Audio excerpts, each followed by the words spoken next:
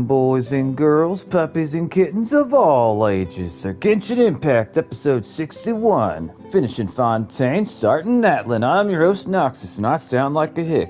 Also, we're starting the stream off with 1,511 subscribers. I appreciate every single one of you guys. Last stream we got 101 views and 11 likes. Pretty nice, pretty nice. Welcome to the channel, Pantalontes. Welcome, little sister. How are you doing? Okay, I can hear my voice. I'm going to share this with the community. I got a like. Thank you for whoever left a like. I appreciate you. Paste at everyone. Alright. I meant to start the stream sooner, but better late than never. Let's see here, hang on. I gotta switch the format so I can see your messages. There we go. Let's see here. Hi. I am first. Doing good. Me, I left a like. Thank you, thank you. How are you? I'm doing alright. I'm a little stressed out because, I'm gonna take my brother's neighbor to the doctor tomorrow, and I don't like driving in general. I mean, I do it because I have to, but I'm just hoping that my brother's able to get the address for the doctor, because this guy is like, his neighbor's like kind of old, like I think he's like in his 80s. And I'm not the type of person that likes to, I don't know how it is for you guys, but, I don't like navigating to places with, like, people telling me, like, what street to turn on, like, you know, take a right here, or go up here and take a left at this light, sort of thing. Like, that shit drives me crazy. I just need to plug the address into my GPS and follow the blue line. So hopefully he's going to be able to get the address for me, and I can just explain to his neighbor, like, hey, like, I know that you're used to doing things a certain way, but I'm driving, I'm following the GPS. I don't want any backseat drivers telling me how to turn and where to turn. Like, it pisses me off. But anyway, hi. Welcome, welcome, Mega Zombie. Welcome, Zindy. Welcome, Octavio. Welcome. All right. We have some pulls to do. We're gonna do, I think we only got 2 pulls for now. My tablet's correct name like 5 times when I type it. We'll do 1 pull now, and we'll do 1 pull later. Okay, so, here we go. Cross your fingers, cross your toes. Don't cross your toes, that'd probably be pretty bad. Oh boy! A spear called the Black Tassel. It's my favorite, said nobody. Alright. Let me see here. Okay, yeah. I am getting very, very doubtful that Fiorina is gonna be able to redeem herself in my eyes, but let's see if it happens. It could happen. I'm getting very skeptical, though. I'm starting to think that, maybe I misunderstood somebody when they were telling me about her earlier on.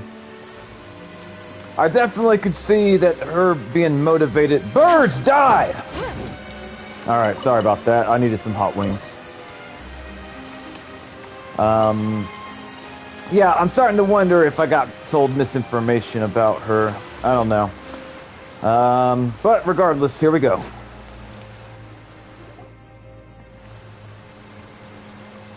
Look! There are a ton of Fatilian Palais Mermonia people over there! The knave is probably here already. We need to hurry! Okay, so if I remember correctly, Are you two the traveler in Paimon? Monsieur Nervalet has left instructions. Please, follow me. So yeah, we got out of the prison, and we met Nilvit.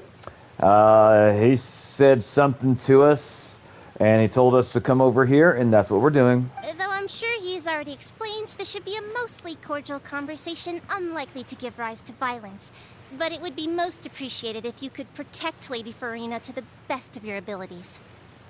I thought she was an Archon. Aren't Archons powerful? Also, is that thing wearing gloves, or does its hands just look like that? I feel bad if its hands just look like that. Imagine not having any fingers, but just like a thumb and like 5, or I guess 4 fingers fused together.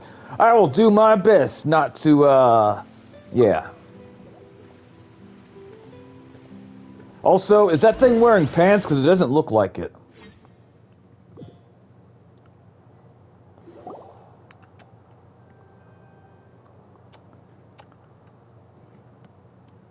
Go for it, Pantalontes. I think that this is only going to take like 5 to 15 minutes.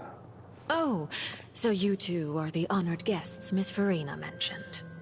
Of course, of course. How could they not attend a meeting such as this? I must always have 2 or more guests at my dessert table. Otherwise, the occasion would be too lonely and unbecoming of my station. Unbecoming of your station. You know, I wonder if she has any real friends, if we're being honest. The only type of people that I would imagine she would have around her were people that are using her, because that's the only way I could imagine people putting up with her behavior, her attitude. Like, I'm not saying that she doesn't have any friends. I'm saying that I'd be surprised if she had any real friends. It is my pleasure to make your acquaintance, traveler. I have heard much of your accomplishments. I am the Knave, one of the 11 Fatui Harbingers. One of the 11? Which one are you? Are you the 4th one? Are you the 5th one? And what does the number signify? Does it signify, like, how long you've been a part of the cult? Or does it signify how strong you are? Like, when we get to the number 1 Fatui Harbinger, is he gonna be the strongest? Is it gonna be a man? Is it gonna be a... I don't know. So, this is the Knave, the head of the House of the Hearth, and Linnea's sibling, Father. She certainly does not seem easy to deal with. I can translate that for Lumine. She seems like a bitch. Greetings! I've already prepared seats for you. Come, sit beside me. Oh no. Paimon, you sit next to her. Perhaps you two are unaware of how Miss Farina and I do things. You see, we actually recently agreed to get together for tea when we had the time. You know, if you're gonna be having dessert served with tea, you might want to make that known beforehand, because if you just ask me if I want to come over and drink some tea, the answer's gonna be maybe. But if you ask me, do you want to come over and drink some tea and eat some desserts, the answer's always yes. The number is how strong they are. See this? This is a limited type of confectionery that Miss Farina simply adores. There are only 16 slices sold every day. Here, why don't you and Paimon have a taste? Did you poison the pie? Because I'll still eat it. I don't care.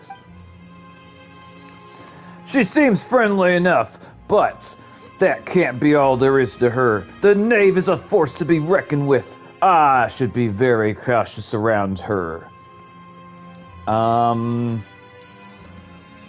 Okay, so if Furina loves desserts, which it seems like she does, because apparently, like, we got sent to prison for 45 days because we ate some pie. I wonder how good that pie was. It must have been some pretty damn good pie. But, if I was in Furina's shoes, I would learn to make the desserts that I love, especially if I ever had to deal with a shortage. I actually enjoy baking desserts. Not so much the baking part, but the part where I get to actually eat it because I made it. And when you make something like that, at least for me, it tastes better because I made it. Traveler, what do you think of this cake? It's pretty good. It's quite tasty, and I think Paimon agrees too. That's good to hear. So what Child said was on the mark after all. You do share a taste in desserts with Farina and I. I mean, yeah, I like to make tiramisu. I've never made tiramisu. It's, if I remember correctly, like normally it's in layers. It was actually kind of intimidating. I thought about trying to make it, but it looked intimidating. But I probably could do it. I've made a lot of different type of desserts. Mostly, what I made best was different flavors of cheesecake and also different flavors of bread pudding. Wait, child should have no reason to have said something like. Wait, what I miss? Hold up. Wait. Okay, huh. I wonder how he's doing nowadays. You must have heard, right? He's suddenly gone missing. I'm really worried about his safety, you know. Here's to hoping that he's an excellent swimmer. Well, I heard that he got sent to prison because, reasons. I have faith in his abilities. He's the best ginger that I know. Since we're talking about him, I feel like I should add something. His martial prowess really looked certainly pretty impressive, yeah. Yeah. Furina looks quite nervous. There must be some kind of bad blood between her and the knave. Oh, so you're also familiar with his aptitude for fighting, Miss Furina. Oh, right. I almost forgot. Child was subdued by Udex Neuvillette right in front of you. Yeah, I was asking the subscribers if the reason why Child went down so easily is because Neuvillette was like that much more powerful, or if it was because he got a sneak attack. And they said it's because that's how much more powerful the judge is. Against ordinary people, my colleague would never be on the back foot. But alas, he just never imagined he'd run into such a person. I must express my admiration for Monsieur Neuvillette. Welcome to the channel, Charles. How's it going? I managed to find a lead on his whereabouts. Coming from you, that's not surprising at all. What do you mean coming from me? You don't know me. I don't think I've met you before, and if I did meet you, I don't remember you, so you must not have been that important. But I thought you would be happier to hear the news. Of course, but it's still a bit of a shame. You see, I would have been far happier had I received this news somewhat earlier. As you well know, a long time has passed since Child disappeared. If he was that important to you, why did you take so long to come here and find stuff out?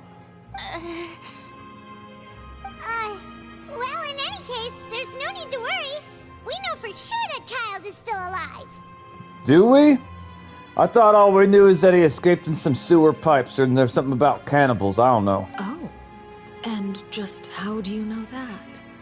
Call it woman's intuition. Paimon is never wrong about anything. Because we found evidence that proved he left the Fortress of Mirapede. That's right, the Fortress of Millipede. And where did he go after leaving the fortress? Where did he go after leaving the fortress?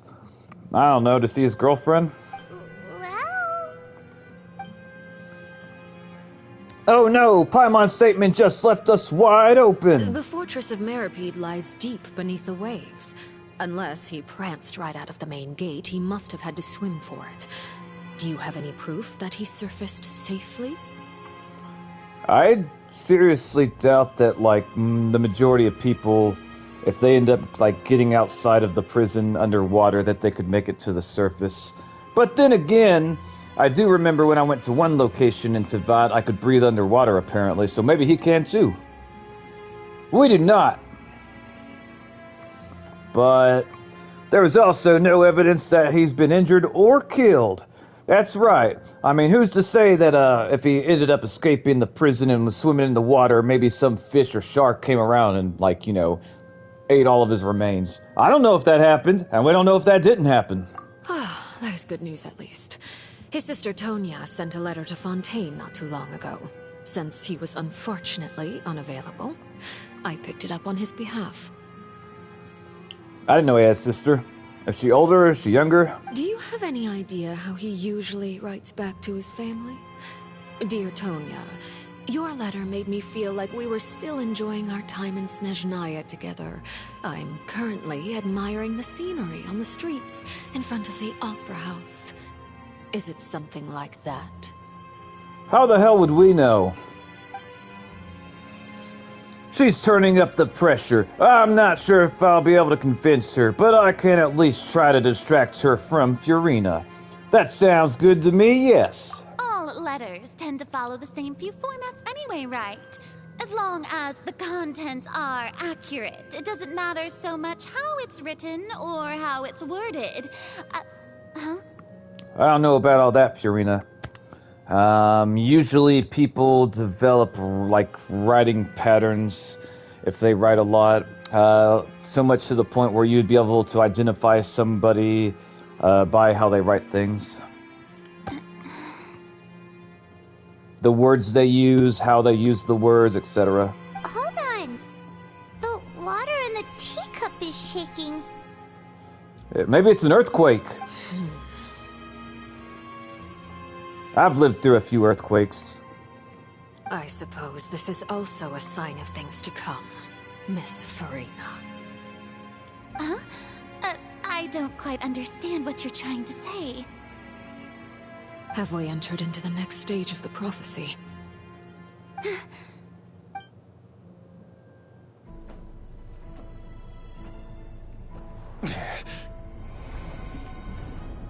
Oh yeah, we left them with that going on. I forgot about to that. you both.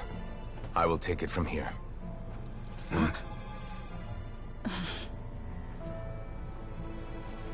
Sure you don't need a hand? Quite sure. Wow. So, what's your secret, huh? Let me guess. Nah, who knows? Maybe it's just your sense of responsibility. Sounds about right.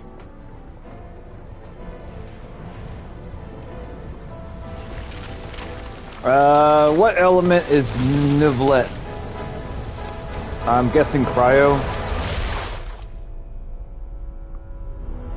Or hydro.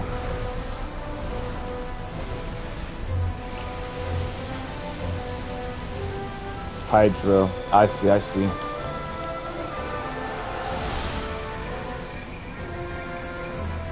A day may come when the prophecy is fulfilled, and the waters burst forth. But It is not this day! This ancient power could easily obliterate an entire race. A tsunami of fury would unleash endless catastrophe.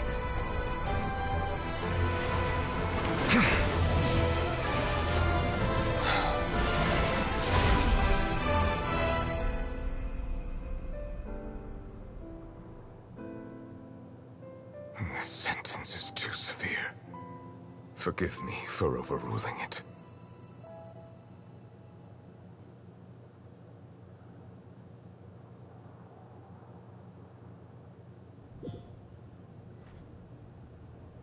All right. Seems like the problem inside has been suppressed. that was pretty cool. Let me guess. We're safe for now. Indeed. But only for now. Only for now. I win this bet. You owe me a present. You guys were betting on survival? I like it. Very well. It was indeed just as you said. You made a bet? We made a bet on the size of your entourage. Cloran thought you wouldn't come down by yourself. Ooh. I figured you would have at least brought a few people along for appearance's sake. It appears I underestimated just how confidential the mission was. Seemed like it would have been endangering those people, but I don't know. Shouldn't you have gotten used to confidential missions by now? That's just how the courts operate. So what gift must the loser give? Tea? I could think of a few things. He already has tons of tea in his office. I'm thinking about a set of legal codices. I don't know what legal codices are. In fact, I don't think I've ever heard that word before. That wouldn't happen to be a dig at my lack of legal awareness, would it? Yep, she's saying you're stupid. Well, I'm sure His Grace doesn't consider the fortress to be outside the law. I was under the impression the residents of a place like this would be uninterested in the legal codices. They say it like I should know what it means. That was obviously a joke. Anyway, you've still got some unfinished business to attend to in the overworld, correct? No need to stay here if you have a pressing matter. We all know you can't leave Palais Mermonia for long. Thank you. I hope everything went smoothly with the Fatui Harbinger.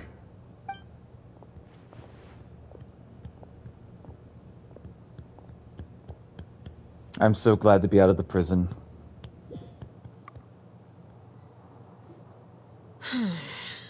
I must say, we've spent long enough playing house.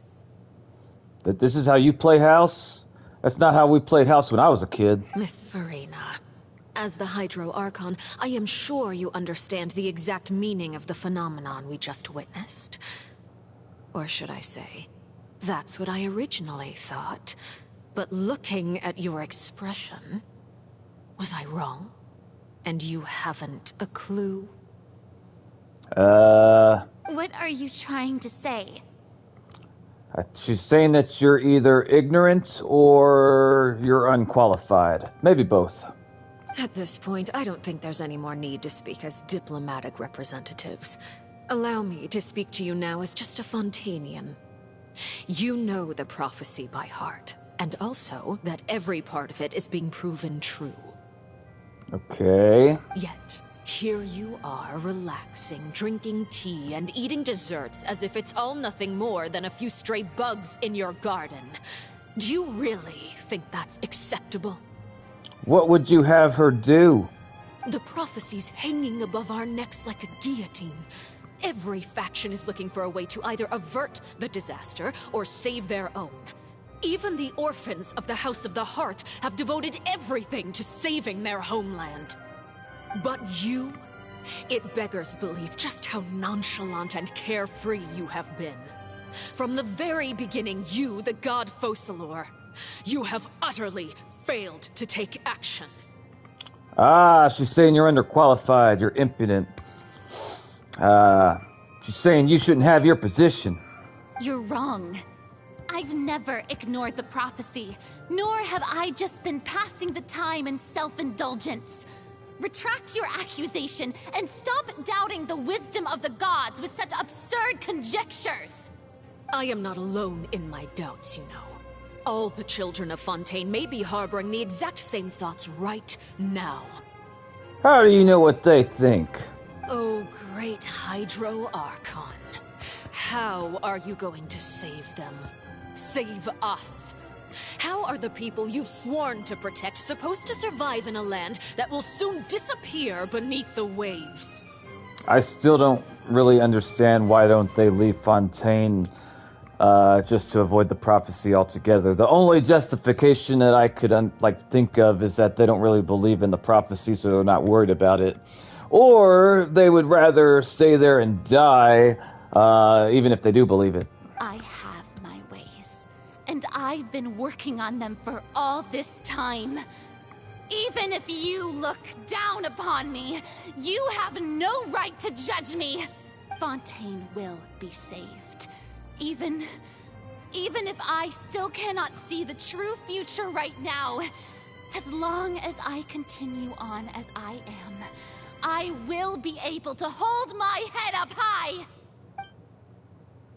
Lumine thinks Furina is not acting like her usual self. She's actually seriously refuting the knave's accusations. She means what she says. She's not putting up a front. Then I ask you, Miss Farina, just what have you been working on? Where can we see it, and what is it doing to help? True Fontainians can't physically leave their land. They are bound by curse. Oh, thank you. I appreciate that, Charles. That helps me understand better, because I've been thinking the entire time, why don't they just leave?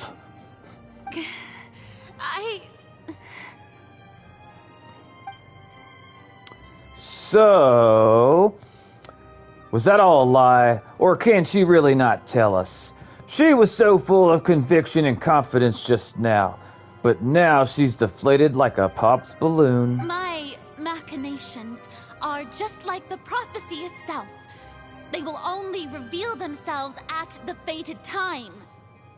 It is just that beings like yourselves are unable to perceive them as of yet. Hey, welcome, Red Runner. Season 2 of You and I Polar.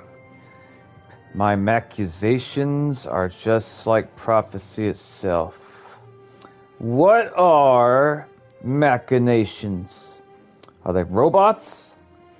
They only reveal themselves at the fated time. Yourselves are unable to perceive them as of yet. Beings like yourselves. Huh. That makes me come up with a lot of questions. I see. As a god, the proof of your labor always lies beyond prying mortal eyes. So what it sounds like. Allow me to be so bold as to ask another way.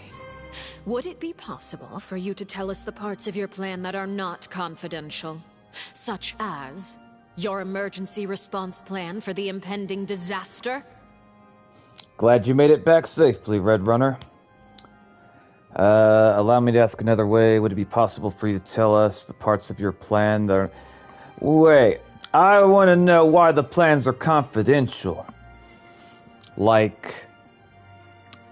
Why can't she just come out and tell us everything? Who's trying to make her not tell us?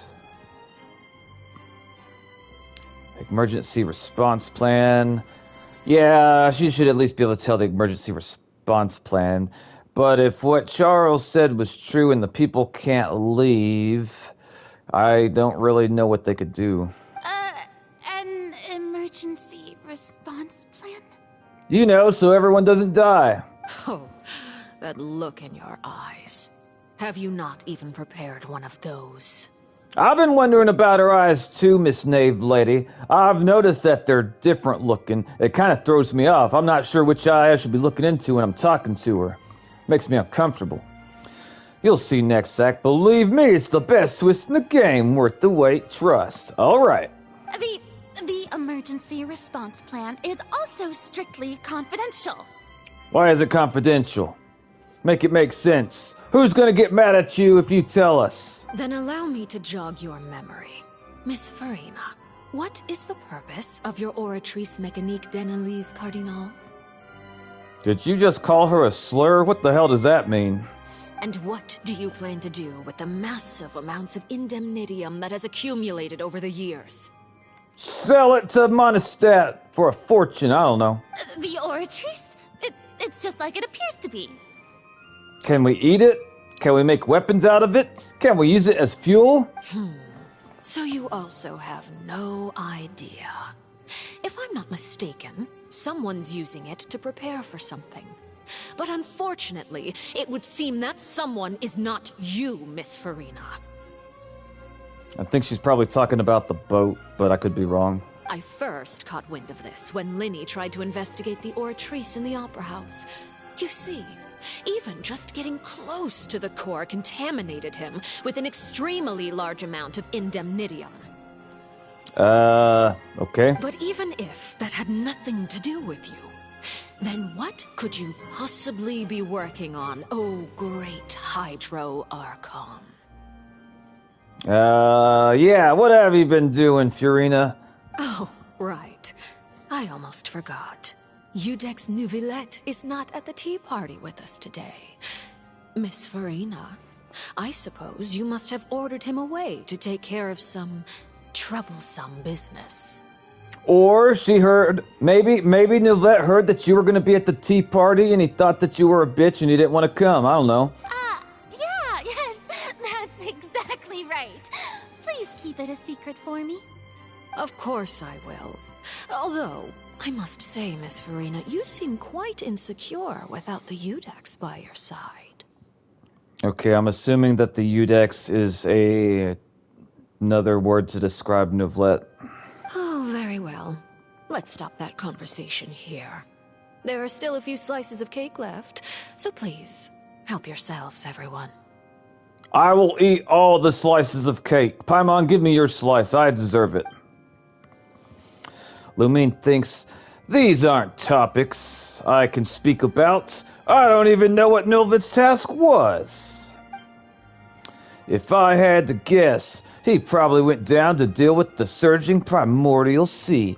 But can he really deal with it all by himself? And is Furina being truthful or not? Traveler, I heard that you were recently commissioned to handle a few matters on behalf of the Udex. Why don't you take an extra slice of cake?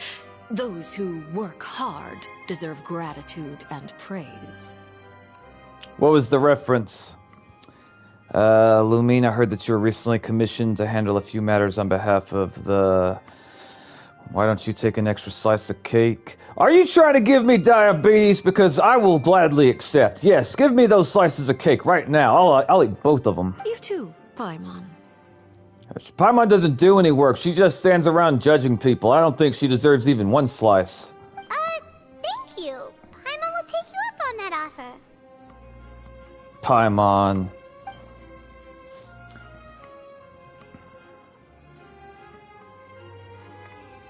I still couldn't read it fast enough. Paimon's super full. That cake was great. If it's on my tea table, it must be of the highest quality. Yes, and we must thank the knave for bringing these over as well. If you were afraid the knave was gonna become violent, I don't know. I would feel kind of nervous, like maybe she poisoned the cake or something.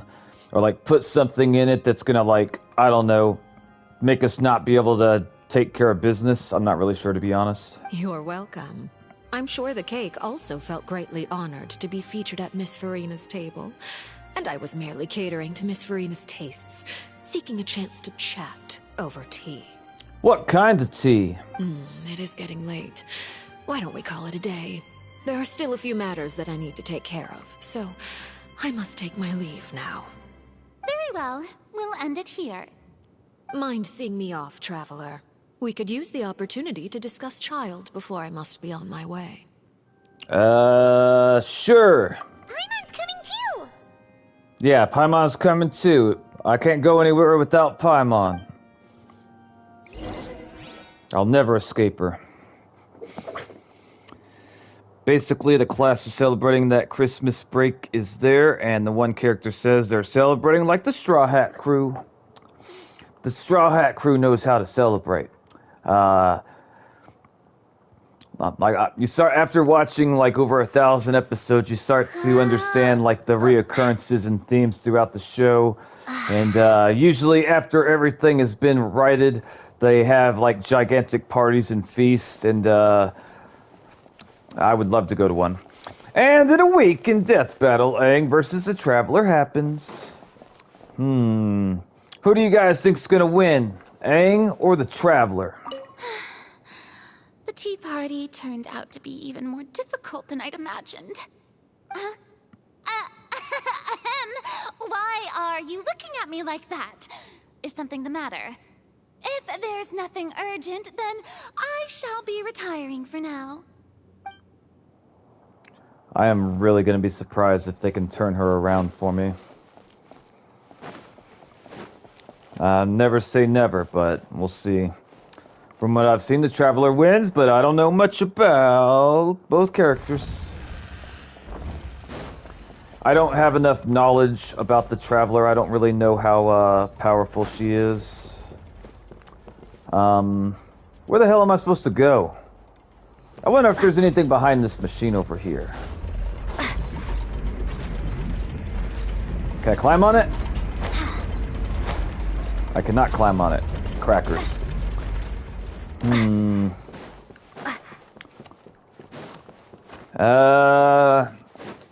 I don't know if Aang can blood bend, but if he can, then that would make him very, very dangerous. I don't see why he wouldn't be able to, but as far as the lore goes, I don't know if he can. Alright, I don't know if I'm going the right way. I'm hoping I'm going the right way, because normally they give me a little yellow line to follow, and for now, we don't got a yellow line. I'm glad that you were willing to come with me. Of course, child was just an excuse. I have no interest in your dealings with him. That's what Paimon thought. What do you want to say? You lent your aid to the children of the House of the Hearth. As their father, I would like to express my gratitude.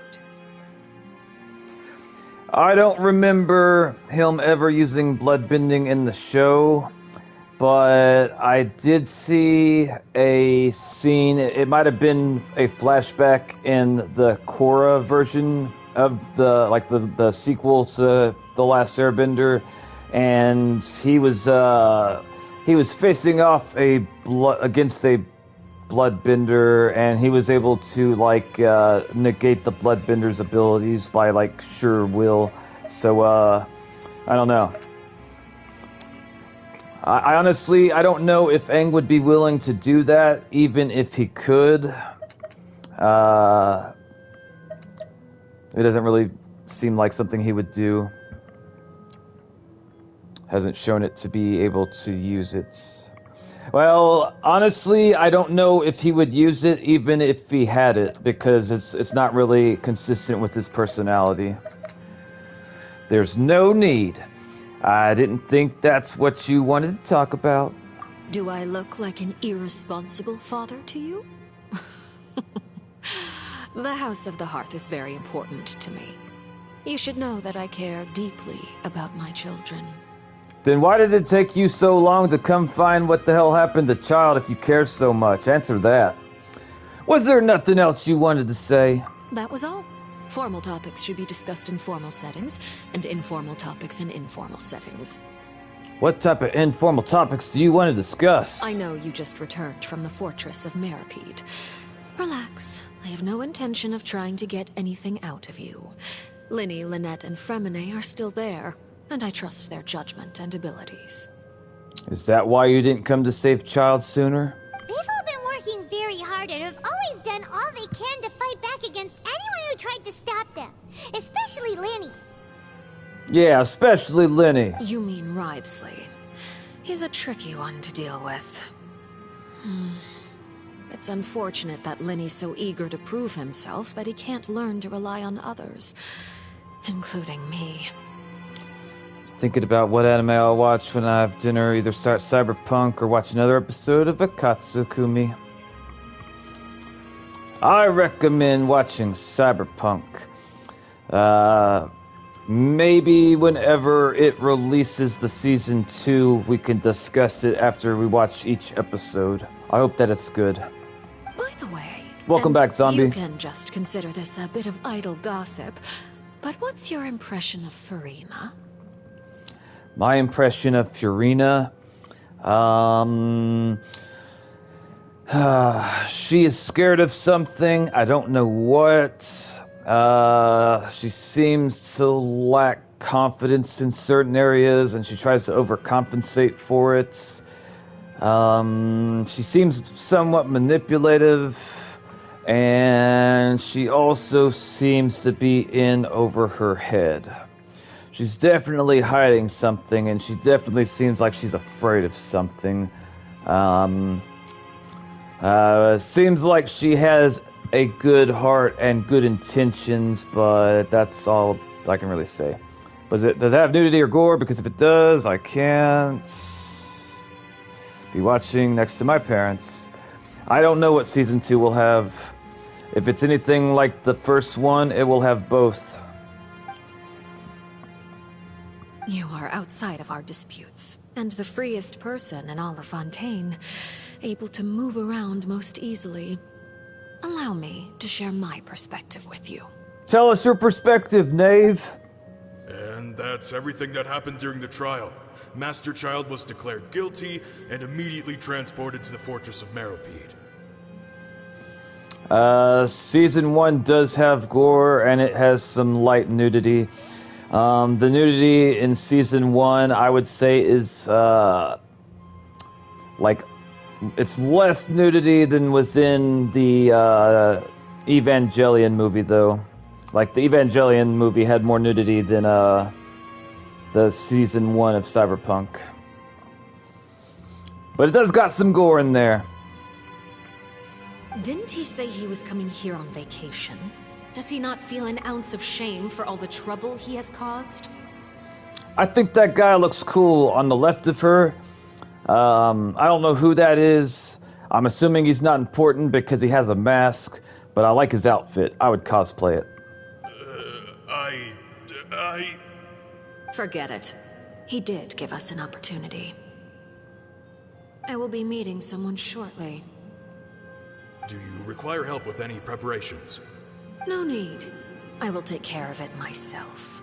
I need to meet with Farina, the Hydro Archon. She is at the heart of Fontaine. But what's fascinating about her is that she often seems more like a celebrity than a working Archon. I agree with that statement. Oh, come over here, you little critter, you. Also, as soon as I got home, I built Mitsuki figure I got at the Pokemon Museum. How long did it take you?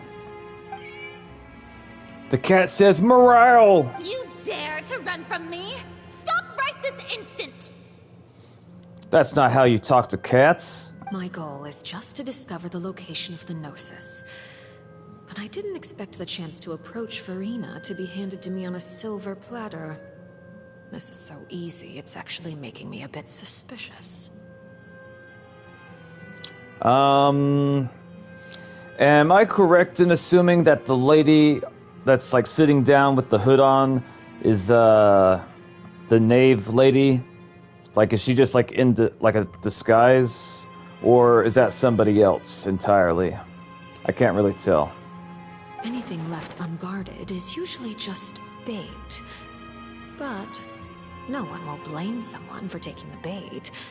After all, from the moment it was attached to the hook, the bait is meant to be sacrificed. Look at that cat. He sees what's about to happen and he's trying to warn her. That poor cat, he's so scared. It's just as I guessed in the second before I struck. The Hydronosis is not currently held by the Archon. In fact, this Archon doesn't seem like a god at all. And I sense that she's under some kind of curse. Who are you? And what are you trying to do? Please don't kill me. I'm begging you, please. The fear in her pupils is genuine, so perhaps she's not bait after all. Either way, targeting her has lost all meaning. Targeting her has lost all meaning. I left the scene with ease. Nobody came looking for me, and nobody could serve as a witness to my near assassination of Focalor. I suspect even Farina dares not mention this incident to anyone. Oh, poor Fiorina, she looks traumatized. Not long after, my informants confirmed what I had guessed. After returning to her quarters, Farina quietly cried alone. She was so scared that she could not sleep that night, nor could she even bring herself to eat her cake. Oh, that's sad. There's no doubt that there's something wrong with her. I began to entertain the possibility that she is not the true Hydro Archon. Perhaps Eudex Neuvillette is actually the genuine article. I have to find the Gnosis. If the Neuvillette hypothesis is correct, he is probably in possession of it. Alternatively, it might have been hidden in a place that's hard for ordinary people to access. Yes, Father. My dear children, please speak. I am very curious why the writers chose to like have her be called Father. Like, I'm wondering where the inspiration for that came from. It was really throwing me off because, well, today's day and age, yeah. News from the Fortress of Meripede. Master Child has gone missing. On top of that, the contacts and guards we bribed at the fortress have all gone quiet as well. Probably the handiwork of that Ridesley. Symbol of power, like how men were back then. I'm afraid so. I really wonder if it stems from something from old storytelling and it's not like modern politics being pushed.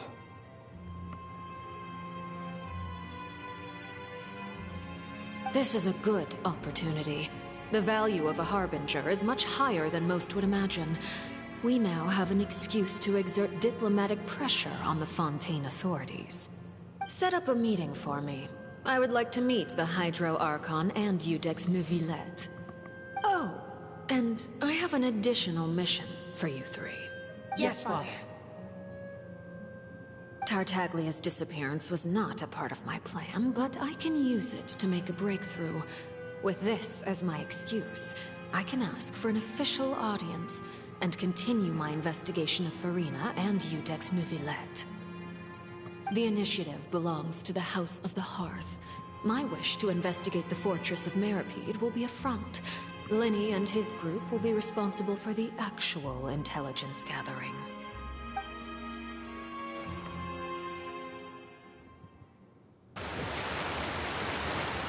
You should know the rest. Linny's group is quite close to you, so they wouldn't have hidden anything from you. You attacked the Hydro Archon? It wouldn't mean anything, even if you shouted it from the rooftops. After all, even Farina herself is still pretending that nothing of that sort ever happened. You traumatized that poor girl. Alright then. I've now had 2 chances to enjoy tea with Farina. I have to say, the leadership of Fontaine is even more inscrutable than I had imagined. I once surmised that Iudex Neuvillette must be the Hydro Archon, but now, that doesn't seem right to me either. How did you come to that conclusion? I am a servant of Her Majesty the Tsaritsa. Over my years of service, I've learned how a real Archon conducts and carries themselves. Whether Iudex Neuvillette or Farina, neither fits the bill. It's hard to imagine either of them as the Archon. If I'm not mistaken, I've only met like 2 or 3 Archons. The little Nahida girl, that little boy with the green hat, and maybe I met an Archon when I was in the land of Emphysema. I can't remember who was the Archon in the land of Emphysema. Was that guy that was bad with money, was he an Archon? I can't remember. Of course. That is all just how I feel. Gut feelings often do not require justification. Gut feelings often do not require... Okay. It is, however, quite amusing to me that after all my years working in intelligence gathering, I've come to realize I am at a complete loss regarding the identity of the god of the land of my birth. Wait, I gotta hear that again.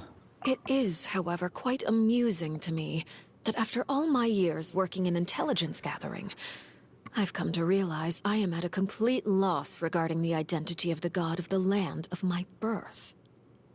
Vintian, Monaset, Zonglin, Lu, Raiden, and Emphysema, and Nadia. Okay. Don't you think Fontaine is quite intriguing? A catastrophe looms, yet many secrets have yet to rise to the surface. It looks like Fontainians will have no choice but to save themselves. Are they capable of doing that? Do you think they can save themselves? Ultimately, though, one must survive in order to do anything else. Should the need arise, I would be happy to cooperate with you. Why would you be happy to cooperate with me? What do you want? You don't need to commit to anything right now, of course. I have a feeling that the situation will continue to evolve, and as your name is often connected with noble deeds, I'm sure we will work together someday. My name connected with noble deeds, you say? You must not have heard about all the fires I've started in the land of Monistat. Neuvillette! He certainly returned quickly. You must want to catch up with each other, so I'll leave you to him.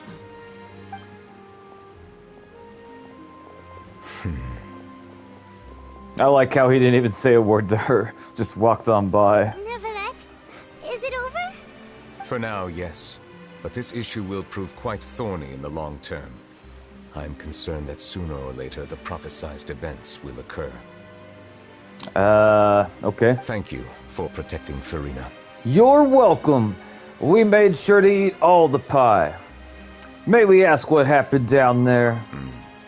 To put it simply, I used my power to force back the Primordial Sea and reseal the sluice gate. The sluice gate. As for what happened on our side, we ate pie and we drank tea.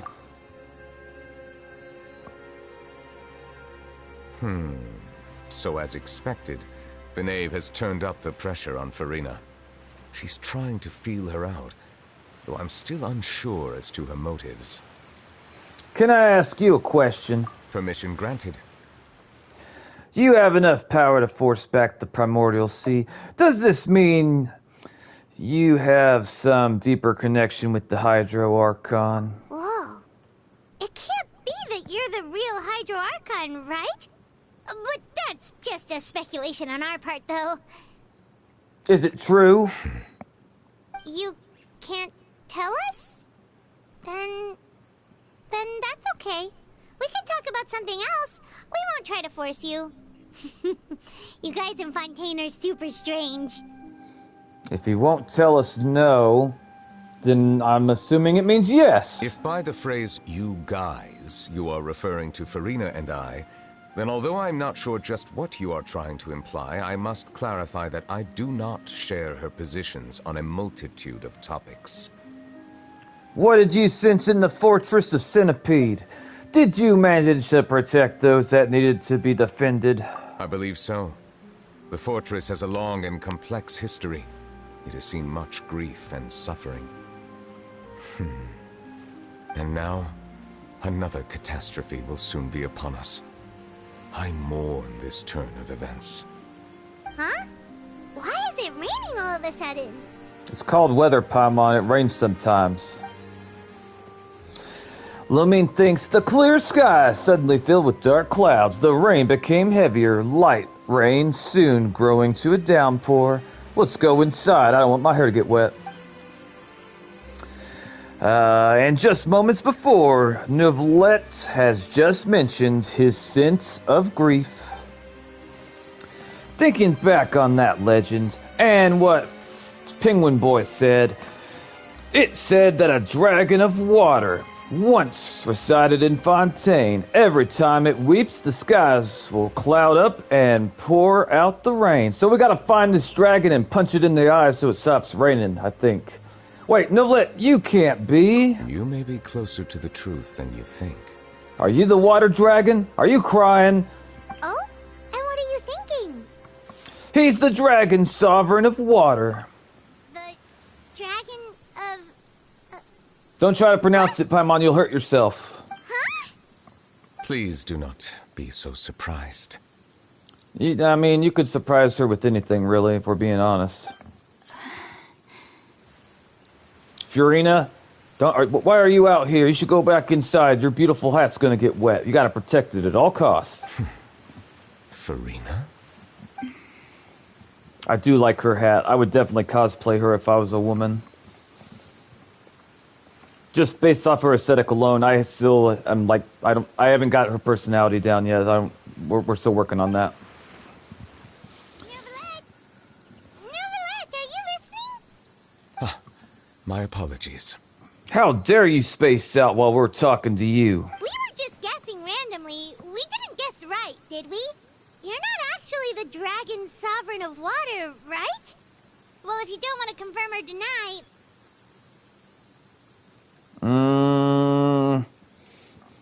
They made her more human, but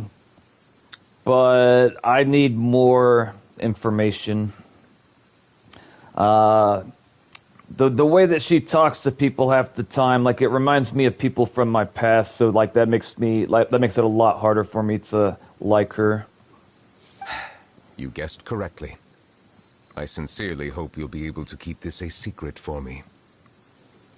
I can keep a secret, but Paimon, she will tell everybody. Right, of course. We'll definitely help you keep it a secret. There's still something Paimon wants to ask you, though. What are you gonna ask him? Are you gonna ask him for more of the pie that we ate before he sent us to prison? Because I would like some more pie. Please, go ahead. Well, if you are the Dragon Sovereign of Water, and you were able to force back the primordial sea from the fortress, then since Fontaine's prophecy is all about seawater, couldn't you just use your power to solve the crisis? Maybe he can't... I don't know. None of the currently living dragon sovereigns in the world, myself included, possess our full dragonhood. What happened to your dragonhood? They say that when the first usurper arrived on Tivat, they seized a part of the dragon's power. Today, that stolen power is the basis of the Archon's authorities. This part seems like it's really important to the lore and the story. There are 7 elemental archons and 7 matching dragon sovereigns.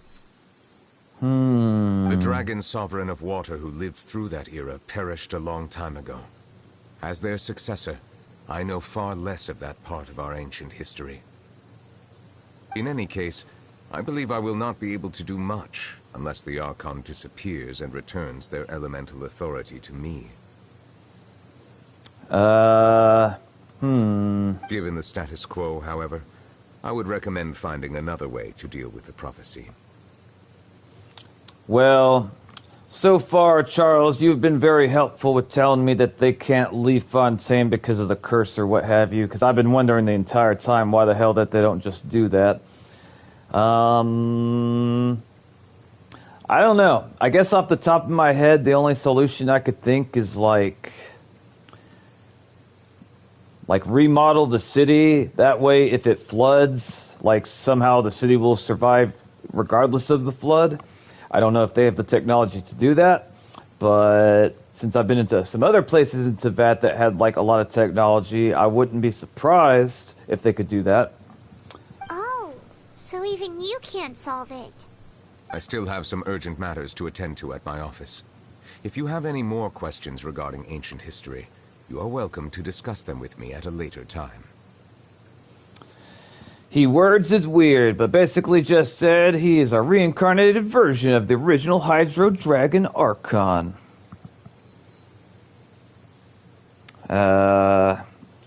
Dragons that once ruled Tavats.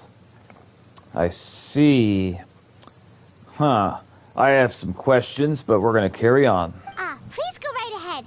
There's a place that Paimon wants to go too. Traveler, why don't we pay another visit to the Fortress of Meripede?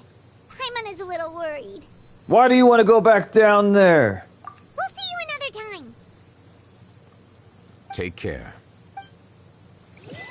I thought we were done with the prison. I was hoping we were done with the prison. Okay, we got 4 different places to go. They want us to go over there. Let's see if I can teleport.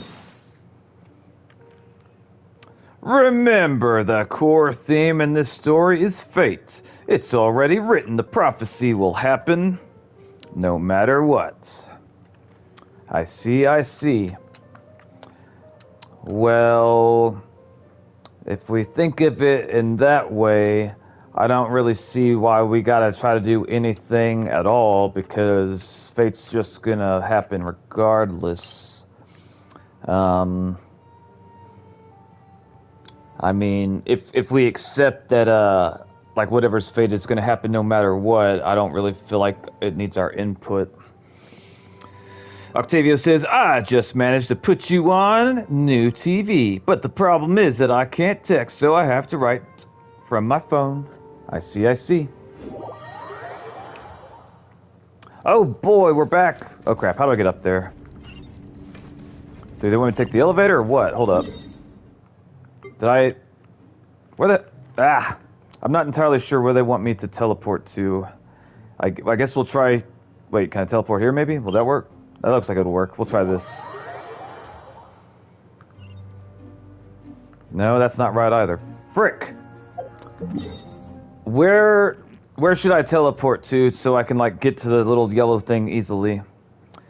We are a traveler, defenders, meaning we can change fate. Not from this world's rules and possibly even universe. Since why we help. Descenders? I cannot tell. Yeah, no worries. Alright. That's not right. I guess this is the correct one? I don't know. Okay, this looks like it's better than before.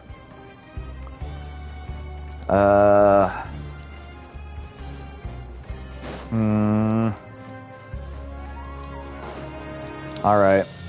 I'm useless here and I still get lost in the fortress of Millipede. Excited for him to see more. Alright, I guess we're gonna come over here because this looks like it's the right way. Hey, Patches, you're still here. I figure you would have been the first one to die once the water broke through, but apparently I was wrong. Is this the infirmary? Hey, I see Penguin Boy over there. Penguin Boy, I'm back. Now guess, what suit will this next card be? Who knows? A bare teeth cat? Well, well, look who it is. Yes, we have returned. Traveler, Paimon. Yep, that's our names. Hello. Looks like you're recovering nicely from an A. Yeah, last time we saw you, you looked like you were dying. Thanks to everyone's support. Oh, right. I managed to work up the courage to thank Miss Clorand in person. Okay. Whoa, how did she react? She probably acts all nonchalant like nothing mattered. She told me that it was nothing. It was as if saving a life wasn't a big deal to her at all. She also told me not to worry about it. I nailed it. She didn't want to stress you out, that's all. She's right, and it's best not to dwell on it. Yeah. Okay, but check this out. We went back to the opera house and we met the knave. Is Penguin Boy biologically related to Linné and Lynette, or is they like adoptive siblings? You meant father? Did she say anything to you? She said a lot to us. And she told us we should eat more of the cake, so we had like 3 servings. Don't judge us. She said a few things that were, a bit hard to understand. And also that she's looking forward to working with us in the future. Are Linné and Lynette biological siblings or adoptive siblings? It was a little surprising. Her attitude towards you is even better than what we'd imagined. That's fantastic. You should believe her. She has her own way of doing things, and she'll do everything in her power to help those she considers close, which now might also include you. I was curious as to why you guys revered her so much. I was wondering if they were going to give some type of backstory that made it make sense. Father is very capable, and also trustworthy. Oh, Paimon just remembered that she thought Linny was a bit too proud as well. She said that you should learn how to rely on others sometimes. Yep, that's what she said. She sure did. I was there. Paimon's not lying this time. Got it. That does sound like something that father would say. She also said that we should go out to eat and you should pay for all the food yourself. She was very adamant about that part. I won't leave that out. She said it would be the right thing to do and that you would pay for everything. Hey! Are you going to stay here for the next few days? God, I hope not. Looks like it, yeah. No! Excellent. I will host a tea party. Will there be cake? Will there be pie? There better be pie. Every tea party that I've been to so far had some type of dessert. For real? Then Paimon wants another serving of cake. See, even Paimon's been spoiled now. We want cake, we want pie. Another implies that you were already served some delicious cake while you were up there. We ate like 5 slices. Well, next time, you're going to have tea and snacks with us. I'm down with snacks.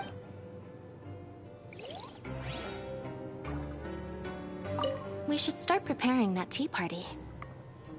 Oh, that's a great idea. I'm all for it. I'll help you set it up. Well, alrighty. I will leave these people here, and we will go and find whatever's left. And there's a sparkly thing here.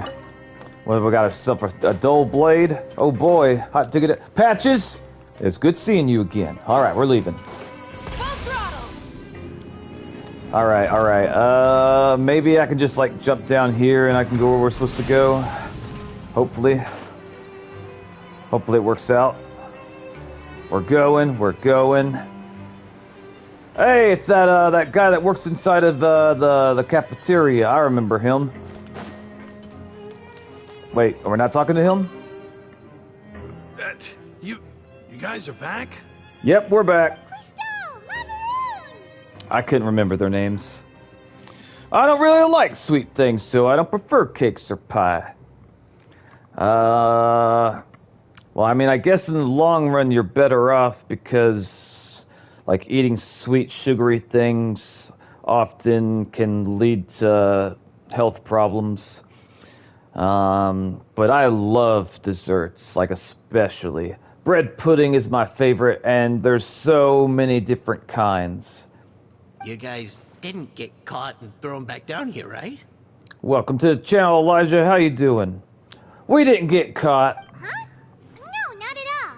We came down here because of reasons. And here I thought you'd managed to escape from jail during all the commotion. I'd held you up as legendary jailbreakers, but now you're telling me you just never left? No, we left and we liked it so much down here that we came back. We're sorry, but we just had some business to take care of. All right. There's no need to get caught up in the details. We're just relieved to see you. He was super worried about you, you know. Were you really? Why were you worried about us? Hey, it wasn't just me. Weren't you super worried as well? I'm surprised that they genuinely cared about us. I didn't think we'd find anyone in here like that.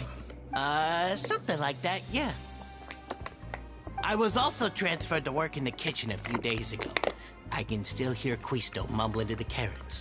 Are those two all right? Do you think they made it out alive? Hopefully you guys washed your hands before handling that food. Whenever he'd say that, I'd tell him I'm sure they're fine. Wherever they are, they're kicking back with drinks in hand, enjoying the lovely scenery.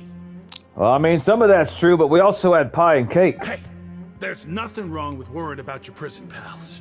Is there? I mean, considering how they always love listening to all my gossip. You never shut up, mister.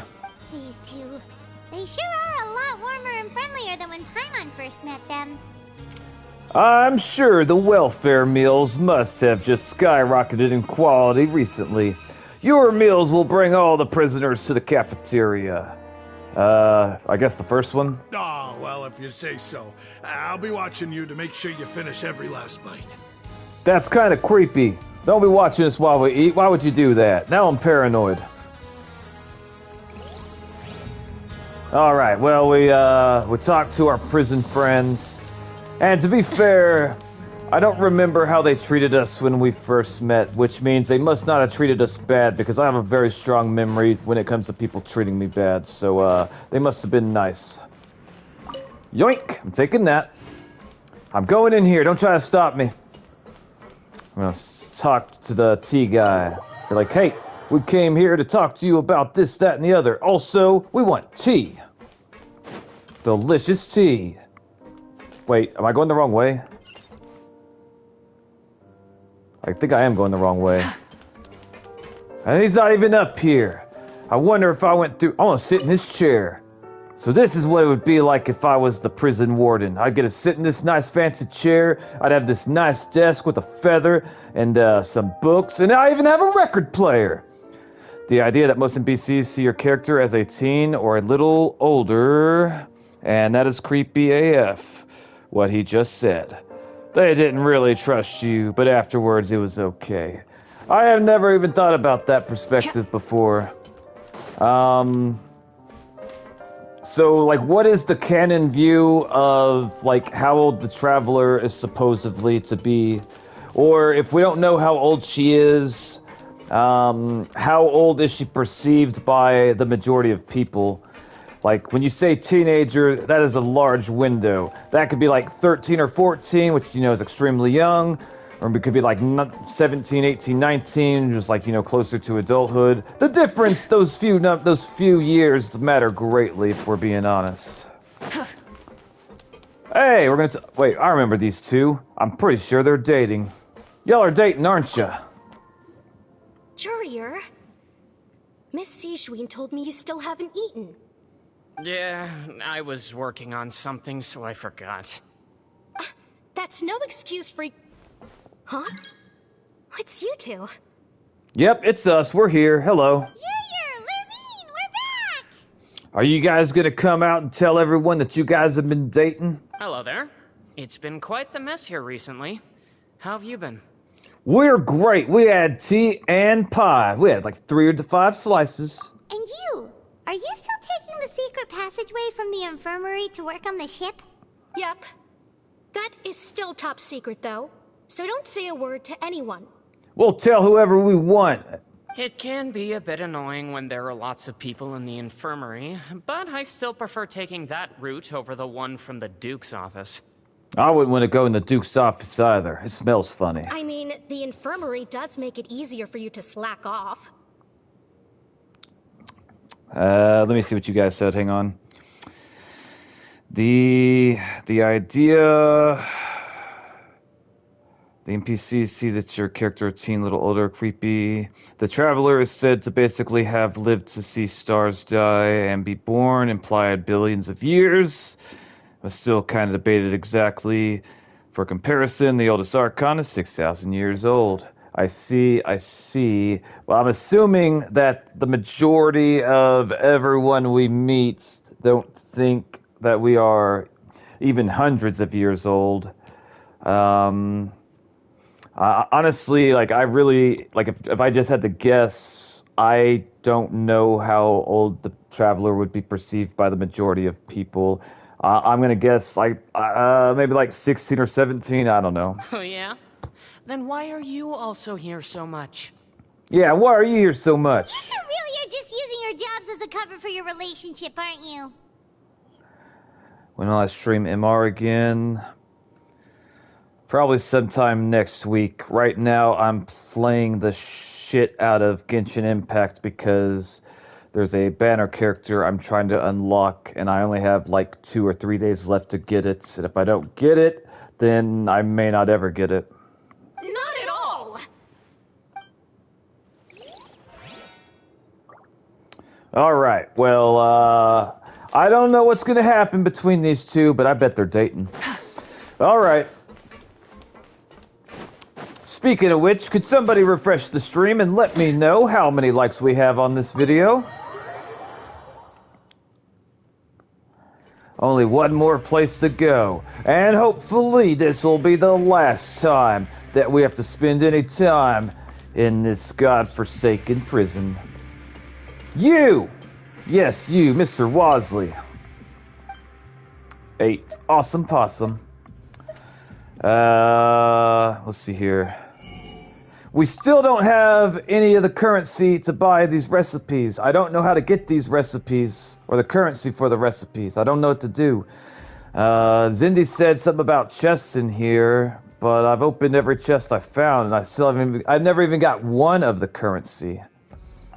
So, if you guys know how I'm supposed to get this currency, I would not consider you telling me a spoiler. I want it so I can get these recipes. Alright. Hey, it's the Bunny Girl! Bunny Girl, we're back! Sijwin! Traveler, Paimon, you're back! You'll do some world quests, side missions.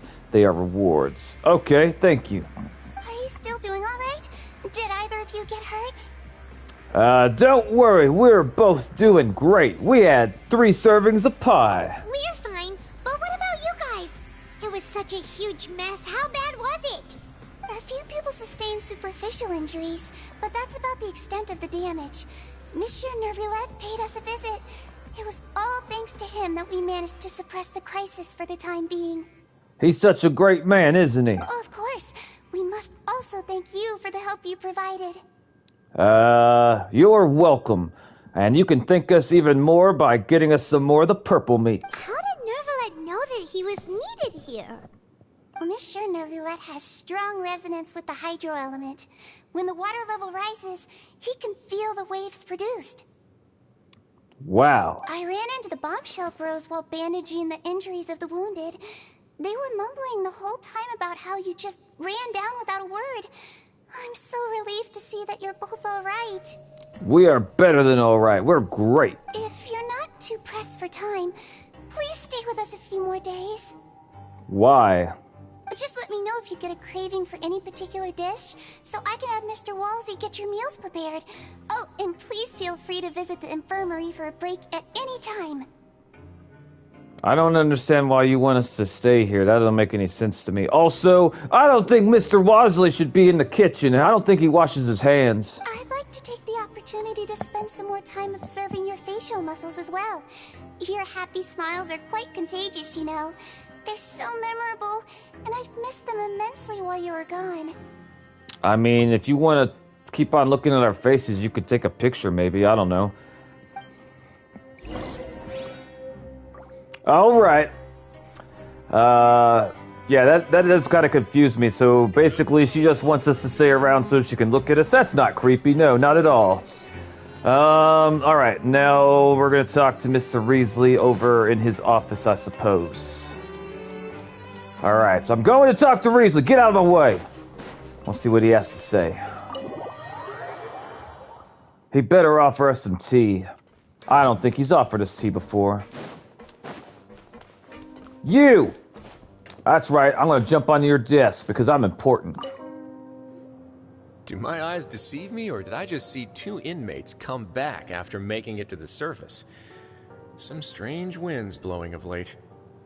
We wanted to see how the fortress is doing. Is everything still alright? We're fine, for the most part. Nervalet came down and took care of the worst of it. If that's the case, why don't you just ask him to stay here? Oh, yeah, what a brilliant plan. Let's go convince the Udex himself to exchange the courts of Fontaine for a puddle of water in the middle of nowhere. I don't think that's gonna work. He came here in a hurry and left without even stopping for a cup of tea. He did remember to take Miss Sigewinne's gift with him, though. What was the gift? Was it a dessert? Was it food? It was food, wasn't it? It was probably drugs. He sure sounds super busy. He does. Miss Cloran has left as well. She also took her gift from Miss Sigewinne.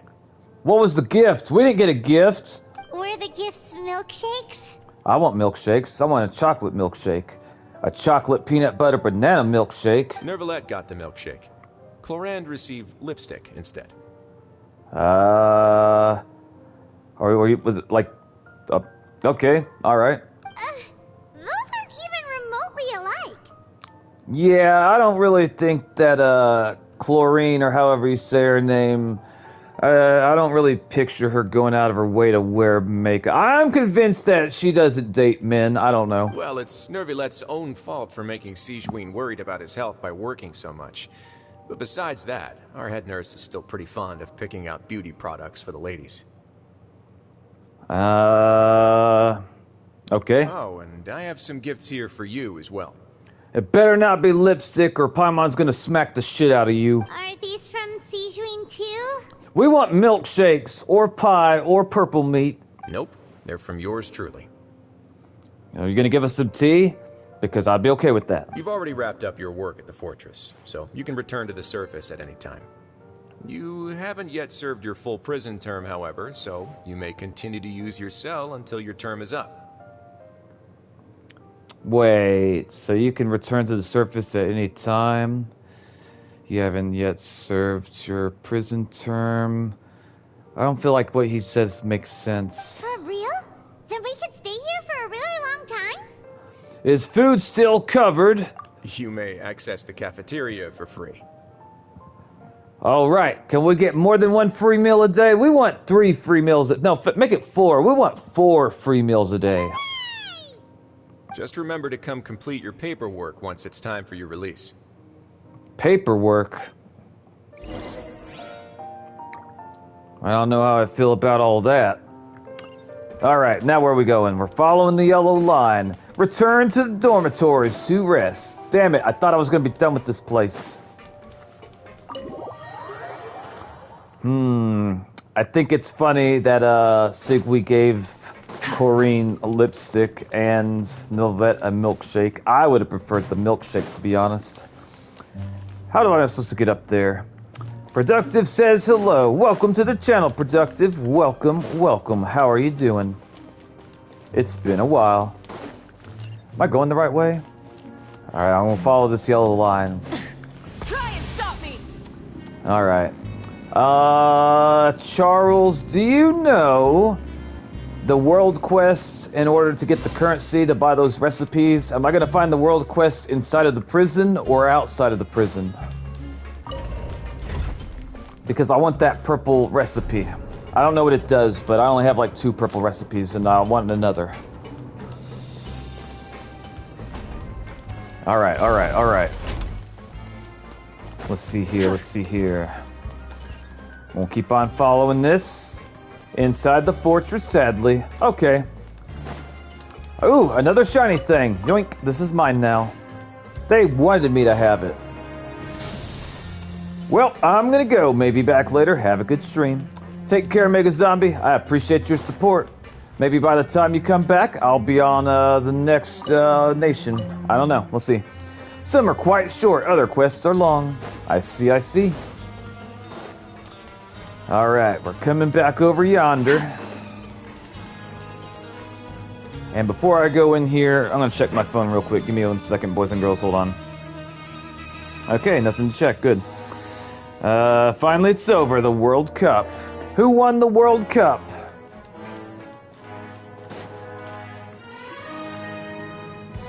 We're back in our cell again.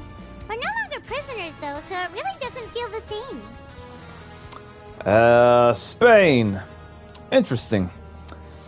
Who were they up against? What were the last 2 teams? It feels like a huge weight is off our shoulders. It feels like we've regained our freedom. Mm-hmm. Being free sure feels pretty special now. Paimon, is there something you'd like to say? Huh? How did you know? Because you usually immediately fall asleep. Hey, that's not true! All right.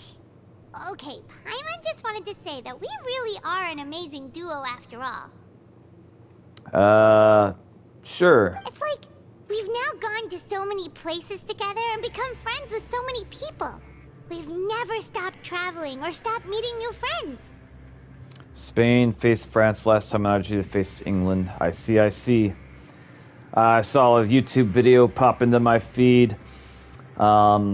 Like other countries' fans were talking trash because America got kicked out of the World Cup because, you know, they lost or whatever. But the what the other countries' fans didn't seem to realize is most Americans don't really care very much about soccer in general. Like, we don't share the same passion that other countries do around the world for it. So, like, to most Americans, if you, like, try to make fun of us because we lost the World Cup, like, I'd say probably, like, 90% or more aren't going to give a rat's ass about that. Like, we don't care. There are so many bad things in the world, and we're just 2 people, but we've still been solving problems no matter where we go. Isn't that pretty cool? We're the best adventurers ever, Paimon. You're counting Paimon today? Aren't you the only adventurer here? Being a guide counts too. How would I have survived all this time if I didn't have to listen to you chirping at me all the time? I could have finally got some sleep if you wouldn't have been around. Then where would we be? Then let's ask Catherine to give Paimon an adventurer handbook as well. Paimon will also be an adventurer from today forward. Well, if you're going to be an adventurer, you got to learn to wield a weapon. I think you should wield a dagger. You could probably fly right into people's throats. They'll never see you coming. Just our thoughts making Paimon giddy. Paimon's gonna crash, so you sleep soon too. And if somehow they disarm your knife, Paimon, you could take your tiara and beat them with it. I think it'll work out great. The last time we fell asleep here, we woke up to a whole mess outside our cell. The primordial seawater nearly rose up. That was so scary. It was scary. I thought you were gonna drown. We should be safe now, right? We'll be fine, so don't worry about anything, Paimon. Alright then. Good night to you, Traveler. Good night to you, Paimon. Ether is trying to join my game. He's trying to... That's the third time in 600 hours I've seen Paimon not floating.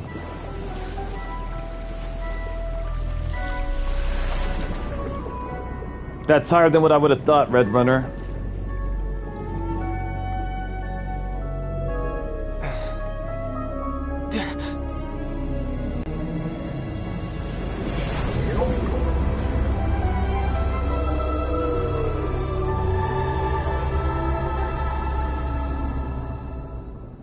That's a big whale.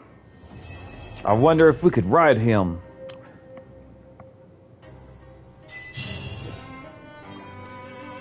Ooh, we got.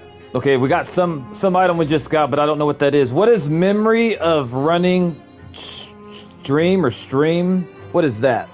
I feel like being inside the fortress would be hell. Instead of confining Shut themselves... up. Because you never know when it's day or night. The USA has 300 plus million people living in, and around 62 million of those like soccer. I see. Alright, we're going to check real quick. Constellation for Hydro Traveler. Thank you, Octavio. I did not know what that thing was, so thank you. It's for the Hydro Traveler. If I'm not mistaken, I have all the constellations for the Geo Traveler, but that's the only one. Ooh, we got time to do another pool. Let me see. Yep, we're gonna do it. All right, here we go, boys. We got 2 days and 44 minutes. That's not very long. Come on. Gimme. No!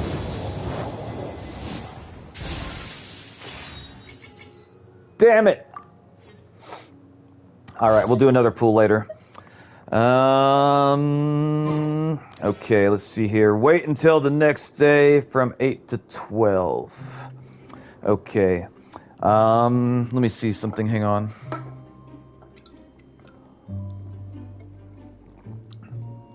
What's your pity at, if I may ask? I honestly don't know. I would have to count, which I will do. But first, I'm going to run to the kitchen to grab myself a snack and something to drink. But before I go...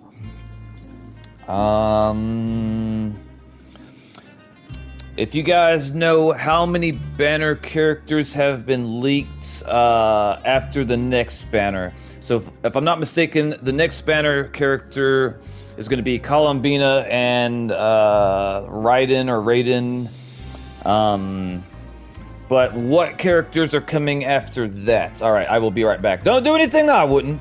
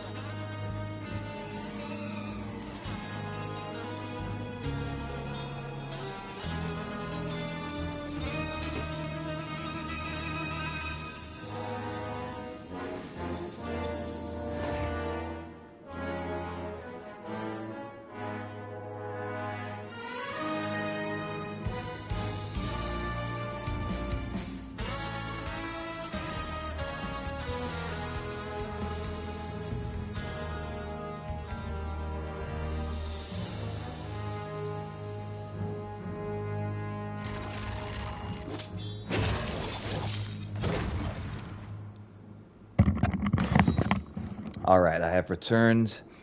I have something in the microwave, so I'm not going to be able to read comments until after I get that out. It's just going to be a couple of seconds. I appreciate everyone's patience.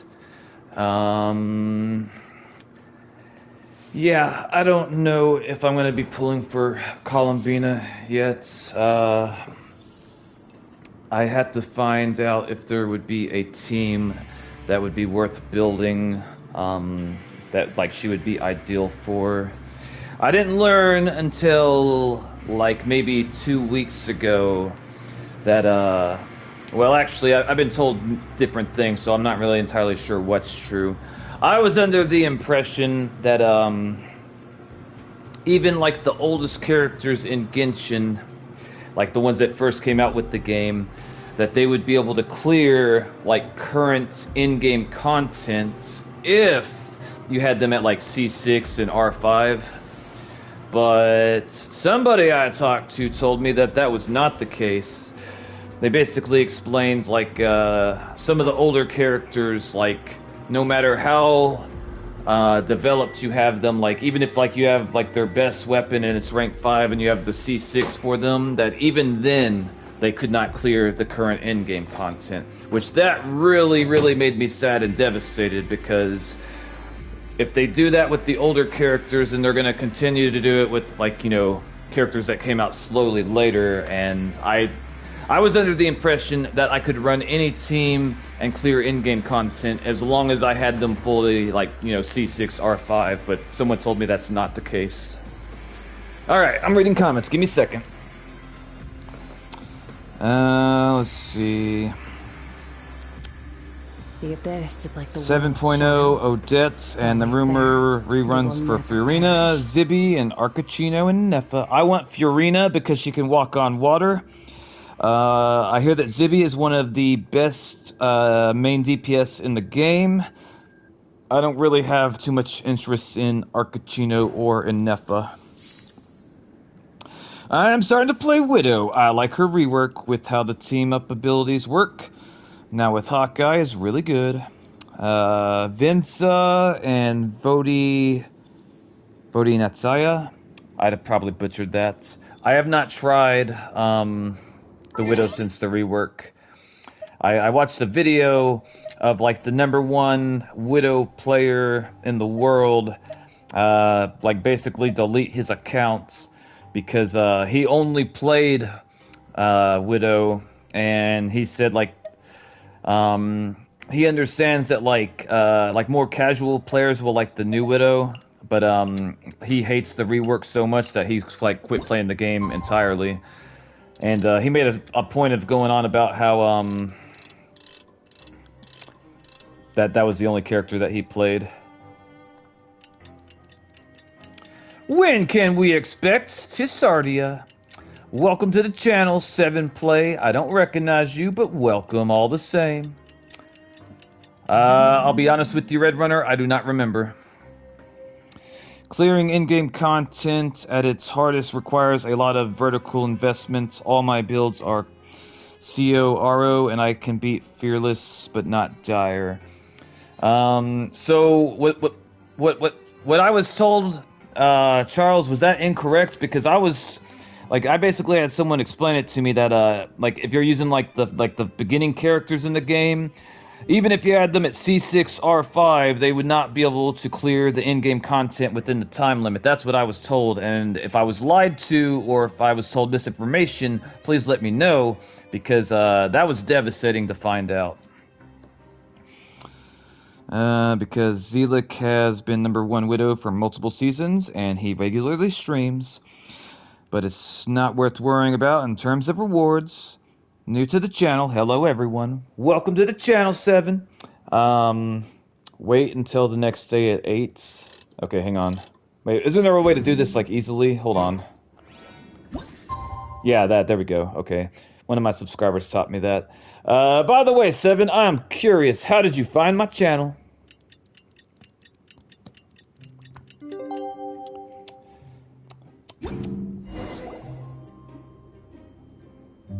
Some time has passed since the incident at the fortress. Millipede, your sentence here is almost finished. Now for a little rest after breakfast. This is the life.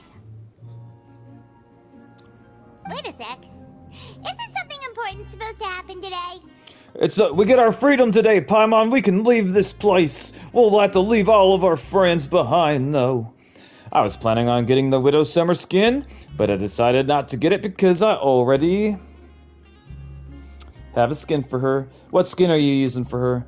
Charles says, if you're talking about characters that released back in 1.0, 2.0, or even 3.0, yeah, it's hard to beat in-game without lots of vertical investment. But characters like Malika and Skirk, with their respective best-in-slot teams, can do it at C... I'm assuming C0. The Gala skin. I can't remember that off the top of my head. The way that you make it sound, Charles, is if I had like 1.0 characters, but I had them at C6, R5, they would be able to clear in-game content. The way that you make it sound. I don't know if that's accurate, but it's what it sounds like you're saying. Oh, today's our big day! We're supposed to leave the Fortress of Meripede! Come on, we've got to go complete the release procedures now! Let's do it! Masquerade of the Guilty. Dang. I told Pantalontes that I thought that ending this chapter of Genshin would take like 15-20 minutes, and it's been way longer than that. That's what I thought, at least. Man, I am so glad I went to bed last night, because I was under the impression it was only going to be like 15-20 minutes to clear everything, and it's been, I don't know how long I've been streaming, it's got to be at least like 30 to 45 minutes.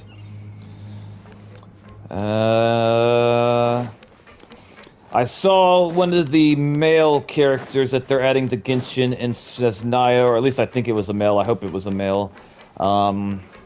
He actually looked like he was dressed for the environment. Like, he looked like he was wearing winter clothing, if I remember correctly. I don't remember his name, but he looked kind of cool. And coming from me, that's very high praise, because I like very few of the male character designs in this game. Like, there's only like 4 or 5 that I like. I told you this part of the story isn't cool at all. Yeah, I remember all your negativity, Octavio. I remember. Alright, that's why we gotta run around in skirts, so we get a little bit more color than brown, yellow, and green. Now we got blue! Alright, wanna talk to this young lady? You! I'm here to talk to you because reasons. I'm gonna walk on your table because I can. That's right, look down at me, look up at me. I'm ready to leave. I am standing on your book. Please, sign here. This document will be effective immediately upon signing, and you two may exit the Fortress of Meripede via the regular channels. The regular channels? Since we've been to the surface, let's hurry up and... Dear God, it's an earthquake. We're all gonna die. What's happening? It's fine. It's just, you know, an earthquake. It's completely normal, completely natural. Are you okay? I'm fine, thanks. But I wonder what that tremor was just now. Let's go ask the Duke! Alright, hang on. Productive says, to be fair, it also depends on their team. If you use very old DPS, but use a meta, newer support, then you'll be able to clear in-game. Shut up, shut up! You'll find some content creators online clearing dire with characters like C6 Shogun Raiden, but pairing them with supports like Columbina and Effa that do most of the damage. Recently, for instance, has mediocre at best, but now he got buffed with stellar conduct. He's one of the best, but only in that team. I see. I don't like his aesthetic. I will never use him. And also,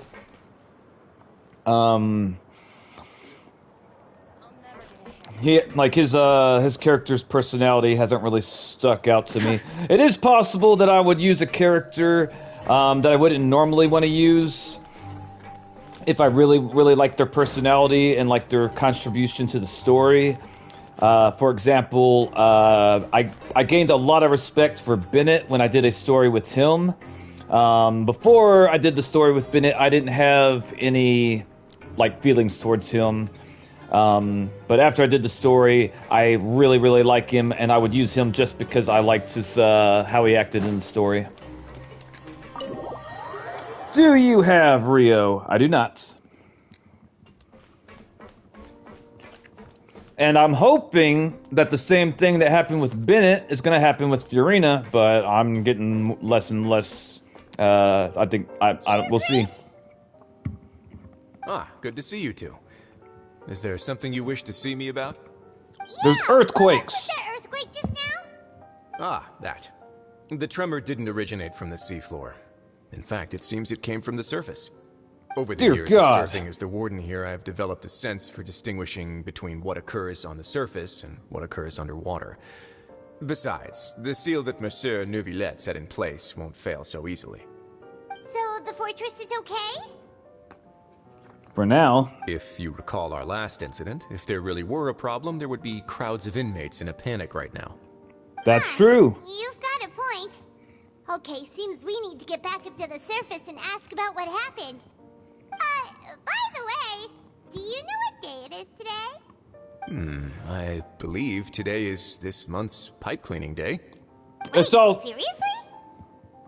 Actually, today is the day we say goodbye to the fortress. You will never see our beautiful faces ever again. So take it all in right now, Risley. You'll never see us again. Except when we come down here and eat the purple meat. We might come back for that. I liked it. Ah, yes. Have you completed your release papers? Yes. It's you two. Are you leaving now? Yes, we are. We're leaving. That's right. Today is our last day in prison. But now that Paimon says that, it doesn't feel like we were confined here. It's actually been pretty nice. A lot of people have helped us out. And a lot of other people were really, really rude to us. And, yeah. Oh, yeah. Paimon feels fond of this place now. Well, then be sure to come back and visit. I'll miss you. If you've signed the release papers, then you're free to go. The guards will escort you out. You're not going to see us off? I knew you'd ask. All right, sure. Let's go. Well, you actually agreed. No worries. You must be busy. Paimon was just joking. Ah, so you do have a polite side, I see. After being down here for so long, I imagine you must feel like you're lacking companionship. Shall I come along too? No. No, you shouldn't. Oh, wait, hang on. No, that's all right. It's not like we'll never visit again. We'll come back to eat the purple meat. Yeah, don't worry. We'll come back to see you.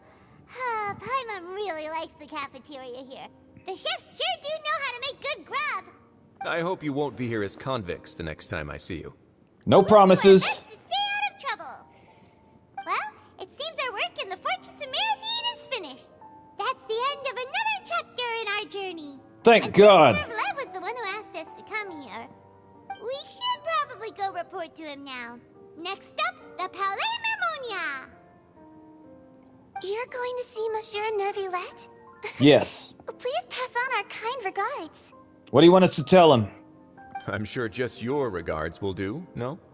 I believe it would be the polite thing to do. You're right. I've heard the Palais has been terribly busy these days. Tell him that I hope he hasn't been overwhelmed by the recent string of troubles. We're not your messenger boys. Or ladies, I guess. He's got 3 teacups here. I guess my time in the Fontaine prison wasn't too bad. I did not like the little, I guess we'll call it a game where I had to make, like, some type of metal... I don't know what the hell it was called, but it was confusing at first. I couldn't figure it out. Also, I was doing it really late at night, so I was tired, and my mind was, like, not really working well. Alright, where do they want us to go? They want us to go up there? What is the easiest way to get up there, though? Where is my little yellow thing that always takes us to where we need to be? It's not showing up, and it needs to show up. And normally it does. Alright, I guess we're taking the elevator. But, hold on. Okay, normally I can see World Quest on the map. Like, they show up blue normally. I'm looking for one, But I'm not seeing any. So yeah, for hold on. Let's see. Hang on. I figured I would have saw one up here somewhere. I'm pretty sure I haven't done any around this area. There we go, right there. There was one. So yeah, I figured I would see a world quest down here somewhere if it had any. Maybe it'll appear after I leave. Like maybe that sequence of events will make it like spawn. I don't know. But regardless, here we go.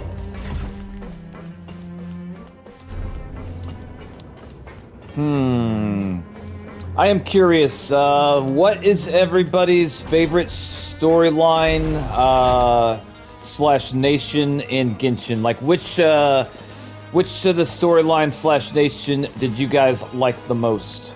Some of them activate after speaking to characters in the fortress. Ah, okay, I see. I know a lot of people liked Emphysema, the Lightning Nation.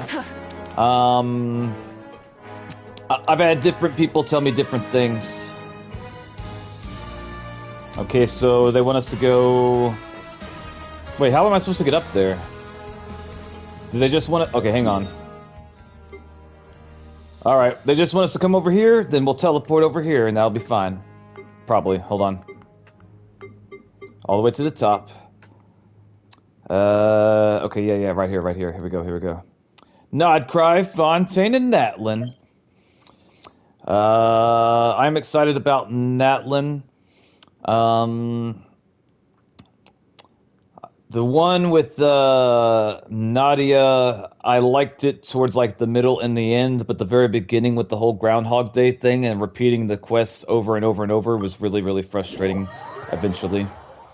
Nadia's story quests are some of the best. They have lore about the Sovereign Dragons. A Peptadrendo dragon is so cool. I see. I'm still wondering if that little creature's actually wearing pants. Anyway, let's go talk to Nilvet. I'm going here, don't try to stop me.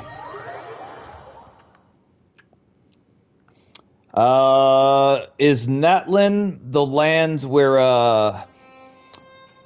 Mawika can ride on her bike for longer than, like, other areas? I hope so. Alright.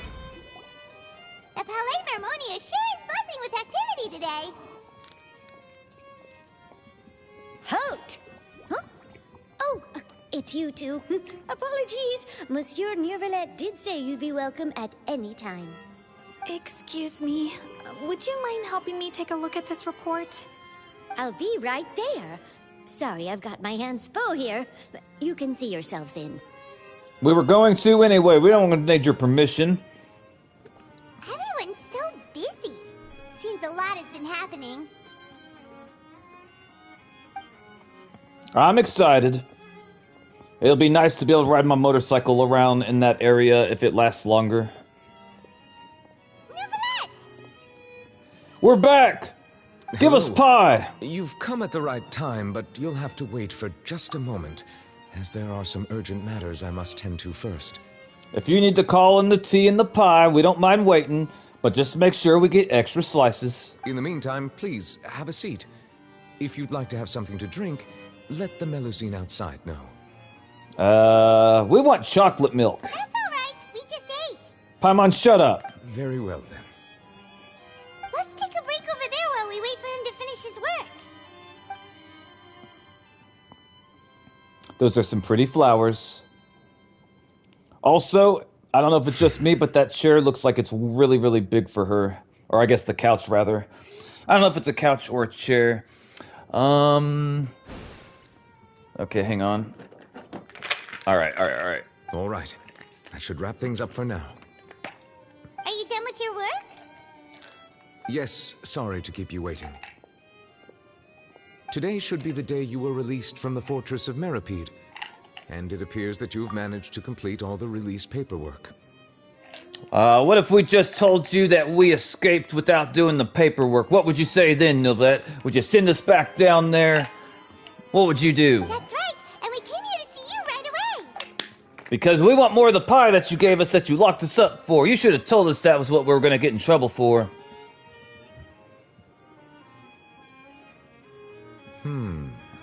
massive whale. Mm-hmm. Do you have any idea what that might be? Judging from your description, that cannot have occurred in any ordinary waters, but rather something like the primordial sea. A whale of that size and shape cannot usually be found in the waters of Tevat. Therefore, we can only assume that Child is presently immersed in primordial seawater. He'll be fine. Primordial seawater? But how? And is he okay? He's not from Fontaine, so he won't dissolve. That's good. Most people wouldn't be capable of entering in the first place. I'm not completely sure how he could have gotten there myself. Me either. There's something we'd like to ask you about. Yes? What is it? I have no idea what she wants to ask him about. What was the tremor we... Oh, yeah, the earthquake. What was the tremor we felt earlier? Yeah, that. Oh, right! Paimon felt it too! We asked the Duke and he said it wasn't from underwater, so we figured you might know something about it. Wait a minute. How could Paimon feel the earthquake if she's floating? Like, wouldn't... If you were floating, would you... I mean, you'd be able to see it, like, you'd be able to see the effects, but feeling it, I don't think you'd be able to feel it if you were floating in midair. Huh. It turns out that I have just received a report about this particular matter. In fact, that's exactly what I was busy with a moment ago.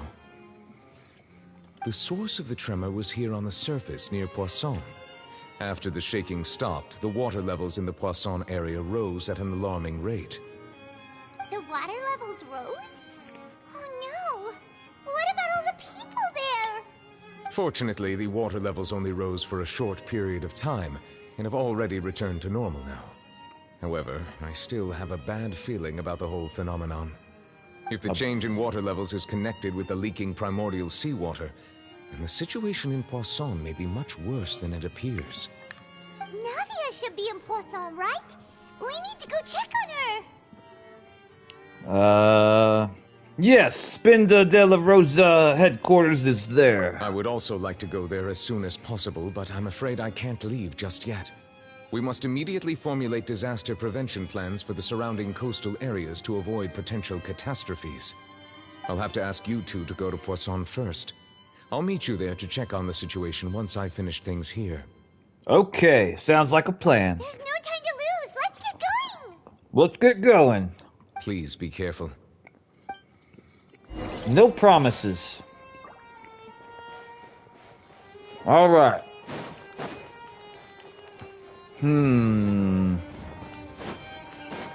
I do have questions, but I'm assuming I'm gonna find out what's what just by doing what they want me to do.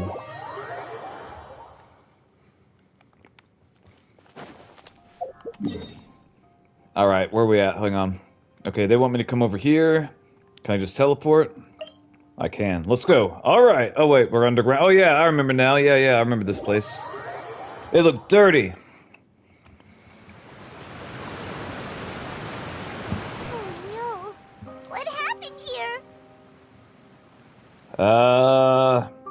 It got flooded.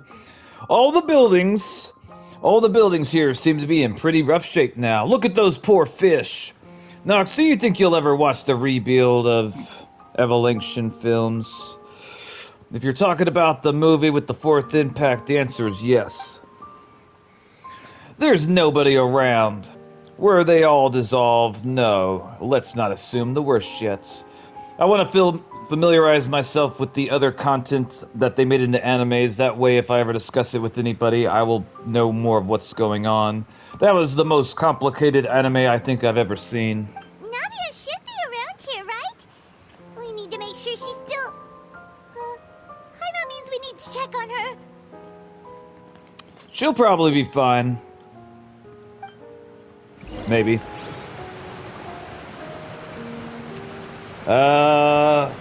What? Okay, hang on. What's this? We're taking that? What is it? What is this blue thing? What is this? I don't know if I want to enter that. I'll come back and do it later. Yep, those movies. How many movies are there other than the one that we've both already seen?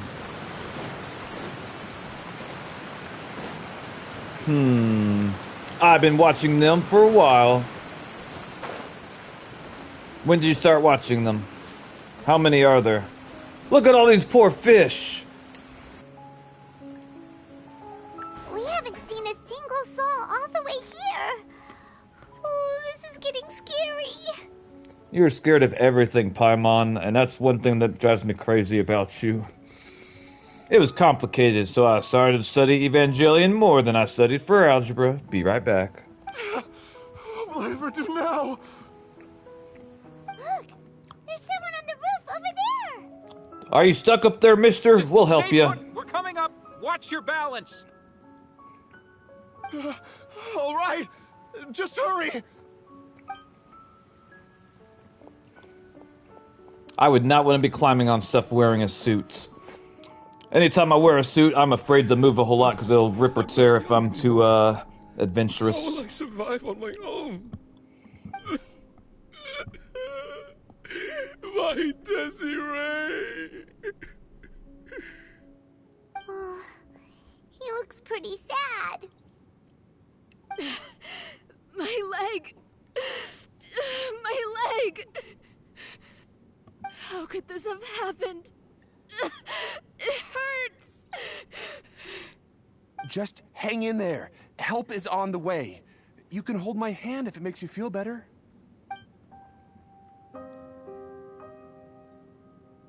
That's sweet.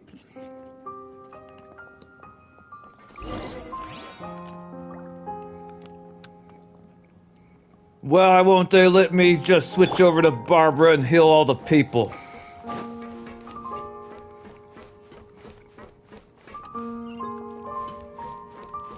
Evangelion made me rethink life. I watched it because two of my most dedicated subscribers told me that it's like their favorite anime, and I really didn't know what to expect going into it. The only thing I knew was it was really old and really, really popular. And as I was watching it, I didn't realize that there were so many key scenes in it that were like really, how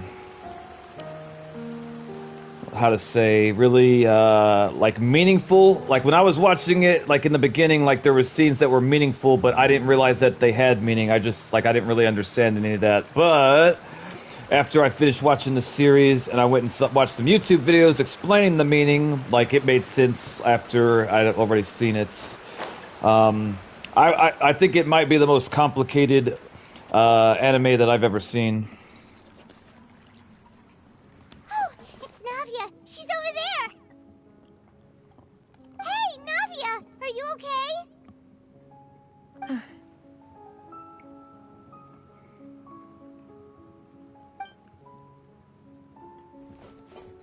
You're here. We heard there was a situation in Poisson, so we came as quickly as we could. Yes. As you can see, the water level suddenly rose. It caused quite the disturbance, in fact. Where's your butlers? Did they survive? Demoiselle, there was a wounded resident next to a building southeast of here. We've already transported him to safety, but we've run out of medical supplies. I can get more medical supplies for the people. He's wounded? How badly? He fell, so it's probably a broken leg. He's pretty shaken up. When the water level rose, he desperately climbed up to the roof. Once the water receded and he saw the ground, he became terrified and eventually... All right, Zindi, you take care, sister. I appreciate your support. I look forward to your return. He jumped down then. Find the leader of Squad 1 and tell him to take the wounded resident to see a doctor. He should know where to go. Understood. I'll take over his search and rescue mission in the meantime. All right. You'll be in charge.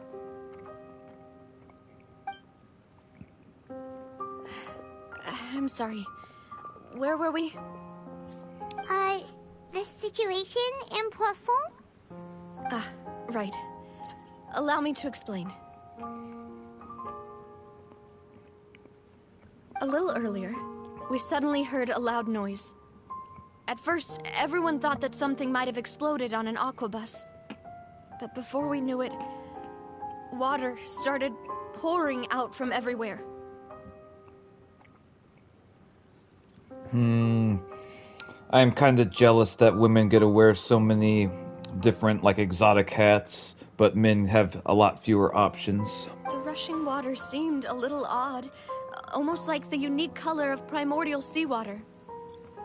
Some people didn't realize the danger and thought it was just ordinary water, leaking from somewhere. Everyone on the street who happened to be close to the water didn't have a chance to escape. As the water levels rose, they suddenly disappeared. They were all dissolved.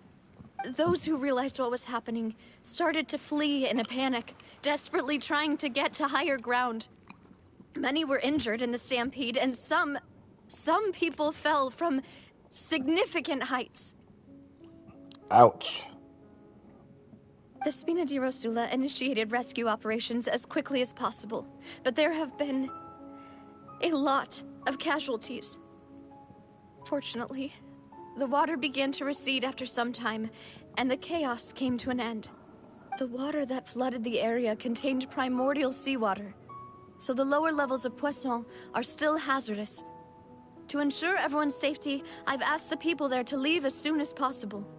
No one knows if this could happen again. All we can do for now is try our best to help evacuate the residents. We still haven't completed the head count, but we'll have some numbers soon. How awful. And all of this just came out of nowhere. It was quite frightening indeed. I only wish that everything that just happened was a bad dream. Is there any way we can help, Navia? Yeah, we're here to help. You can put us to work. Thank you for being so willing to help in a moment of crisis like this. You don't know how much it means to me. I really can't express how grateful I am. I just realized this game anniversary is very soon. Welcome, Pinkish Delight. Welcome back. Wait, we're missing some people, aren't we? Don't say that, Navia. That's what friends are for. By the way, where are Melis and Silver? They are probably dead. Demoiselle, we've got a situation here.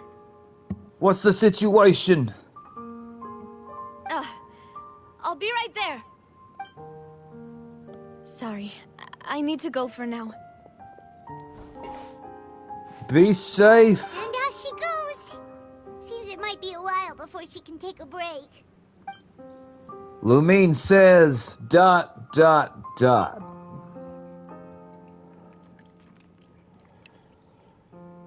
Okay, the wounded are being tended to, and we finished a preliminary head count. More support has just arrived, so I suppose I finally have a moment to focus on my own matters. Of course, we should remain ready for anything, and continue doing our best to rescue others. I'll be sure to have everyone at the Spina di Rosula ready to render assistance. Traveler, Paimon, would you two accompany me to my father's grave for a moment? Sure. Huh? Right now? That sounded like ether, lol. I understand. I don't know. Well, okay, she seems like she's on the verge of having an emotional breakdown, and maybe talking to her dead father will make her feel better and bring her back to reality. I don't know, like, what she believes as far as, like, the afterlife and that sort of thing goes. So, this might help her calm down. Thank you.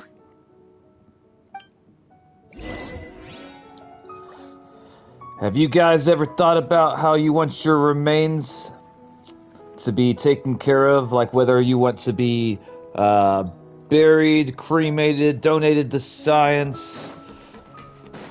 It's kind of a dark thought, but I've thought about it. We're taking this cabbage. We need to take that cabbage. Let's see here. Where are we? Wait, hang on. Where do they want us to go? up there. They're like, do we teleport? They want us to come over here? Then I'll come right here. To be honest, Evangelion isn't really for me. I was stressing out the entire time and on the edge of my chair. But I guess that's what the anime intends for us to feel. But it's really disturbing for me. Productive, I am curious. Would you mind sharing with me how old you were when you watched it? Because I think that could make a difference in how people interpret it. Like, I'd probably have different thoughts about it if I watched it when I was, like, around the character's age versus, like, being an adult. Extremely random question, but I want to be buried with all my manga with me. I see. I figured you'd want to pass on your manga to your children. That way they could enjoy what you enjoyed even after you're gone. But maybe not. I don't know. Right now, I would want my body donated to science, like my organs and stuff. That way I could help people even after I'm dead. Alright, we're gonna go talk to her father's gravestone. I was 17, I think I watched around April, May this year, so just recently. I see.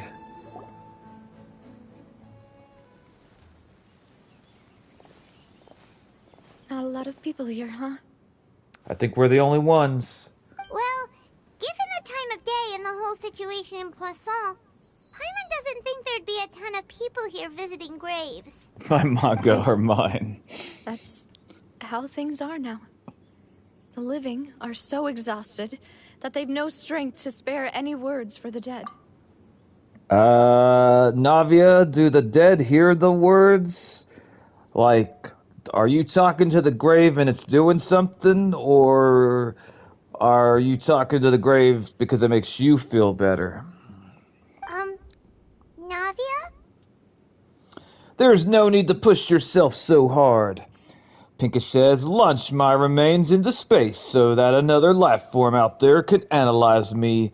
Face screen smiling.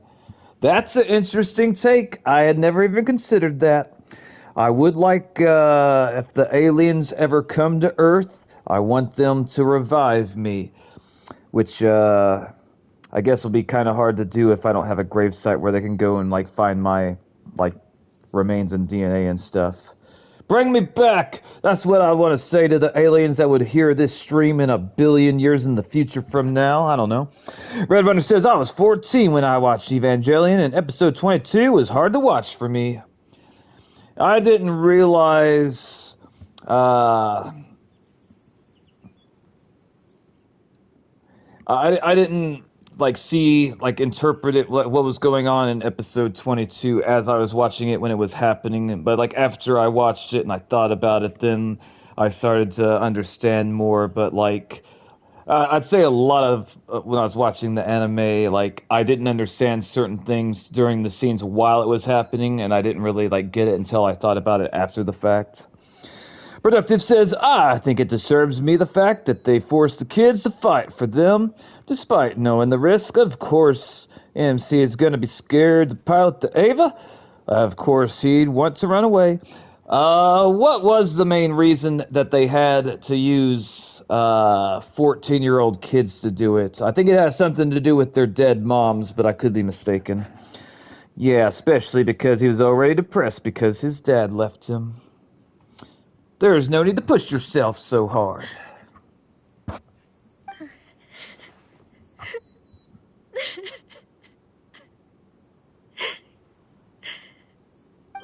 what's wrong? Sorry. I just... Malus and Silver... They won't ever come back here again. What should I do, Papa? Huh?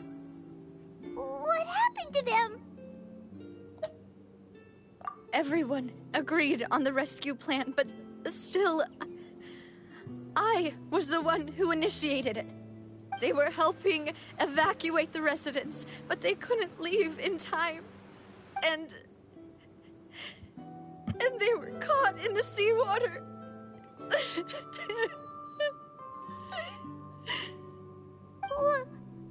What should we do? I've known them for so long. And I know they weren't afraid. But I could at least hold a funeral for my father. And I know where he rests. But as for Malus and Silver, they're just gone. I just can't.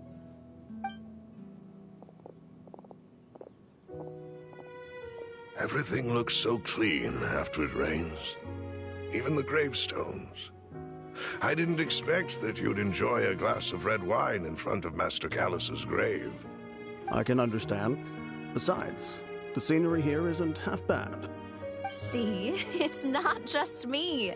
I always want to bring something when I visit Papa. Perhaps we might even have a picnic.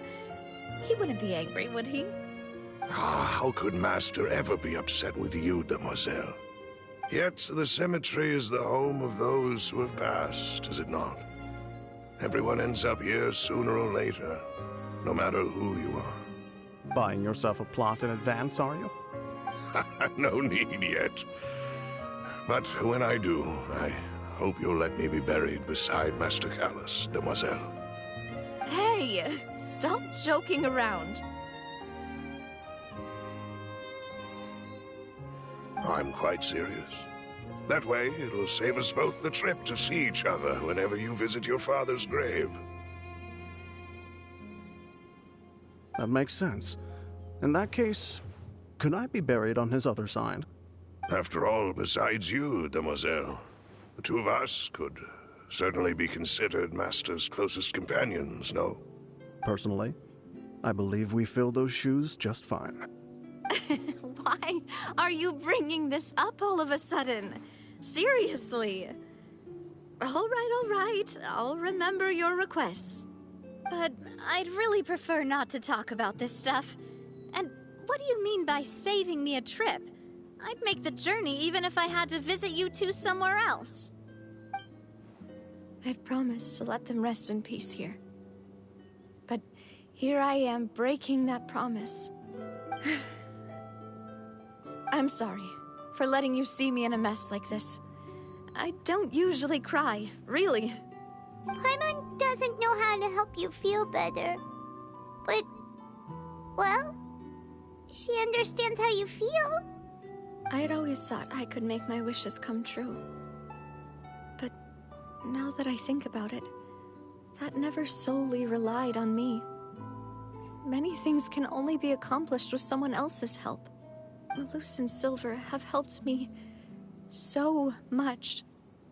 But by contrast, I could do nothing for them. I'm so sorry. You can spend as much time as you need here, Navia. We'll stay with you. Yeah, we're here for you. Thank you. Right now, you don't know how much that means. By the way, you can have a look at this. It's a list of victims from the incident that took place here. Obena, Khan, Burnett, Giverny, Francine, Karina, Daisy Ray, Joinville, Jolienne, Esson, as well as Malus and Silver. So, everyone else is safe. But still... It's okay. I know what you're thinking. And you're right. We lost Malus and Silver. But we were able to save more than we anticipated. The overall outcome indicates that the cost was worth it. No one's sacrifice is truly necessary. Right. Don't think that way, Navia. One person might be saved at the expense of another, sure, but That isn't something we should ever consider a trade. Malus and Silver were not the price for saving anyone. They're heroes. You're right. Thank you, Paimon. What you said just now was pretty amazing, actually. I'll remember your words. Oh, really? Seems you've become more eloquent in the time since we last met. I wonder if Arcachino will behave herself in this situation. The knave? What are you doing here? Is everything going well on your side? Yes, my people are carrying out the mission according to your request. All the residents of Poisson have been evacuated, and we're preparing to relocate them to higher ground. As for these supplies, we have everything taken care of. There is no need to worry. Thank you very much. Wait, do you two know each other? We just met recently. Right, Miss Navia? Usually, I would call this a coincidental encounter, but that doesn't quite fit this time. Besides, it never even crossed my mind that a Fatui Harbinger would come looking for me. Thanks to the Knave, Spina di Rosula received generous support from the Fatui, which allowed us to complete the rescue and evacuation work so quickly. Mutual aid is essential to fostering positive developments. We were already in the area, in any case, so it was nothing. That said, I must say that you're a lot sharper than you let on. I'm sure you understand what I mean. I apologize for all the ways in which I tested you previously. We've never worked with a Fatui before, and it's extremely important for us to know who we're working with. My subordinates have reported that Fatui soldiers have been observing water levels and taking head counts in various locations. I hear that they've also prepared a large amount of emergency supplies. I'm quite surprised. This is nothing to brag about, nor do I intend to. It is simply the way of powerful organizations to act forcefully, whether they are doing good or ill. You've witnessed that firsthand, in any case. As I've told this traveler before, I know of the prophecy, and I intend to prevent the impending disaster. You can't stop fate. Lending your organization a hand was a natural first step in accomplishing that. As such, do not be troubled by this token of our sincerity. Perhaps one day, you'll also be able to help me in the same way. Without your help, there would have been many more casualties. I won't forget your kindness. Furthermore, I sincerely regret what happened to Malus and Silver. I only wish that my people could have arrived a little earlier to prevent this from happening. Don't say that. You and your subordinates did everything you could. As Paimon said, Malus and Silver didn't choose to sacrifice themselves for any specific person. And they weren't the price paid for others' salvation. They chose to become heroes themselves. I've never liked hearing people put it that way. It's like trying to relieve pain by saying some noble-sounding words. But right now, there's nothing more suitable. They really did become heroes. You're right.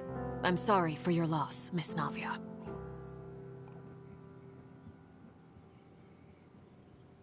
Water is life to Fontaine's people, and it also spells disaster.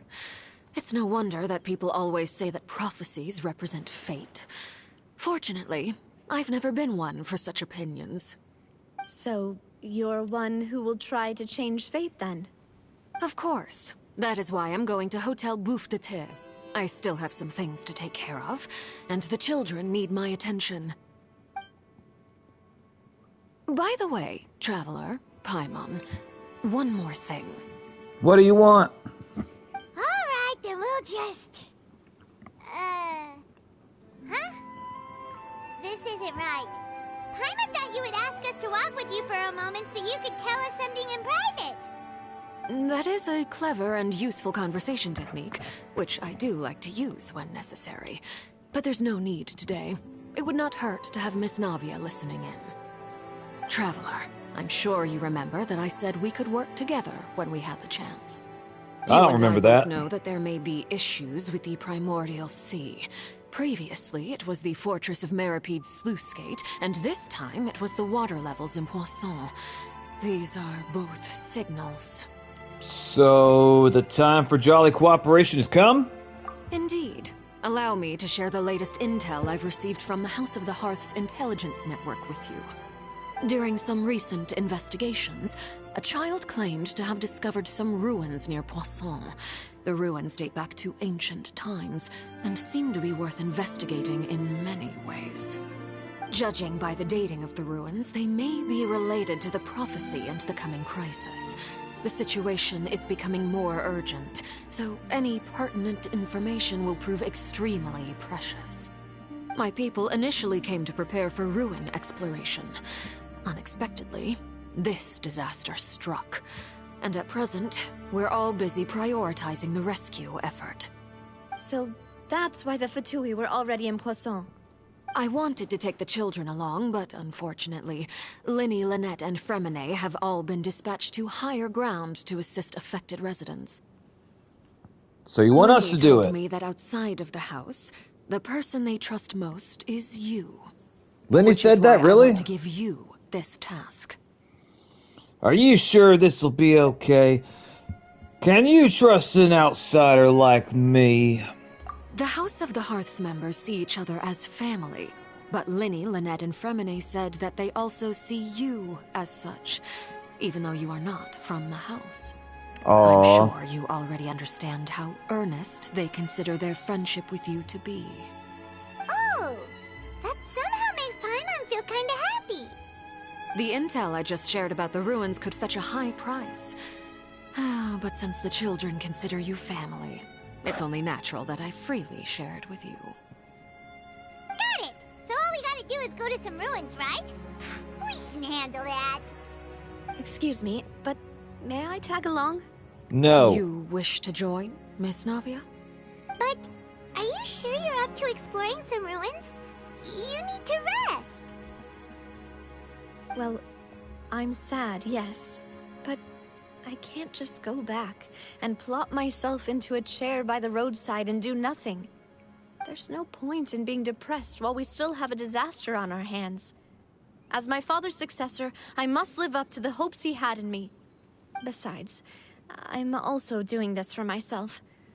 I need something, a distraction, to keep my mind off Malus and Silver. Lumine thinks Navia's strong, but she needs company right now. We can be that company if she goes to explore the ruins with us. Since you put it that way, I have no objections. What do you say, traveler? I say we'll go to the ruins together. All right. The ruins are to the south of Poisson. Here's the map. Thank you. Okay, the three of us will handle it. Come on, let's pack up and get going. Dear Lord. Okay, comments. What do we got?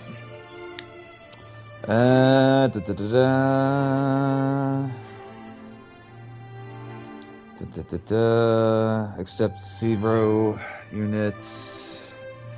One is theorized to be Ray.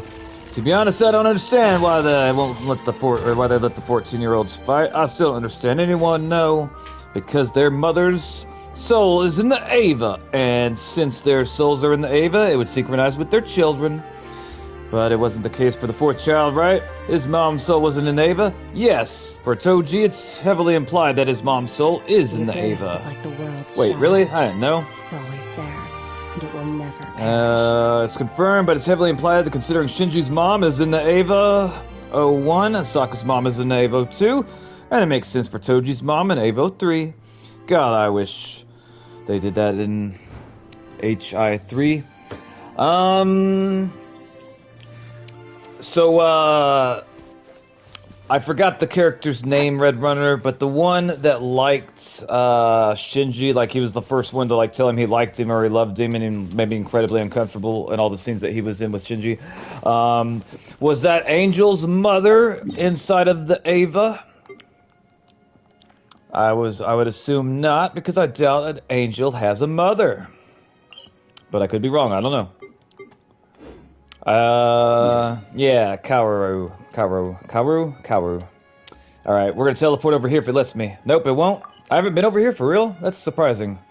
Have I been over here? I have been over there. And we're right here. I guess here's what we'll do. We'll be right here. We'll run down here. We'll touch this. And I guess this is probably underwater. Yeah, it is underwater. That's what I thought. Alright, we're going to touch this. And then we will come right there. And see what happens. So, I think we're going to be going this way. Try and stop me. Also, let me see if I can do a pool. We're going to do a pool. Let me see. No, because he doesn't have one. His abilities was to synchronize with the Neva.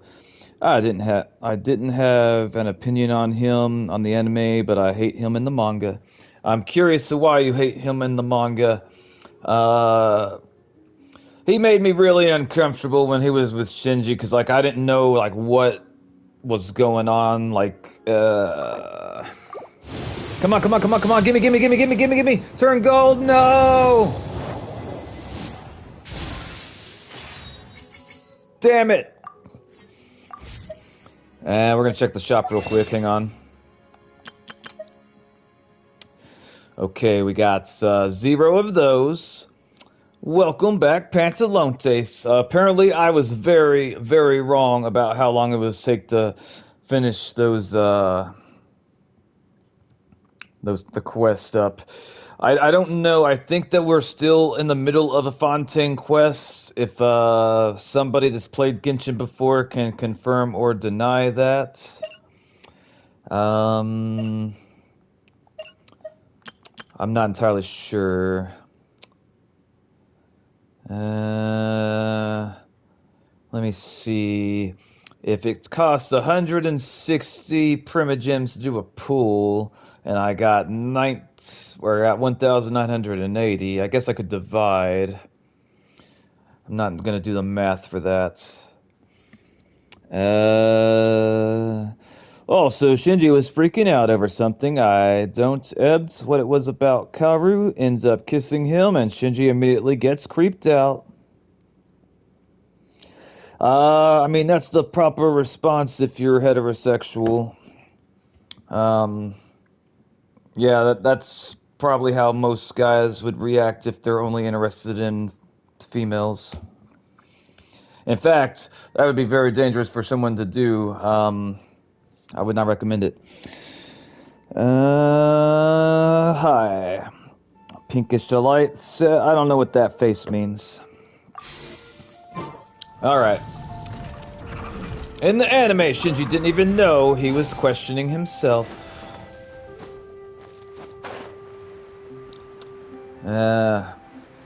I wasn't sure what the author like was going for with the interaction between him and Shinji. Also, the fact that like the kid, like I didn't know that he was an angel at the time, and like I was wondering if he was like like he had something mentally wrong with him, like he was slow or something at first. Like that thought did cross my mind because I didn't understand how like he didn't seem to know like certain things that he should know. So like I thought I was confused as hell when they brought him into the anime. I was very confused. You'll get Sitali's trust, even if you wail. I'm getting more and more doubtful, but I'm still hopeful. I still have 2 days left. I can do it. What I'm thinking is to give Shinji maybe some inner peace to Shinji, finally get someone who actually cares for him or love him only for him to be an angel, and Shinji had to kill him. I thought Shinji was having a bi-panic. Yeah, I was thinking about something along the lines too productive. Also, I has a question. How much money do you have to spend to be a whale versus a dolphin versus a guppy? I have no idea, to be honest. The rewards of an adventure worth remembering. He likely was.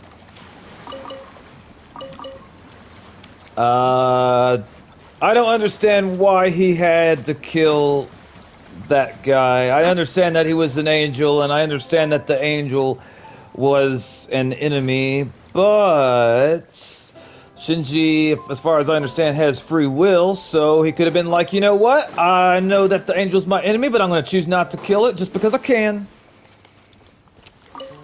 Because he was an angel. Well, let me ask you this, Red Runner. Did Shinji have the free will to refuse to kill the angel? Or did he not have control over his choices? And because Kaui told him to kill him, he either has free will or he doesn't. And if he has free will, then he could choose not to kill him. I thought $1,000 ruse would be a whale, while a dolphin would be like $200 ruse, and a guppy is like a $1 to $199. I consider myself a guppy then. Look at them swans over there plotting. I can tell by the look in his eye. All right, what is this? You have to die. Light of the blazing sun. There we go. Oh, Jesus. Alright. Up, you people over here, I don't know what y'all are doing, but y'all aren't allowed to be over here, so everyone here's gonna die. No survivors, not even one.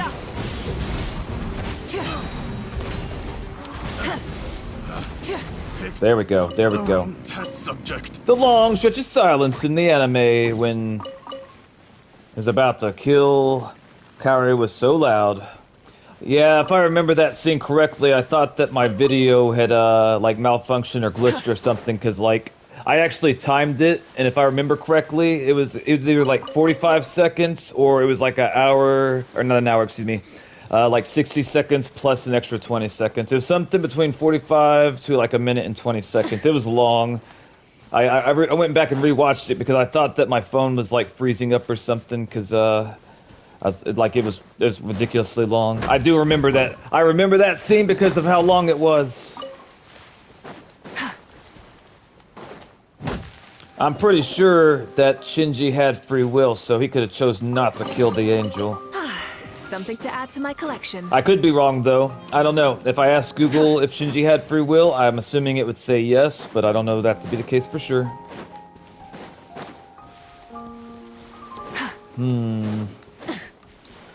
Alright, we're gonna come over here and touch this thing, and everything over there is about to die. He did have free will, and he chose to kill him.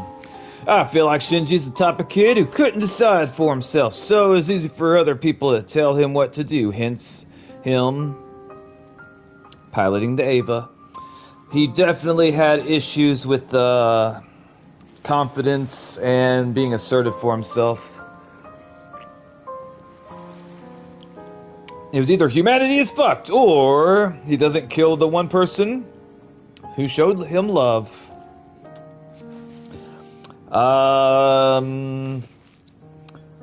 Do you think that angel boy really loved Shinji?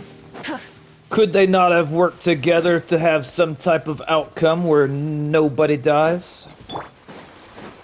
If he really loved him, I think that they could come to some type of conclusion.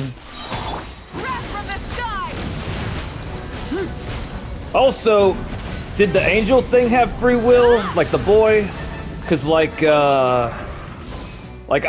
I'm assuming since he was an angel that he was supposed to be doing what angels are supposed to be doing. But could he have chose not to do what he was supposed to do as an angel? Could he have denied his, I don't know, fate, instincts, genetics? Yes, but by nature, Kawu is an angel, and he has a mission. So my question is, could he, the same way that Shinji could have rebelled and not killed the angel, could the angel rebelled and not followed his mission? That's what I want to know. Rise with the sun. No, because he's an angel. Angels has a mission. Okay, so it sounds to me, based off of what you said, that the angel does not have free will. Do you think that the angel had free will or not have free will? Productive says, but I guess it does derive from the fact that Shinji is so deprived, so other people's acceptance, and just wants someone to approve of what he's doing, hence his relationship with his dad. I think, I could be mistaken, but I think that a large reason that Shinji was the way that he was, for the most part, was because of the absence of his father, but I don't know that to be the case for sure. I could be completely wrong, to be honest. By example, some angels want to get through the Nerve headquarters, some want to reunite with Adam. And Kawi went to reunite with Adam, and he saw Lilith instead. It's not clear to me if the angels had free will. It wasn't even clear to me, except for, I guess, that boy, that the angels could even, like, think or communicate. Like, to me, they seem more like animals, like, operating off instincts. But the angel boy, he seemed to be like he seemed like he had free will and he could make choices. I don't know if he could make choices, but it seemed like he could. Yes, he did have free will, and he's actually the angel of free will. And so that's why he used his free will to let Shinji kill him. What would have happened if Shinji didn't kill him? Crabs. Okay, let me make sure I'm going the right way. Hang on. Okay, it's right over her. Okay. I don't know what's about to happen as far as the story goes, Pantalontes. This might be a Fontaine spoiler. I'm honestly not sure. Third impact. Everyone is Orange Fanta. Welcome to the channel, Cynthia. Welcome, welcome, little sister. Help. I'm hoping that you meant to say hello.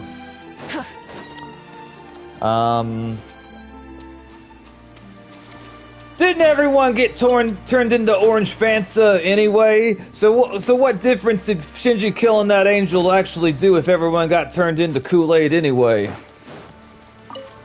That makes it even worse because you're saying that they would have turned into Orange Kool-Aid had he not killed him, but he did kill him and they still got turned into Orange Kool-Aid, so what difference did it make?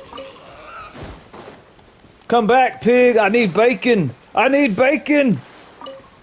Don't run into the water, the crabs will eat you! No, he drowned, that poor pig. That poor pig. Hi, Alaya. Welcome to the channel, Alaya. Welcome, welcome. Oh wow, there's a whole bunch of Sealy things here. Huh. Alright. We're gonna destroy these flowers real quick. And I think we're supposed to go right over yonder. I hope we don't have to go underground, but we probably do. Rev the engines! Huh. I'm gonna ask Google questions about that angel boy later on because I want to know more. Because Shinji got so depressed, he didn't even want to live. So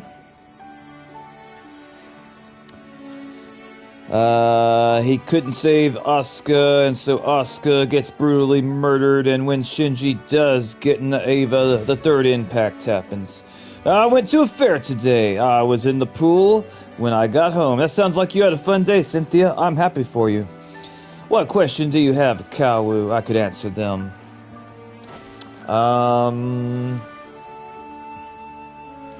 So, did he go to Shinji in the very beginning knowing that he was going to try to get Shinji to kill him? So, are these the ruins the knave was talking about? Whoa, talk about old. They seem to be pretty ancient, all right. Let's go in and have a look. Just yes, we're very friendly.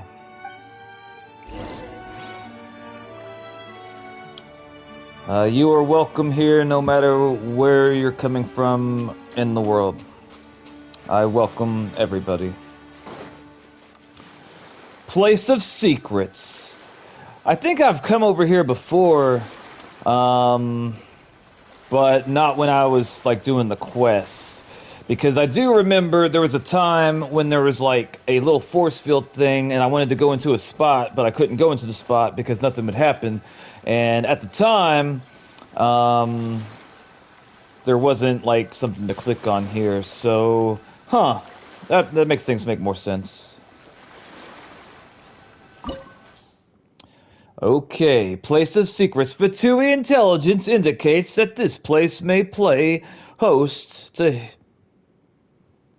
Hero 4 of Unknown Clues. I don't know if I probably mispronounced that. Oh well, we're going. Now before we do that though, hold up. I'm gonna eat some food. I think no, because Kaoru went to Terminal Dogma to reunite with Adam and start the third impact, but since it was Lilith, he decided to let Shinji kill him so he didn't have to wipe out humanity. Okay, so he wanted to reunite with Adam. Was that based off of instinct? Like, did someone tell him that's what he should want to do? Or did he instinctually know that's what he wanted to do? I watch YouTube every day. I've seen you here before several times, but you don't always comment.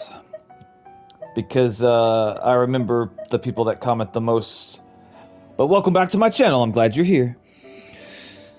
Also, why do you keep on retracting your messages? Cynthia says, I'm ready for you to see the end of Fontaine. One of the best, in my opinion. Instinct. Okay, so he's going based off as an angel. That's his goal. So he's following his instincts. But he also has free will, yes? Alright, we're going in. What would have happened had he reunited with Adam instead of, dying? Oh yeah, that reminds me. Why did Shinji's dad so obsessed with being one with Lilith? If I remember correctly, Productive, he was trying to reunite with his dead wife. I don't know in what form. Like, I don't know if he was, like, trying to extract her soul out of the Ava. I don't know if he was, like, trying to, like, merge his consciousness with her. I don't know exactly how he was trying to do it, but he was trying to reunite with his dead wife. According to all the questions I asked Google. I had a conversation that was like over an hour long about evolution with it. Alright. We're coming up here. I see one of them bird creatures. I'm gonna whoop its ass. And there's a hilly churl. The third impact, everyone's soul gets merged into one and everyone's physical body turns into Fanta. Okay, so he wanted to turn everyone into Fanta. Exploration and trials. Shut up. Cynthia says, I decided to do something that is behind the scenes video. I have made a couple now. Nice. Yes, that's true. He wanted to start the third impact so he could reunite with his wife.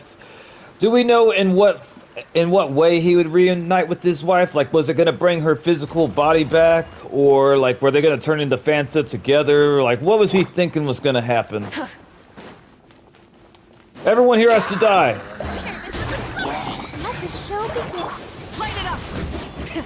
Rev the engines. There we go. Pyroclastic surge. I don't know what that thing said before it died, but I'm pretty sure it was offensive. He's like, I wish I would have eaten more pie, or, I'm not sure, honestly. No, because it's dead, he would get control over the third impact, and he could choose to reunite, with his wife's soul. If everyone gets turned into Fanta, would he not reunite with his wife's soul when that happens? Or is, like, her soul still gonna be inside of the Ava, even though everyone else is Fanta? Alright, going down over yonder. Oh boy! You say that now? Look at these people sleeping! Everyone here has to die. By bringing everyone with him. What I'm trying to figure out was Shinji's dad's plan to turn into Orange Fanta so he could reunite with his wife, because that doesn't seem any different than what the Sealy people wanted to do. They also wanted to be Fanta. So there's got to be... He's got to be wanting to do something different than what the Sealies were doing. And I don't know what that something different actually is. Yes, he could, but he wants it now. He wants it to have control over the third impacts. Okay, so correct me if I'm wrong. When the third impact happens, everybody turns into Orange Fanta. All the consciousness, all the souls are merged into one being, one creature. So, like, if Shinji's dad got what he wanted, would he be the only one that did not turn into Orange Fanta? And, like, everyone else would be Orange Fanta and he'd still be human? I'm confused. Sealy wanted to start the third impact. Gendo wanted to control the third impact. How would he control it? This place has also been contaminated by primordial seawater. Yeah. And a lot of it, too. Can I drink some? Fontainian would most likely dissolve the moment they fell in. You should go back into safety, Navia. Don't let your despair cause you to jump in there and turn into slushy. Right! You can't go down if there's primordial seawater. It's too dangerous, and it won't be any help for you to just stay here. That's right, you need to leave. Look at... Don't get Paimon wrong. We're not saying you're useless. It's just that... No, you're right. I can't do anything in this situation. I'll leave this to you. Can we have your hat? From the look of things here, maybe there's no way back. I mean, she could climb, but to be honest, I think she would have a really hard time climbing in that dress. And those heels. That complicates things. Maybe the only way left is forward. Maybe Paimon could carry you back to the top. She could probably carry you. You don't look that heavy. How much do you eat? In that case, do you want to wait for us here? The water levels here are unstable, and there's a chance the water will rise. So staying here wouldn't be safe either. Do you want us to carry you on our backs? I'll go together with you. Perhaps we'll find the exit just up ahead. Everyone in the world, if I'm not mistaken, productive. Like, all the people, all humanity, they turned it into Orange Fanta, and their souls and consciousness all became like one giant hive mind. Seems like there isn't any other option. Alright. Come with us for now then, but please be careful. Okay, hang on. So that's why he tried to merge with Ray, because if he did merge with Ray, he would gain his own version of the third impact, intending to become a god, and the third impact is on his terms. All things come to Shut up. Cynthia says, I'm gonna make fun video from old trends, being kind of old, being piano trends. I'm correct. That's what I call it's going to be with Jade, since she has won a lot of trophies and medals from the piano. I look forward to it. I'm still confused. Because my understanding is, like... Oh no, it's a dead end! Let's try climbing over from the side.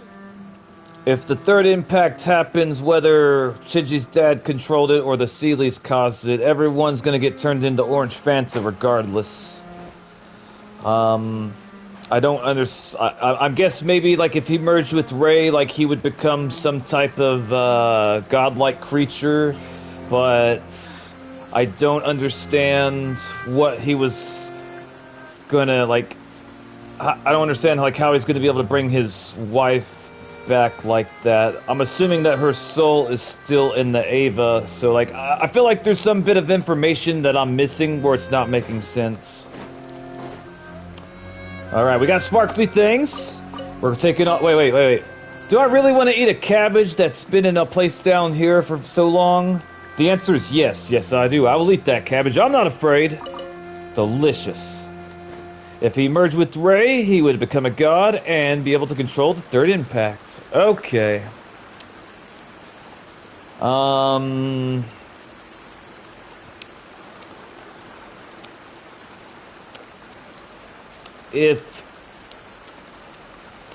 If a human would have the ability to become a god in that universe, does that mean that he would be like more powerful than the first ancient race that sent out the moons for like in the very beginning? Because like if a human could become a god, I don't see why the first race couldn't become a god either, and then they could like save their planet. So I don't know. I have questions.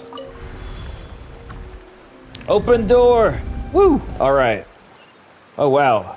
I don't know what this place is, but it's very big.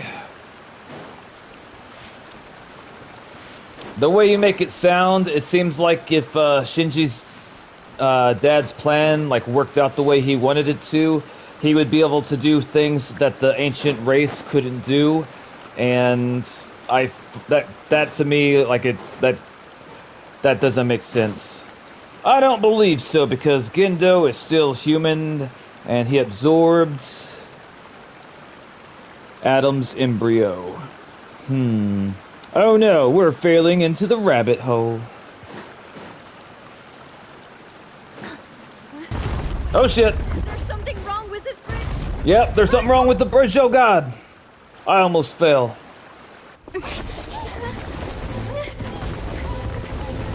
Poor Fabia, if she falls into that water, she's gonna become soup.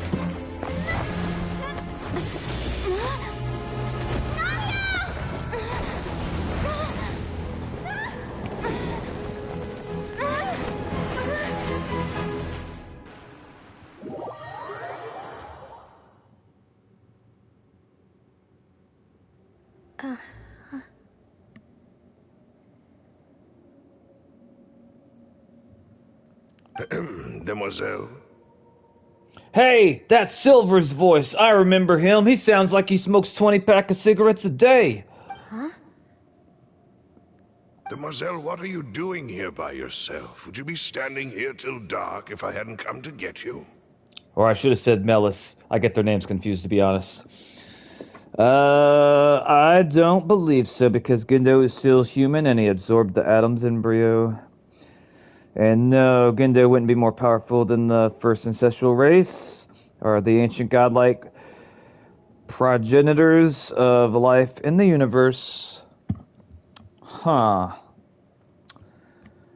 I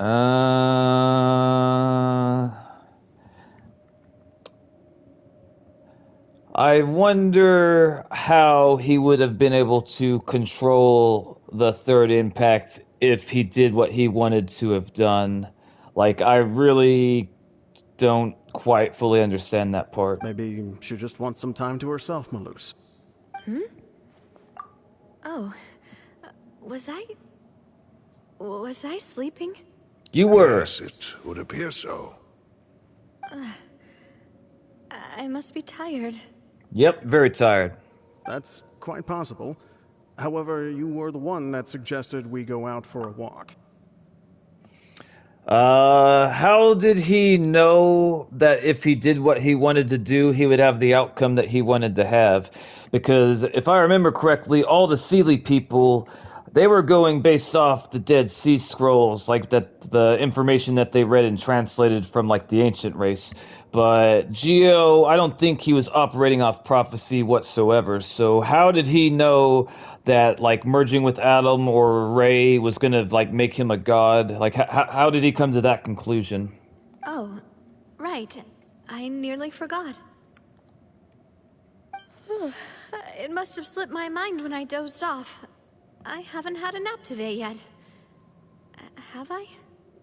This is a familiar feeling, yet something's a little strange. Is something the matter, Demoiselle? Oh, no. No, I'm fine. I was just trying to recall why we came out for a walk. Do you remember Mr. Giverny? He'd requested our help before with foreign merchants who had a debt dispute with him, and we'd resolved the matter not long ago. Nope, I don't remember none of that, Melis. You gotta remind me. We were headed to see how things were going with him at the moment. Ah, right. Yes. I remember now. That's good, I don't. Miss Navia. Ah, Mr. Malus. And Mr. Silver, too. It's good to see all of you. How have you been? I've been great. Thanks to your help, those bothersome merchants finally realized that I wasn't the one they were looking for. Why, I wasn't even the guarantor for that person. They were knocking at my door day and night. Even my neighbor, Obina, was getting fed up with them. I've actually lived through that experience. It is not a good thing to do to harass somebody by knocking on their door at day and night. I mean, they might tolerate it for a little while, but eventually somebody might snap. Sometimes force is required to calm someone down and get them to listen to what you have to say. I agree, Melis. I agree. That's right. Oh, by the way, Burnett, what was it that you wanted to give to Miss Navia again? Oh, yes. One moment, I have it right here. Is it food? Miss Navia, these are some flower seeds that I prepared. Please take them. They're a very good variety, and they'll become very big and beautiful once they bloom. Can I eat them? I don't know what we would have done without your help, so this is a little token of our appreciation. I hope you won't refuse. I will take your seeds. Did you cultivate them yourself? Thank you so much. I'll certainly take them. Malus, we do still have some empty flower pots at home, right? Why, we can have as many pots as you'd like, demoiselle. Perfect. In that case, we'll swap out some of the decorative plants for some of Mrs. Burnett's flowers. Very well. Wait.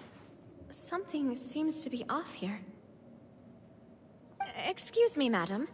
If I'm not mistaken, your name is Burnett, correct? That's right. Is something wrong? No, it's nothing. This is the first time we've ever met, but your name seemed familiar to me. I must have heard it when I was discussing things with your husband previously. I've heard this name before. Sometime recently, I'm sure of it. And why are there so few people around here?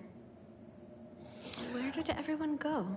I'm not entirely sure what's going on, but if I had to guess, all the people that got turned into the primordial soup, like their consciousnesses are like surviving together in here, and like basically these are all the people that died, like because they got, consumed by the water. I could be wrong though, I don't know. We must mind the time, demoiselle. We still have important things to attend to today. Either that, or maybe Navia fell and she hit her head on a rock, but she didn't fall into the water, so this is all a dream. Huh? We do? Like what? Well, now, did you forget? Miss Navia, here you are. I've been looking for you. Please, come to the Opera House. Your trial is about to begin. Trial? My trial? Wait, why would I need to go to the Opera House? Yeah, why would we? Yes, she's right, demoiselle. It's just about time now, so we should get going. Oh?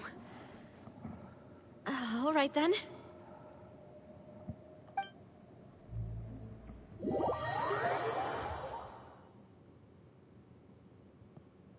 Look, it's Navia. She's here. And her two attendants are with her. Goodness, everyone's finally here. I think it's interesting that so many people in Fontaine wear overalls. There sure are a lot of people here to see the trial. And they all seem to be oddly excited about something. I even know some of these people. Karina, Desiree, Joyville, Jolien. It's all the people that fell into the water. Why are So so many people here? maybe And just why do I have no recollection of this case? maybe these are all the people that got turned into soup, and maybe there would be a way to reverse them from being soup that we will find in the future. I honestly have no idea. Let's find out. And as for the judge... huh? Where's Monsieur Neuvillette? Please sit in the defendant's seat. Don't worry, Silver and I shall accompany you. All right. But are you sure you can stand behind me? Typically, it wouldn't be allowed, but today is an exception. Why? Why is it an exception? Why is he wearing sunglasses inside of a building? Hey, what kind of place do they think this is? Come on. Do they have any idea what they're doing? Seriously. Enough with the whispering! Could someone please tell me where Monsieur Neuvillette is? And why I'm standing trial? My dear Miss Navia, have you not yet realized what you've done? In that case, allow me to explain. As all here know, you are Master Callus's successor, the head of the Spina di Rosula, someone held in high regard by every soul in Poisson. After you took over the Spina, you treated all of us just like the late Master Callus had. If anyone in need reached out to you for help, you responded. Not only you, but your butler, your subordinates, nearly everyone in the Spina di Rosula fought for the well-being of those in Poisson. Wow, I didn't realize that Nadia was such a good person. I like her a lot more now. Maybe I'll pull for her the next time I get the opportunity. Wait a moment. Aren't you just proving that I'm a good person? I'm trying to think of how they could turn that on their... turn that against her. I don't know. Yes, correct. Absolutely right. And that is why you stand accused.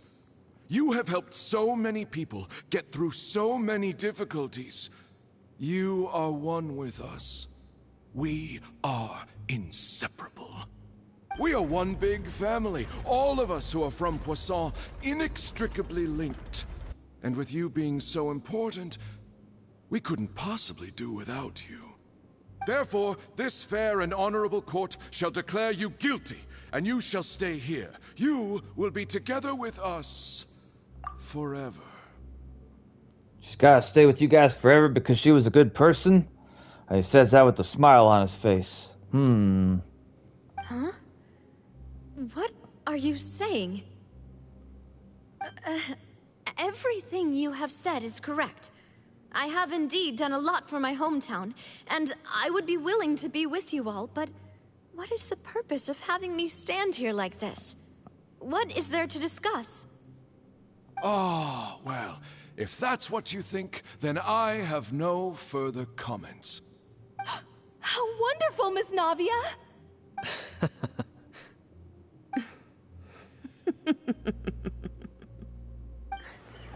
I know all these people. Why are they laughing?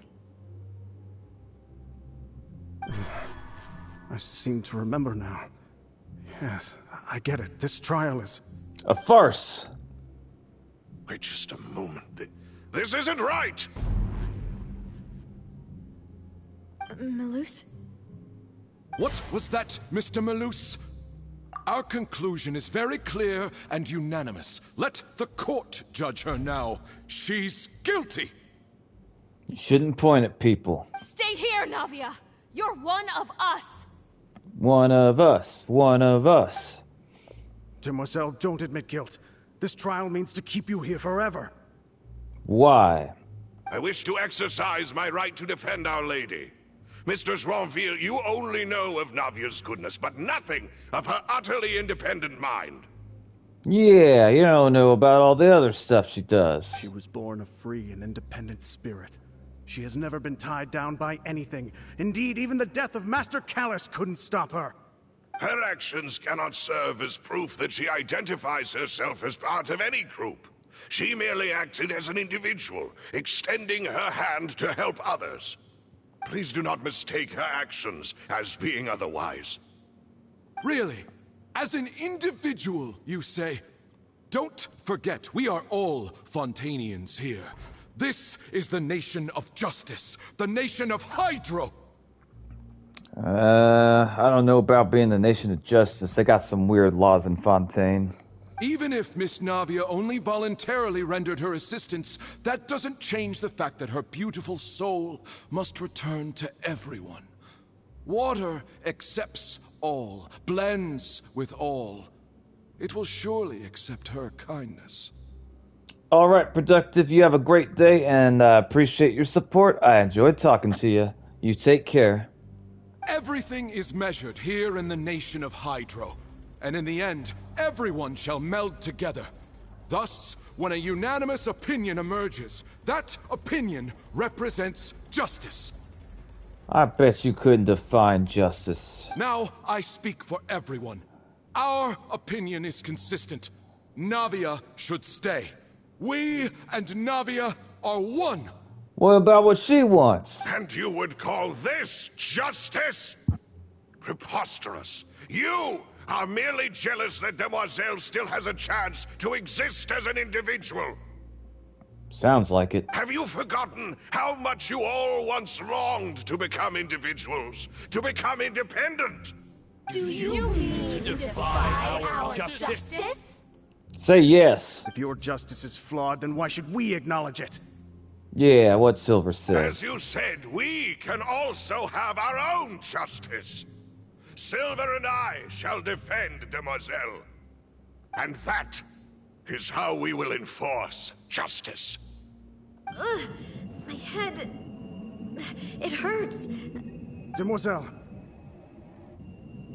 Silver, it hurts.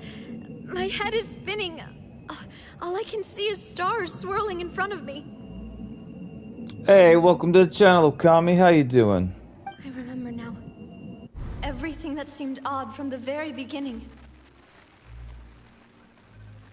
Karina, Desiree, Joyville, Jolien, Essen, and Mr. Giverny and Mrs. Burnett, who we met earlier.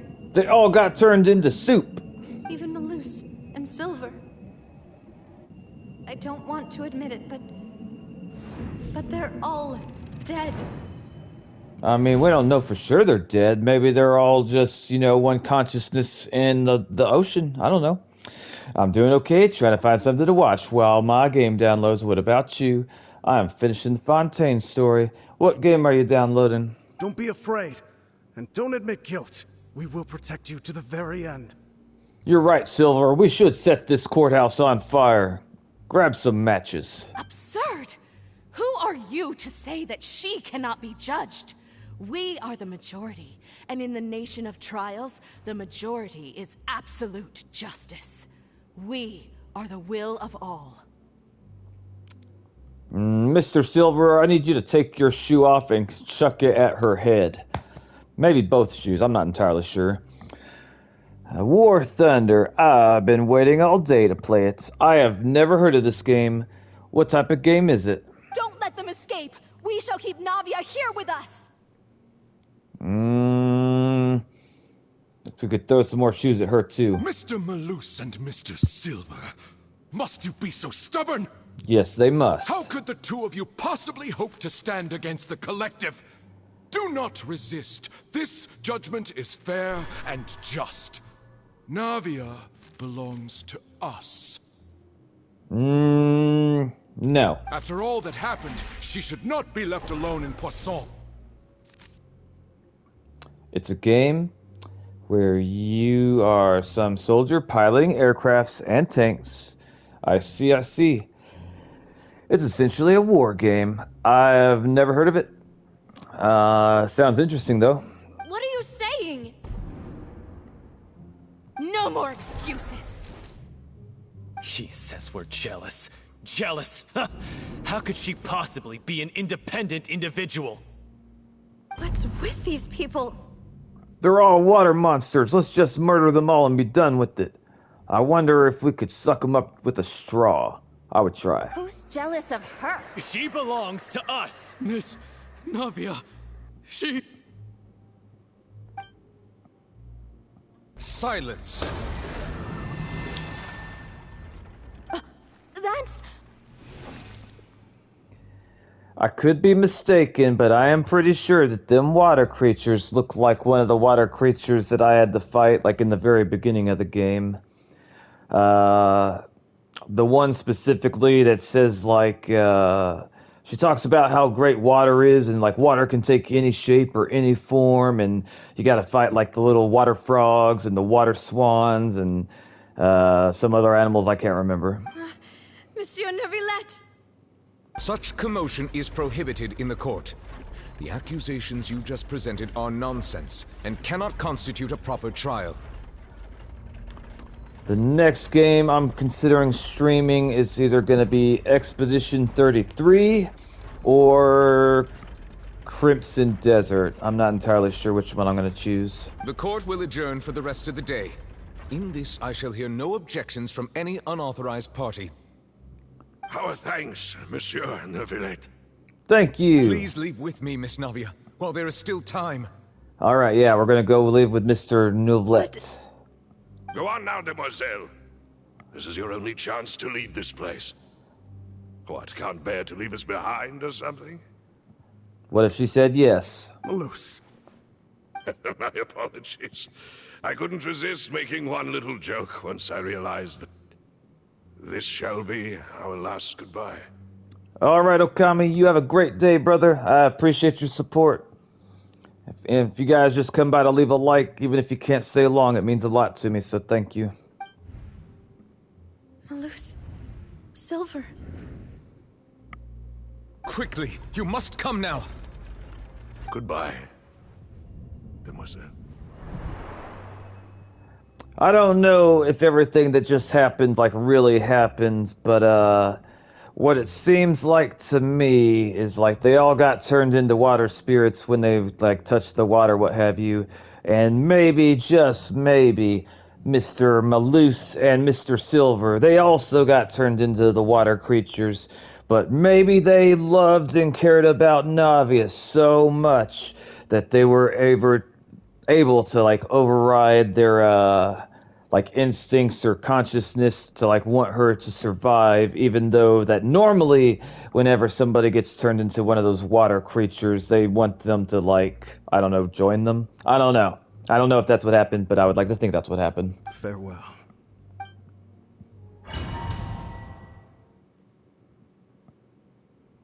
No, wait! Just a second! Dear Lord, Navia, you're back! You're awake?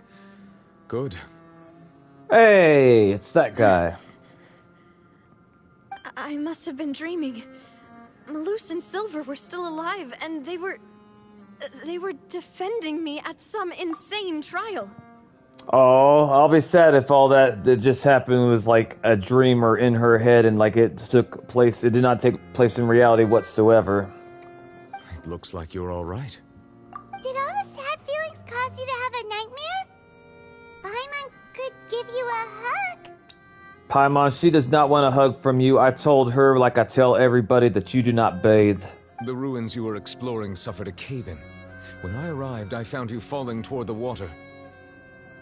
You were just about to be dissolved within, but I... What is it? I think I saw 2 Oceanids protecting you. It was only for a moment, perhaps even a fraction of a second, but they gave me the chance to retrieve you. Were it not for their intervention, I would not have been able to rescue you before your consciousness dissipated.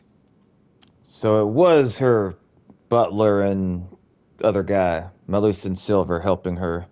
Wait, did you say Oceanids?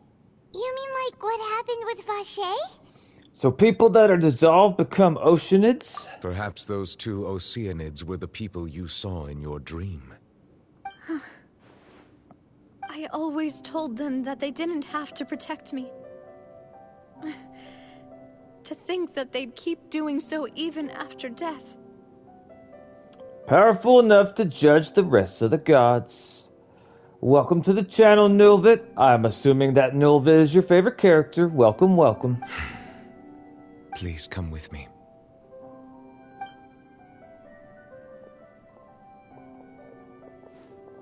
Neverlet, are you okay?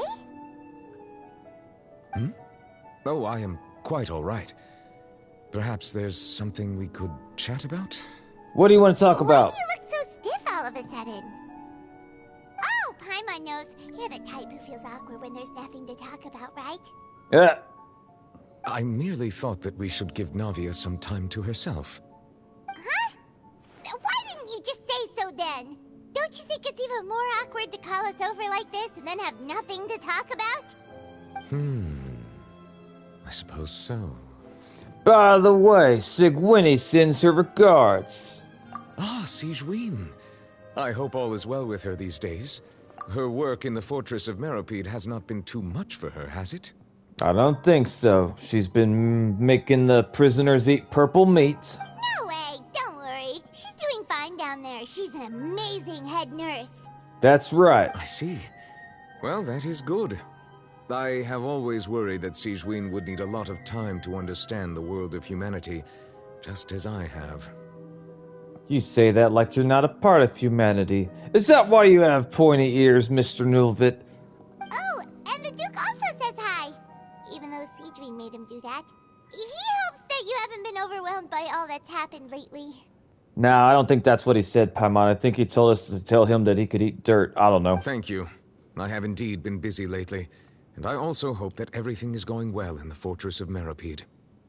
I heard something about they have cannibals down there, but I mind my own business. I can't get involved with such things. He still doesn't know what to talk about. Let's chat about something else then. Ask him what type of shampoo he uses for his luxurious hair. You're the expert here, Paimon. What should we talk about? Let's talk about food.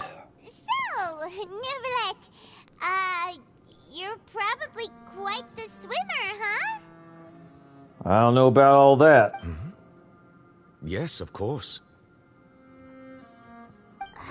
This isn't going anywhere. Let's try something else. How did you find these ruins? Did the knave tell you? Yeah, how'd you find Yes, it? in fact. I had arranged to meet you in Poisson, but when I arrived, I discovered that the Fatui were helping the residents evacuate. They had even transported a large quantity of supplies to the area. Amid my astonishment, I ran into the knave, and we had a chat. She informed me that she had asked you to investigate the ancient ruins here. Yep, she did. We originally planned to meet up with you, but we thought you might still be busy with all those official documents. We didn't think exploring the ruins would take very long, and who would have thought you'd wrap things up so quickly? Yeah. I hope Navia can get back on her feet. All right. I'm sorry to have kept you all waiting like that. I'm feeling much better now. I guess we should get going again. Will you come with us, Monsieur Neuvillette? Yes, if you wouldn't mind my company. Oh, right! Another one joins the party! Let's get going then! I wish that they would let me use Navia and Neuvillette when they're with us right now.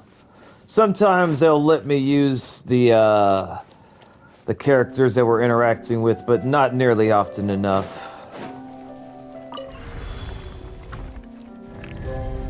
Ooh, we're gonna kill that thing right there. Mister, we are here to whoop your ass. You have anything to say for yourself? Yeah. I don't know about all that, mister. You're gonna die, though. I do know that. He's gonna set you on fire, and we're gonna hit you with the motorcycle. There we go. Yep. He called me something right as he died. I think he said, such a beautiful woman. I'm pretty sure that's what he said. I'm sure of it. Alright. We're gonna keep on going up, I guess. I'm assuming we'll have to kill something else at some point. Oh boy. Oh boy. I didn't fall to my death. Oh god. What the hell? Why the hell can't I...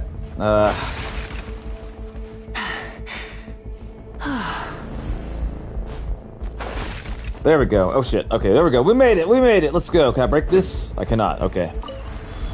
Is there gonna be something else in here? There is. Are you guys waiting for somebody? Or... are you going to throw things at me? Don't be throwing things at me. I didn't do nothing. Oh shit. How dare you throw? You can't come out here. Oh god, you can't come out here. That's fine. I don't mind. Come over here then. I'll whoop your ass. Make it easier. Let's dance. There we go. There we go. And yep. That's what you get. I wasn't even gonna kill all of you, but you came running at me, so I had to do it. It was self-defense. There are rocks falling over here. I don't see no rocks falling, Paimon. You're crazy. You're crazy. No rocks are falling. Alright, alright. Oh boy. Oh shit. I thought that I was gonna finish the Fontaine quest within like 15 or 20 minutes of the start of the stream, but I was wrong, and I was very wrong. Ooh, a chest! We're definitely taking everything there. We need to, we have to, and we will. Oh, wait, hang on, I wonder if there's anything else around here. They wouldn't hide other chests around here, would they? Surely they wouldn't. I don't think that they... Oh shit! No! Fuck! No! I did not mean for that to happen. I don't remember this one. Okay, everyone here has to die. I'll hit you first, and I'll hit you second, and as soon as the big one stands up, then I'm gonna put out the little kitty cat things. There you go. Some of that, and here we go. The blazing suns, here we go.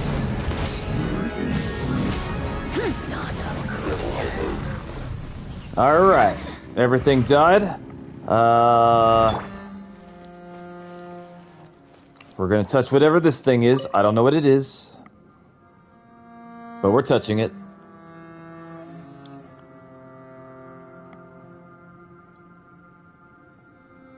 It was an elevator button, I guess. Now we're gonna go to the top, and what will we find at the top? I don't know, probably some type of boss or monster at some point.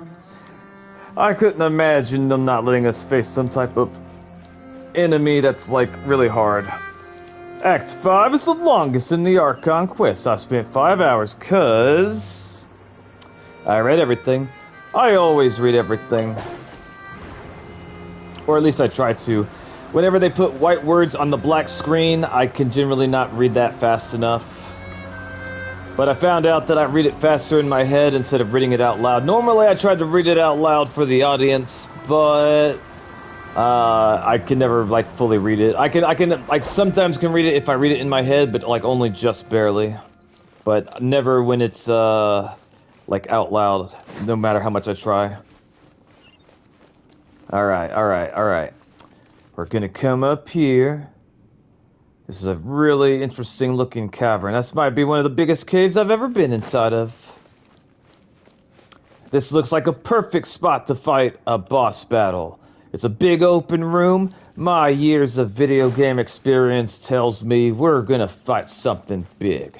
Or we're gonna try to escape from here. One or the other, maybe both, I don't know. I think we should fight a boss though. Nice big open room, it's a perfect spot to have a boss battle. Looks like we've reached the end. Looks like it. This is the place. There should not be any other hidden spaces in the vicinity. Good, I don't want to be down here no more. The path sure had some twists and turns, but it turns out that this place isn't actually that big. I'm surprised that you were able to keep up, Nadia, wearing that dress and walking in them high heels. There seems to be something on the wall.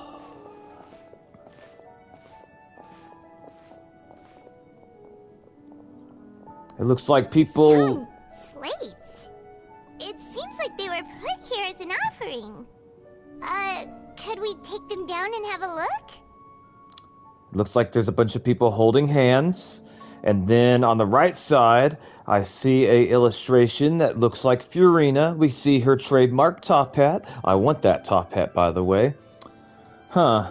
I wonder if I Googled if there was anyone that cosplayed as Furina but did like a male version, would I find any results? I honestly don't know. Perhaps we should just leave them be for now. I do know that sometimes, people that go to cosplay, like anime conventions, they will cosplay characters but make like a female version of it, but I don't know how often they do the opposite and like have male versions. I don't know. There are 4 locations in total, but only 3 stone slates. The slate that should be in the first empty spot is missing. Oh no, it's missing. The surrounding walls also show signs of damage. There's something written below. Let Paimon see. Reason dictates that this nation be destroyed. I shall record the history of its future here in its past. Say what? Okay, so because of reasons, this nation is gonna be destroyed, and they're letting you know right now. It feels like someone left these slates and these words here for a purpose. But does he mean that Fontaine should be destroyed? He does. That would fit the circumstances dictated by the prophecy, yes. Indeed, the slate's contents correspond to it. Take the second slate, for example. Okay. There's a person kneeling here. She seems so dedicated.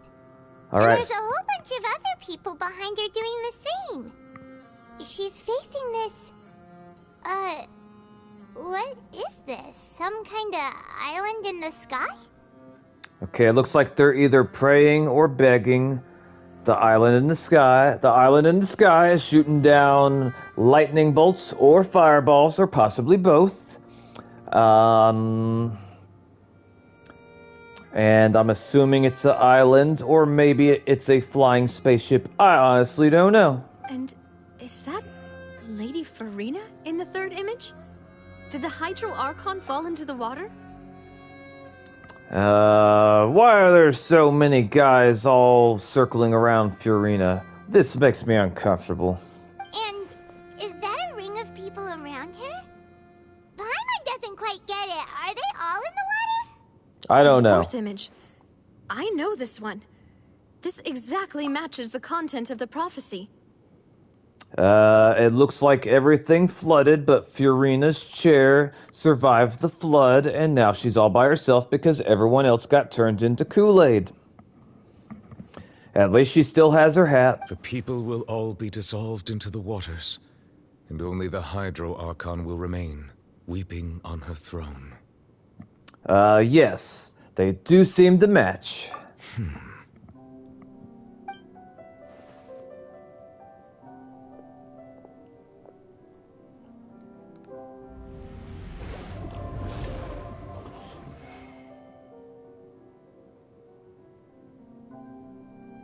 More information should be hidden in these slates, but I fear I cannot easily uncover it, most likely due to us missing the first slate. I am very sorry. It's okay. Don't blame yourself, Monsieur Neuvillette. Deciphering ancient stone slates isn't one of your duties. Ooh, Paimon's getting the chills just looking at these slates. This says that it's the history of the future, right? That means the prophecy's sure to come true. I guess. Maybe. Kinda. I don't know. I really hope it doesn't mean that. Still, Paimon feels like these images are kind of weird when you look at them together. I agree.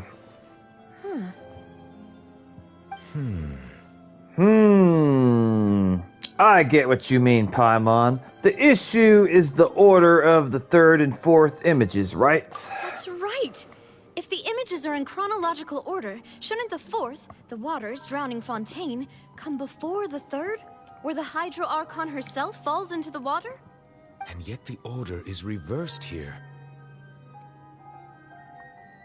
The second image is also quite concerning. What sin are the people in the image confessing to? Maybe... No, actually, I have no idea.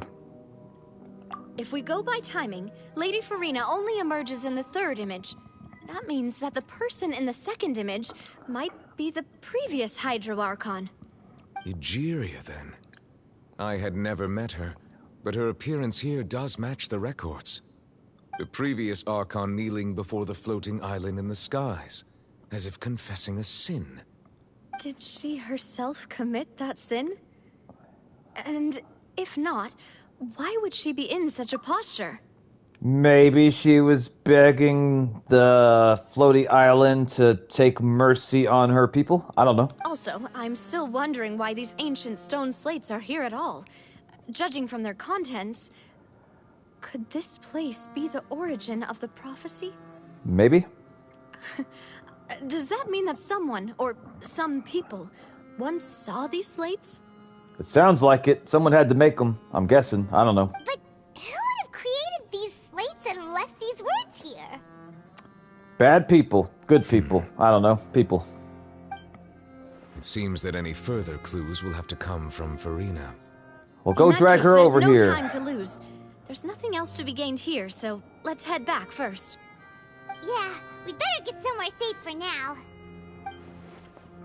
Lumine thinks... ... Wait, no, she actually has a thought. Honestly, who created the slates doesn't matter now. The real question is whether things will truly play out as the prophecy foretold or not. Challenge completed.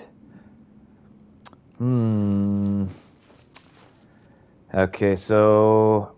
I can't tell if they're walking on the water and like she's under the water, or if they're all under the water. I don't know. And okay, looks like yeah, they're pleading and begging for the flying island thingy, and the flying island thingy don't look like it's really care about them begging or pleading. It's like, you know what? I'm gonna shoot you with the lightning firebolts anyway. And of course over here it's destroyed and they don't have anything to make out. So, and then let's see, over here I see a teardrop, so she's obviously sad and she's alone and there's water everywhere. Well, that's interesting. We're gonna go and take what this. Okay, what do we got here? What's in here? Let's see. A bunch of stuff. I love stuff. Thank you, thank you. All right. Let's split up here. I'm going to check on what's happening with the Spina. You know how it is. There's some things you just need to be there for yourself. Welcome back, Cynthia. Welcome back. You still have energy for that, Navia? Paimon's already beat. Just head back to the Fleuve Cendre and have a rest then. Thanks for keeping me company all this time. You're welcome. I'll depart as well. Thanks for your hard work today. Rest well, everyone. Do you have any more of that cake that you gave us before we went to prison? Traveler, I will go talk to Farina tomorrow morning to ask about the stone slates. Welcome back, Dead. I'm sure that you're concerned about this matter as well. If you have time, drop by my office. I will share the results of our discussion with you. Alright, but make sure you have tea and dessert ready. Are you really gonna talk to her about this directly? Will that be a problem? Paimon's getting a little scared now that it's come to this. Paimon, you're always scared. She has long been harboring secrets, and will not give them up easily. Which makes it all the more my duty to ensure that she understands the present situation. Okay. Alright, we'll leave it in your hands then. You're probably the best person to talk to her anyway. That's probably true. I will be carefully considering my words tonight. You do that. Traveler, Paimon, our safe house at the Fleuve Cendre is always open to you, as ever. So please don't think you're an imposition. I don't know what that word means, so you don't have to worry about that, Navia. All right. I'll be on my way then. Don't trip and fall into the water because, reasons.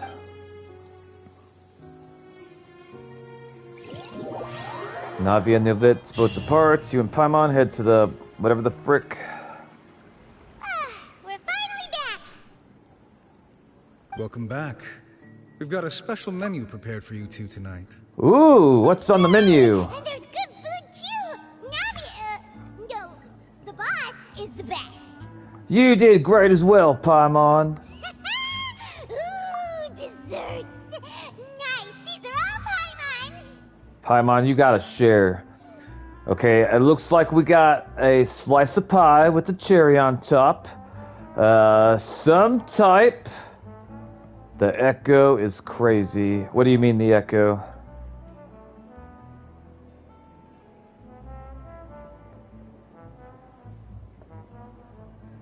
Are you saying there's a problem with the stream, or are you talking about something different? I feel like one of my subscribers would have told me if I was having some audio issues. Let's see. Tacos are delicious. Tacos are delicious. Tacos are delicious. Tacos.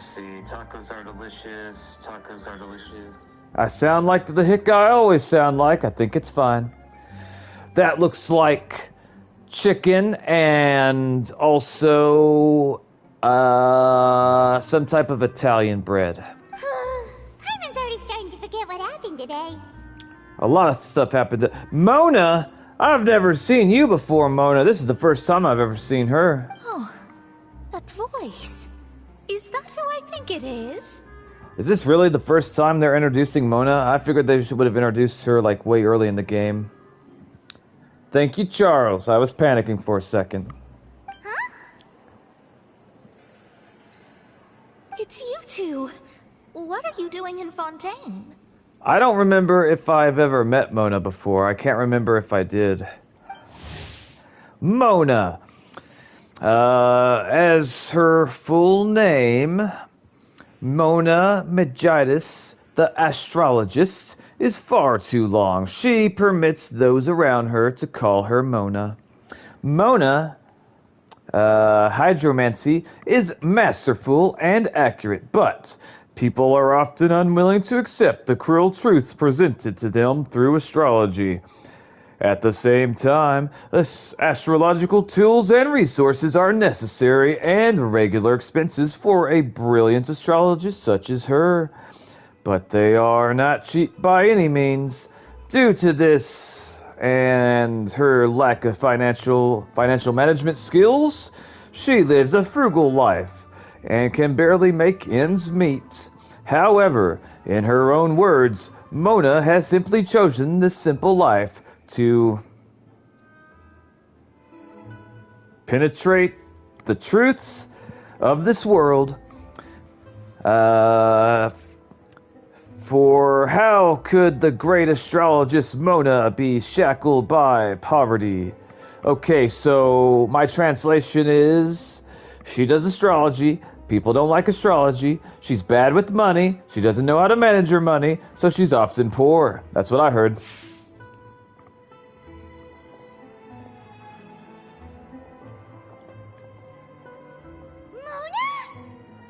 I don't remember if I've ever met her before.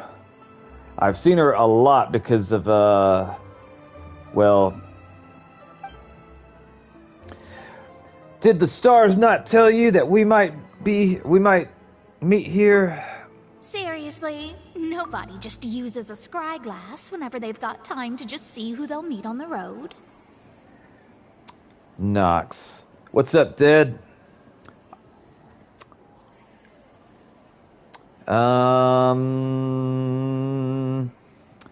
Have I met her previously in the main story? Because I don't remember her. Still, we didn't expect to see you here. Wait, you're not a Fontainian, are you, Mona? Well, I have some business to attend to here, so I booked a hotel in the city. I was just out for a stroll when I bumped into you. Quite unexpectedly, if I might add. I would definitely cosplay as Mona if I was a woman. She's a story quest character, so you haven't met her since you didn't do it. It's what we mean asking you to do them. It's what we mean asking you to do them. Huh. Why did you think I was from Fontaine, though? Is that because Megistus doesn't sound much like a Mondstadt surname? Yeah, let's go with that. Well, I used to have my own surname, which was well, some other thing. Either way, the old hag told me when she took me as her disciple that the first step to being a great astrologist's pupil was to change that name.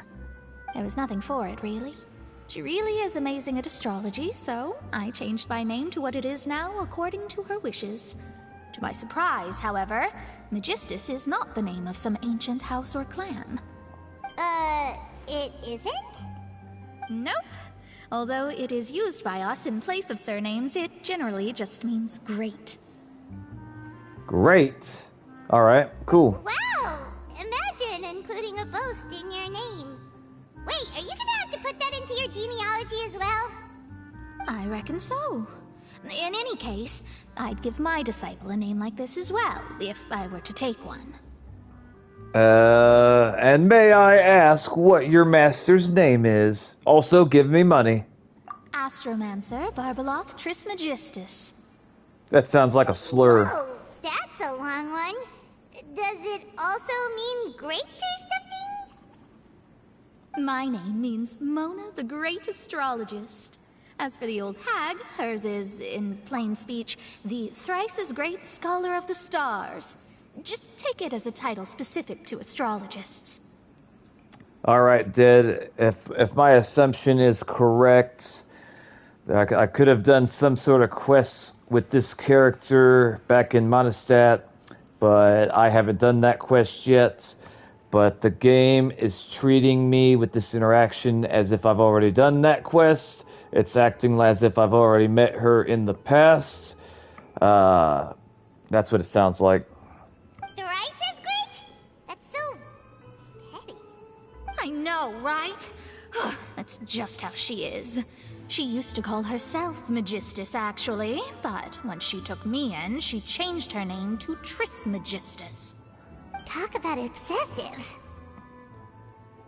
Magistus is thus the calling card of our school, so to speak, which makes it about the same as a surname.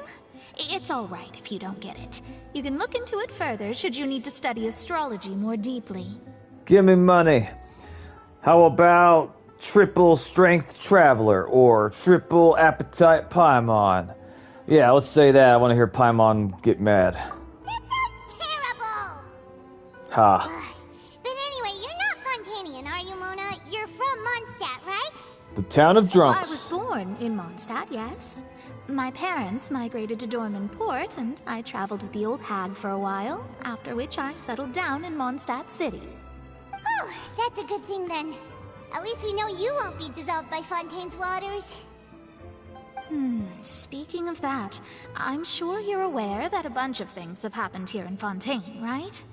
I know you're not a local, but I'd avoid getting too close to any water that looks strange all the same. Don't tell us what to There's do. something ominous about it. Well, the water, I mean. Drink some, see what happens. Did you come to Fontaine because of the prophecy, Mona? That was the main reason, yes. Just a while back, the Steambird invited me to take part in a panel and speak about the circulation of the prophecy as an astrologist. Ah, the Steambird, you say. That's a terrible company. They put out some false news story a couple weeks ago, and this woman had a mental breakdown because she took out a bank loan she couldn't afford and was basically going to lose everything she had, and she was ready to attack one of the robots in town. It was terrible. The invitation was sent quite early on. I don't think anyone expected Fontaine to be in this much trouble. What do you make of that prophecy, Mona? Just tell us what you think as an astrologist. Your word would go a long way to make things more certain and less scary. Paimon, I don't think you understand much about what an astrologist or what astrology is based off of what you just said. What I can tell you is that I'm an astrologist, and that this prophecy concerns the fate of Fontaine, even that of all Tevat. Ascertaining this is akin to reading the fortune of the whole world. When I was younger, I was very interested in astrology, and I thought that there was something to it. I really enjoyed learning about it. And then as I got older, I started to see holes, and more holes, and more holes. I'm afraid that this is not something that just anyone can do. If I could do it, you would no longer call me an astrologist, but a visionary. But on the flip side, the prophecy is so huge and powerful that it must surely come from a powerful visionary. Its contents involve the fate of the world. Disregarding it would be a mistake. Coming from someone that used to be very interested in astrology, I wouldn't like learn about it or look into it hoping that it's going to like aid you in any real sense. But I don't know if it's still a thing, but at least when I was somewhat younger, girls, women, a lot of them are very much into astrology. So if you learned about it and you can hold a conversation about it and actually know what you're talking about, it may help you talk to women. But yeah, other than that, I would just look at it as like a fun hobby. A visionary? Sounds really powerful and all, but does such a person really exist? Of course. The old hag could do it. And I bet there are others amongst those Hexenzirkel colleagues of hers who could do something similar. Some people like really believe in astrology, like they like think it's like completely real. I used to be one of them. I need to ascertain the accuracy of this prophecy. Could you help me get in touch with your master? Huh? Are you sure? Yes, I'm sure. I'm gonna tell her that you've been calling her an old hag. I'm telling her everything you just said. Crazy nowadays, we need to go to astronomy school and get a degree in astronomy just to talk to women. I honestly have no idea what percentage of women are interested in astrology, but I bet it would be over 50%. All right, I'll help you. It isn't often that I see you with such a serious look on your face. I'll tell you once I hear back from her. Thanks, Mona! You're amazing as always! Oh, well, this is something only I can do after all. So yes, your praises are quite welcome. I don't necessarily dislike Mona. She seems okay. Also, I like her hat. That's the greatest of astrologists for you! Of all the people we know, you know the star's the best! Indeed. That's the spirit. Oh, sorry. I came to see what all the commotion was about. If there's anything you need, do not hesitate to inform the Spina di Rosula. Oh, whoops. Guess we were getting a little too carried away there. Well, I'll go tend to my own business now. If I receive any news, I'll be sure to come find you two again. Thank you. And there she goes, quick as rushing water. And here we are with the Spina guy giving us suspicious looks. Well, we're making a ruckus. Try to keep it down next time, Paimon. You're too frickin' loud. I never actually did Mona's quest, though. Hardly know her myself. I've seen her a lot when I look at the character archives. I like her aesthetic because I like her hat. If Paimon hadn't spoken for you, it'd be you getting all the weird looks. The things Paimon does for you. I used to play these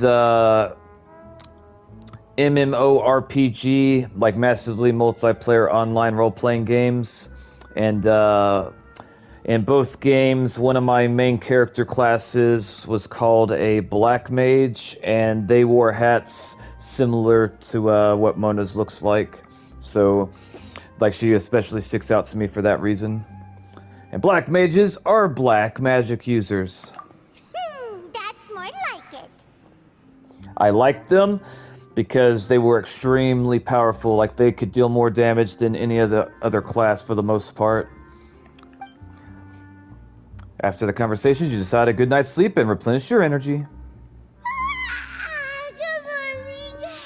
To be honest, Paimon's still feeling kind of sleepy. The downside to playing the Black Mages was, even though they had really high damage output, they had like the worst defense and the worst health pool out of the entire job class in all of the games. So like if a monster looked at them funny, they would fall over and die. But if they could cast their magic before the monster got to them, the monster would die. Role-playing, yeah, let's see, it can be so much fun. It's just near impossible to find the right friends for it.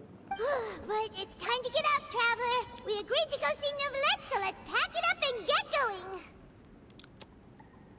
I think Lumine is resisting the urge to smack Paimon right there. I could tell by the twinkle in her eye.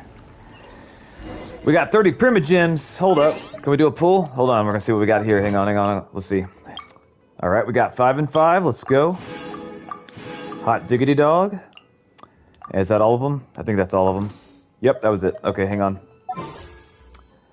Okay, we got 102, which means we need 58 more before we can do another pool. Damn. I don't think I'm going to be able to get Sitlolly in time, but we're still trying. We're still here. We haven't given up yet. No, we haven't. Not even a little bit. Let's go talk to Mr. I think that thing winked at me. I still don't know if that thing has any pants or not. Anyway, let's go talk to Mr. Neuvillette. Can't wait to get Columbina.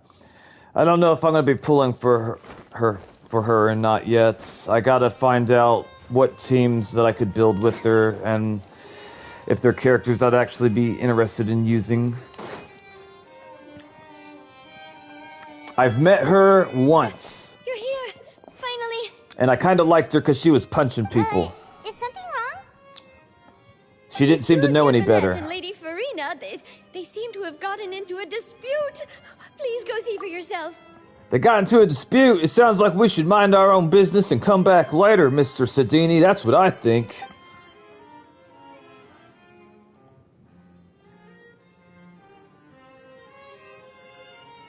Like I said, I've already explained everything. Girl, you are running out of time to redeem yourself in my eyes. I don't think you can do it. And yet the problem has not been properly solved. There is little space for excuses between us. It is not my intention to offend you, but please, tell me where you stand. You are the Hydro Archon Focalor, are you not? Look at this. This is a list of the victims from the recent Poisson incident.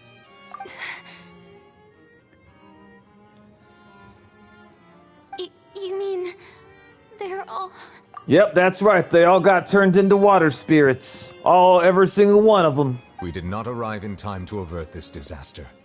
And I will not have it happen again. I will say this once more. You must tell me everything you know. Tell him everything. Yesterday, I found 3 stone slates in some ancient ruins near Poisson. Do you know anything about those? You should know something about those because you were depicted on them stones. It had a girl with your haircut and a top hat, and I think you're the only girl I've seen in this entire city / state / town, or whatever the hell it is, nation, I guess, that has a blue top hat tilted to the side. Seriously? You're questioning me like this is a court case now. I don't know anything about that. Well, it had your face on it. But you found them in some ancient ruins, you say? That's what he said. That's correct, which is why I came to ask you some questions. There should have been 4 slates, but one of them was missing. The other 3 featured different images that seemed to correlate to the prophecy. That's right. The prophecy? Yes, the prophecy. That's what he said, yes. The second of these slates depicts the previous Hydro Archon Egeria kneeling before a floating island in the sky, as if confessing something. Do you know nothing of this either? You left out the part where it looked like it was shooting down lightning bolts or fireballs at the people that were confessing. Or at least that's what it looked like to me. It looked like the island was attacking the people. I don't. I've never seen such slates. I'll ask you again. Do you really have no information regarding the previous Archon? My deciphering of the slates indicates that the Hydro Archon Egeria once had to confess to, or apologize for, a certain sin. If anyone would know about it, it should be you. Well, the question now becomes, how do they define sin, and what was the sin? All gods don't have the same secrets, you know. She was herself and I'm me. Is it really so strange that I know nothing? Yes. I understand your concerns, but I'm sorry. I just don't have anything to tell you. I don't know what hectochromia is, so I would need you to enlighten me. And depending on the definition, I might be able to give an answer. I just don't have anything to tell you. I don't think I trust you, Furina. You're obviously scared of something, and you're obviously hiding something. Forgive me for saying this now, Lady Furina, but I have long known of your various secret investigations into certain matters. Ooh. There are several indications that you have been investigating the prophecy on the sly.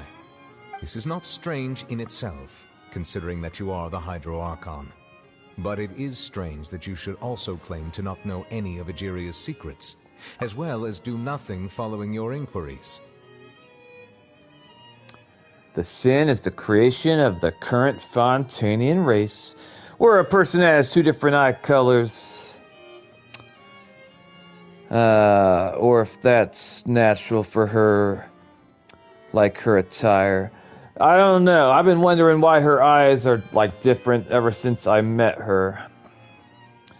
I don't know if there's, like, I don't know if that's just, like a creative aesthetic choice that the character designer chose, or if it's going to come into play at some point in the story. I don't know.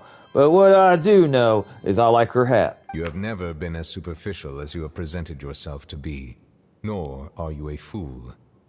And yet, your behavior is very inconsistent. Without the authorization of Celestia?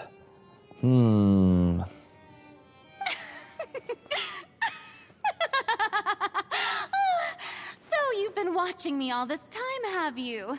I didn't think you were that type. You... What are you implying, Furina? I would lose my shit if Nulvit just walked up to her and smacked the shit out of her for what she just implied. You reading Discord? No, I'm streaming. I watched one episode of Cyberpunk Edgerunners. Well, what were your thoughts? Well, since you know about my secret investigations, then you should know I'm actually working to take care of it. There's no point questioning or suspecting me. You're the Eudix, but you're still my subordinate. You should be following my lead. Just trust in me, your Archon, and do as I say. Never mind whether you can truly convince yourself to or not. It'll all turn out fine. I don't know if you're seeing other chats or not, Did. Yeah, I really like Cyberpunk Edgerunners, way more than I thought I was going to. Now I can see refresh. Just trust in me, your Archon, and do as I say. Never mind whether you can truly convince yourself to or not. It'll all turn out fine. I really, really hope that Season 2 is as good as Season 1. That's all I have to say. We do not discuss this matter again. Oh, the opera's about to start. Toodles! Oh, I could be mistaken, Red Runner, but I think that the main character in Edgerunners, I think he is like of Hispanic or Latino descent. I believe he is.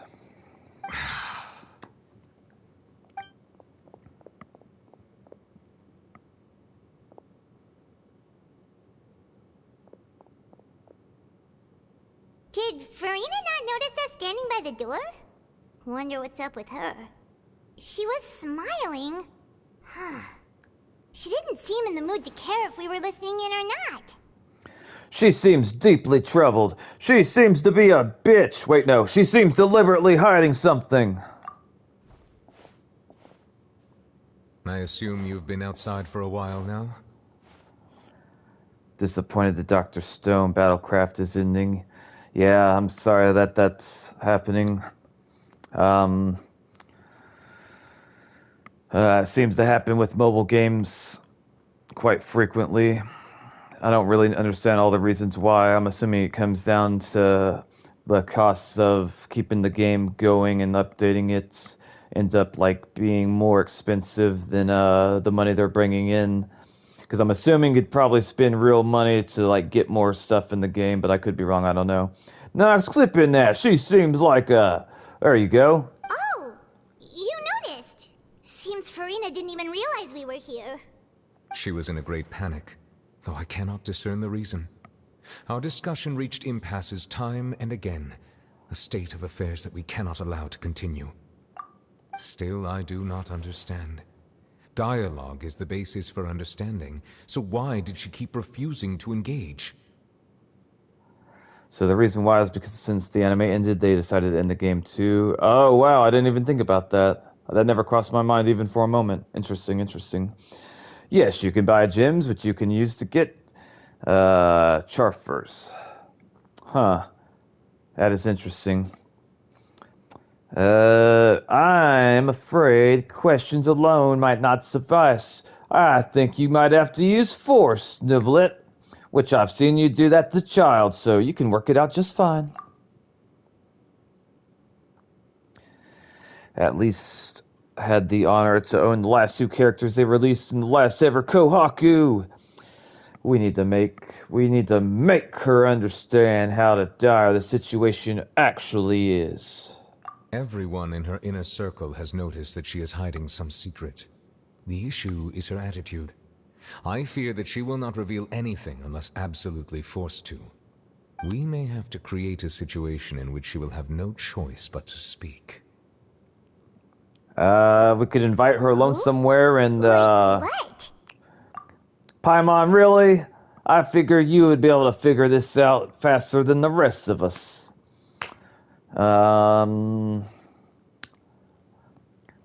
Honestly, I don't know if, okay, so the Knave Lady told us the story where she was trying to assassinate Furina and basically scared Furina to the point where she wouldn't even eat food.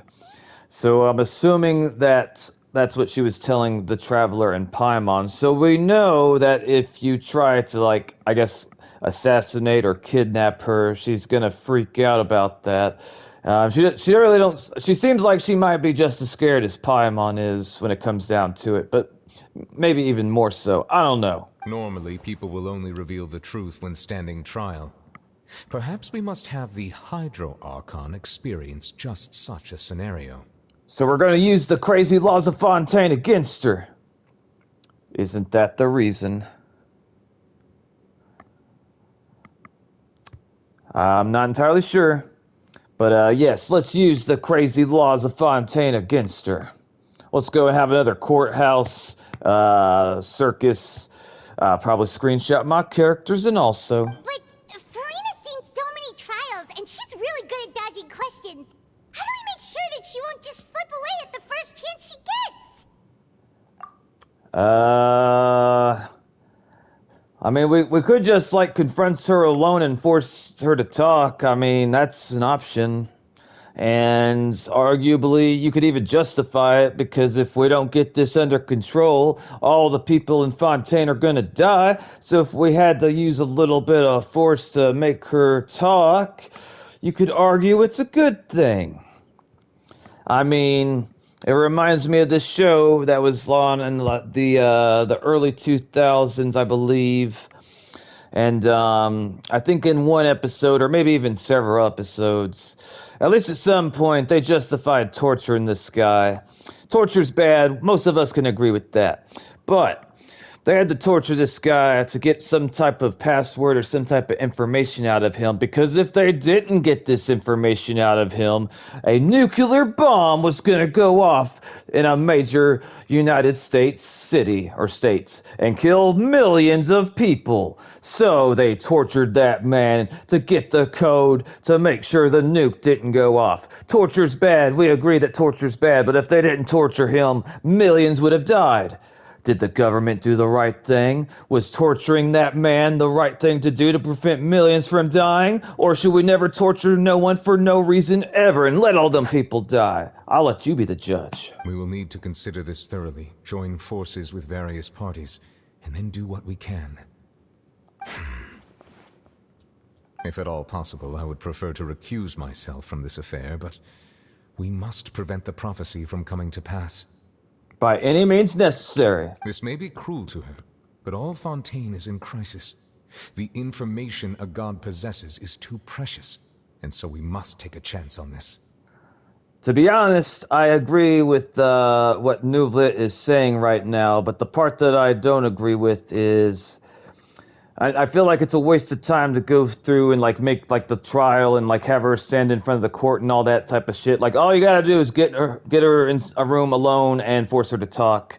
I mean, I don't even think that you would really even have to physically hurt her. I think you could just mentally scare her and she would say whatever she knows. And you could have to argue, would it be wrong to force Furina to talk with knowing that if we don't force her to talk, everyone in Fontaine is going to die? I know how I feel, but I don't know how you guys feel. September 1st will be the day it shuts down. Aw, that's sad. In that case, we will help. I guess just going all-out torture is too much for Genshin, so we're going to go a roundabout way to get the same result. That's fine.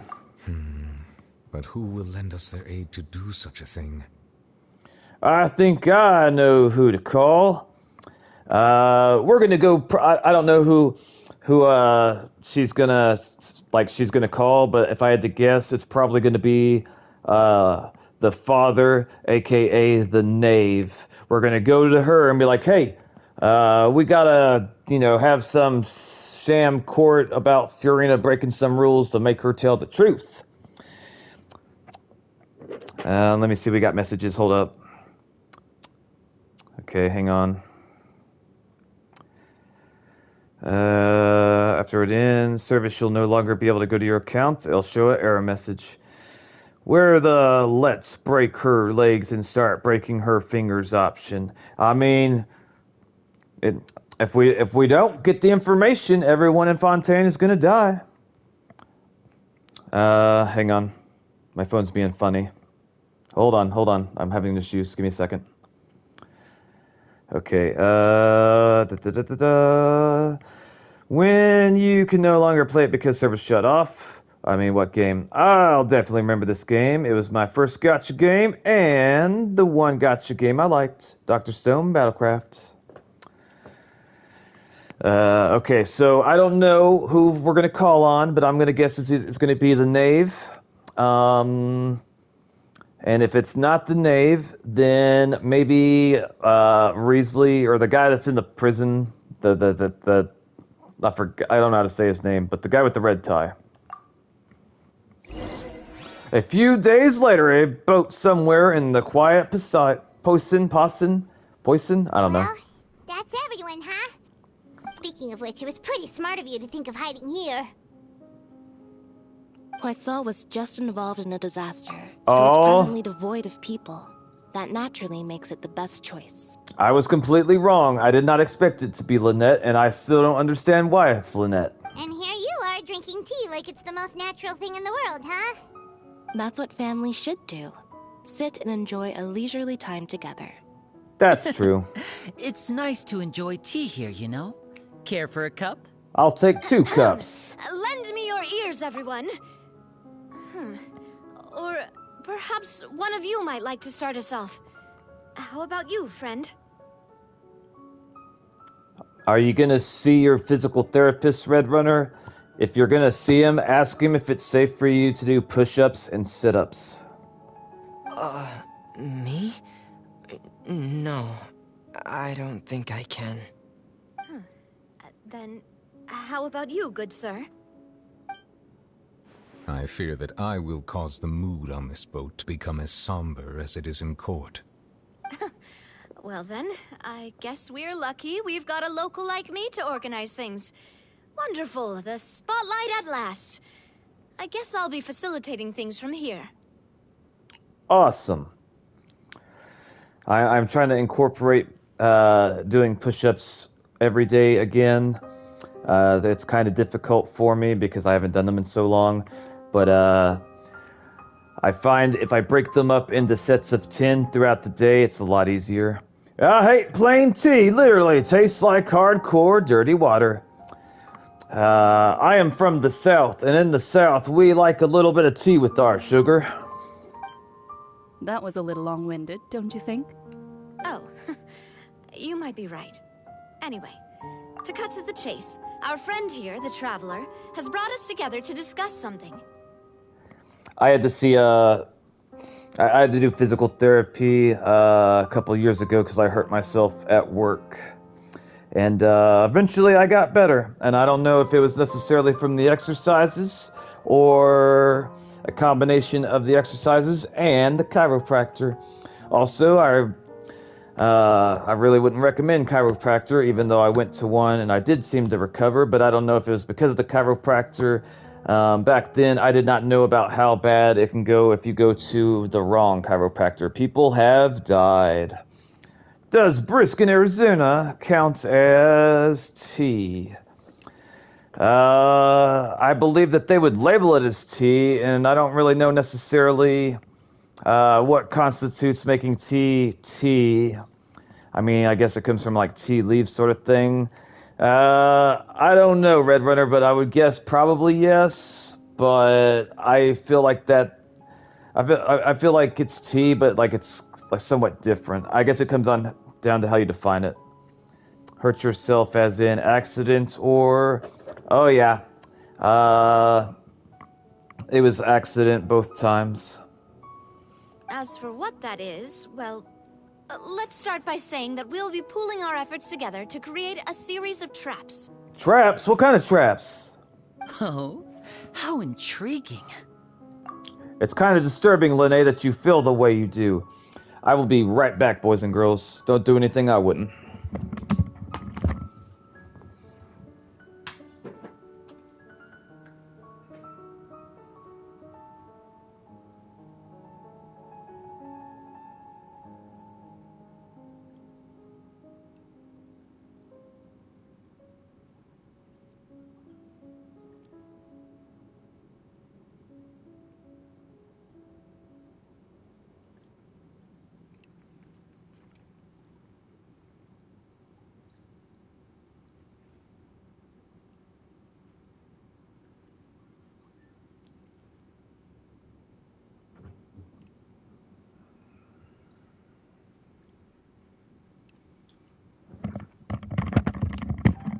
Alright, I have returned. I appreciate everyone's patience. I will look at comments before we continue.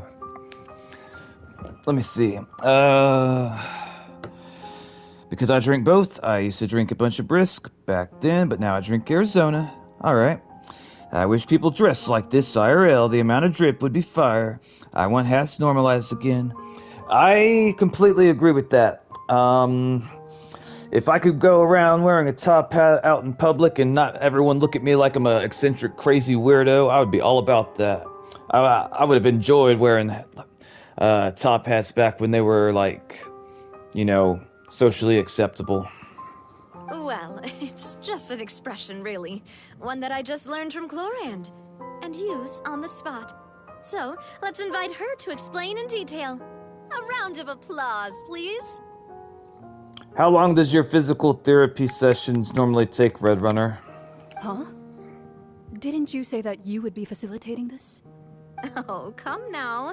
Your work doesn't involve much public speaking, right? This is a good chance to practice. You might even pick up some fancy oratory tricks to impress your boss with in the future. I see. And what does my boss say? He is glad that you consider him your boss. Do go on. An anime episode, okay. Is it difficult for you to complete the exercises? Do any of you have experience hunting? I Not do. that I recall. I have lots of experience hunting, Miss, I forget your name, to be honest. I kill birds and raccoons and ferrets and basically anything that moves, I've probably killed it. Fremine and I once used a wooden stick in a basket to catch wild rabbits when we were younger. as for Lynette, oh, right. You were sick that day, weren't you? Wait a minute, hold on. Firminate and I once used a wooden stick and a basket to catch a wild rabbit when we were younger. What did you do with the rabbits? I mean, if you were eating it because you were hungry, then I have nothing to say to you. But hopefully they weren't there. Nah, Lenny wouldn't be being abusive to animals. I don't think so, at least. I go bug hunting in the house with Ray. Does that count? I would say no. I've also gone diving to catch some fish before. Does that count? No. I'm afraid not. You may or may not have heard, but Fontaine once played host to a group known as the Marechaussee Hunters. Ooh. Though that was their name, they did not hunt animals, but rather various monsters left behind by the ancient dynasty of King Remus. Various monsters? What makes a monster different from an animal? Today, Fontaine's monster population has already thinned greatly, so the hunters have blended back into society, taking up arms in other lines of work. They even left a unique methodology of hunting in their wake. A trap comprises of the following components: bait, a trigger, and a containment device. Sometimes a lethal implement will also be necessary to deal with the prey. So, if we were to build a trap together, right now, what would you choose to build it with? I'm not entirely sure what we're talking about in the game right now, but if we're talking about a trap for Fiorina, I say we use cheesecake as bait. Like, we could put some cheesecake on a table in one of the rooms that she's in, and then, like, I don't know, tie a basket to the ceiling, and the moment she picks up the plate, it makes the basket come down, and then we got her. It'll work out, probably, I don't know. For me, I would prefer something basket-shaped. Pigeons and rabbits will see the bait and naturally enter the snare. Our line of work requires a deft hand, and we're some of the best in the industry, so you can count on our techniques. You used some of those techniques while moving the people of Poisson, didn't you? My subordinates mentioned that you even performed some magic for the bawling children. Yes, and I even managed to gather some intelligence in the meantime. I'm quite the multitasker if I do say so myself. I'm afraid I can't claim that as my strong suit. I prefer more stable methods, like placing bait in the water and waiting for the fish to come within reach. That's the kind of method I would count on. I don't know for sure, but I'm pretty sure if Mr. Freminate went to a psychologist, he'd be diagnosed with, like, clinical depression or something. Either that or maybe narcolepsy. I don't know. I feel bad for him, and I would not trust him driving. Calm and steady. Exactly the kind of person who would catch loads of fish. And I can be their assistant. With discretion, I'm sure. I'd probably use some sort of mechanical animal. Papa once bought me some small clockwork squirrels, mice, and such. When placed in the forest, they can attract others of their kind. I remember that you liked those too, didn't you? I did. And that would be a good way to go about it. If they're realistic enough, animals of the same kind will follow them all the way to the trap. What about you, Monsieur Neuvillette? I fear I do not have any related experience. That makes sense. You usually solve problems directly, without the use of any such tricks. Let me see. Dead says, like what Jurassic World taught, monster is a relative term to a mouse. A cat is a monster. We're just used to being the cats. Keep in mind when seeing monsters. But I do have one more question for you, monsieur. If we were to create a trap now, how would you design it? I would like for it to be effective, but bring no harm to the prey. A more gentle trap would be ideal. Kind, as always. However, our intention doesn't necessarily change the containment device and the type of implement we need. If we wanted to kill the prey in one strike, we would need a powerful implement. However, That also goes for prey that must be captured and safely contained. Wait, why's that? Only a hunter who's a true expert at subduing their prey can snare it without harming it. The line that divides life and death is often exceedingly thin. So are we going hunting together? Huh. We hadn't thought of seeing ourselves as hunters. It kinda works, but maybe it's still not the best metaphor. If our means of capturing and dealing with our prey is to put them on trial, then the hunting metaphor is actually quite accurate. But we shall require much more courage than any hunter to judge a god, a being whose seat is an exalted throne. This all seems like it seems ridiculous to go to all this trouble. Like, I don't understand why they can't just corner Fiorina in a room and scare her to make her talk. I feel like this is overkill. I guess the only thing I could... Okay, so if Traveler and Paimon did not know that the knave lady tried to assassinate Fiorina, then, like, I guess we don't know that she's, you know, easily scared. But it seemed like that's what the story that the knave was telling the Traveler, so she should know.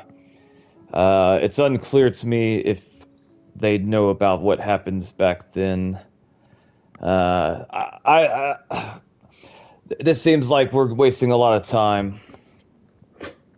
Honest AF, Chlorine looks so good, not even a hot take for me. Oh, so that's what's going on. Sounds very interesting.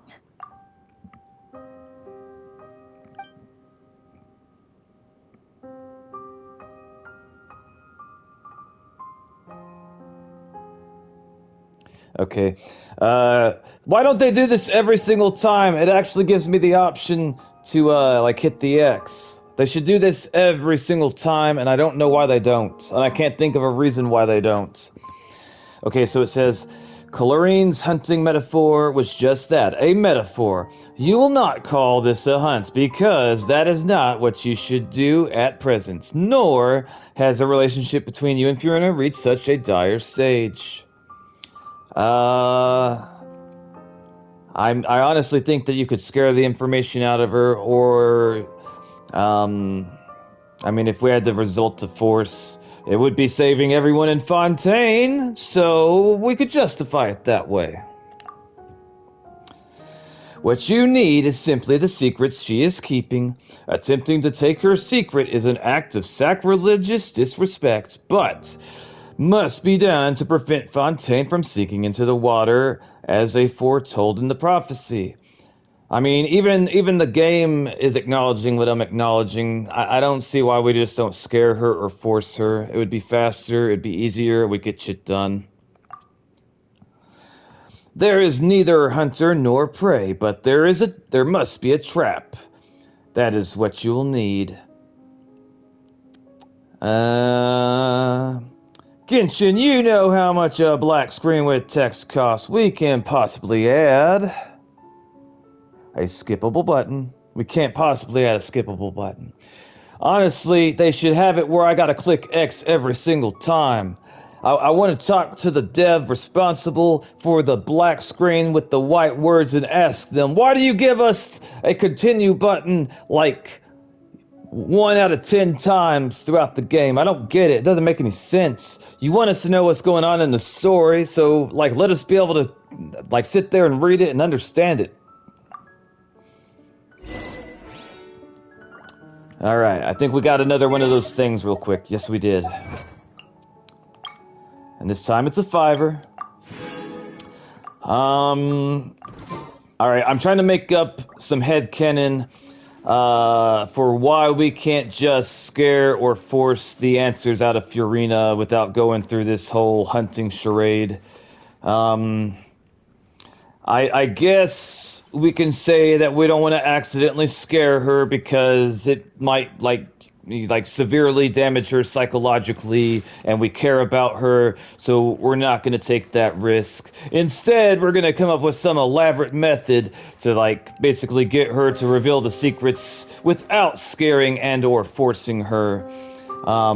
Which I guess if you put it that way, I could accept it, because like we don't want to cause her to have a mental breakdown or hurt her. So I guess that's, I mean, we can get the answer both ways. My way's faster, but honestly, my way might actually like leave some psychological damage, and even after everything's explained after the fact, that's not necessarily going to make it go away. Like once you have PTSD, like you're not going to hear any type of explanation or justification that's going to make that just magically go away. So I guess that's what we're going to have to go with, because otherwise I can't really justify it to myself. Let me see. Basically, we can't rough up Furina. It's not PG-13, sadly. But we don't even have to rough her up, Dead. We don't have to rough her up. We could just scare her. We could make her fear for her life. Like, nothing actually would be, like, bad happening to her, but in her head it would be. It would be real for her, but, like, it wouldn't be causing any, like, physical damage.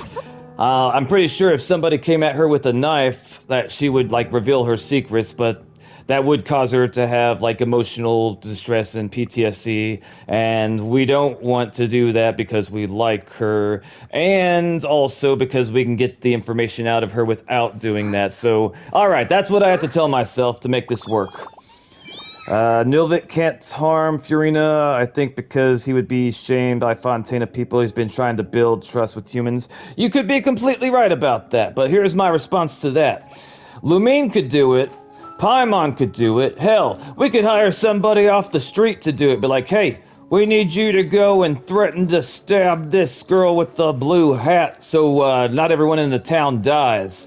And if we pay them enough mora, I know they'll do it. I've met plenty of people throughout Tevat that would be willing to do exactly that if we were going to give them mora. You would be dooming Fontaine if you did that. Well, I would like to ask Cal, but I'm not going to, because I'm assuming that it's going to reveal itself in due time. I don't want to give Furina PTSD if we could avoid it, and it seems like we can avoid it, so we're not going to do that. But honestly, I think scaring her would be easy, and you could get the answers out really fast like that. But obviously, you know something that I don't know, and I can't say I do think scaring her would work, but I can't say that it's not going to leave like lasting psychological damage. Like she might have PTSD for the rest of her life doing that, and we don't want to do that to her. So that will be what I tell myself. Well, people think she's a god who can wipe them off with the wrist movement. So basically, fear of starting a fight that could destroy Fontaine. Honestly, I could think of ways to like get the scaring part done. I can't think of a way to do it without causing her mental distress, but as far as, like, getting someone to do it, like, I'm sure Lumine could do it, but even if Lumine couldn't for some reason, I could think of a few ways to, like, get somebody outside of Fontaine to be willing to do it, even if they know or think or believe that she is the Hydro Archon. I could think of ways where I could get a stranger to be willing to do that, even if they knew who she was. I'm not going to elaborate on that, but trust me, I can think of ways.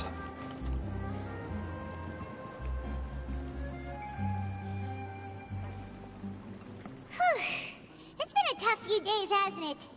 So much has been happening. Those meetings sure did make me hungry. Paimon didn't think the meetings would go on for so long, but everyone seemed pretty fired up, huh? Yep. Paimon thought they'd be at least a little frightened.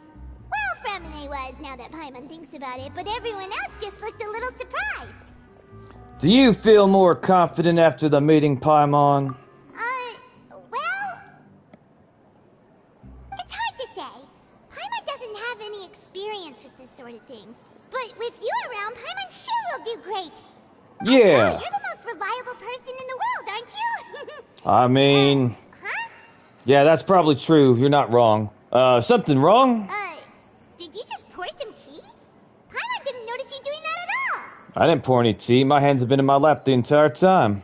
Then That's tea. Bring it over to me. I want some. Don't be frightened. I'm just joining you two for tea. I merely refrained from saying anything till now. It's a ghost, dear God! But there's no one here! Grab a knife, Paimon, quick! What a strange conclusion.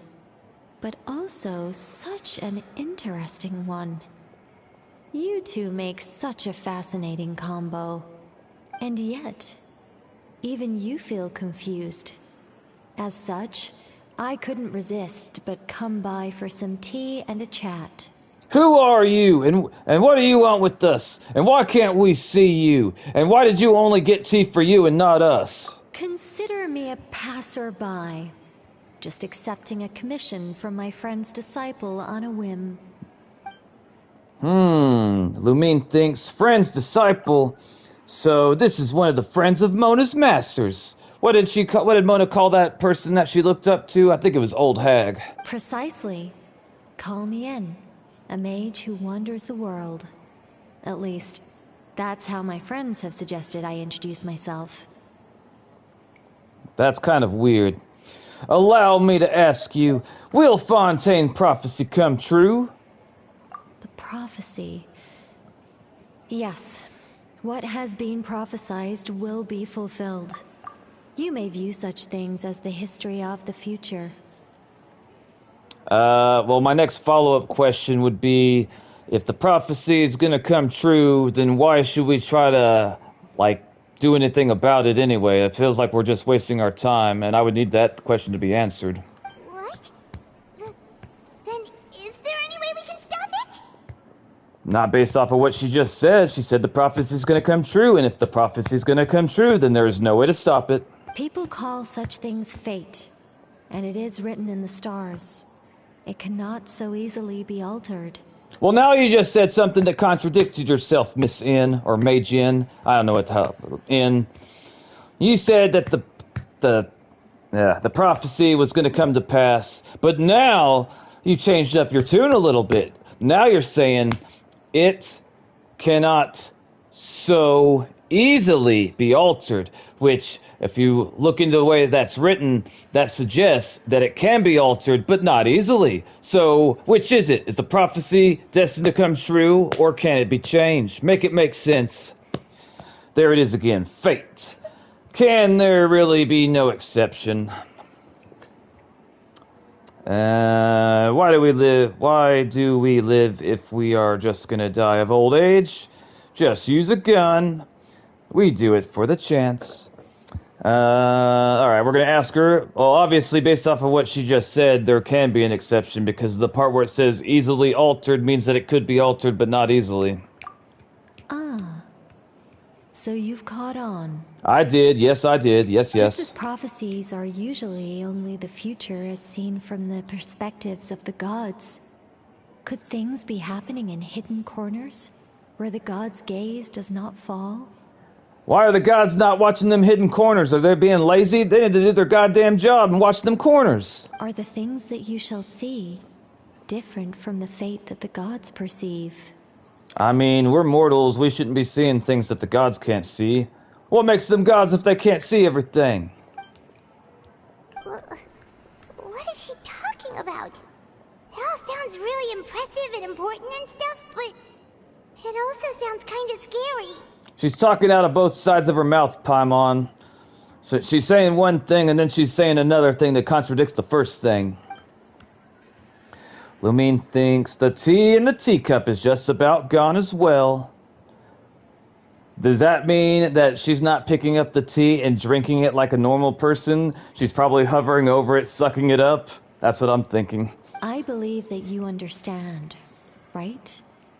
Some things are insignificant, but others, you must reach out to change. But I thought you said that we couldn't change the prophecy. Ultimately, fate shall serve as your only guide, no matter what will happen in Teyvat's future. All you need to do is to play your part. What if we leave right now and never look back? What if we go to NATLAN right now and we never come back over here? Then what? Also, I'm not paying for that tea. You better have money. This was good tea, by the way. Thank you for your hospitality. Well, that'll be all for today. You best pay for your tea. The voice. It's... Mage Inn is the clue you're leaving for us. Is this the clue you're leaving for us? What clue? I guess... I'm confused. What?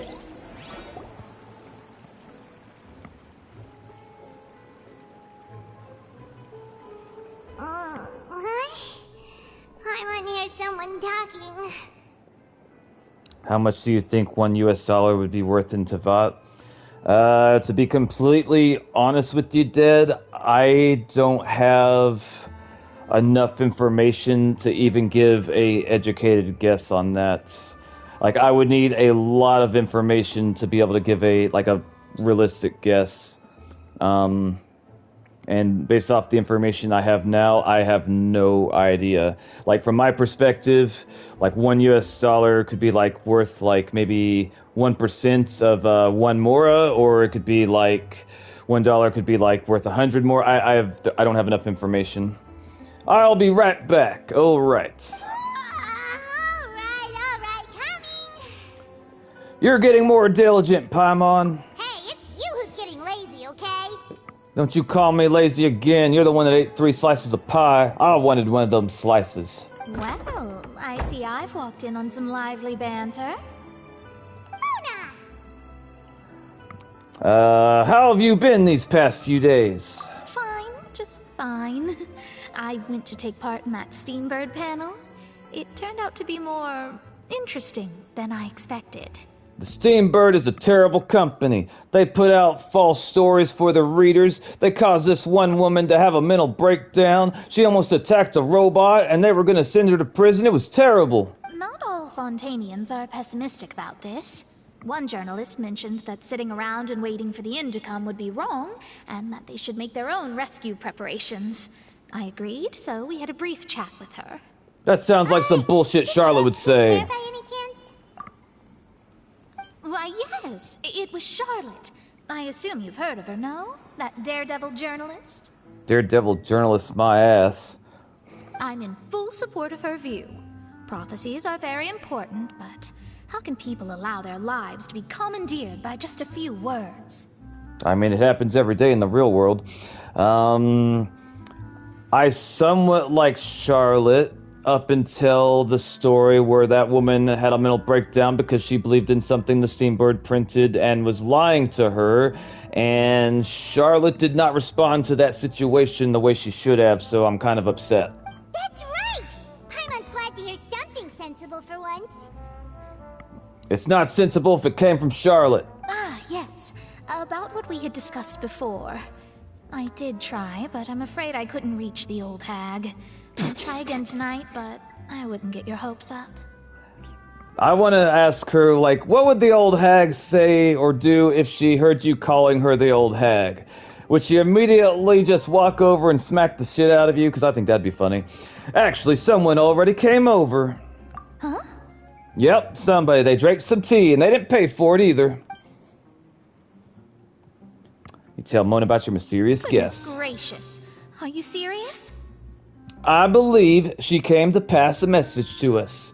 Something about how the prophecy is fate, it can't be easily changed, and we gotta play our part, something like that. So 1,000 more buys a dinner plate from a cafe. 1,000 more buys a dinner plate from a cafe. What's there quickly to like 50?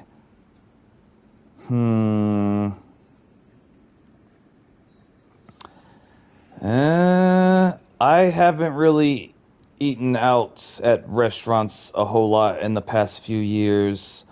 The last restaurant I went to, I got myself a chicken sandwich with sweet potato fries, and it cost about $15. So if you say that 1,000 more would buy you like a dinner plate, I don't know, man. This is too much math for me. She said that even the god's gaze has blind spots. Pretty bold if you ask Paimon. Most people would believe the gods to be all-knowing, right? I mean, that's what I would think, but I'm not entirely sure. For a long time now, I've been thinking that what they call gods in this game may not be gods as in the way that I think of gods when I hear gods. Like, they're just using that label, but when they say God, they mean something different than when I say God. The Hexen Circle members are certainly anything but ordinary. As for the mage named N, the old hag has mentioned her a few times. She said that N's sense of direction is incredible, and that she loves guiding those who are lost. Okay. But I've never met her, and if she were still alive, she'd be... Well, suffice it to say that the hag's at least a few hundred now, and N's been around for longer than that. Oh, wow. Okay, so she's super old. Got it. Whoa. The Hexen Circle sounds like a scary group. But they must really stay in shape to live so long. Yeah. Their abilities alone are pretty terrifying. If she came to see you personally, then the problem you're facing must truly be of great importance. I don't think it's anything to worry about, Mona. She said that fate can't be changed, and she might have said later on that it couldn't be easily changed, and then maybe she said something about we got to do our part. I think we can leave this place and everything will work out. I don't know. Well, it's not like Paimon could understand anything she said. It's alright, Paimon. I understood a lot of what she said, and it still didn't make sense. Yes, she was quite cryptic, but I suspect she means that there is still a way to turn things around. She didn't say when or what that would be, though, so... She just said it wouldn't be easy. Perhaps it is something that you cannot know right now. I mean, she could have told us. What would happen if she told us everything we needed to know? Would our heads explode because we had godly knowledge and our little minds couldn't handle it? I don't know. True, her words were meant as a helpful hint, but when will we realize their value and meaning? What was the best answer that my question could have gotten? Traveler, Paimon, are you two alright? No, we're not. Oh, we're fine. We're just a little down right now. It kind of feels like the end is coming, you know? It's alright, Paimon. We're not Fontainian. We won't turn into sludge. I see. I feel that same sense of desperation, too. Aren't you from the town of Drunks, Mondstadt? I don't think you'll turn into sludge either. I guess you could consider me someone who has often witnessed fate. So far as I have seen, it cannot be swayed. I wish you would define the terms that you use. But even so, I still hope for, and believe in, miracles. Astrology is eternal and rational, but fate may not be. It is cruel, but it can also be beautiful. Perhaps that's what N was trying to tell you. Not to lose heart, and to believe that what you are seeing playing out before you is not yet set in stone. Yeah, she kind of alluded something to that effect. I did originally think of steering clear of all this, but I couldn't. Even if this is all futile, I still wish to help everyone. If we don't struggle to the last, then how can we face the end when it comes? I agree with that. Huh.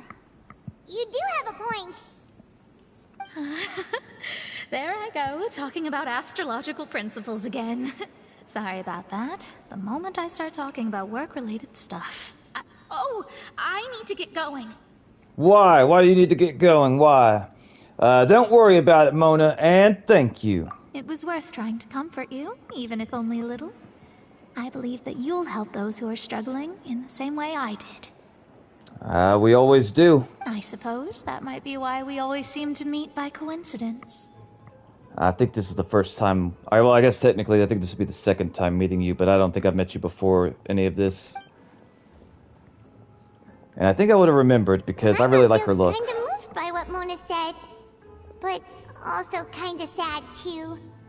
Hey, Traveler, Paimon suddenly feels like going outside for a walk. Let's go.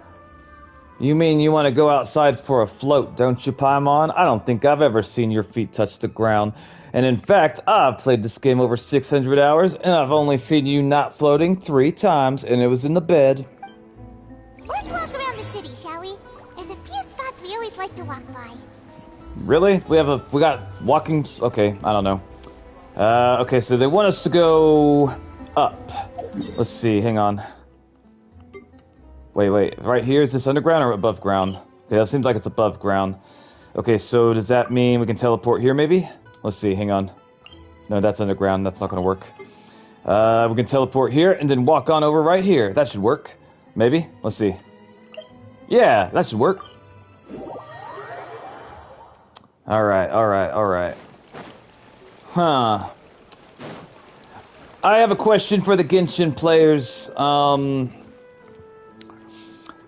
Like, whenever you guys get to, like, new, areas, like, new nations, like, for example, the nation that they're adding in August, Shinesnaya, will the game introduce characters, that you'll, like, basically talk to and encounter, before they let you know that the character that they introduce you to is going to be a banner character? Or do you know the banner characters, like, before you actually meet them in the story? Welcome, Lunar. Welcome. How are you doing? Alright, so one single US dollar is worth 100 to 150 Mora. $1 can buy an apple from a store in Genshin, lore economy-wise. And a single Mora can't buy anything. Ah, okay, I see. You should meet them before their banner comes out. So, if I meet them before the banner comes out, like, I could be basically, like, talking to some NPC in, like, the main story, and, like, I could, like them, think they're pretty interesting or cool, and I'll have no idea at the time that they're eventually going to become a banner character. Is that what I'm hearing? I hope that's what I'm hearing. Although, even if that is the case, I'm pretty sure, like, you can probably almost identify a character that's going to become a banner character because they generally look very, very distinct compared to the regular NPCs. But I could be wrong about that. Huh? Our names are written in this newspaper. What's going on? How can you check to see if they have a vision? You think Genshin cares about that? Chuckles. Maybe we're famous. Let Paimon see. The underwater stronghold, the Fortress of Meripede, has continued in its noble autonomy. But that does not mean that others cannot interact with it. Welcome to the channel, Big TV. I don't recognize you, but welcome all the same. We are doing the Fontaine story right now. We're towards the end of it, I believe. We're basically trying to set up some type of situation where we're going to make Furina confess all the stuff that she's hiding. I was saying that we should just get her alone and threaten her to talk. And I haven't considered possibly torture. But we decided against that because we don't need to do that. But I could justify it if it came down to it. Because if we don't do it, if we don't get the information out of her, then everyone in Fontaine's going to drown or turn into sludge or what have you. But we're going to try to get her in the courtroom to spill her guts, because we don't want to give her PTSD or hurt her. My recent attempts to enter the fortress bore little fruit. Huh. Guess Charlotte still hasn't given up on that. I mean, I know it sounds bad, but you got to think of it this way. I don't know how many people live in Fontaine, but we'll say like 5,000. So, I mean, like, if it came down to hurting Furina just a little bit to save 5,000 people's lives, I mean, some people might say, yeah, let's not hurt Furina and let those 5,000 people die, but I will not be one of them. Other NPC, like Dangschleif, don't have a vision, but are still expected to be playable in the future. But if you see a character with a vision, then they will be playable. Feels like you are getting info from a criminal forcefully. Yeah, you could look at it like that. We'll call it enhanced interrogation. Thus, become the focus of this report. A blind adventurer with their white fairy legends trailing in their wake. It is said that this mysterious traveler once visited the underwater fortress. I don't remember giving Charlotte permission to say anything about what we were doing. So while the fortress's interior remains a mystery behind closed doors, do not fear, for the tales of the traveler contain surprises in spades. I don't remember telling her anything about what we saw when we were in prison. Journalist Charlotte's biggest scoop yet. The Traveler's Trail, World Walker. World Walker? Huh. Charlotte took so many awesome photos of us and we never even noticed her. It'd be funny if they were embarrassing photos, like when we're eating cake, stuffing it into our mouth. Oh yeah, your opinions on the Wanderer, the name you have gave him. I haven't met the Wanderer. Or named him. She hasn't been able to get a hold of anything at the fortress, so since we're easier to find, she's using us as the subject matter instead? That sure seems to be the case. I don't remember giving her permission to tell this story. I don't know if Fontaine has freedom of speech in this way. The villain in Sumeru. I haven't been able to name anyone named the Traveler. Or the Wanderer, I guess. Seriously? Well, fine. Those headlines and photos do look cool, so Paimon will forgive her this time. I don't know. I still think we need to burn the steambird to the ground before it causes any more trouble. We all remember what that lady almost did when she found out that she had taken out that loan on false pretenses. She was ready to attack one of the robots. I felt so bad for her. And I also lost a lot of respect for Charlotte because I don't think Charlotte was directly responsible for that, or at least I don't know if she was, but her company was. And I know that she tried to make amends at the end, but honestly, I don't think they should be allowed to tell stories that aren't true, because it can cause situations like that woman. She was about to throw her life away over that.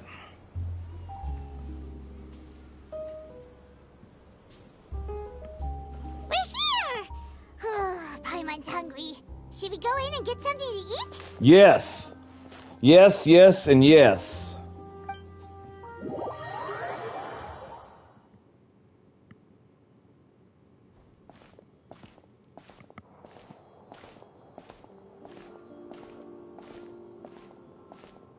Hey, quick!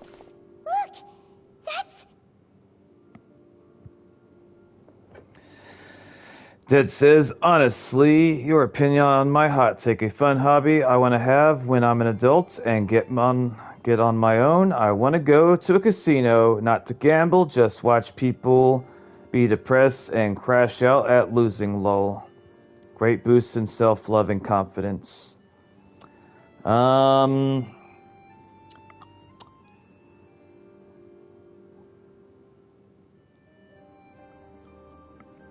I've only been to a casino once. I would say I'd advise you stay away from gambling.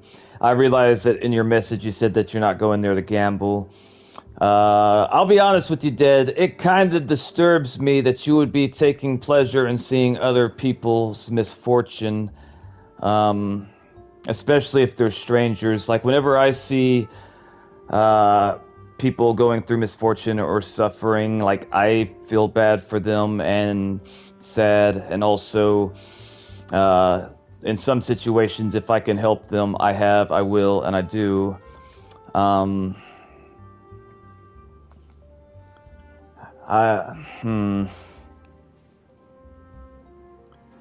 Like if they were bad people experiencing suffering, then I could kind of get it. But these are just gonna be strangers to you.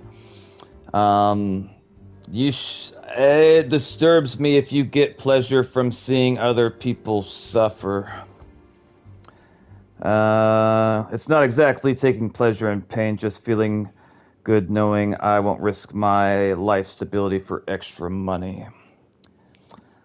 My advice to you would be stay away from casinos and stay away from gambling. I'm trying to think of, like, I'm trying to think of a scenario where you could do basically what you said, but it wouldn't be like it wouldn't make me feel uncomfortable. If you want to see people get what's coming to them, I would recommend like going into like something to do with like courts or like the legal system or like law enforcement, because then you can see people that did horrible things and you can see them getting justice. And I mean, I wouldn't think I wouldn't have a problem with that. Like if you saw, like if you're a lawyer and like you end up prosecuting a criminal that killed a bunch of people and you get them sent to prison for life, I mean, yeah, that's gonna suck for them, but they kind of brought it on themselves. So I mean, like something like that. I don't know. I don't like seeing people like hurting or suffering. Like I don't know any stories off the top of my head, but I would be more surprised if there's people that have lost like everything that they had to gambling and in their own life after the fact. I don't know of any stories like that, but I bet they're out there. It's a bit dark, in my opinion. Can you just randomly join a court session, though? Only those related allowed. I think it depends on like what what type of court, like what's going on, whether it's criminal or civil. I do know that there are some court cases where like they're open to the general public, but I don't know the specific details.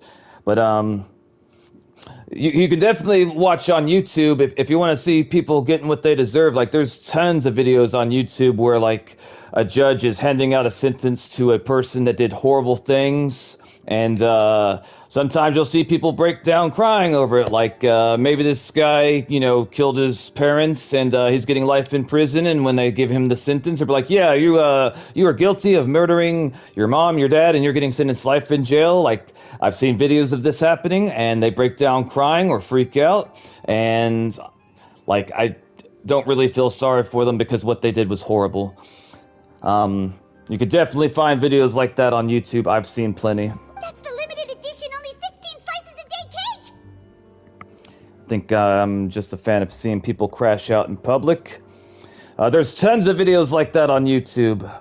And you can even find one where like you don't have to feel bad, because as long as they bring it upon themselves, then like I can't really feel sympathy for them. It hasn't already sold out for the day. It was so delicious the last time we tried it. Despite the tense situation we were in, let's give it another go. I'm sure it'll be great. We can't let anyone get ahead of us. One slice of cake, please. No! Someone showed up after all. That was our cake. Wait, you're the one from the Palais Mermonia.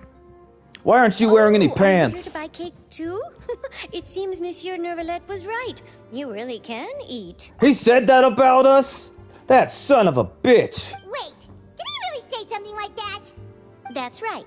Even he has his own preferences when it comes to food. As for me, I love the cake and coffee here. I don't know if they have enough cake for the both of us, so if you try to take that cake, you're gonna have to fight us to the death. Paimon, get your knife. Do you come here often? Usually every day. Every day?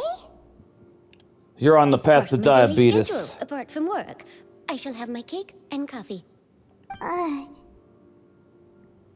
Then what if someone told you one day that this place would be closing soon, and you wouldn't get to eat cake here anymore? What would you think? Charles says, I've had Fontaine at 100% for months. Out of curiosity, I went back to the Metapod and found a quest. Oh boy. Interesting. But why would it close?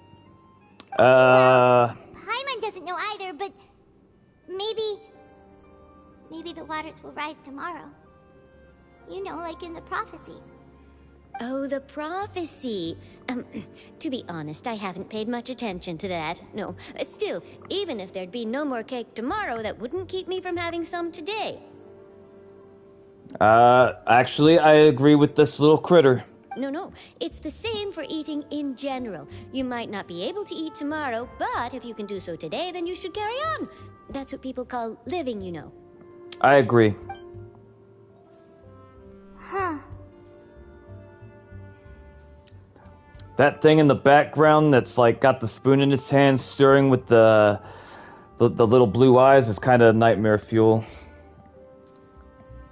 Don't be sad. Excuse me, could I have 2 more slices of cake to go? These 2 slices are for you. Sijuin said that this kind of expression you're making is what humans call being sad. Said that this kind of expression you're making is what humans call... What, you don't understand sadness? Are you little blue critters never sad? If I punched you in the stomach, would it make you sad? Oh, you know Sijuin? I sure do. She was born before me, and she sometimes comes to the surface to teach us things about humans. Wait, this little critter and Sigwini are the same species? This one looks like it's like, I don't know, like half furry or something, but Sigwini looks like she's more humanoid, but I think she's got like a little tail and she's got those ears, but she definitely looks different from this thing. She said that humans are creatures that are saddened easily, yes, and you can only lift their spirits by feeding them delicious food. So please try the cakes here. You don't have to twist my arm. I will try the cakes here just because you said so. And you're paying for it, right? I've got something else to do, so I'll be going now. You two try to stay in a good mood after eating, all right? Bye.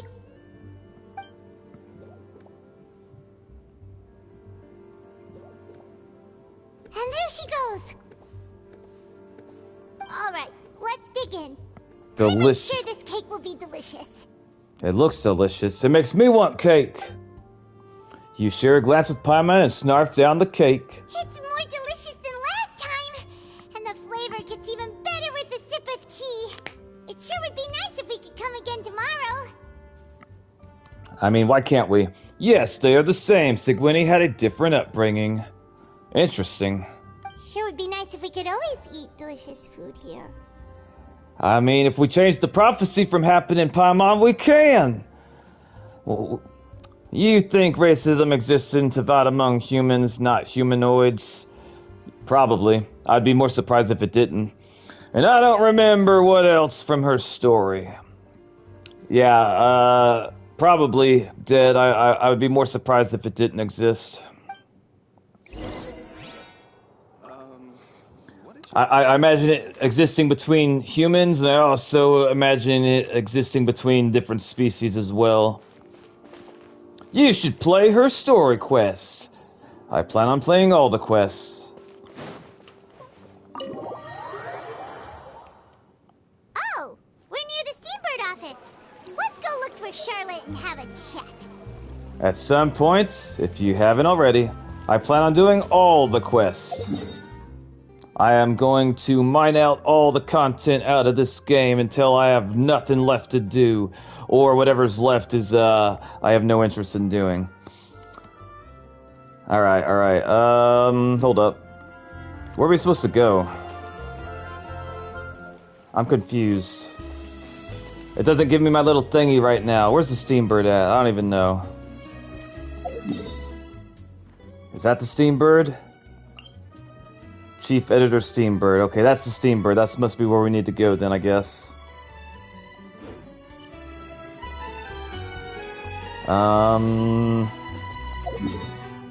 Okay, so wait. Alright, if I'm not mistaken, they want us to go over there. That's the Steambird, okay. This game perfectly wraps what the gods are and what Odin from MCU said. We aren't gods. We're just stronger mortals. Let's talk to you. Truly spectacular weather today, no? True, yes, truly. If only the weather was this cooperative every workday, I should be quite merry indeed. And speaking of work, my dear, you are here to interview for the troubleshooter position advertised in our Tales of Humanity section, are you not? Troubleshooter? Yes, I know. The name troubleshooter is simply gauche, and unbecoming of the standards of the publication such as ours. You have a terrible publication. You almost caused a woman to kill herself. This place needs to be closed down. I'm not even kidding. Ethan has substantial room for growth when it comes to coining new words. Putting that aside for a moment, would you like to know how I was able to correctly ascertain where you were here for the job and not seeking to ask for help in the Tales of Humanity section? No, I don't really want to talk to you any longer, to be honest. Observation, every citizen comes to the Steambird seeking help, appears anxious and jittery, but your steps are relaxed, your expression calm. Sigh. Those who are fortunate for all the same, those who fall victims to misfortune have their own woes. But you needn't worry. Those who seek assistance from others via Tales of Humanity haven't run into any serious trouble, so it shouldn't be hard to handle. Have a look at this batch of commissions, Sigh. What is all this? What is this? Ooh, we got something we can claim? Hell yeah, let's go. I don't know what I'm claiming, but yay. Ooh, I'm level 2. Hell yeah. And now it looks like we've unlocked bounties and requests. Let me see, hang on. Have we ever seen a school in Tevat besides Sumeru's tall tree place, Emphysema, which is isolated by the ocean surrounding it? I don't believe so. I've also been looking for a bathroom, and I don't think I've ever seen one in Tevat so far. All you need to do is find every... I don't want to read all this shit. Okay, yeah, I got it. Let's go. God damn it. Stop talking to me. I would not have talked to you if I realized it was going to go on that long. Alright, we're going in. Wait, why can't I go in? I suggest just staying with Lou. Reputation. How come? Murder! Murder most foul! 3 bodies have been discovered on the west side of former FONTAINE Research Institute of Kinetic Energy Engineering. The victims cannot be identified, but the fishtail and Red Bull insignia of the Borgia family was left on the scene. This might have been a purging of operation by the Borgias. I see. What the hell am I supposed to do? Oh, there she is. Jesus Christ. Wow! If it isn't the Traveler and Paimon! Oh, have you seen the article I wrote about you? I would like to see Lumine just, like, slowly walk up to Charlotte and smack the shit out of her. Be like, why were you telling lies about us? Ha! You've got some nerve! You just used us to make some quick mora! See? Paimon gets it. Can we negotiate a profit split, or are we gonna have to break your legs, Charlotte? Worry about that. I heard that you were in Poisson some time back, so I sent you a letter to discuss just that. It appears you didn't receive it, though. I don't think you sent a letter at all. That sounds like a cover-up. It's all right, though. I've set aside the amount intended for you. I've even set the table with some food. I mean, I do like food, but how do we know that you're only giving us, like... How do we know we're getting half of the proceeds? Maybe you're only giving us 10% of the proceeds and acting like you didn't get as much money as you did. I don't trust you. Really? Oh, you're the best! Damn it, Paimon, we were mad at her. You gotta get mad again. We're gonna eat the food and we're still gonna be mad. You're almost a little too easy to win over, Paimon. If I were a journalist with ulterior motives, you'd be in trouble now, you know. I'm still trying to fight the urge to not smack her. Oh, Paimon knows you're not like that. She is definitely like that. Still, what brings you here all of a sudden? Were you looking for me? Yes, we were, I think. A friend of ours met you a while back, and when she mentioned it, we thought of coming to see you. Her name's Mona. She has like a witch hat, and also she's really cute. Ah, so you know Miss Mona as well. She's a guest columnist for our paper. Really good one, too. She's so young and already such a brilliant astrologist. So she mentioned me? What did she say? She says you were a crazy bitch that can't be trusted. I think that's what she said. She said that you're a real daredevil of a journalist. Or that. Nice. In which case, can this daredevil journalist dare to request an exclusive interview with the legendary Traveler and Paimon? It'll cost you 1 million mora. Huh? So your article in the paper today day doesn't count? Oh, of course it doesn't. That was more like live photography. What I'd like to do is dive deeper and ask you to talk about the things you've seen and experienced. You couldn't handle the things we've seen and experienced. We went to prison. You couldn't survive there. They had purple meat. You seriously want to interview me? Yeah, are we even qualified enough? Paimon, stop talking. Why not? If I say you're worth an interview, then you're worth it. But not right now, of course. I'll need a few days to prepare. Where's this food that you mentioned earlier? Oh, in that case, we'll just chat when you have the time then? Oh, so that's a yes? Ooh, splendid! I'll tell the editor-in-chief immediately. I'll have to apply for lighting, a venue, some props, and... Whew, so much to get done now. Talk to you later. Wait, Charlotte, Paimon's still got a question for you. And what's that? If, just for example, Fontaine were to be flooded tomorrow, what would you do today? Huh, that's the prophecy you're talking about, isn't it? I mean, I do hear about it often, but I've never once thought that the day could be tomorrow. Okay, so now I'm starting to understand why the citizens are the way they are. They've heard about the prophecy, some of them don't pay attention to it. Her nonchalant attitude tells me that she doesn't really think that there's anything to it. I think Charlotte would panic in a crisis, so she's probably doesn't believe that there's a chance that the prophecy is going to come true, is like the vibe that I'm getting. If you're seriously asking, then I might try and think of a way to leave Fontaine. Oh, but I'm still a journalist first and foremost. That means I have a duty to be reporting from the scene. And secondly, I wouldn't forsake my homeland that easily. But Charlotte, if the prophecy's gonna come true, who are you gonna be reporting to about the prophecy if everyone gets, swallowed up and turned into water or whatever? No one's gonna be able to read your newspaper because it's gonna be all underwater. Everyone you know and love will be turned into soup. So, I guess you could report to the other nations. I don't know. From what I've seen, most people don't know what they'd do should the worst come to pass. In truth, it might be better just to behave like normal rather than worry over such an end. Well, I think that she's half right. So in all likelihood, I'd probably still be prepping at the office for that interview of ours. I know what you're thinking. That sounds a bit sad, but I've always believed that it's best to do what you enjoy. She's gonna die the way she lived, writing stuff and lying to people. Just think about it. If this nation really were to be suddenly destroyed tomorrow, but I still successfully finish an exclusive interview with a truly unique person, then the story I would wind up writing would truly be timeless. I don't think so, Charlotte. I think the story that you end up writing is gonna be, dissolved in the water and sink to the bottom of the ocean. And no one will ever know anything about what you said or did. And then do you know what I'd do?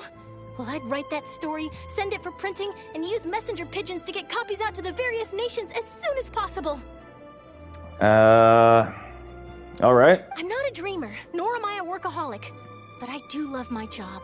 And I'd be proud of leaving such an article behind. I guess you could say that I was born to be a journalist. But anyway, that's my answer. And on that note, I'll get back to my preparations. That's so nice. All of a sudden, Paimon actually kinda envies her. Anyway, let's go and take a look at the sea, shall we? I don't think that she would respond the way that she suggests during the sea prophecy. breeze and scenery can be a pretty soothing combo, huh? Paimon's been thinking. Uh-oh. What have you been thinking, Paimon? What? If it wasn't Fontaine, but all of Tevat that would be destroyed tomorrow, where would we go and what would we do? Wait, hold on. But all of Tevat that would be destroyed tomorrow, where would we go and what would we do? I guess we'd have to hit up every restaurant that we possibly could in Tevat and eat as much as we could. Yeah. No, Paimon should ask, if you could choose, what would you like to do? If the world's ending tomorrow, I haven't thought about this question in a long time. If I could choose, huh? It's just like Charlotte said, suddenly trying to consider what to do is pointless. I wonder what you guys would choose if you thought the world was ending tomorrow. We've always been moving to the next destination, so we haven't spent much time thinking about these kinds of things. We didn't have to either, with us always being on the road and whatnot. Until that moment comes, I think I'll keep journeying on. Translation, we're not gonna face that fear until we're forced to. You mean, still traveling? Yes, cherishing every single moment. That I have to look up... Wait. That I have to look upon... That I have to look upon this world? That I have to look upon this world. Yeah, we're gonna cherish every moment. Let's go. Huh. Wait, isn't that what we've always been doing? Yep. I mean, for the most part. It's accommodation at the end of the day. Oh, wow, it actually lets me click on it. I wonder why. The banter goes back and forth between the two of you as time slips by. As night falls, you return to your accommodation and end this busy day. The next few days are just as calm. Charlotte comes to find you and conducts the interview in the Spinda de Rosala safe house at the Flora Cindre. Navia, having finished her business in Piscine, I don't know how to say it, even drops by to take a photo with the two of you. All goes well.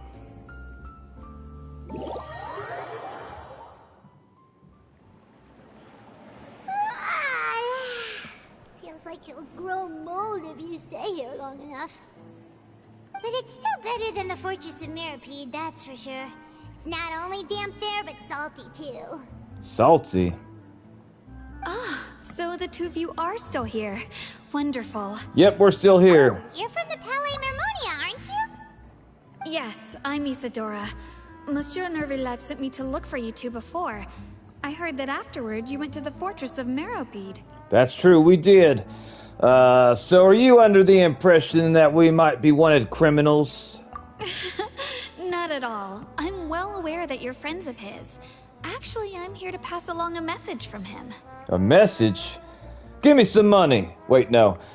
Let's hear it. Did something happen? Now let's hear it. Yes, inside the Opera House.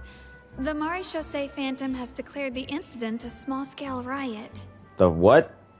The Maréchaussée's Phantom? What the hell's that? A riot? A riot? Well, that said, I don't personally think it was that serious. When I hear riot, that means generally two things to me. Properties being destroyed and people are getting hurt. Lady Farina was watching a performance at the Opera House, and while she was resting during an intermission, some other audience members suddenly started harassing her. Okay, hang on. Lady Farina was watching a performance at the Opera House, and while she was resting during the intermission, some other audience members suddenly started harassing her. If I'm not mistaken, everybody in Fontaine knows or at least believes that Furina is the Hydro Archon. I'm assuming that the Archons are all known for having, like, I don't know, special powers or super abilities of some sort. So what type of crazy person would go and pick a fight with, like, a god or a demigod? Loudly accusing her of doing nothing about the prophecy crisis. Ooh. And before she could respond, others started to join in. Well, it sounds like they were causing trouble, so they all need to be round up and, I don't know, put them in the Fortress of Millipede or whatever the hell it's called. The crowd continued to grow, and protests against the Hydro Archon started to break out. How did you end all of this protest? Did you do it swiftly? So people have started to put the blame on Farina. Guess they finally found an outlet for the pressure they've been under due to the prophecy. Does Furina need bodyguards? I agree. People will naturally rely on gods, as is customary. But the moment people feel threatened, gods are also the first to be blamed. So what happened after that? Is Furina okay? Probably not. Seeing that the situation was spiraling out of control and that further argument was pointless, she claimed that she'd gotten tired of this and left in a hurry. Aw, they ran her out. That's kind of sad. The Marechaussee Phantom had their hands full maintaining order and did not catch where Lady Furina had gone. Only when things had stabilized did we realize that she had gone missing. Chlorine is basically Furina's bodyguard. Okay, I didn't realize that. Okay, hang on. Lady Furina had gone. Only when things had stabilized did we realize that she had gone missing. Okay, so Furina has gone missing. We don't know where she's at. That's what I'm hearing. So, you mean she's still missing? That's right. The Marechaussee has dispatched many people to search for her, but we don't have any leads yet. She's probably hiding because she's scared. That said, I don't think there's much to worry about. She is a god after all. Even if she were to fall into the hands of rioters, what could ordinary people do to her? I mean, that's what I was thinking initially, but then I started to think that maybe gods in this game are not gods the way I think of gods when I think of gods. Because, it doesn't make any sense to me, like, ordinary people going to harass a god. Because, like, the god could, you know, make them regret that. But maybe, I don't know. I understand the situation. Good. Monsieur Nervillet sent me to tell you about the situation, but he didn't say anything else. So he wants us to help go and find Furina. That's what I'm hearing. Don't worry. This is more than enough to go on. Thanks for keeping us informed. Yes, thank you. Is that so? Well, alright then. In that case, you two take care. I'll be heading back to the Palais now. Tell Nivette to have some more pie the next time we come. Well, sounds like we should hurry over to Poisson then. You sure cut on quickly, Paimon. If we know Furina, she won't try to fix things in this situation. Instead, she'll look for a place to wait out the heat. Yeah, that sounds like her. Avoid accountability at all costs. And, as we also know, she may be loud and dramatic, but she doesn't have a heart of stone. She does seem like she's well-intentioned, I will acknowledge that. But she also seems like she's, afraid of, something or someone. When Nervillet was talking to her in the Palais Mermonia, and she heard about Poisson, she couldn't hide her sadness and remorse. I remember that. It would be hard for her to ignore being accused by the public today. That probably would hurt. Paimon thinks Furina's probably taken the opportunity to slip away to Poisson and try to relieve the sense of guilt that she's feeling. So she went somewhere and she's drinking. That's what I'm thinking. Can a god even get drunk? I don't know. Well, what do you think? Paimon knows the answer, of course, but Paimon can do the analysis to back it up too. Cool, huh? I see becoming a detective's done you some good. Looks like those detective novels have had an effect on you. In that case, there's not a moment to lose. Poisson, here we come! Alright, let's go find Furina, give her a hug, have her tell us everything, and then we will change the prophecy. Maybe. Alright, where do they want us to go? They want us to come over yonder. Alright, rock on. Can we just teleport here, maybe? Oh, wait, do they want us to go underground? Hold on. If I click on this, will it take me underground? It will take me. Okay, rock on. Alright, then we'll go right there. This place looks deserted. Guess all the survivors must have evacuated already. All that's left here are signs of death at station. Could Furina really be here? Let's try to find her as soon as possible. We're not even gonna count Mr. Vincenzo as a person? He don't count? Sorry, Mr. Vincenzo. Paimon doesn't think you're a person. Alright. Coming down here.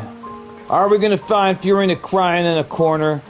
Or is she gonna be having cake and tea when we find her? I don't know. But what I do know is we're gonna glide down there because it'll be faster. I can't wait till I get some nice looking wings for Mavi. Don't jump, Furina. You got everything to live for. That's Farina, right over there. She really is here all on her own. Stay quiet for now. Shush is more disrespectful. Should I just give up? This is all meaningless.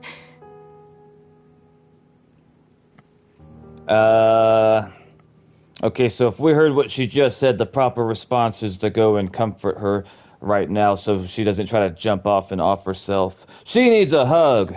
What was meant to happen did happen after all.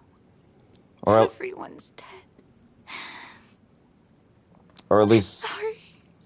I am so sorry. Give up, Farina. There's no point in holding out. I'm sorry. But what can I even do other than to repeat meaningless apologies over and over? We should have given her a hug the first time we heard what she said a moment ago. Push her. Nah, she needs a hug. She needs someone to give her a hug and caress her and hold her hand and help her realize that everything's gonna work out. Who's that? Don't worry, Farina. It's just us.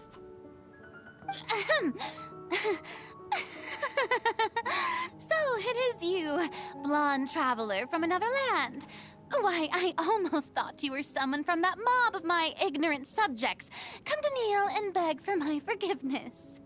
Maybe you were right, Dad. You were crying just now, weren't you? The tear stains on your face are obvious. I hate it when she talks to us like that. It drives me crazy. What do you mean, tear stains? Oh, I remember. The show at the Opera House earlier this morning was so moving. I'm still trying to process it. Yeah, I knew that she's been fronting all this time. Who did that uncivilized rabble think they were? Disturbing my enjoyment of the arts. I mean, yeah, you got... Well, I don't know about the rabble part, but, They even dare to tout their Archon. I must teach them a lesson. I can just imagine their twisted and frustrated faces once they realize that I'm nowhere to be found. I mean, I think some of them probably be fine with that, but I don't know about all of them. Oh, and I'm sure Nouvellette and those people from the Marche Chaussee Phantom are freaking out right next to them, too. Alright, so she's clearly having a mental breakdown, and she's trying to put up a front that not let us see or know that she's hurting, but clearly she's hurting a whole lot, and for whatever reason she feels that she has to act like this in front of other people. I don't know why she feels like she has to act like that. I do feel sorry for her. We should help her. Stop trying to act tough, Furina.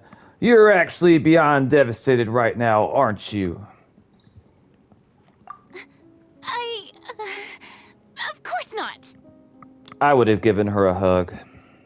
Hey, there she is! The Hydro Archon's over there! Yep, she sure is. If you're not bringing us food, you might want to get the fuck on. Quick, after her! We can... Yeah, come over here. Come over here. Paimon, get your knife. Farina, those people seem to be after you. Paimon, we've killed so many creatures by now. I don't even know how many hilichurls we've killed. I don't know if the game keeps track of that at all. I hope that it does, but I don't know if it does. These are just like 3 ordinary people. I think I saw 2 guys and a woman. Honestly, Paimon, if you aimed the knife like I taught you, I think you could handle all 3 of them at the same time. They're just some rabid fans who want had to cut the line because they haven't been able to meet me in person, aren't they? Nah, I think they want to hurt you, Furina, but we're not going to let that happen. That's against the rules. I can't let them get their way. Furina just ran off! Quick, we have to catch up with her! This is redonkulous. All Lumine had to do is pull out her sword and threaten them people. They would have backed down, you know they would have. I mean, even if they were, I don't know if they understand who the Traveler is, but if they don't have weapons, and they have, like, they're going up against someone with a sword, I think that they're going to back down. And if they don't, we can cut them down. Either way, it's fine. This should be the place, right? Hey, Furina!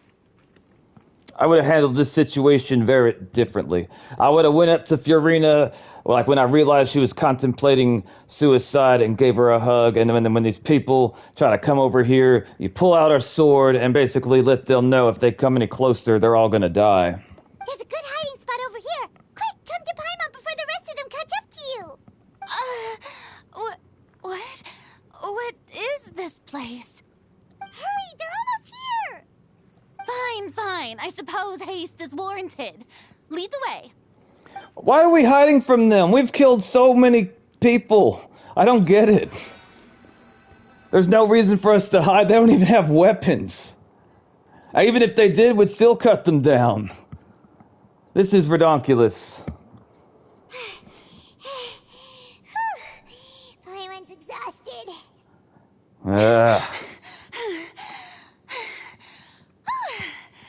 I'm so tired.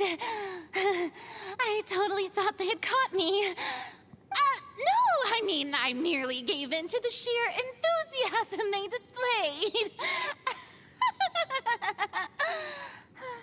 I got a question for the Genshin viewers.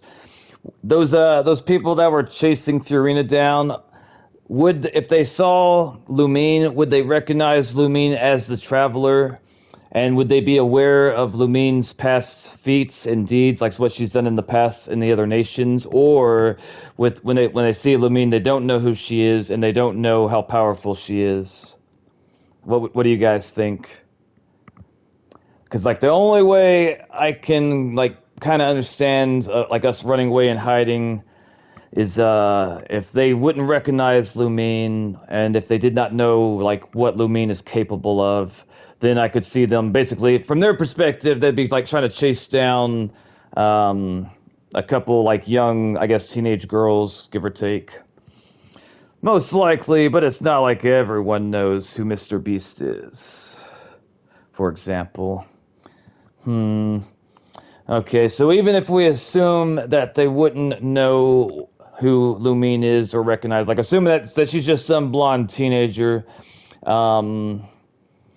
I think that they would back down the moment that we pull out a sword, unless they also had weapons. If they had weapons and, like, we pull out a weapon, then maybe they would keep on coming. But if without weapons, like, no one's going to charge at somebody with a sword. It'd be like the equivalent of, like, charging at somebody from a great distance that's got a gun. I mean, like, if you're in close proximity, maybe you could get to them before you die, but more than likely, no. And I think most people would cower away in general anyway. This place is not what I'd call soundproof. You might want to lower your voice to stay hidden. I guess we could say that Lumine doesn't want to ruin her reputation with those citizens. Like, maybe we don't want to be known for threatening Fontaine citizens. I don't know. I would have handled things differently. You're right. Yep, that's a good girl. Oh god, another earthquake! No! What's happening? The ground's shaking. Is it an earthquake? I mean, probably. Another disaster just struck, I suspect. Also, are those clams in that basket? I would like some clams. Yeah, a quake of this kind preceded the flooding in Poisson, didn't it? It can't be. It's happening again. Well, there's no need to worry too much about that. Neuvillette made some emergency plans, so the evacuation should go a lot smoother this time. Yeah, I hope you're right. But the people of Poisson, they've already... Given up on you? Lumine... Okay, I don't think that Lumine's saying this. I think she's thinking it. Lumine thinks, has Fiorina finally reached her limits? Now that she's talking about her actual feelings, she's starting to look far less stiff. Alright. You begin to talk amongst yourselves, and Fiorina slowly calms down. It's true. I've been investigating the prophecy for hundreds of years. You're hundreds of years old and you still act like that? Holy shit. I once had informants all over Teyvat, searching for clues and feeding information back to me. Okay. Wait.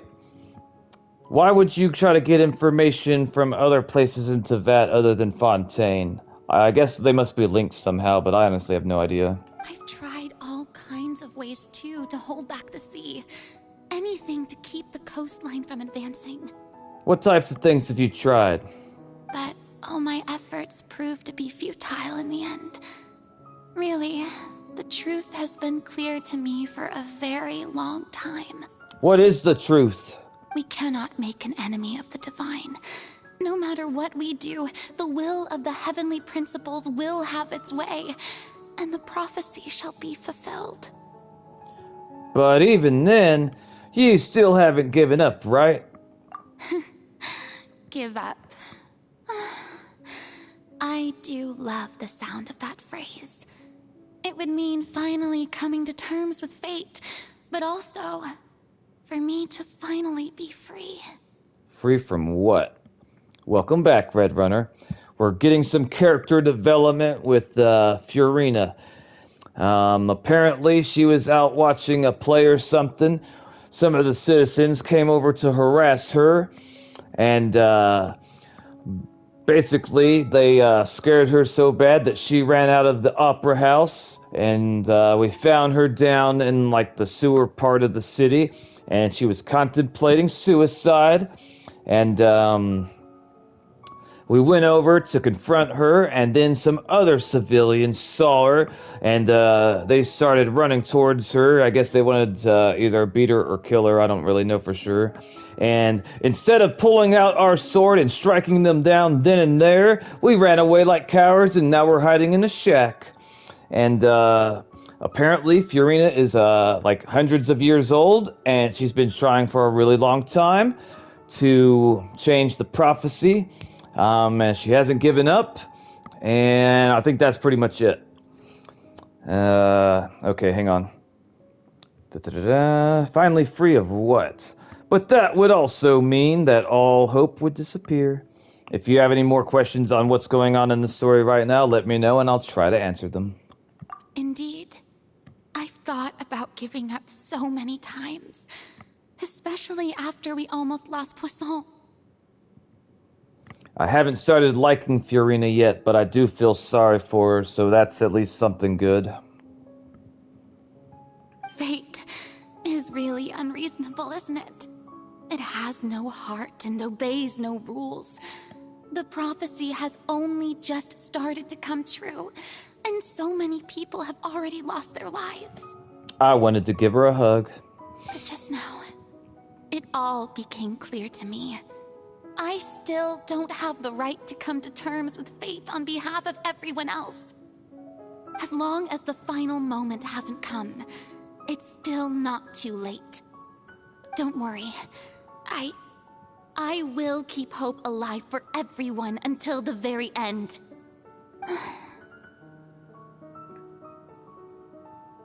Well, that's enough for now. I got the impulse to play the stricken maiden, but honestly, considering my rank and station, that wasn't a good fit at all. I gotta say, the voice actor does a great job at pissing me off. I wish that Lumine would confront her why she does this two-faced bullshit. I am tired of it. based off the way she said that, I believe that she assumes that she has to. Like, if she doesn't act like that, then she's doing something even wrong. So she's doing it because in her head, in her mind, she thinks it's the proper thing to do because she's extremely important. I hate her laugh when she does it intentionally. Yeah.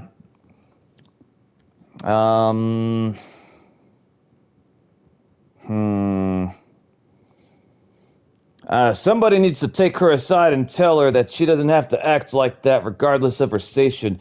Nadia is an Archon, and I have nothing but praise for Nadia. And hell, what was that boy that wears the shorts that are too short with the green hat? I forget his name. Venti. I remember having a lot of problems with Venti, but not as much with Fiorina. In fact, Fiorina is the only Archon that I've met in my entire Genshin Impact journey that acts like this. And now I'm assuming that she's doing it because in her mind it is the correct way to behave. She thinks she's doing what she's supposed to do because of her like station and rank sort of thing. I wonder if she came up with that herself or if someone told her that that's the proper way to act. Because if somebody told her to act like that, I want to take out my frustration on the person that told her to act like that more than Fiorina. If that's what it came down to. Like, if she had some type of mentor that's, like, told her to act the way she does with the fake laugh and all the bullshit. Don't take any of what I just said seriously. How could I possibly let Fontaine fall to the whims of trivial prophecy? I just want to see Lumine smack the shit out of her once and tell her to stop. Come on! Paimon could have sworn you were actually being honest just now. She was being honest. Lumine thinks we're running out of time. We can't just go back to square one like this. I have to get more information out of her. I would be completely fine with Lumine smacking the shit out of her and like basically telling her to stop acting like that. It's making me crazy. Fiorina, you might not have to shoulder this burden alone. And yeah, I want to ask her, like, why do you act? Who told you to act like this? Because they lied to you. Although I don't know what you might be keeping from everyone. Let's see. Although I don't know what you might be keeping from everyone, your people are more than willing to share your burden with you. I would like to say that, but I don't know if that's true. I don't know if her people would really back her the way that we would hope they would if everything was out in the open. I honestly don't know. So we're going to have to go with the first one because I feel like if I say the second one, I could be lying to her because I don't know if that's true. Maybe the people would be willing to support her if they knew everything that was going on, like all the secrets and stuff. But I wouldn't say all the people would be willing to. There's got to be some be like, nah, fuck her, we don't care. So we're going to go with number one. Share my burden. Yes. That's impossible. Why? It was fated right from the start that this would be my duty alone. Who says? But even if your burden doesn't need to... But even if your burden doesn't need to be shared, but you can still choose to confide in someone. Yeah, confide in someone. Obviously, it's too much for you if you're thinking about jumping. Just share it with me. I'm what you'd call a witness. I won't tell anybody. Paimon might, but I won't. A witness? Yes. I've heard that you came to Tevat from beyond the stars, yes. In other words, you never belonged here. It reminds me of when I was class president in my second high school. I told all the students, like during one of my speeches, if they were going through a difficult time, that they could talk to me privately. I didn't really think that anyone would seriously reach out to me, but I was wrong. I had lots of people come to me privately.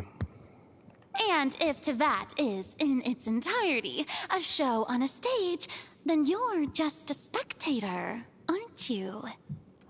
That's right, Fiorina. Whatever you gotta tell yourself to be able to open up, yeah, I'll be the spectator. I'm from the stars, all that, yeah, sure. If that's the case... That's the case, because I need you to open up so we know what's going on. Lumines, there's no time left. Please, Furina, just spit it out.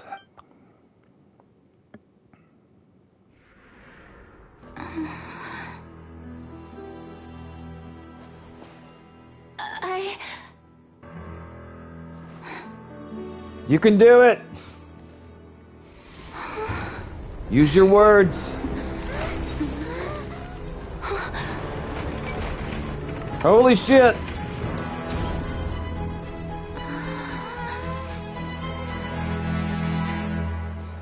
I wasn't expecting that.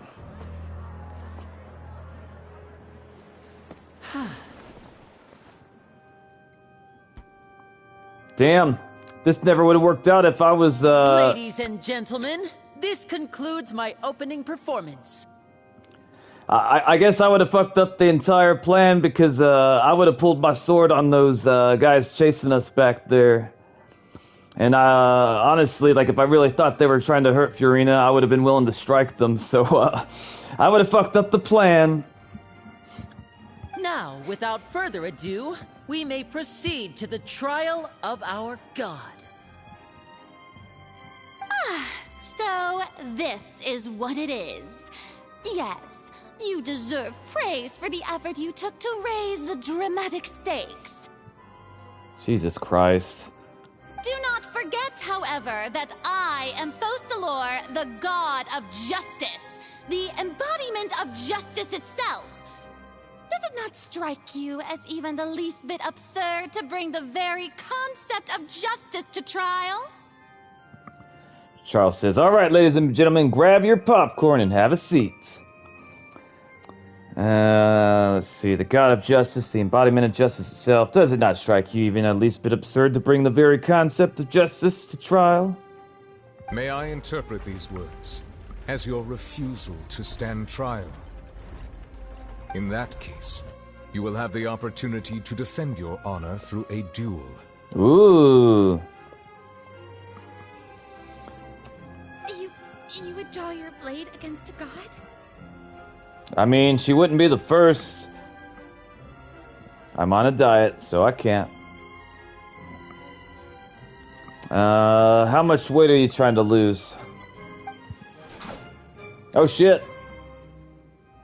I see. It seems like you have made up your mind. I wonder right now if Furina knows Colleen well enough that she's not really scared of her, or if Furina does not know what Colleen is actually willing to do right now.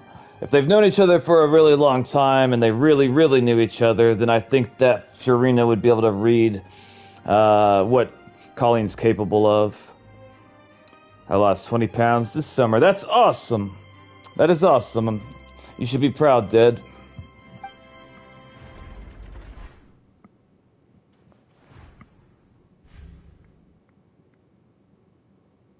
Paimon can't believe it. She just surrendered. What the heck is going on? Did I just see an Archon surrender to a human? That's what I saw. Wow, how utterly humiliating. I would not be opening my mouth up if I had bangs like yours, miss, really. I need like a bag on your head or something. Lady Furina, what is the meaning of this? It would seem that there has been a misunderstanding.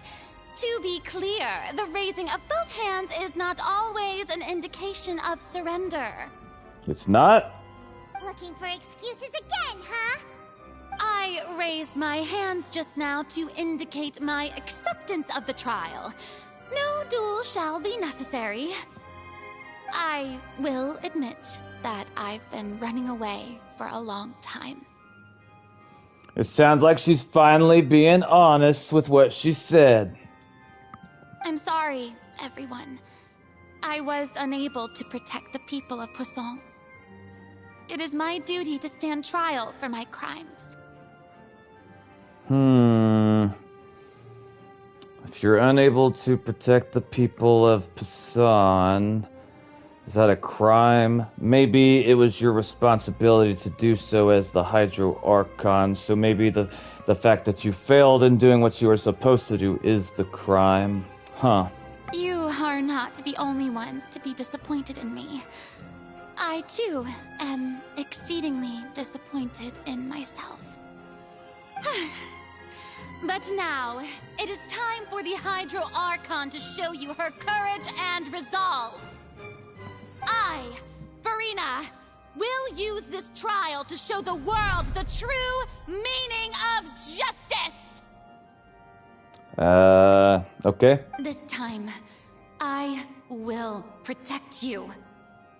I'm assuming when she says protect you, she means the people. Applaud and rejoice! One of the most outrageous and fantastical arcs known to the opera epiclese is now unfolding before your eyes. God, I can't stand when she acts like that. It makes me crazy. Mark my words. This shall be one of the most exhilarating and brilliant shows ever to grace the stage of Fontaine. The trial of the Hydro Archon, Focalor, will now begin! Where's the lawyers in this court? We'll make Paimon the lawyer. Woohoo!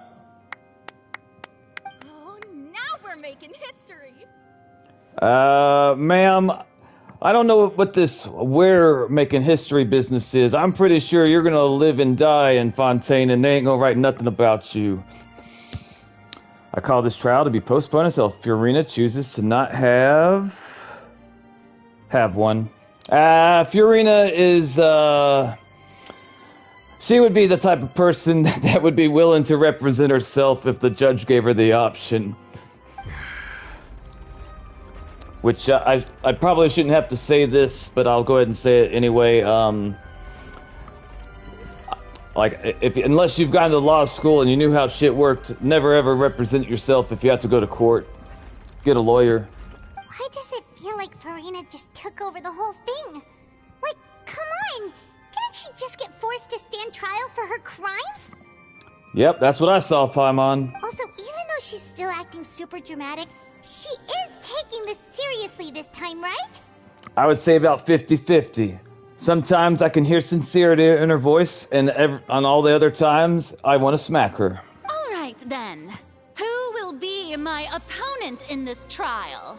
When she talks like that, I want to smack. The court asks the prosecutor to please take the stand.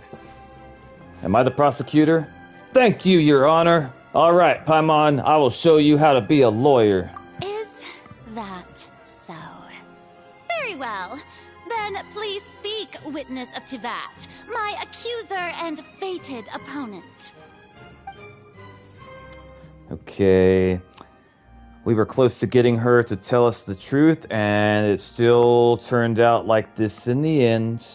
See, we should have gone with my plan from the beginning. Well, actually, no, they did technically scare her. They just didn't do it, okay, so to get her into this situation, they did kind of what I was saying earlier.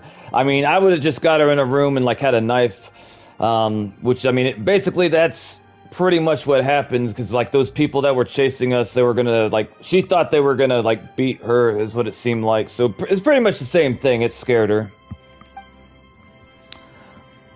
It's okay, though. As long as we can defeat Furina in courts, we still have a chance to figure everything out.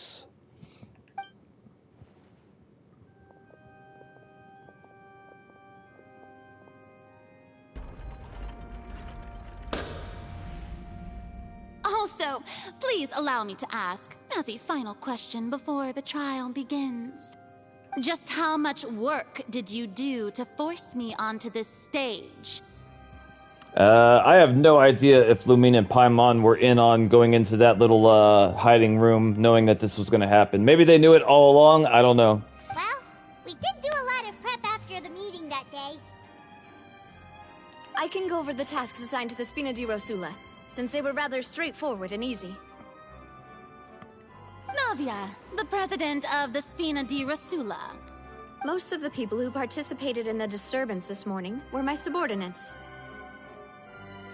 So they did use fear to try to deal with her. I mean, the only difference between my plan and theirs is those people would have been holding weapons. Like, I don't know, pitchforks, swords, daggers, torches, same thing. It just ups the ante a little bit. And look, you can tell by the look on her face, she is scared. So, I mean, it's the same thing. Just like with my way, she probably would have been more scared because, like, she didn't wonder if they're going to beat her to death. She would know that she was going to get stabbed. They changed into plain clothes and came to the Opera House as regular audience members, waiting for the perfect opportunity to incite insurrection against you. The people's resentment against their Archon has been building as more and more of the prophecy is fulfilled. A spark was all we needed to turn smoldering anger into a flame. Moreover, according to our understanding and analysis of you, when something like that occurred, you would likely flee the scene and head to Poisson by yourself. I'm not entirely sure how they determined she would flee to Poisson. I mean, I definitely think that she would flee because we remember, like what happened with the knave earlier on in the story. Maybe they have a reason that they knew that she would flee to I can't pronounce that word. So, we arranged for a second group to lie in wait there. So, you mean the ones who scoured the settlement for me were also from the Spina? Apparently.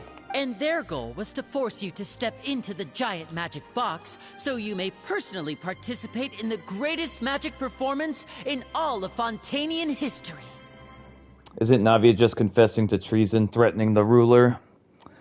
Could be. Could be. That's right. That house was a magic box, rather than someone's residence. Wait, I didn't know that was somebody's... I didn't know that we were going inside there with like, thinking it was somebody's residence. That's kind of funny.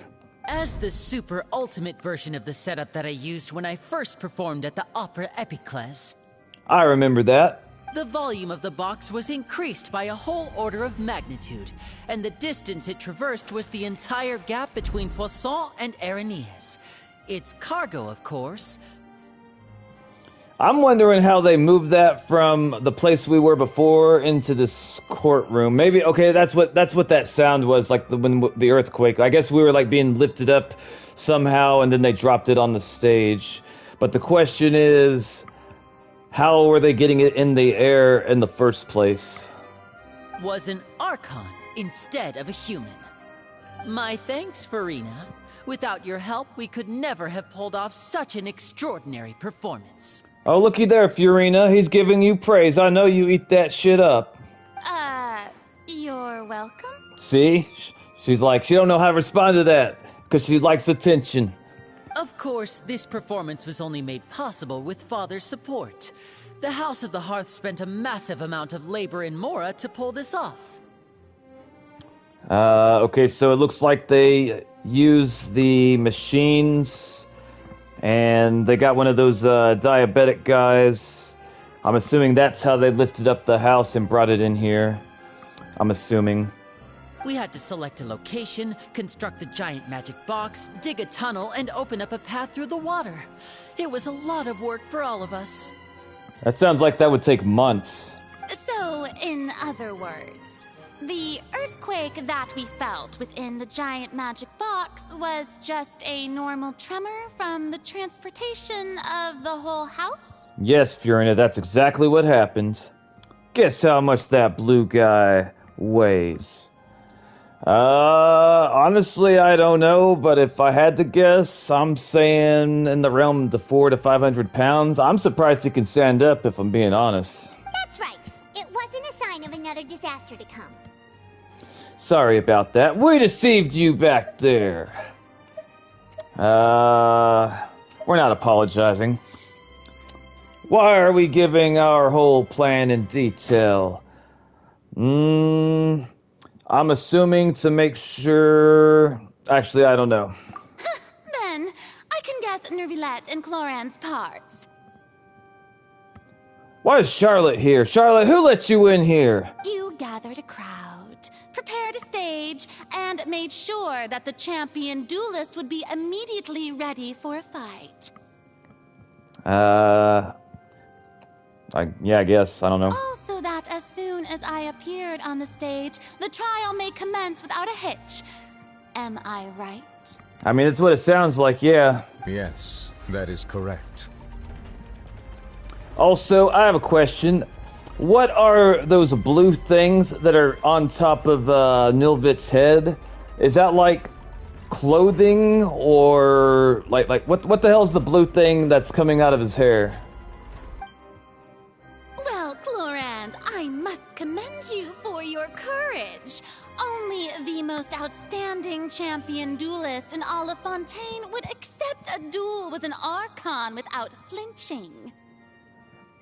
I have never seen Furina in combat before, and also, if we go by everything I've seen with her so far in the story, like, she seemed to get really scared in certain situations, so I don't... It seems like she couldn't defend herself, or she doesn't know how to defend herself, which I find surprising. Maybe she can, like, maybe she is actually capable of defending herself, but if that's the case, I don't understand why she gets scared to death all the time. That doesn't make sense. Thank you. Dragon traits, I would suppose. Pretty sure it's part of his humanoid form as dragons taking a human form. It should show some things on dragons. Okay. As for you, traveler, I suppose your role was to keep me distracted with conversation once you found me in Poisson. Wait a minute.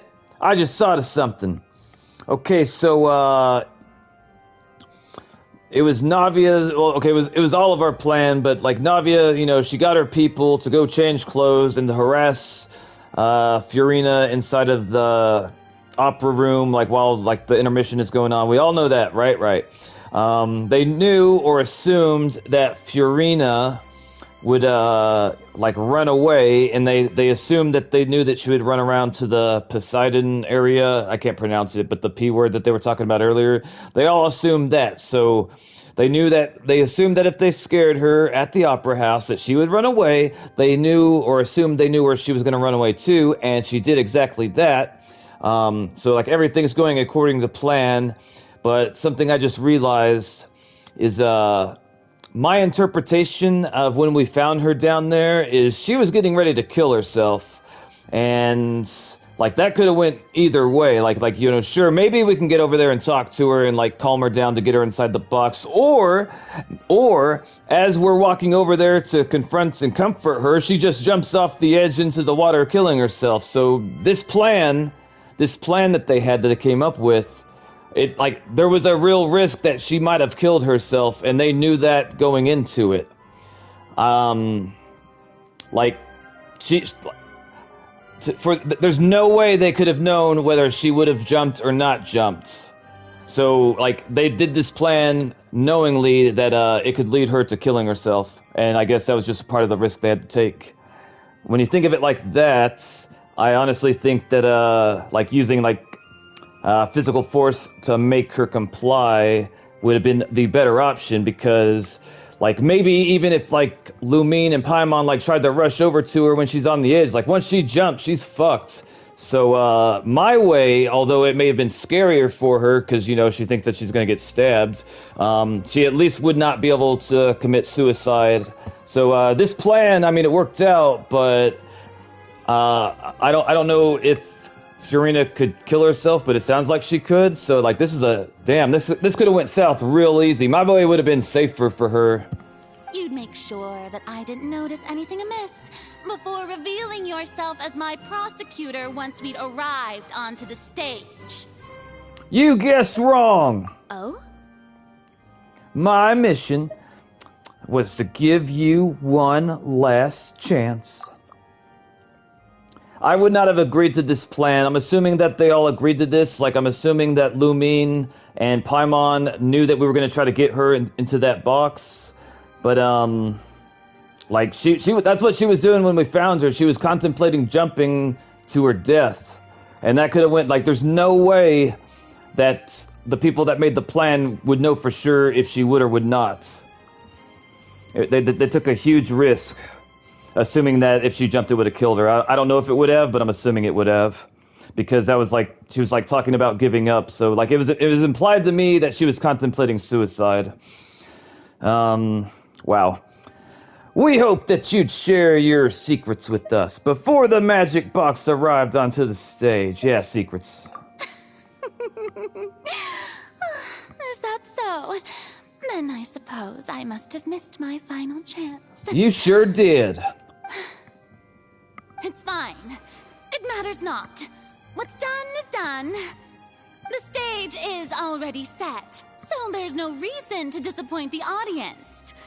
Let's see this trial through to the very end. I'm wondering, like, if she acts the way she does, like, of her own accord, like she just thinks, like, this is the proper way to be, or if someone told her this is the proper way to be. Because if someone told her to act like this, we need to find them. The only thing we can do now is judge the Hydro Archon. Still, I can't help but be a little bothered by the conversation earlier. What did Furina want to say to me right before we arrived on the stage? Madam Prosecutor, please allow me to pass this along. What do you want, Mr. Edmund? We're doing important stuff here. What do you want? This is a document that Miss Charlotte applied for and received permission to share with you during the trial. According to her, it should speed up the proceedings. I don't trust Charlotte. Hold on, let me see what you said.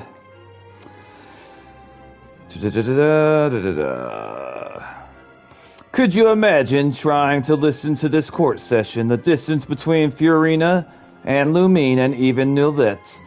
You just see and hear them shouting across the room just to be heard. I think that would be funny.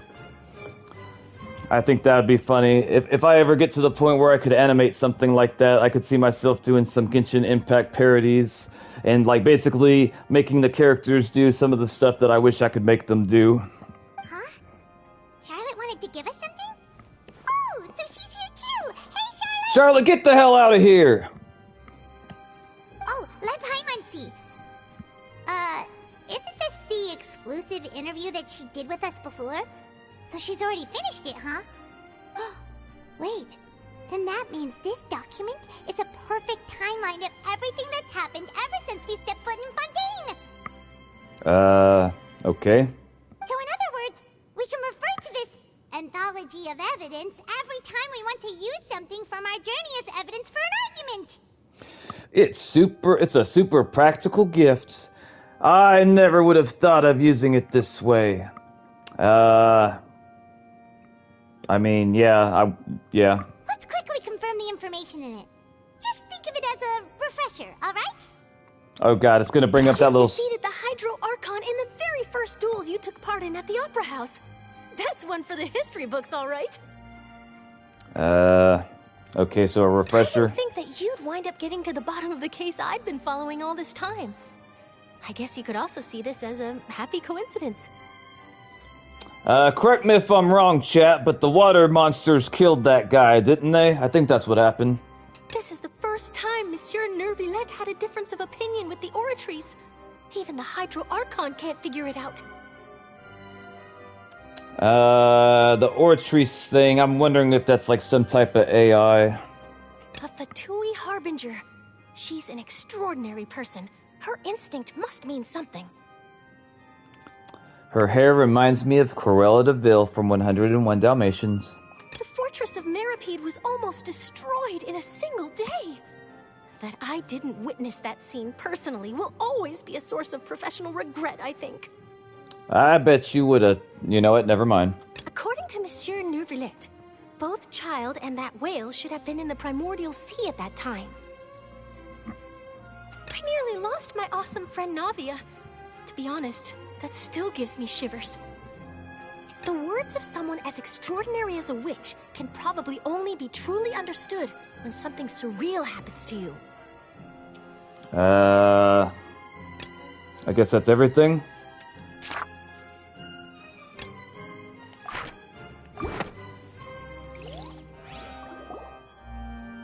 The prosecution and the defense are both in position. The trial shall now begin. Paimon, put on your glasses and mustache. This is serious. Oh, come on, nervy lads. There's no need to repeat all the unimportant legalese. It's too late. We already been over it. Just fast forward to the part where the prosecution lays out my offenses. As the defendant and the lead actress of this performance, I still haven't even been informed of my supposed guilt in all of this. You are guilty of being a... You are guilty of being a...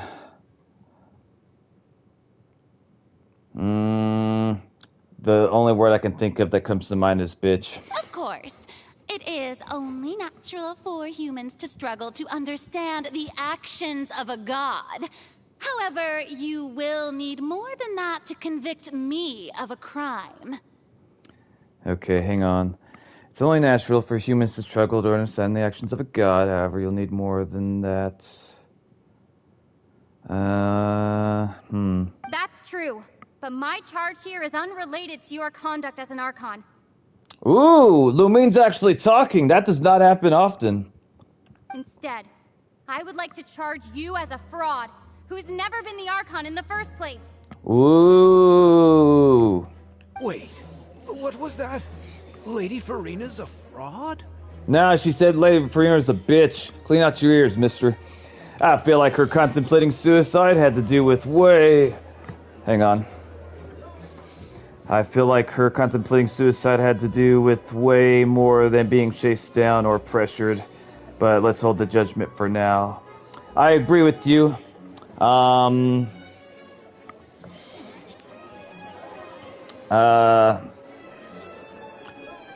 do have some familiarity with that sort of thing, and her being chased down by the people, like, that was not the trigger. Like, there's a whole bunch of things, like, going on for a long time that's, like, building up to that. That wasn't just, like, a one moment type of thing. Like, there's a lot of things that happened in the past that were leading up to that. Hey, I came here thinking that we were going to try the Hydro Archon for forsaking her duty, but did I hear that right? She's not our Archon at all? It seems that you were right, Dead. Even the audience can't hear what's being said. But we need, like, microphones or something. I don't know. Charge accepted. I still think it'd be funny if, Lumine and Furina and Nulvet were, like, shouting, like, across the room at each other as loud as they can. That way the audience can hear it. Lady Farina, do you plead guilty to the charge? You hear that, ladies and gentlemen? She hesitated. Anyone that's got to take this long to answer a simple question is clearly a lying bitch. Lady Farina. I plead not guilty. How can I be guilty? Why'd you take so long to answer? There is no way that I, Focalor, otherwise known as Farina de Fontaine, a member of the Seven and the Regina of all waters, kindreds, peoples, and laws of Fontaine, could be anything other than your true Archon. Your title is too long. Yeah. Even though Lady Farina can be rather eccentric, isn't it going too far to doubt her very identity? I don't think so. Yeah, I've never questioned her identity either. Sure, Lady Farina can be super irresponsible, but what grounds does that prosecutor have to make such a huge claim? We have evidence, I hope. I have cause to believe that common sense will prevail in this case. Many of the members of the audience have known me as the Hydro Archon ever since they were born. There would be no fooling their memory. I don't know about that. See? Even the Oratrice has decided to show me its favor. Are you sure you want to commit to a charge that will never be upheld? I think it would be funny if, like, right after she said that about the Oratrice, like, it goes basically and, like, leans in Lumine's favor, like, immediately. I'd love to see the look on Furina's face after she says all that and she realizes she's fucked. If you wish to drop the case, I can promise you as the god of justice that you will not have to face trial for making a false accusation. We will treat everything that's happened as a dramatic spectacle and move on with our lives. What do you say to that? Bitch, you can't scare us. We were in prison for like the past 45 days because we ate some goddamn cake. We ain't worried about false charges. In fact, we're pretty good with the cafeteria down in the prison. We like the purple meat. It's Paimon's favorite. An argument with near impossible odds, huh? We have to not only refute Furina's claims, but also overturn the long-held beliefs of the people. The people only see you as their Archon, because that's their long-held belief. Well, I tried to give you the chance to surrender. If you must persist, then let me ask. If you believe I'm not the Archon, then what manner of being do you think I am? A lying bitch, is that an option? And if I was not the Archon, then how did I manage to live for over 500 years? You're over 500 years old and you still act the way you do? Jesus Christ. I've got to think carefully. What do we know to be special about Furina exactly? Special? Well, she does have the best hat in all of Fontaine. And maybe even possibly all of Savat, if we're being honest. I want her hat. Oh shit. That doesn't sound right. Paimon doesn't think this clue can be used as compelling evidence to build our case. Fine. Okay, hang on. T! That doesn't sound Okay, not T. And irrelevance, already eliminated. So it's gotta be this one. First of all, you may be a member of another long-lived race, which would allow you to naturally possess an extended lifespan. And second of all, even if that wasn't the case, there could be other ways to extend your life. Really? What other ways? Such as a curse? Who gave you that idea? Was it the knave? You'd sink so low as to use a harbinger's words against me. It doesn't matter who gave us the information. What matters is the veracity of the claim. It doesn't matter who. A curse? I once thought it possible that the aura of an Archon might naturally resemble a type of curse. But in light of this claim, perhaps what I sensed was not your divinity, but a curse after all. Ooh. Neverlet sensed it too, huh?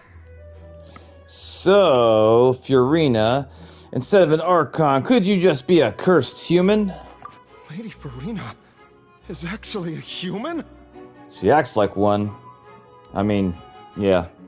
Well, it is true that it's extremely difficult to tell humans and gods apart just by looking at them. It's not impossible. I find that to be surprising. Ooh, it moved! I think it's in our favor. I don't know for sure, though. Well, don't start celebrating too early now. Even if I have been carrying a curse like you said, how does that prove that I am merely a human being? Let me see what you said. Not against it, but why is Novitz helping the prosecution? He's the judge, isn't he? I mean, that is a good point. But if I had to guess off the top of my head, I think he's like just going with the facts. But also, if this court case doesn't turn out the way they need it to, everyone's gonna drown. So that could be an explanation as well. Besides, everyone knows that the main difference between a human and a god is the possession of authority. Gods can do what humans cannot. That's why they're worshipped as gods. Why were you running away from humans earlier if you can do things they can't? For centuries, manifestations of my authority have served the nation of Fontaine. What manifestations? One need only to turn their eyes towards the Oratrice Mécanique d'Analyse Cardinal in this very opera house, or consider the endemnitium that is used in every aspect of life. I'm not entirely sure what the endemitium thing is. I'm assuming it's some type of finite resource that they use as a power source, like something equivalent to like coal or oil or something like that. I could be completely wrong, I don't know. Wait! That one trial proved the opposite. Furina actually has no control over the Orchestress at all. That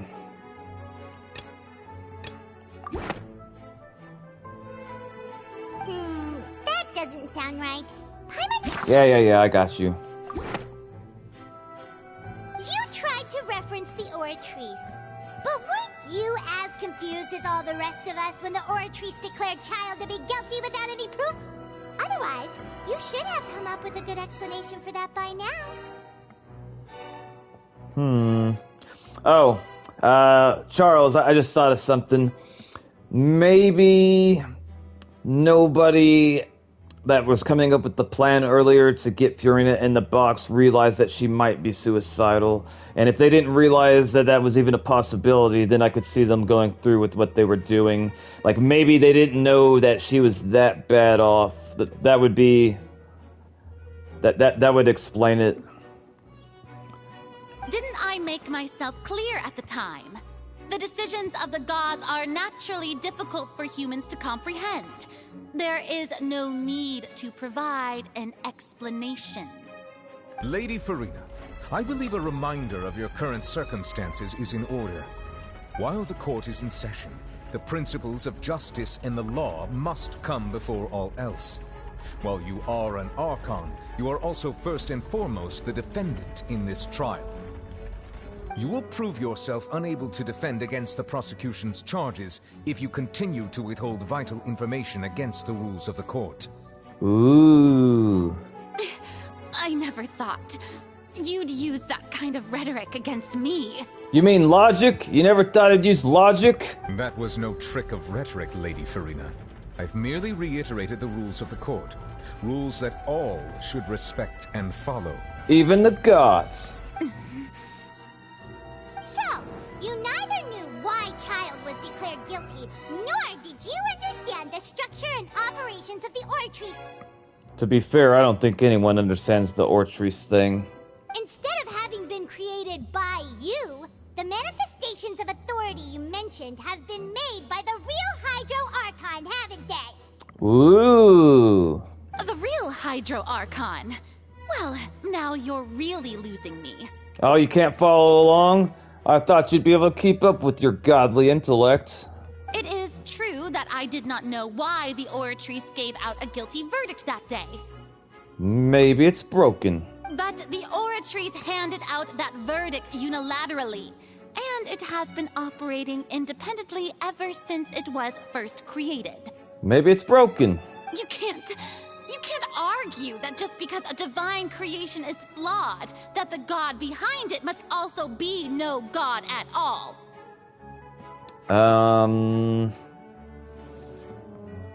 If a god created a flawed creation, would that therefore indicate that the god is also flawed? She's still throwing out all kinds of excuses. Seems like she's confident that we won't be able to produce proof that she has no power over the Oratrice. Sure, we can put the Oratrice aside for now. But then, Miss Furina, could you give us a brief demonstration of your power as an Archon? Charles says, in the end, none of them really know Furina, couldn't possibly know how she would react. It was a last resort kind of thing. Yeah, after thinking about it more, that makes sense. My power as an Archon. There are many ordinary citizens in the audience. How can I just carelessly demonstrate the formidable power of an Archon? I mean, I don't know. Come to think of it, though, I don't remember any of the special things that Archons could do that I met in the past other than Nadia. Nadia could possess people's bodies, if I remember correctly, but I don't remember. I don't remember if Venti could do anything that was like godlike or supernatural, and yeah, I don't really remember. If that poses a concern, I'm prepared to extend my protection to the audience. Yeah, you see there? Nilvet will protect the audience, so show us your godlike power. Shut up. Why not have her just summon rain inside the court? A soft drizzle. At max. To be honest, Dead, I have no idea what abilities or magic or powers Archons may or may not have. In fact, like when I think of the past Archons I've dealt with, Nadia was the only one that she could possess bodies and like talk to people telepathically. It seemed like that's all I could remember her doing. You don't need to go that far. A brief demonstration of your power over Hydra would be quite harmless. Surely an Archon can at least match the capacity of a human with a vision. Woo! Why are you stuttering? Aren't you the Hydro Archon? Or is it that you can't even wield the power of Hydro, much less the authority of a god? Sounds like Paimon's right, yeah. If you're a god, why didn't you use your Hydro abilities against the mob that was chasing you? Indemnitium! Yes! It's all because of Indemnitium! All Archons derive their power from the faith of the people, and I've converted the people's faith in justice into Indemnitium! I'm not even sure what that is. I'm assuming it's some type of finite resource. Thus did I give up all of my divine power to provide everyone with energy for their daily lives. Have you ever seen a more magnanimous god? Some sort of energy that powers everything in Fontaine. Isn't that a huge stretch? Ooh, even suspicious audience member that's not important enough to have a name doesn't believe that bullshit. Yeah, no matter how generous an Archon can be, how could they give up all their power? Can a god with no power even still be called a god? He's got a good point. Woo! It seems like nobody's buying Farina's excuse. It's because it's bullshit, Paimon. Hey, come now, everyone.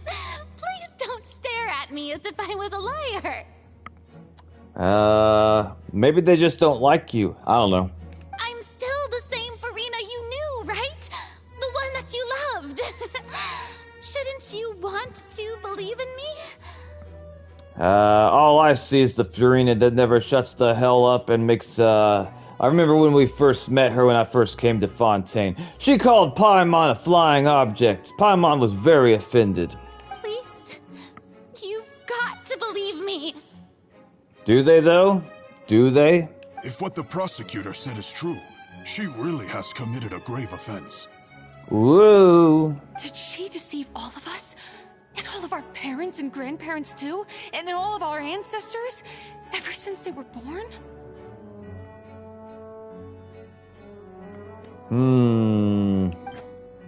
Enough! That's enough. Tell me then, if I'm not the real Hydro Archon, then who is? I thought at first it was Nilvet, but then when we talked to him later on, I started to doubt that to be the case. So I don't really know. Part of me thinks that she is the Hydro Archon, but I don't know. If you have no evidence of another Hydro Archon's existence, nor can you find anyone who can back up their claim to be such, then what grounds have you to say that I'm not actually the real deal? Because you can't prove it? Wow, she came up with yet another argument. How can we refute her now? Seems like she really doesn't want to give up. It's alright, we can win. If we can't prove that she isn't the Archon, we can try to prove that she is just human. And if she's only human... ... It has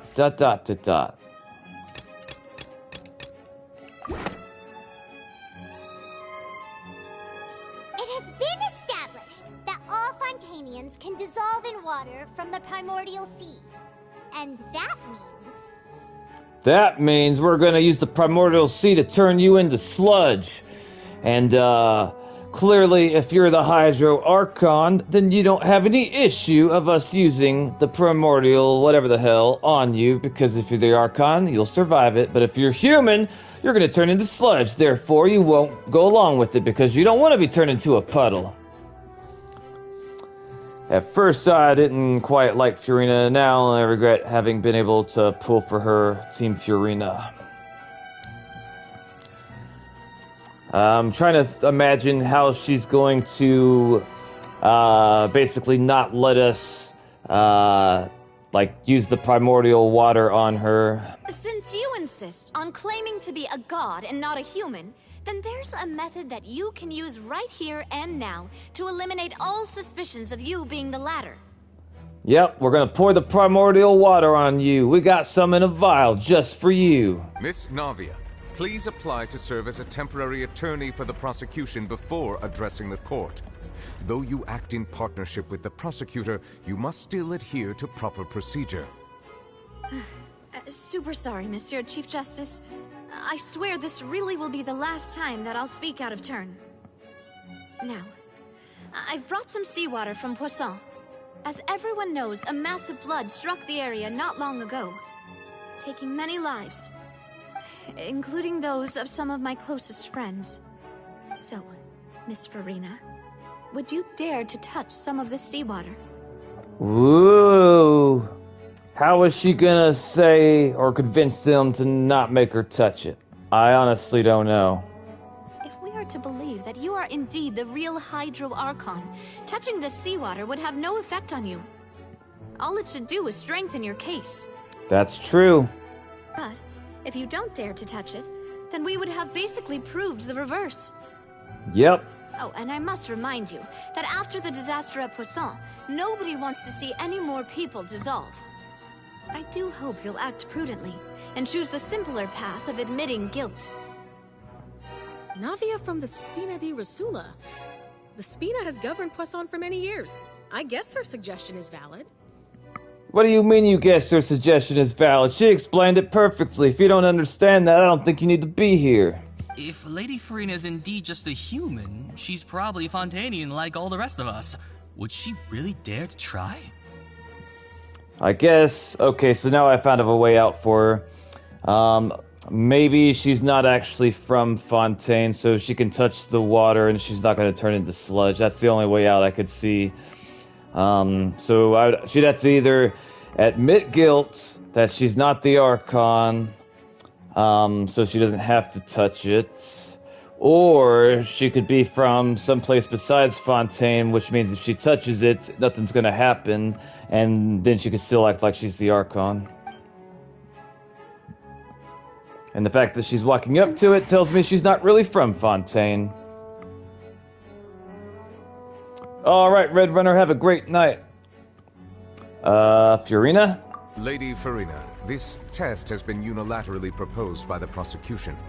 As it falls outside the realm of standard court proceedings, you possess the right to decline participation.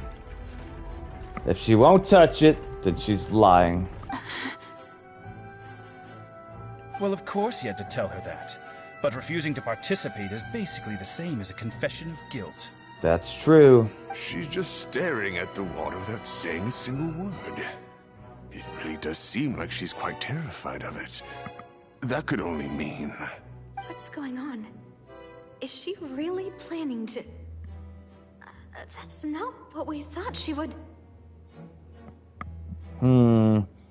I think it would be kind of shocking if she touches the water and then basically she completely turns into sludge and her clothes are just left there empty on the floor. Hi, I'm back. It seems I accidentally fell asleep during your live stream. Welcome back, Octavio.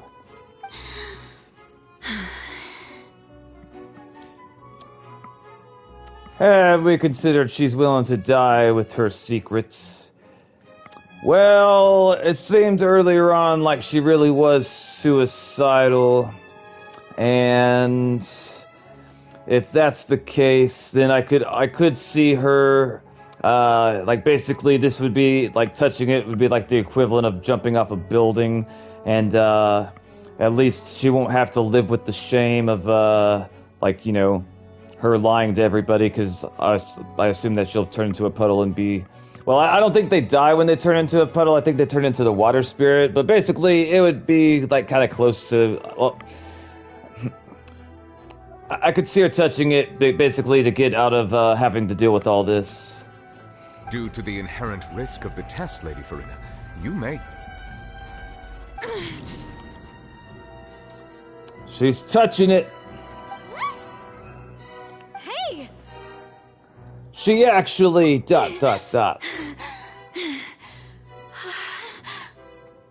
Okay, so she seems like she's actually like scared and shocked about it. So I don't know if she see, they didn't think that she could be suicidal.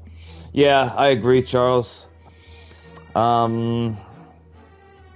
It seems like she touched it thinking that she was gonna be affected by it, but she's shocked that she's not. So maybe she's not really from Fontaine. I had the strangest dream. I'm glad I woke up to watch. I'm glad you're here too. I'm fine! Look at me, everyone! My hand is still here! I haven't been dissolved! Then maybe you're not a Fontainian. Will you believe me now? I really am your Archon! I'm nothing like a normal human who would fall apart as soon as they touch this water! Really?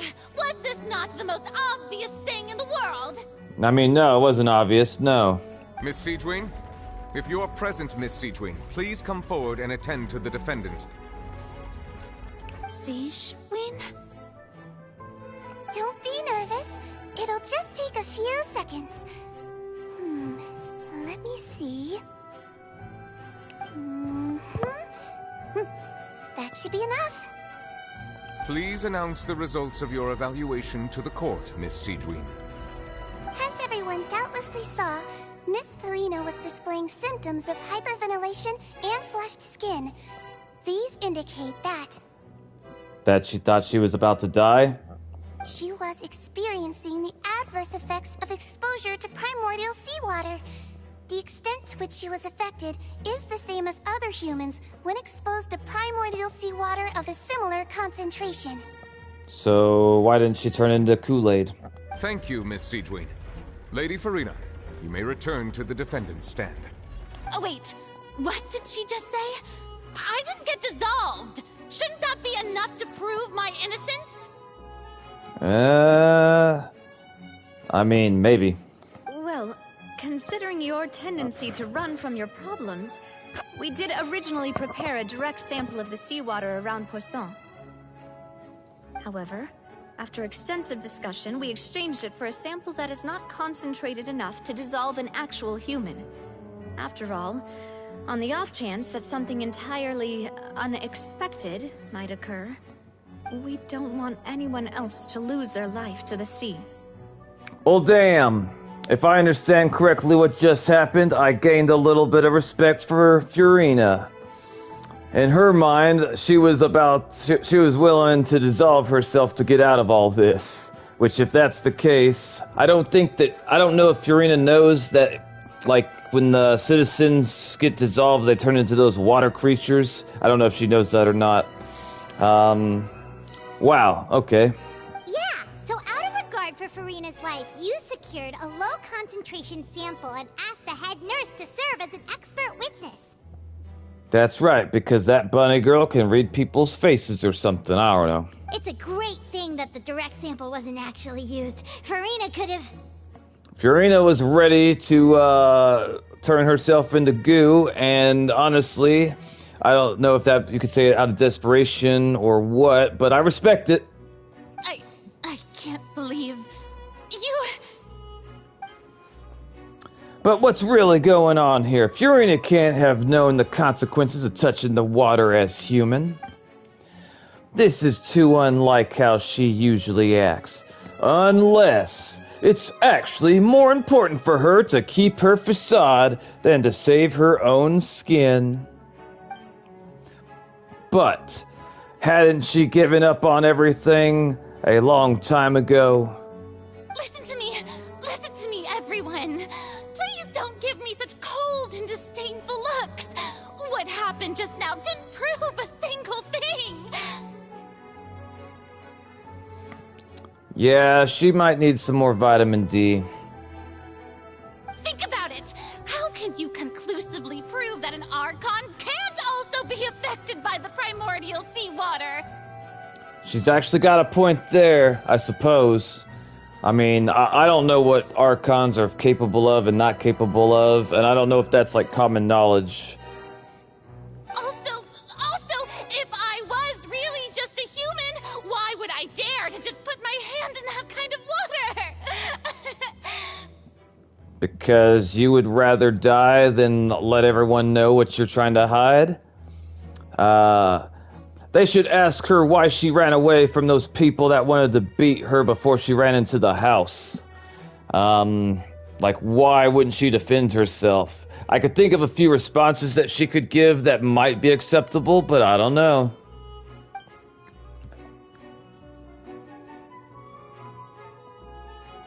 Please, everyone, anyone, just listen to me. I swear, I really am your Archon.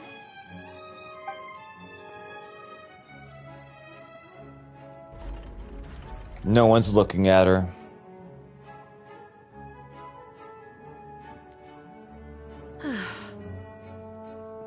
I don't think anything she says at this point will sway anyone. The odds are just too stacked against her now. I'm cringing at her public crash outs. I feel sorry for her. She's clearly got a lot of stress. She's going through a lot. And she's also going through it alone. She doesn't seem to have even one person that she can confide in. And I know what that feels like, so I sympathize with her. With all the things that have been said, Paimon doesn't think there's any way left for Furina to win.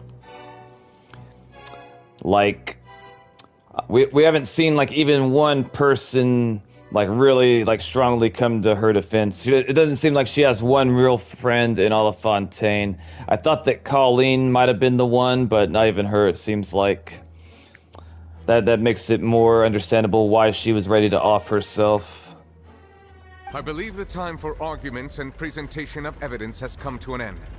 If there are no objections, we will move on to the final judgment.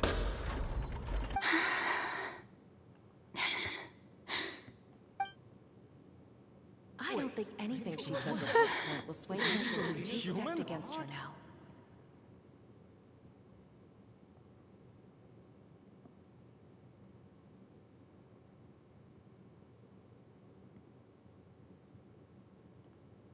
In my capacity as Chief Justice, I shall now render judgment on Furina's misrepresentation of herself as the Archon of Fontaine. As a human who knowingly deceived her fellow citizens, Furina is guilty.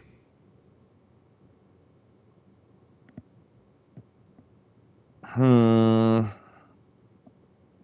don't know if the others realized that she was contemplating suicide before she went into the house earlier, but I kind of feel like they should have a guard like standing close by to her in case she tries to jump off the balcony to like break her neck and kill herself.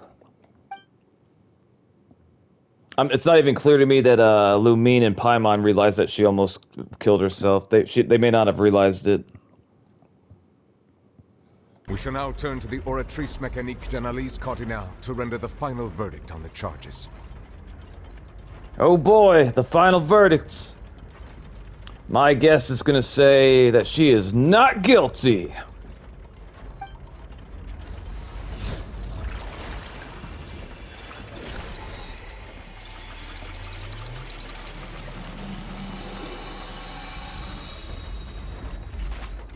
I'm gonna go with not guilty. That's my guess. According to the judgment, of the Oratrice Mécanique d'Analyse Cardinale. Not guilty. Farina is...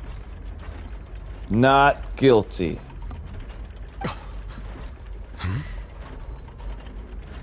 Well, what's wrong? What's the Oratrice's verdict? It can't be! Did the Oratrice just declare Farina to be innocent? No. The Oratrice also displays a guilty verdict. I was wrong. Well, Farina, you heard it here. Everyone knows you're full of shit now. You need to give Paimon your hat and walk out of town. Isn't that correct then? However, the exact wording of the verdict is thus. The Hydro Archon. Guilty. Okay, so... I get it, I got it, okay. So it's like it's basically claiming that it's the Hydro Archon, but even despite that, she is guilty, so it's nonsensical is what it seems like. To be punished via the death sentence. The death sentence? Holy shit! I wasn't expecting that. I didn't even know that Fontaine had the death sentence. I thought you guys exiled people or sent them to the prison. Maybe the Hydro Archon is just a title. The death sentence. How do they carry out the death sentence? Is it public hanging? Is it firing squad? Do they have electric chairs? Is it lethal injection? Is it by stoning? I have no idea. The death sentence? That's actually one of the available sentences? I've always thought that it was just a myth. Ooh. The one and only time the death sentence has been handed out at the court, and it's been given to the very person we've worshipped as the god of justice? What an unexpected twist. Farina's been sentenced to death by the Oratrice? We just wanted to use the trial to show her the seriousness of things so she'd tell us the truth. How did things escalate this quickly?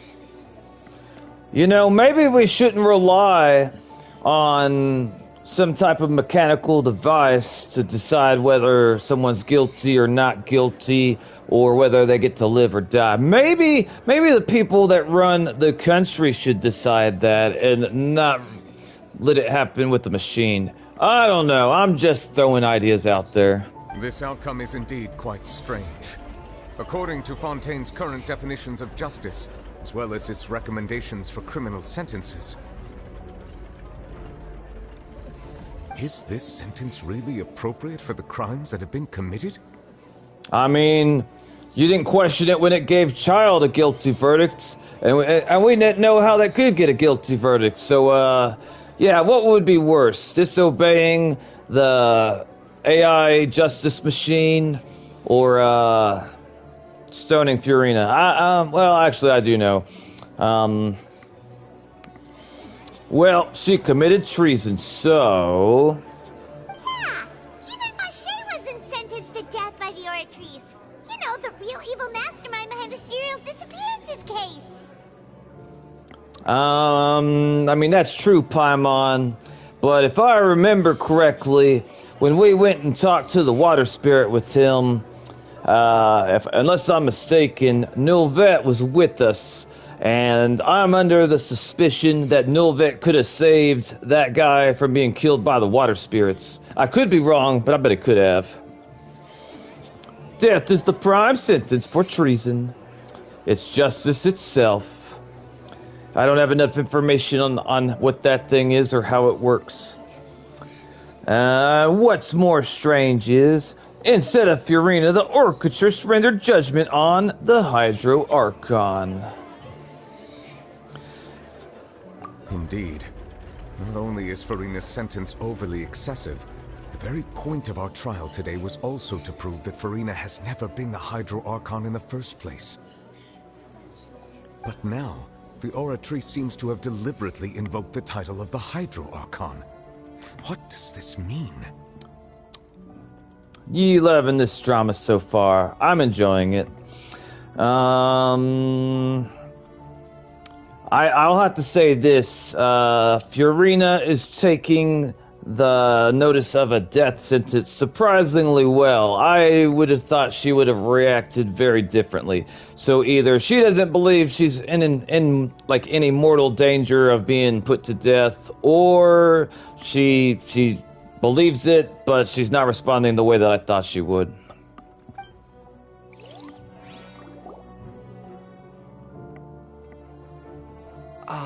Excuse me, if I may interrupt. Not until you put on some pants, Penguin Boy. Don't come inside the courthouse looking like that. It's a disgrace to everyone and everything in here.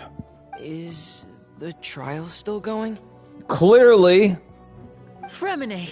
Oh, you finally made it. I assume this means you've completed your mission? What have you been doing? And why are you speaking while the court's, in session, Lenny? Mm-hmm. Any mission Father assigns to me will always be top priority.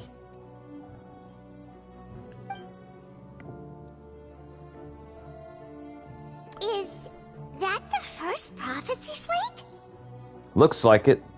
I see a lady with a hood, and I see her hands are out, and somebody's in between there. I don't know if that's a man or a woman.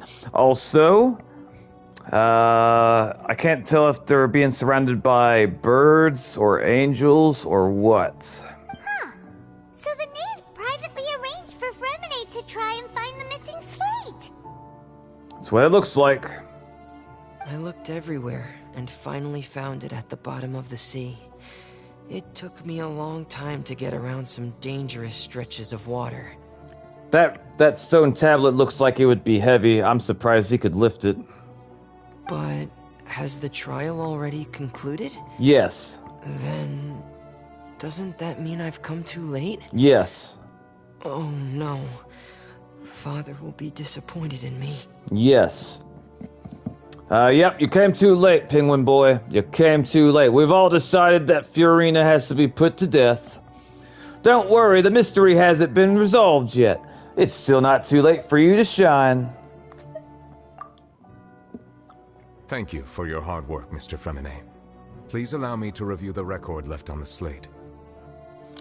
I don't think that Penguin Boy could, like, lift that slate out of the water. I don't think I could lift that slate up. Maybe it's really, really thin. That's what I'll have to tell myself, because that looks like it would take like 4 or maybe like 4 to 6 men to actually move. That's a thick-looking stone. There ain't no way in hell he's moving that. Could you imagine if the bronze bull was suddenly brought out? I can't imagine how horrible that would be. Traveler, I believe that you have already seen the other existing slates. We'd like you to come here and confirm their contents. You got it, Mr. Nilvit. Why are you gonna walk? We should just jump down there and glide. So what do you see? What is it? Damn, we got down the stairs pretty fast. This looks like the previous Hydro Archon releasing her divine power, turning the Oceanids into human beings. Is that what it is? I believe I've now made sense of the Hydro Archon's crime. It has to do with Fontaine's lost history. Okay, so if I'm not mistaken, those angel-looking things are actually like the water creatures, like the one that murdered that guy that killed all the women. And the Hydro Archon is turning the water thingies into people. I think. I don't know. That's my guess. Huh? Isn't the Hydro Archon just guilty of deceiving her people? Oh, wait, no, that's Fiorina, and we've already proven that she's not the Hydro Archon. We did? Oh, wait. So when you say Hydro Archon, do you mean the real Hydro Archon we've been kind of talking about? Yes, so some of the water monsters were turned into humans. If they touch the specific water, they get dissolved back into the sea after they belong, or where they belong. In truth, everything that you've encountered in Fontaine up until this point can be traced back to the contents of these stone slates. Okay. I'm telling you guys. How much do you think that stone tablet weighs, chat? What is your guesses? I think that would be too heavy for Penguin Boy. He would have to use like one of the robots. However, I'm uncertain as to how much sense they currently make to you. An association between the contents of the slates and the events in real life. Okay, let's try to recall the contents of the other 3 stone slates. Paimon will do her best to help you remember. Maybe half a ton. I would buy 800 pounds easy.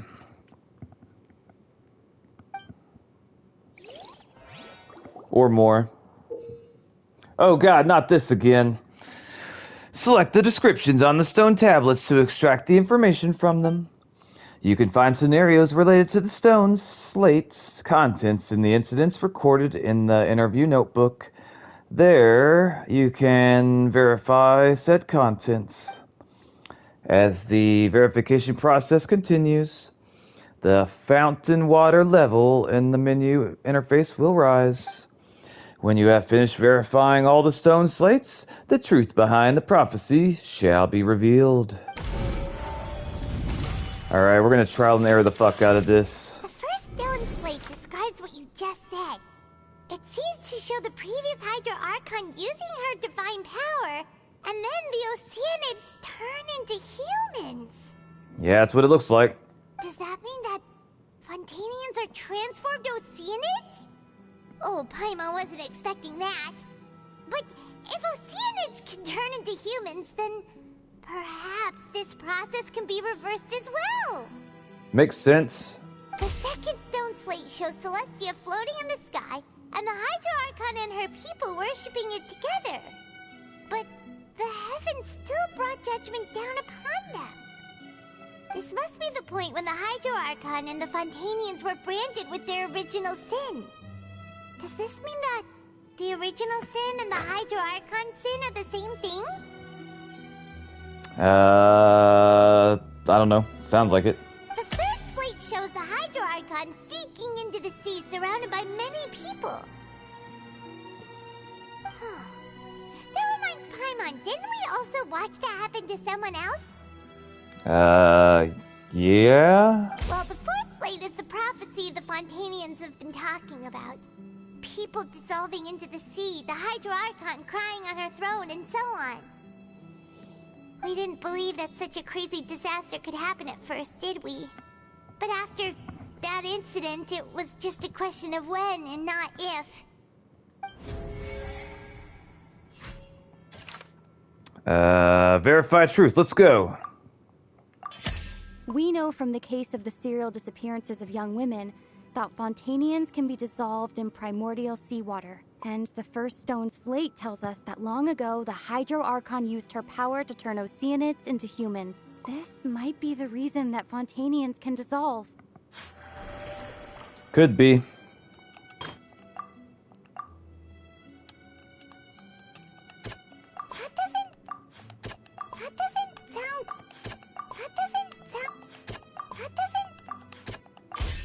Perhaps what is about to take place has all happened before. The true sin of the Hydro Archon that Nervilette mentioned, and the original sin cast down on the people of Fontaine by Celestia, as recorded on the stone slates.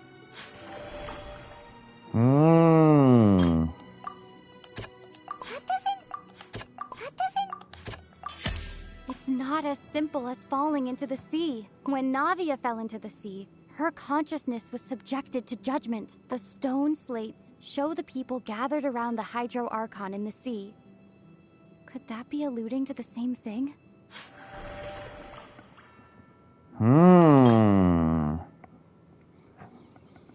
Think Genshin would make a great anime? Yeah, possibly. If it had good writers that stick to the source material. The prophecy from the stone slates found its way into society, but not many people believed it at first. The fortress of Meropide was nearly flooded with primordial seawater, which we know can cause Fontainians to dissolve. It seems increasingly likely that the prophecy may come true. If we hadn't dealt with it in time, things could have gone very badly. They'll dissolve primordial sea but won't cease to exist, their essence will flow in the seawater, converge, and take the form of an oceanid. Yep. The Hydro Archon was sentenced to death in court, shocking everyone present. Perhaps this means that her sin was actually Fontaine's original sin. I don't have the patience for it, Charles. If I wasn't streaming, I might try to do it the way they would intend for you to do, but yeah, we're just gonna get through it. Navia fell into the water inside those ruins, and she nearly dissolved. She was surrounded by the people of Poisson in a court within her consciousness, and was forced to take part in a trial meant to make her stay. The eruption of the primordial sea at the fortress of Meropide was the surest sign that the prophecy was about to come to pass no matter what. The stone slate's contents can all be verified by recent events. If we combine what we know together, loads of truths should come to light. Hey, welcome back, Zindi. Welcome back, little sister. Hopefully you're doing well.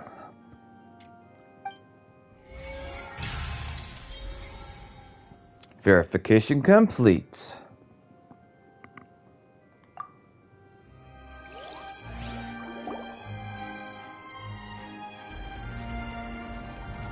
Huh? Oh, Paimon gets it now! So that's how you can make sense of it! Well, I felt sorry for her when we found her. She was about to commit suicide. I wanted to give her a hug. And then we got chased down by some Fontaine citizens. I wanted to pull out my sword and strike them down, but that wasn't a part of the plan. We had to get inside of a house to hide. I feel sorry for Furina. I sympathize with her because it's clearly that she's going through a lot and she's hurting. And also, she doesn't seem to have any true friends, or at least not from what I can tell. But then it feels like we're going to have to share some truly shocking revelations. What revelations are we going to share, Paimon? That you eat all the pie whenever we go out? Let's hear them.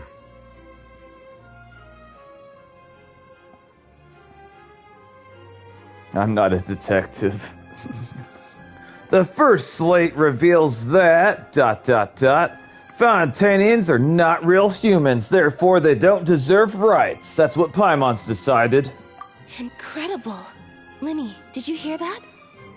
We're not real humans. All Fontainians were originally created by the late previous Hydro Archon, with Oceanids as their basis.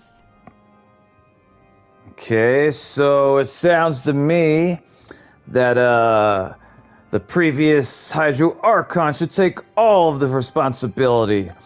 Because I don't know if they had a choice to become human, or they asked her to become human. I don't know. But it seems to me that you shouldn't be blaming the Fontainians and maybe just the Hydro Archon. I don't know, we'll see. The evidence for that can be found in how only Fontainians could dissolve in primordial seawater, and how all the girls Vacher dissolved were also turned into Oceanids. And they also killed him, as far as I know. And I could be mistaken, but I am under the assumption that Nulvit was there, and Nulvit could have stopped it. I imagine he could have got him away from the water monsters before they killed him. But maybe after knowing what that guy did, he's like, well, I think that the water women should get their revenge. Oh, and according to Navia, when she was about to get dissolved, she also saw everyone gathered around for a trial. All of them in the shape of Oceanids. I wonder what those things taste like. I bet like blue jello. Indeed.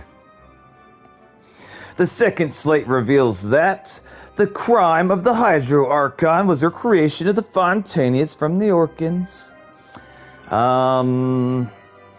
Okay, so if we go with the Hydro Archon turned the water monsters into humans, I don't feel like it would be fair or just for, like, I don't know, the Celestial or the gods, or like whatever's the head of everything that controls everything.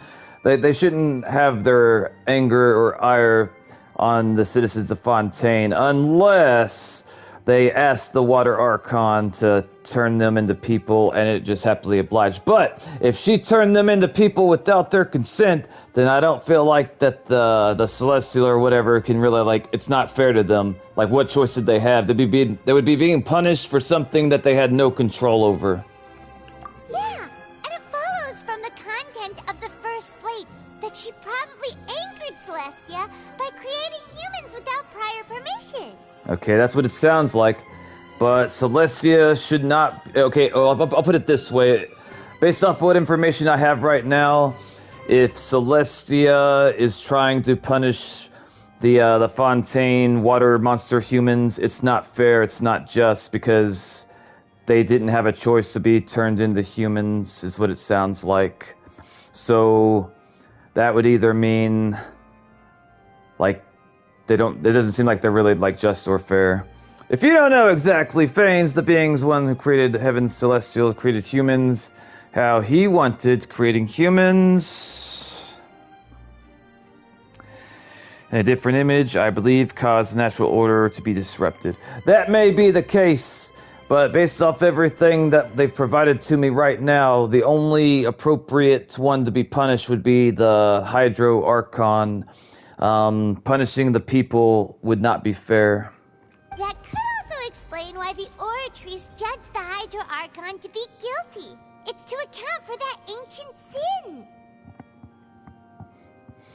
My question is, why did the Hydro Archon turn the water monsters into humans? Maybe it will tell me. Let's find out. The Hydro Archon's true sin was creating us? And yet, after many hundreds of years, the Hydro Archon's creations have turned around to try to judge the Archon within the Opera Epiclese. The twists of history are often the most unexpected of all. As for the third slate, I'm still convinced that it should come after the fourth slate. I mean, I guess, I don't know. Yeah, isn't the image here just like when Navia fell into the sea? Yeah, I guess so. Except Navia didn't have as nice of a hat. So wouldn't it be trying to show the image of the Hydro Archon also falling into the sea once the prophecy has been fulfilled in the fourth slate?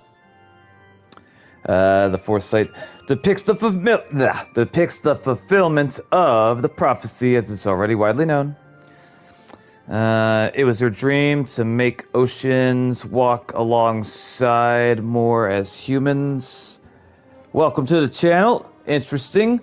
I wonder why that was her dream. In the end, the people will all be dissolved into the waters, and only the Hydro Archon will remain weeping on her throne. Only then will the sins of the people of Fontaine be washed away. I don't feel like the people of Fontaine committed any sins if they didn't consent to being turned into humans in the first place.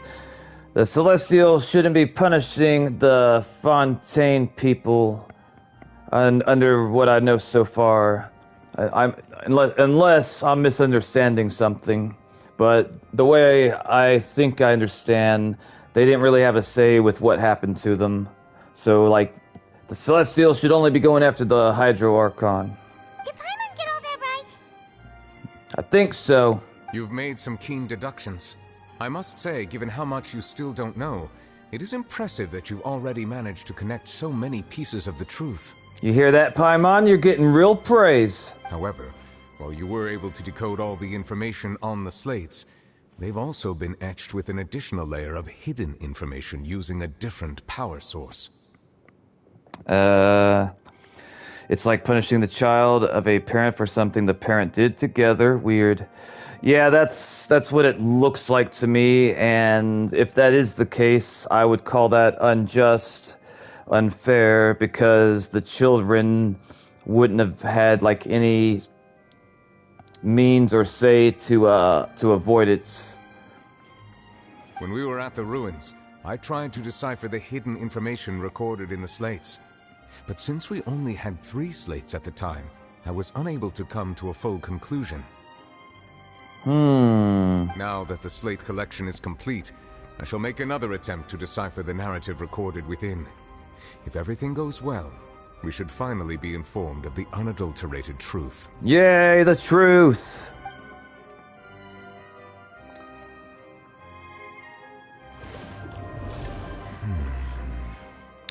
Also, I'm wondering, is Furina up there sitting in her chair bawling her eyes out because she thinks she's gonna be publicly executed, or at this point right now she knows that she's safe? I honestly don't know.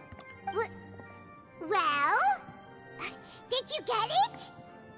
I believe I should share this truth not only with you, but with all the people of Fontaine as well. I will try to briefly summarize it for you.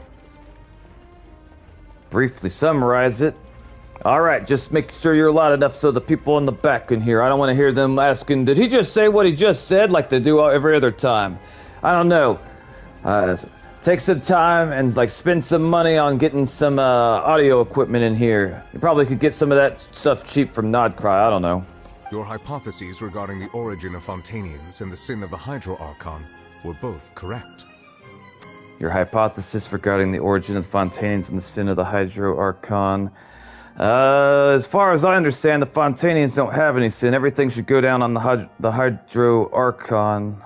In the Fontaine of old, the previous Hydro Archon sensed the yearning of her Oceanid familiars for life on land. Oh, okay, so this changes things then. If they went to the Hydro Archon and basically tell the Hydro Archon, like, hey, we're tired of being in the water, it sucks down here, we want to walk on land, and the Hydro Archon's like, you want to walk on land? Alright, I'll do that. Then I guess you could say they have some part of the sin because they initiated it. The Oceanids were enamored with the beauty and romanticism of human beings, and wishing to have those experiences for themselves, expressed to the Hydro Archon their desire to become of a similar kind.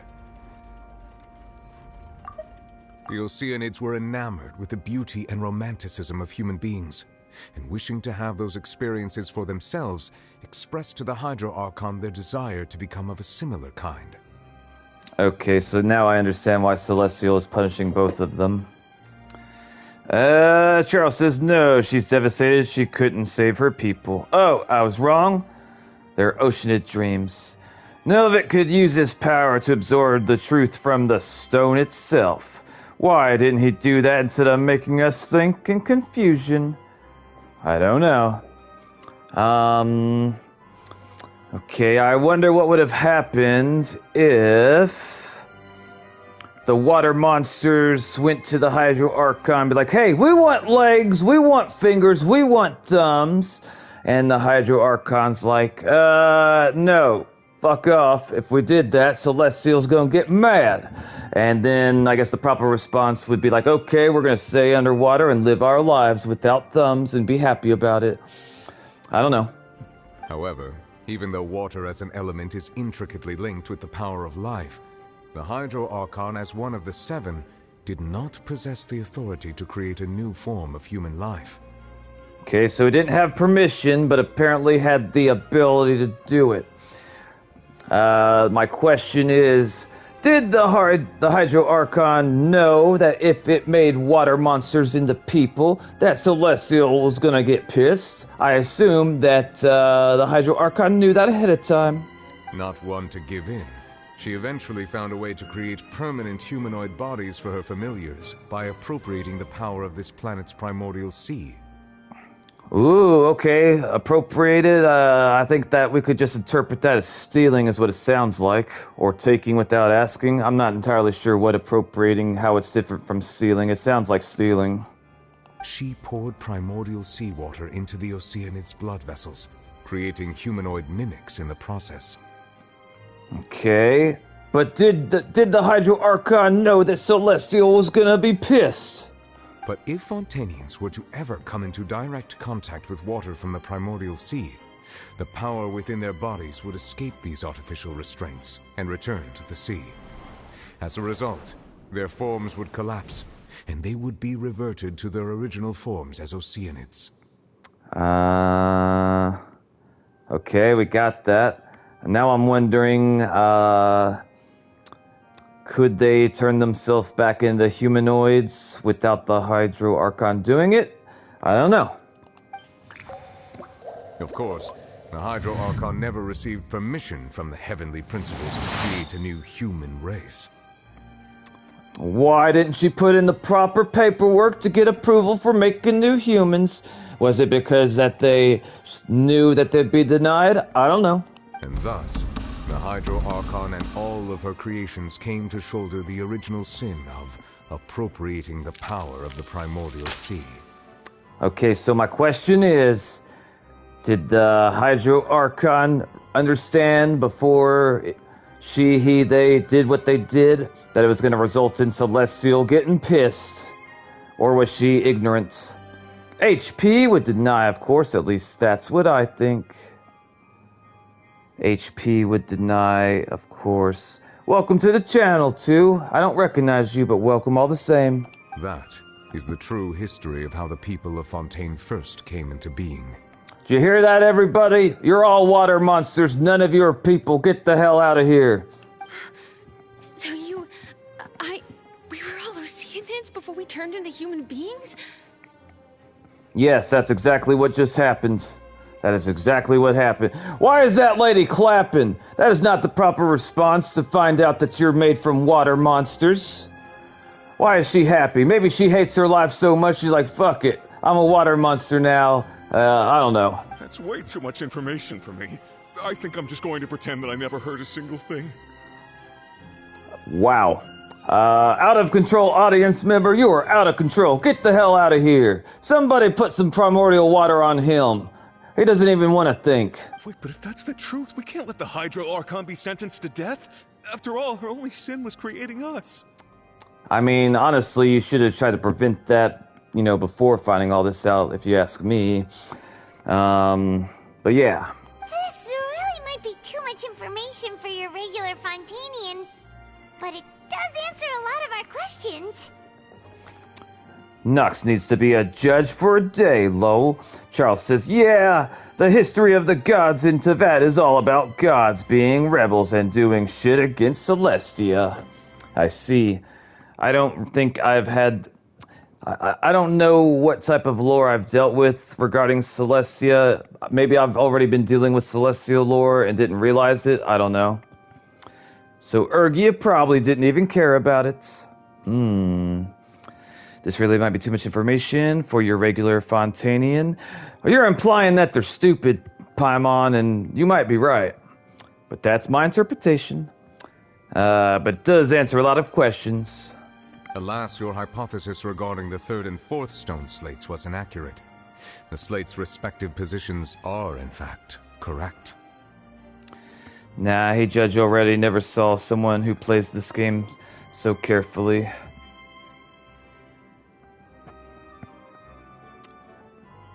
Oh, I'm glad you noticed. So... They are in the right order. What is the third slate supposed to represent, then? Enlighten us. Say it with little words so even Paimon can understand. Basically, it's similar to being revealed we're all in a simulation or something. A key point of the visual on the third slate is how all the individuals depicted in the water are humans rather than Oceanids. Okay, hang on. A key point of the visual on the third slate is how all the individuals depicted in the water are humans rather than Oceanids. Okay.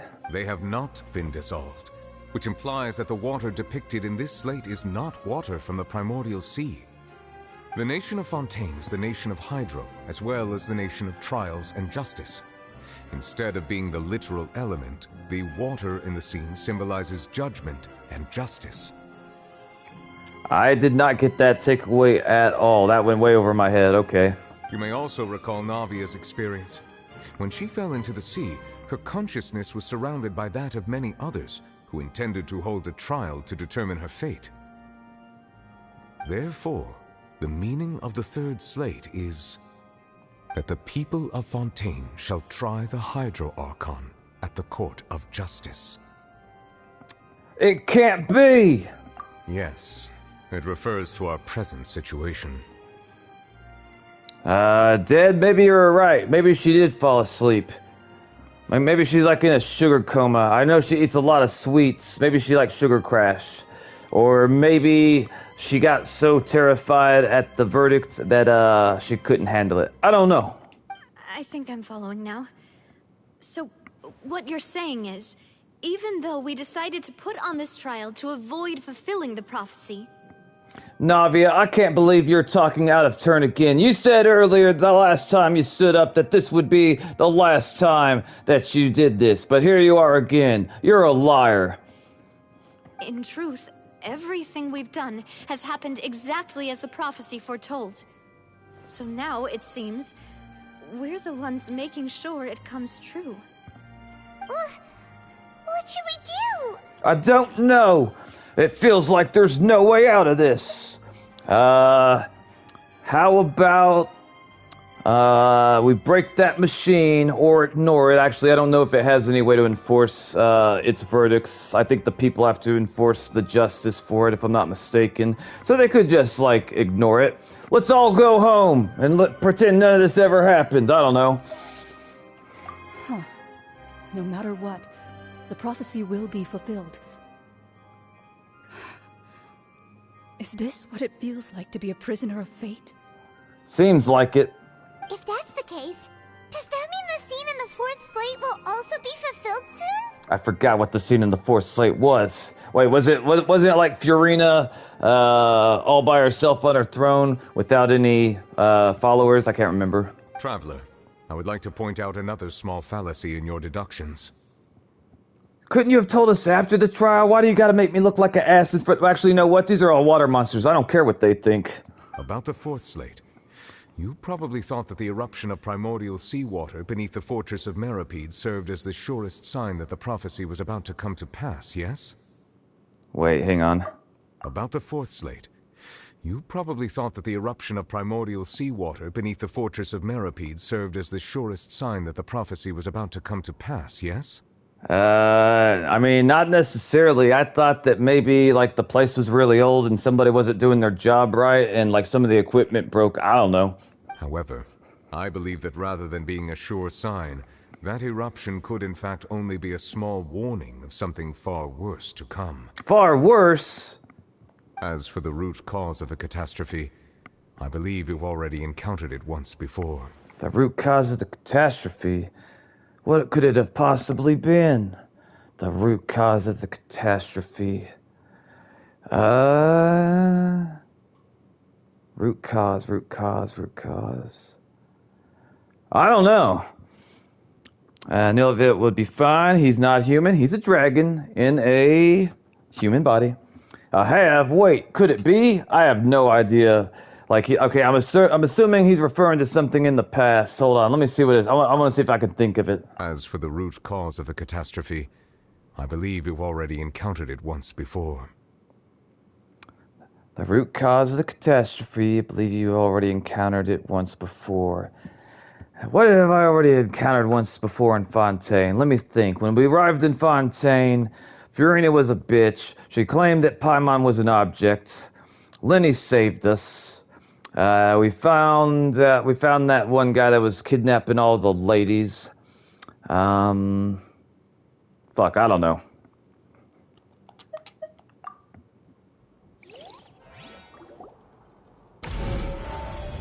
The ultimate proof. Just what is true source this of... This eruption was just a small warning of the things to come. We must find the root cause of the disaster. Okay.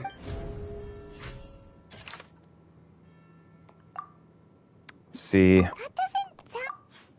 Well, if he's reincarnated dragon in a human body, so it'd be a human body, right? He's in. I mean, it definitely looks like he's in a human body, except for those like blue dilly bobbers he's got on his head. I wasn't sure if that was hair or what the hell that was. It was both dream and reality. Okay, maybe it's the whale. I remember the whale when we saw it in our dreams. If we're talking about a true culprit, that could only be that thing inside the primordial sea, right? We gotta find that whale and murder it. That will stop the prophecy from happening, I'm sure of it, and we'll get to eat delicious whale meat. The truth, the original sin, the trial, and the root cause of the disaster. It was all because of a fish. Oh, right, but after getting his power back, doesn't his body become a dragon body? I don't know. I'm not that deep into the lore player.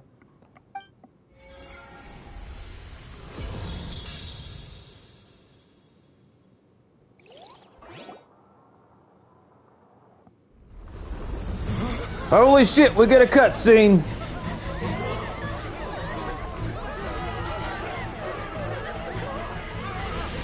That don't look good. Holy shit, it's the whale! Somebody get a spear quick! I don't know what that thing tastes like, but I want to find out.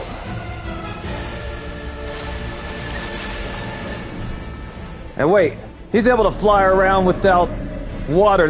Don't kill it, Nivit! We gotta capture it and tame it. We can ride around Teyvat with this son of a bitch. He can fly.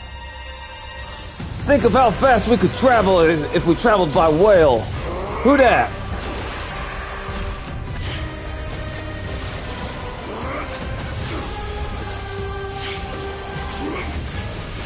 Don't kill the whale, no!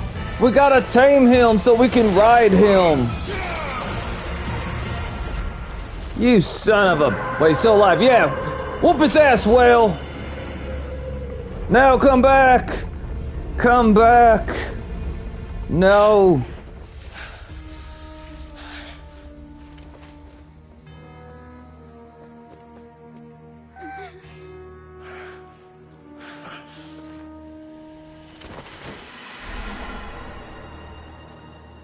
Paimon, jump in there and see what's down there.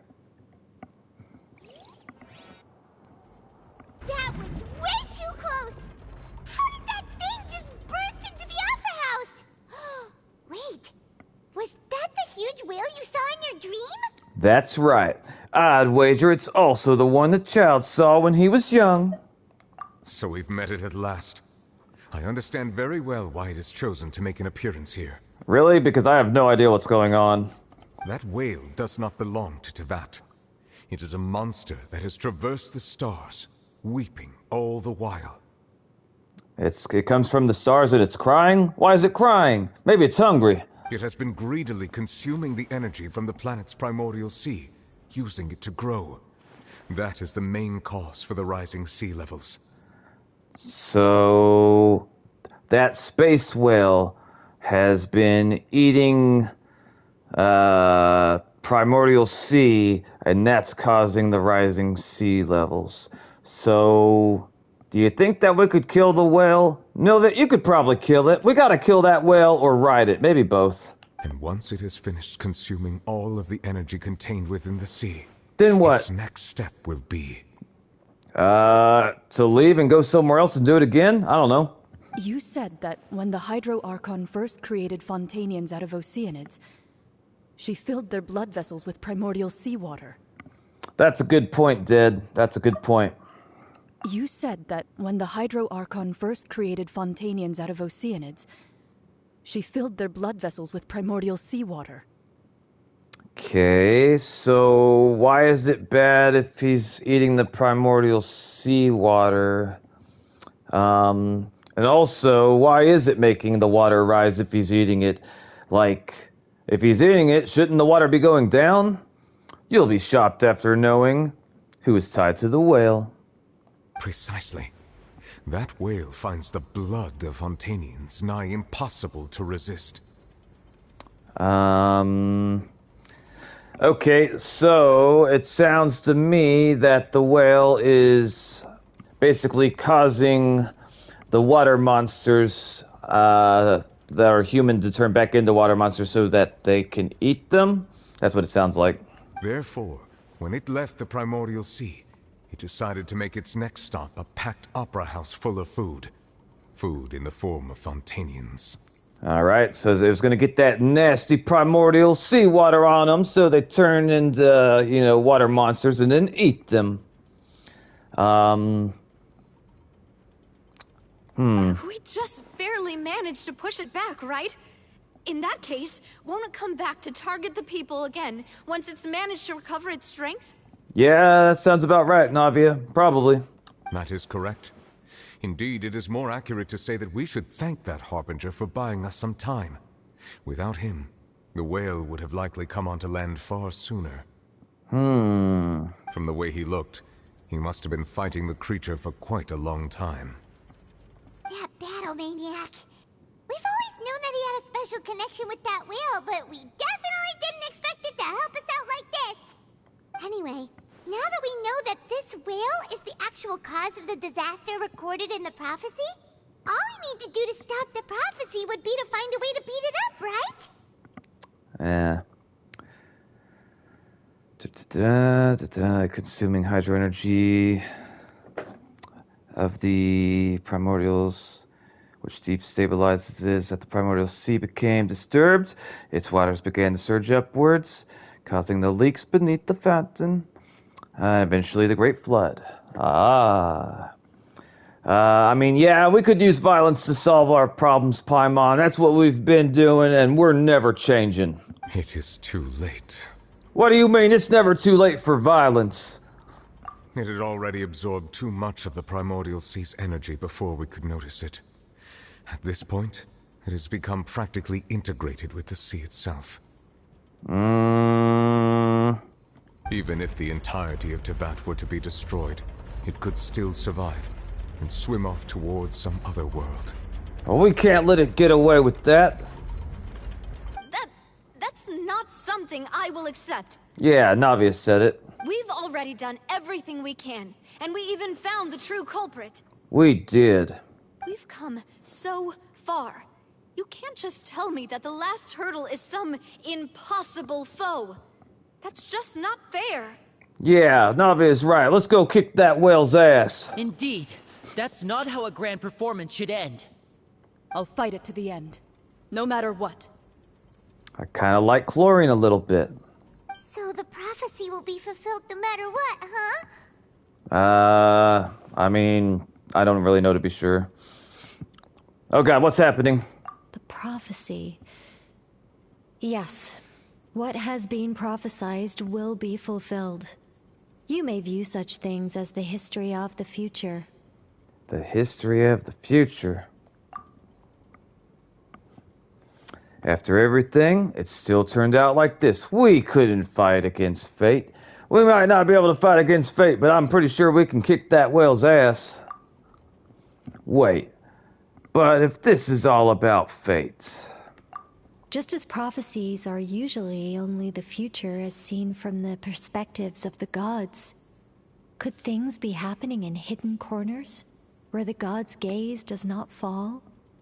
You tell them gods to stop being lazy and make sure they pay attention to the corners too, or it's their fault. Ultimately, fate shall serve as your only guide, no matter what will happen in Teyvat's future. All you need to do is to play your part. That's what that invisible teeth thief told us when we were at, actually I don't remember exactly where we were, but I don't think she paid her tab for that tea, and they probably claimed that we were the ones that drink the tea. Could it be that even the prophecy will be fulfilled? There'll still be a way to save everyone? I wonder if Furina's still up on the balcony crying or asleep. Did I miss something?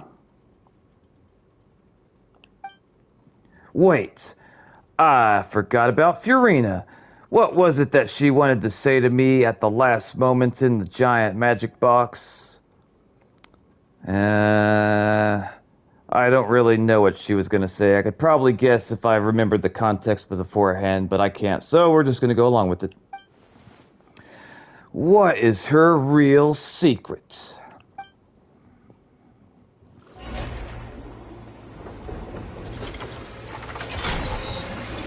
Also, thank everyone for being here tonight, supporting my stream. I appreciate all of you. With the Oratrice?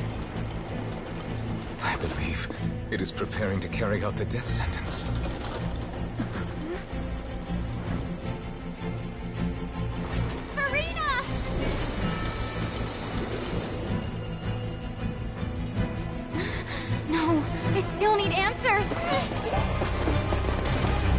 Holy shit, I didn't know she could jump that high.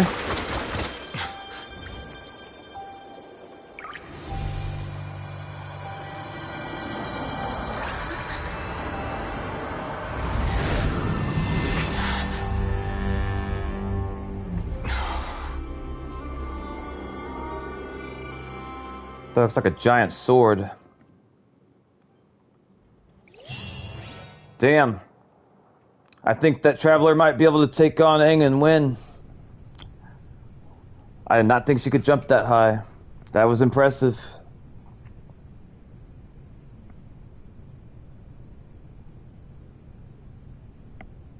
You. Who dat?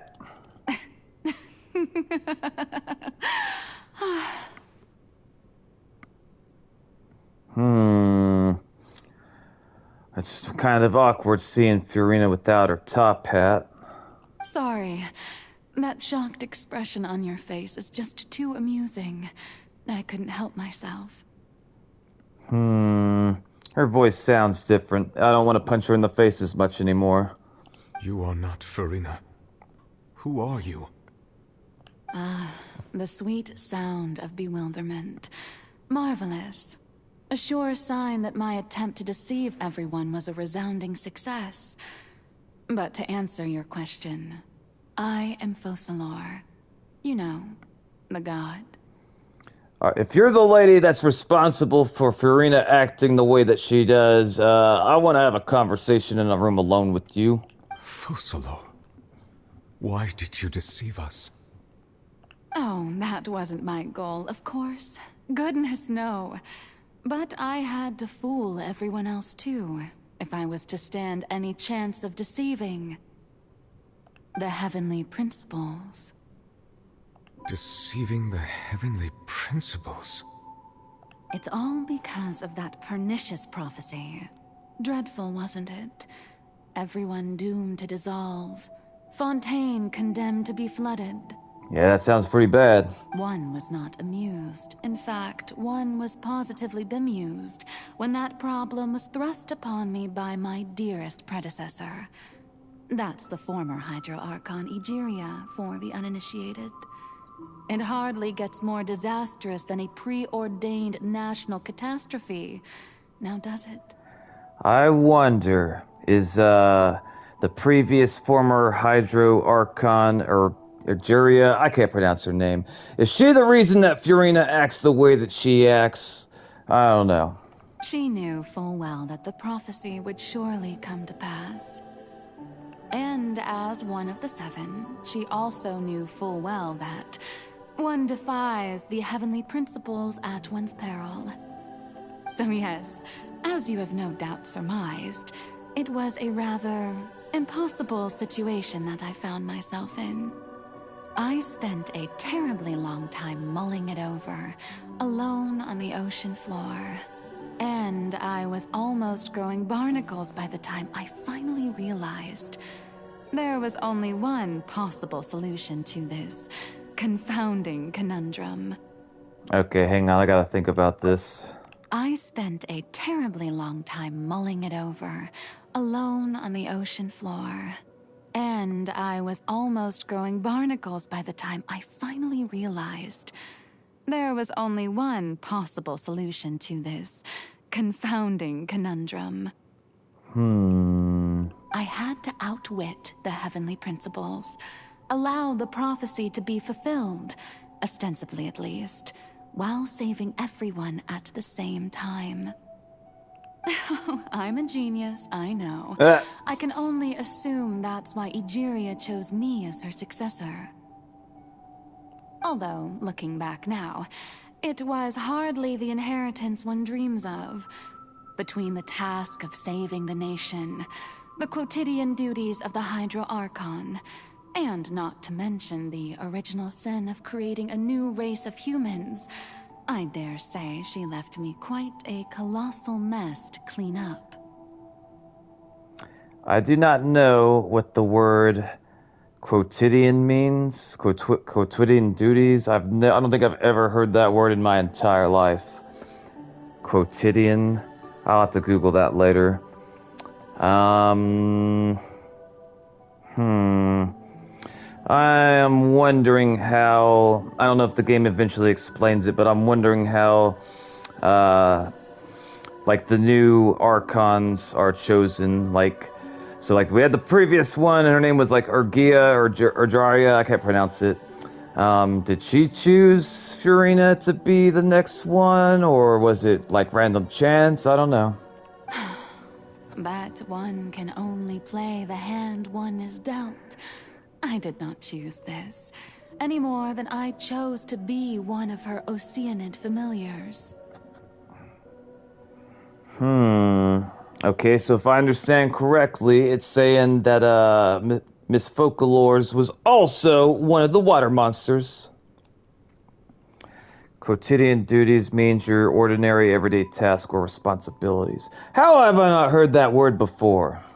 So you were also once one of the Oceanids, transformed into a human by Egeria's hand. Also, thank you for the definition. I appreciate that. Yes, I was. I always dreamed of becoming human. And I still do, even now. In my eyes, to be human is to be part of the greatest opera ever known. Why? After becoming a god, I separated my divinity from my body and spirit, leaving behind only a self that was as naive and bewildered as my past self on her first day as a human being. So that's why she seemed emotionally stunted. The me you see before you now is that divinity. And the human counterpart I left behind, I named Furina. She could feel joy, sorrow, and everything in between.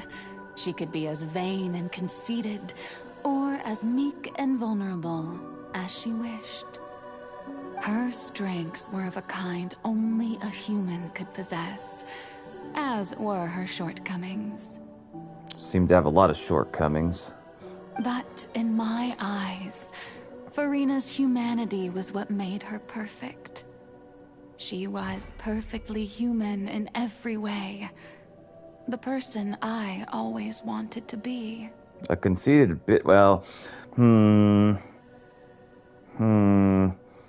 don't really, I'm starting to question your judgment because, I gotta say, like, she was the hardest Archon to put up with out of all the ones I've met so far. Anyway, so then I cursed her. Why'd you curse her? All part of the plan, of course. The plan to deceive the heavenly principles. Did it work? Do you still remember the final scene of the prophecy? No. The Hydra Archon, alone, weeping on her throne. Oh yeah, I do remember that, yeah. In order that the prophecy might appear fulfilled, I invited Furina to be an actress, to play the part of the Hydro Archon in the prophecy. Okay. Under the curse I placed on her, so long as I, Focalors' divinity, continued to exist, she could not die. But nor was she free to live her life in the pursuit of happiness. Why not?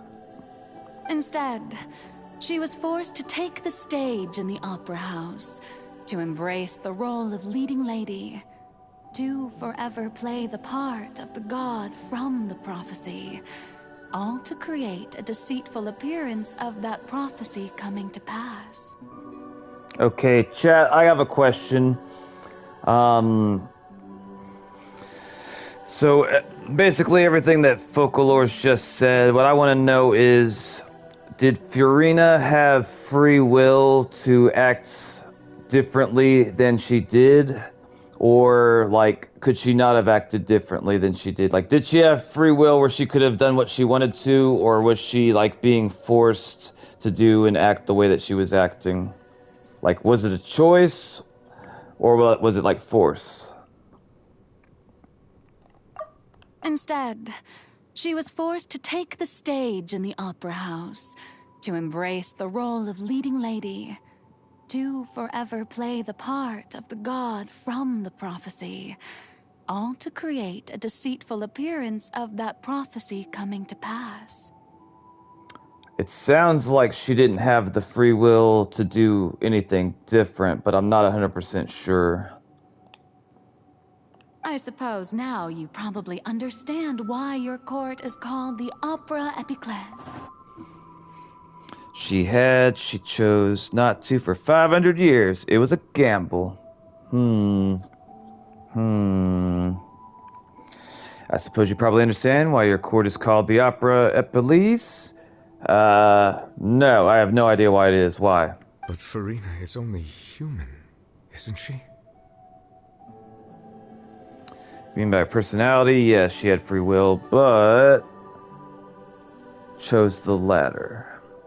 She did, but the pressure of everyone's fates on her made it impossible for her to do anything outside of what she was meant to. Even though she has had a long life, her mind is no stronger than that of any other ordinary human being. That's actually pretty true. I was surprised to find out she's over 500 years old and acting like a teenage girl. I cannot begin to fathom what she has had to endure. It must have been torture for her. It has indeed. And although she is, in a sense, me in human form, I most definitely owe her an apology for it. Okay, so based off of what Focalors just said, it seems that, I could be misunderstanding, but it seems like Furina and her are like two, like they're the same person, but at the same time they're two separate beings, like with their, like two separate wills, is what it sounds like. Because it was all a play. Focalors bet on humanity to do the right thing. She's still a kid teenager at heart. I agree with that. It's been 500 years. And all along, she's been playing her part in the most unimaginably long, unbearably lonely, and agonizingly painful opera of all time.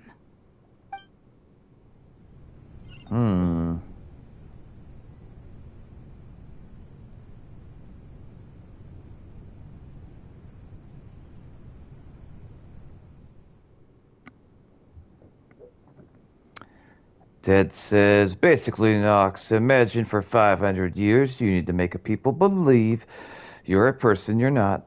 Otherwise, or if they found out that you weren't who you acted to be, people would die. This game really loves to throw 500 years as trauma. Okay, so if she didn't act the way that she did and have people thinking what they were thinking, then everyone would have died. Is that the conclusion?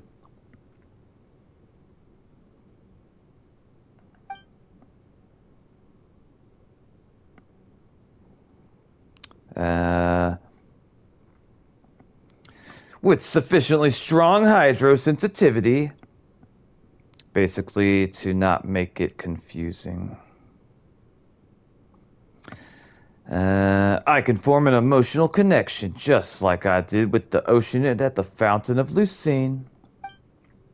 Wait, because the heavenly principles wouldn't have been deceived. Okay, so if Furina didn't act the way that she did, the heavenly principles would have found out, and if the heavenly principles found out, then everyone would die? Is that what I'm hearing? Wait, could this be Furina's inner world? It was necessary for the prophecy to be filled without killing the people of Fontaine. Okay, so what I'm hearing is if Furina didn't act like she did, then it would have been bad for all the people in Fontaine, is what it sounds like. Wait, could this be Furina's inner world? Furina? What is she doing on stage? Wait a moment. That's probably isn't Furina. That's likely a reflection of her inner self. If I can directly speak to that self, I might be able to easily get what I wanted to know. Where can I find a hat as nice as hers? I came here for answers. Either way, this is the opportunity not to be missed. Let me try talking to her. When she said opportunity not to be missed, I was thinking, like, is she gonna go up there and smack the shit out of Furina because no one's here to stop her? I don't know. Alright. I'm looking around. I don't see any witnesses. I'm gonna jump up here. Ugh. Can I not climb? I gotta take the stairs like a peasant? This is bullshit. Fontaine wouldn't exist if you didn't act harshly. Okay, so she was protecting the people, and that was... She had to be a bitch to do it. I got you. I follow. Alright. Aha! I ain't gonna take no stairs like a peasant. I got a motorcycle. Look at my motorcycle. Isn't it nice? It's very nice. Can I climb on this chair? Let me climb on this chair. I can't climb on this is bullshit. Hold up. Can I climb on the curtain? I can't climb on a damn thing. Oh? Who permitted you to come onto this stage? Now, I understand your admiration for my august self, but I must ask you to keep to the rules. Fuck your rules. All right. It is not my intent to reprimand you. There is no need to state your name. Just be off with you. Do not distract me from my performance. Okay, I'm confused. A second ago, it flashed across the screen. It said, "Don't look at me. Don't look at me." What is that? I don't know if that's like Furina's inner dialogue, like what she's thinking, or if it's something else. Let's see. All right. It's not my intent to reprimand you. There is no need to state your name. Just be off with you. Do not distract me from my performance. But I don't see an audience here. Her inner thoughts, perhaps. That's what it seemed like. Oh, do not jest. Can you not feel it? Do not jest. Can you not feel it? Okay, so, she does not want the attention. You think Genshin could make a great analog horror? Lol. What is an analog horror? I'm not familiar with that term. I am Focalor. The eyes of countless Fontainians are upon me. I must, at all times, display the utmost elegance and nobility. Bro, her laugh sounds like a toy chica from Five Nights at Freddy's. The eyes of countless Fontainians upon me, I must at all times display the utmost elegance and nobility. I would argue that the way you behave the majority of the time, I wouldn't call that elegance or noble. I would think like pompous ass is the first thing that comes to mind to me. Insufferable? What else?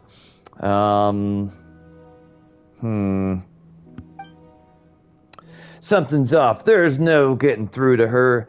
Even in her heart of hearts, she's still playing the role of the Hydro Archon.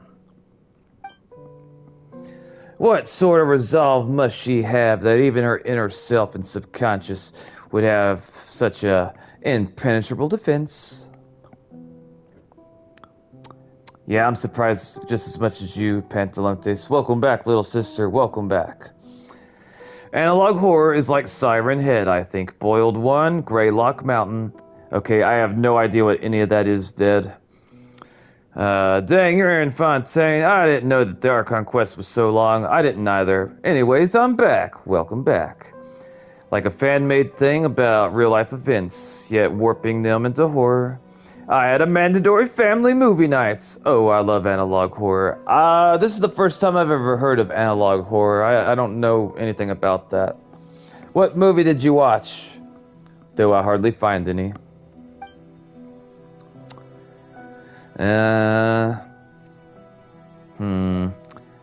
I have to find a way. Also, bro, haven't played. Alright, so, bro, haven't played. Not Cry Quest. Project Hail Mary. Alright, I have never heard of any. I don't know what that is either. It's surprisingly good. Okay, I'll try to Google or YouTube what you just said later, Pantalontes, because I'm curious. Alright.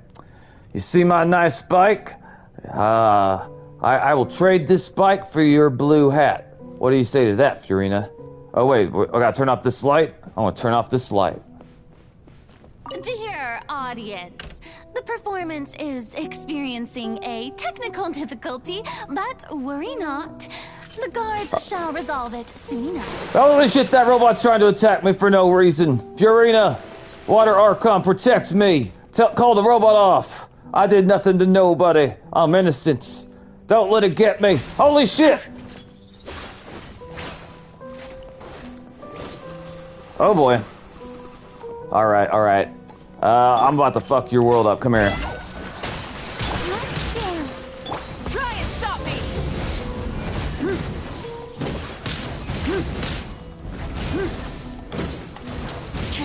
Pyroclastic surge.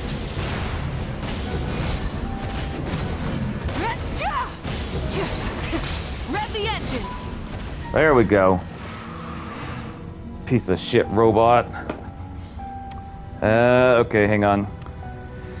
Surprisingly really good. I don't usually like sci-fi. The Alien was amazing. For once, it wasn't a downer space movie. The whole Fontaine act is so short compared to Not Cry. It has more than 30 hours of playtime. Good. So, would you say Furina is your least favorite character, Nox? I wouldn't say she's my least favorite character. I felt sorry for her. I sympathized with her. When I saw her contemplating killing herself, I wanted to go and give her a hug. And I was also willing to pull out my sword and stab those people that were chasing her. I didn't realize at the time that was all a part of the... Actually, I'm not going to say everything because I realized that you're not this far into it. I don't want to ruin things for you. I'm sorry. Yeah, I'm sorry. Hey, what gives? The audience is still watching me, you know. Guards? Wait, where are the guards? Guards! I'll be honest with you, Pantalontes, I completely forgot that you haven't covered everything. Mind to wheel. I've had multiple people tell me that I was gonna like Furina, like once I learned more about her, and...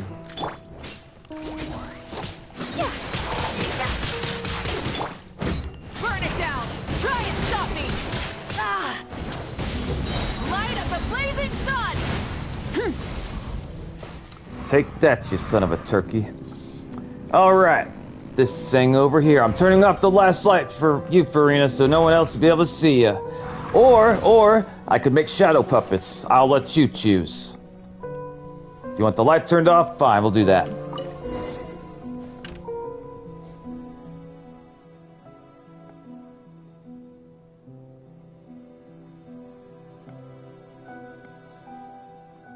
I like her a lot more than I did before I knew everything.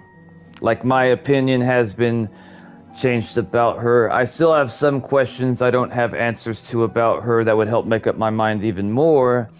But, she seemed like she was, really ready to kill herself earlier. I'm sorry, I can't talk about it, panelists. I'm gonna say spoilers, I'm sorry.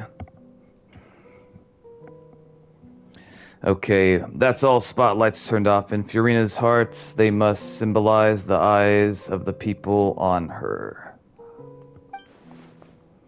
Speaking of which, I think I just received some sort of signal. Was that her true voice? A ticket! When did that end up here? Ooh, it's a golden ticket. I wonder what I can use this for.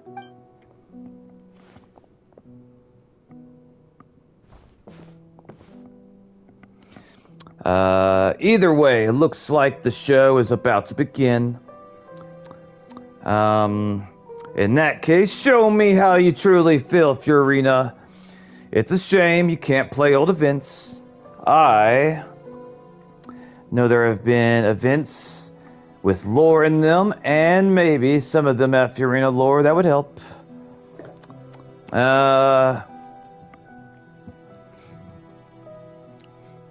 My opinion has changed about Furina after this stream. But I will say this.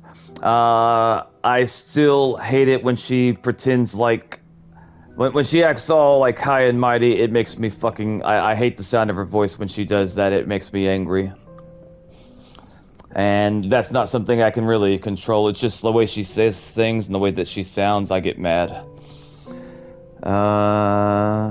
One of the events last year was beautiful. With Furina, I'm biased because Lenny was a main character and it's valid.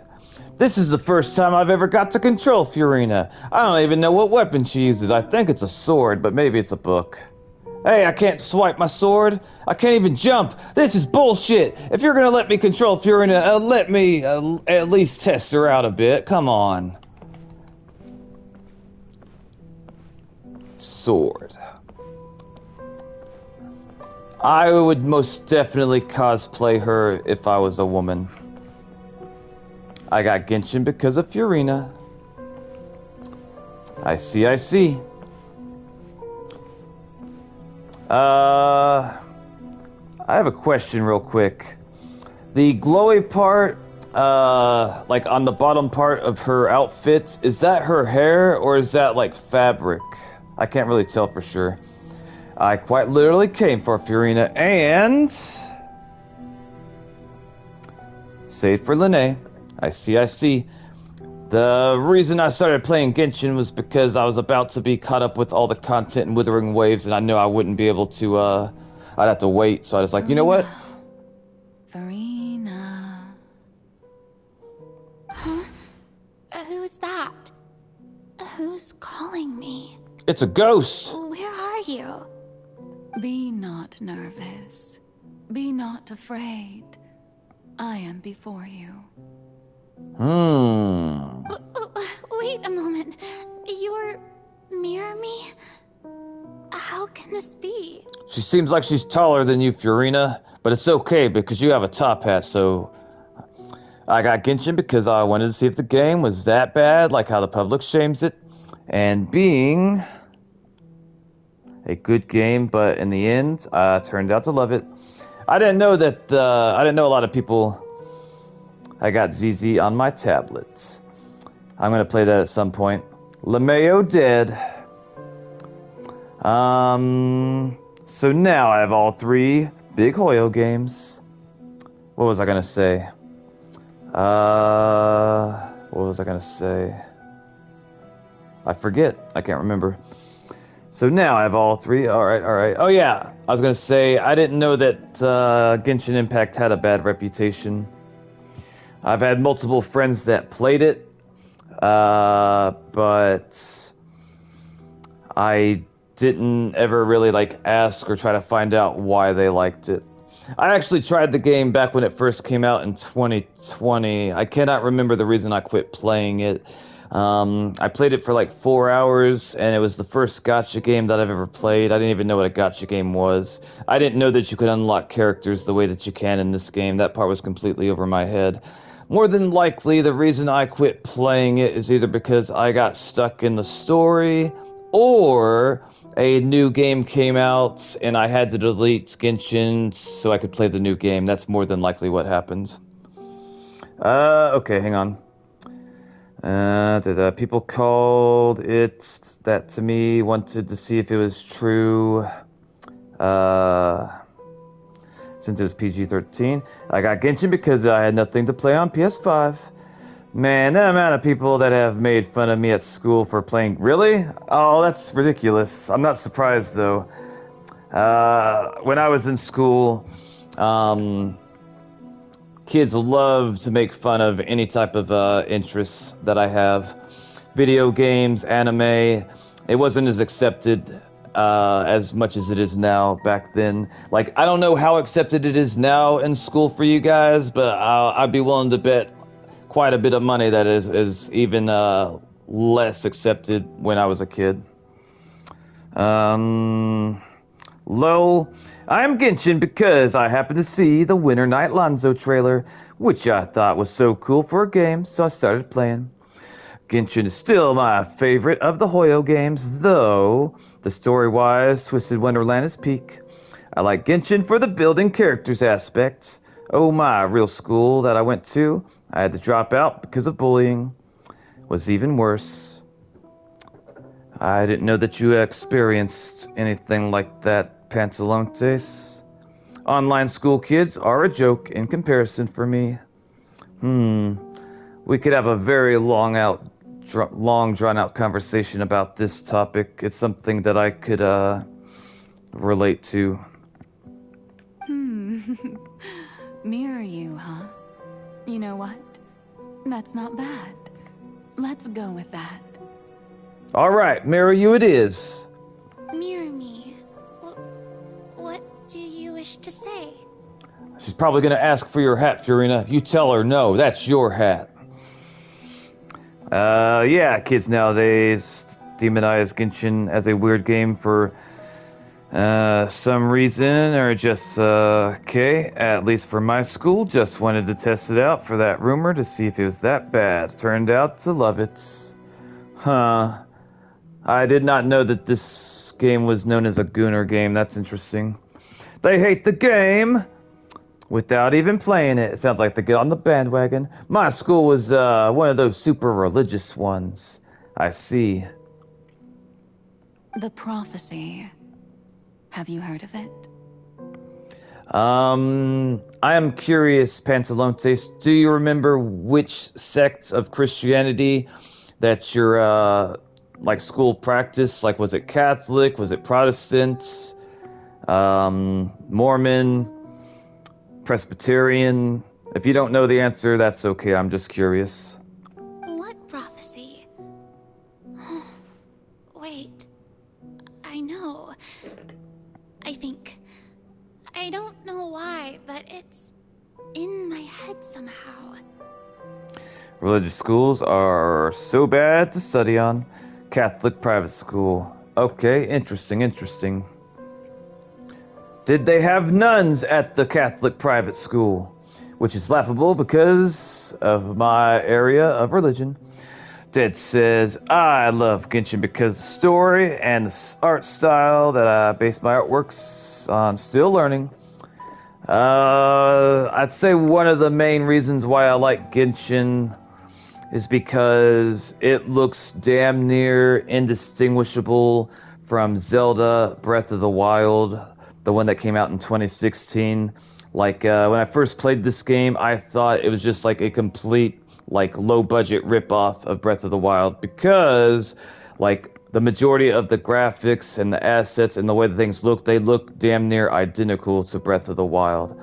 And Breath of the Wild was one of my favorite games of all time. It was really fun playing it and exploring it. I would give it a 10 out of 10. Okay, give me 1 second. My phone's being awkward. Let's see.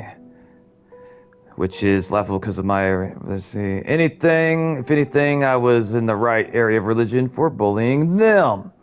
My area is known for being a bunch of closed-off jerks with no exception to outsiders.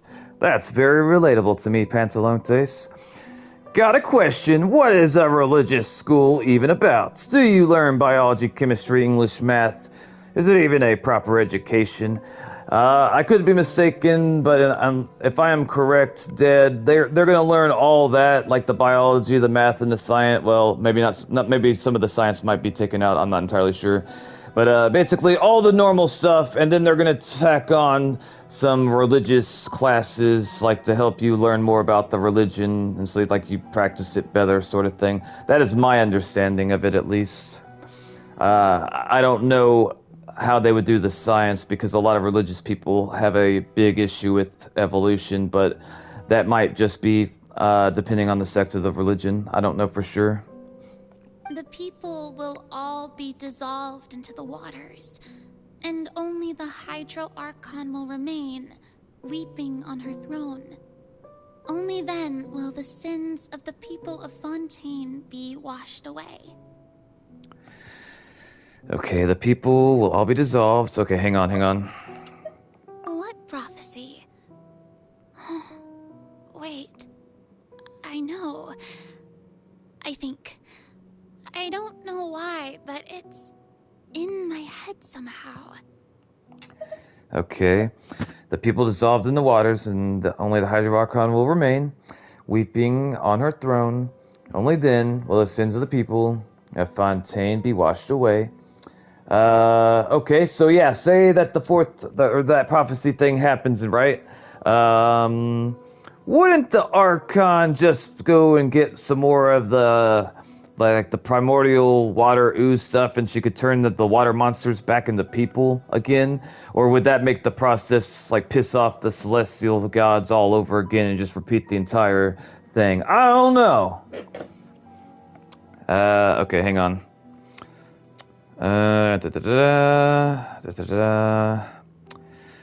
We didn't have nuns, but we did have a monk that dropped by every once in a while. That's interesting. Oh, and our school is very prestigious. My freshman classes were theology, rhetoric, geometry, elucids, and the traditional stuff, literature, history, ballroom dance, Latin, and arts. Ah, ballroom dance, that's pretty cool. Do you like dancing, Pantalontes? Oh, and philosophy. This message is held for review. Dad, what did you say? Let me see what you said. Dad says, my idea of a religious school is nuns walking around with paddles or rulers to smack the shit out of kids for even stuttering on the word God. And astronomy, almost forgot that one. That was the glorified physics class, to be honest. Your school offered a lot of things that my school didn't.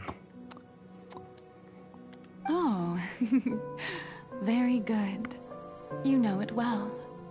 What's going on? I can't seem to remember anything clearly. The only thing I know for sure is this prophecy. Will it really come to pass? Probably. I love dancing. Shame no one ever wanted to dance with me. I think they were scared because I knew almost everything they taught already. I don't know. To be fair, Pantalontes, I imagine a lot of guys around your age would be too nervous or shy or embarrassed to ask girls to dance. Not all of them, but a lot of them.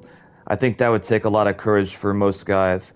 And if I remember the statistic correctly, I heard something like 45% of Gen Z men, boys, males, guys, whatever, have never approached a woman to ask her out.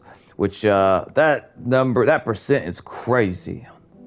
And I feel bad for them, and I also understand why that is the way it is. Yes, it will.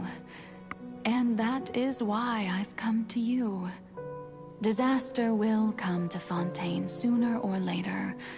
Things will develop just as the prophecy declared. There is no escaping it. Both my parents were dancers. They met at a dance studio. Oh, that's kind of romantic. Oh no. They ran to the girls they wanted. There were more girls than boys. Those lucky boys. In my class, and every single day I was the only one of the teacher had to assign someone to. That is sad. They should have orchestrated the classroom in such a way to avoid that scenario from happening. I would not run a class where we're gonna have people feeling left out like that. There's ways that you could do it where nobody gets their feelings hurt. Tuesday says, yeah, because they believe being still is best in the single. Tung sure will hunt you down tonight. I don't know who that is, but welcome to the channel, Raj Camel. I don't recognize you. I don't think I've ever seen you here before, but welcome all the same.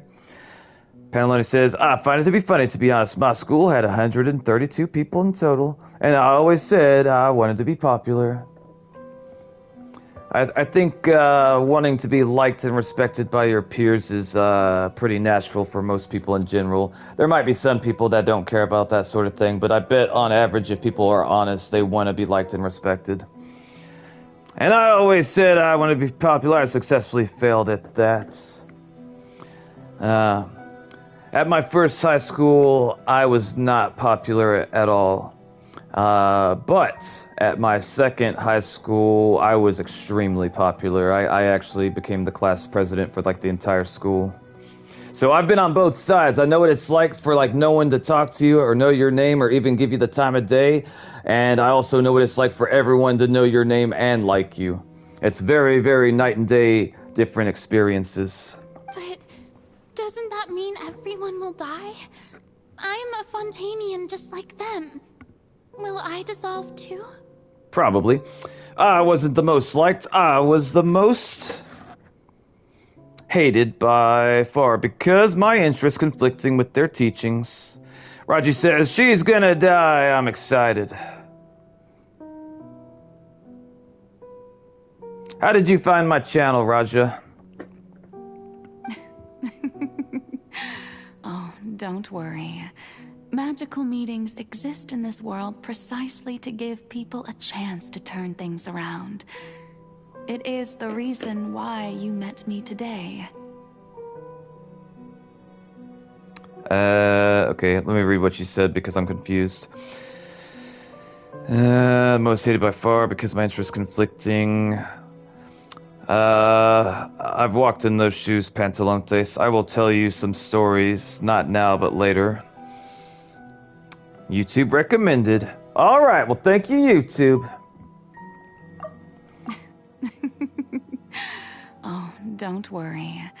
Magical meetings exist in this world precisely to give people a chance to turn things around. It is the reason why you met me today. Alright, so what I just understood from what she said, that there's a chance I won't get turned into slushy.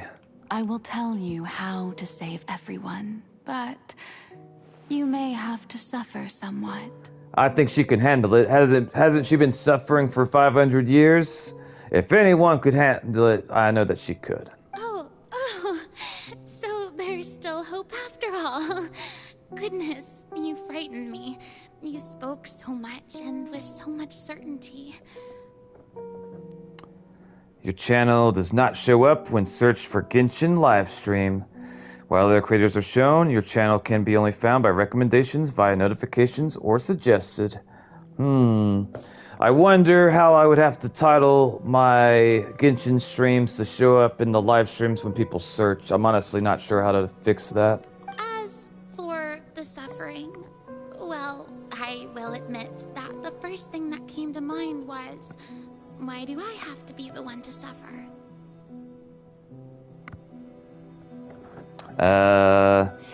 She was perfect, everything I ever wanted to be anyways. So then I cursed her. Falcolors 2025, 2026. Yeah, I tried every wording to search for it, but it didn't work.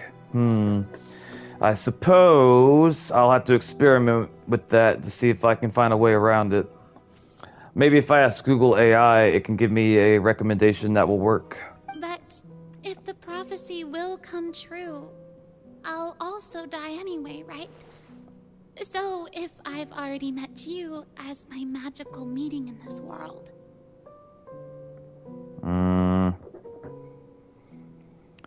Okay,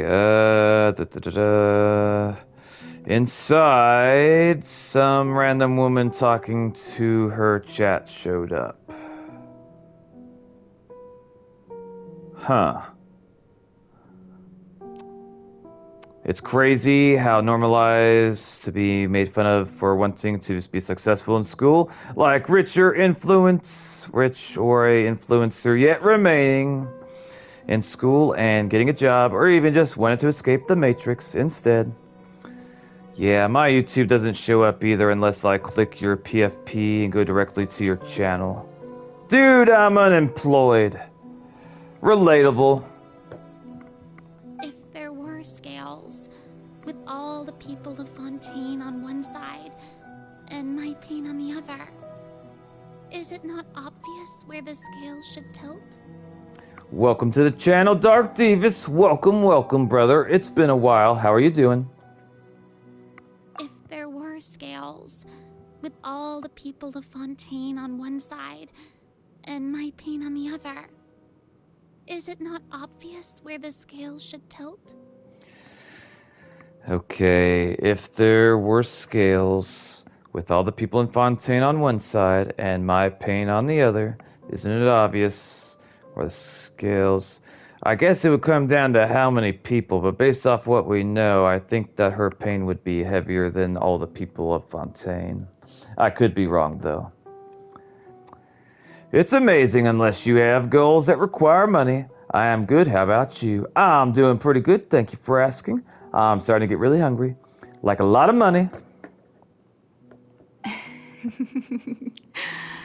You truly are the perfect human. My ideal. I don't know if I trust your judgment, person in the mirror. I think you might be the reason that she is insufferable some of the time. Like you have a flawed version of what people should be acting like. Being unemployed is the worst. I have to use my parents' money. You should count yourself lucky that your parents are willing to help you, Raja. Being a hobo isn't so bad with the house. Wi-Fi, phone, computer, Xbox, food, bills paid.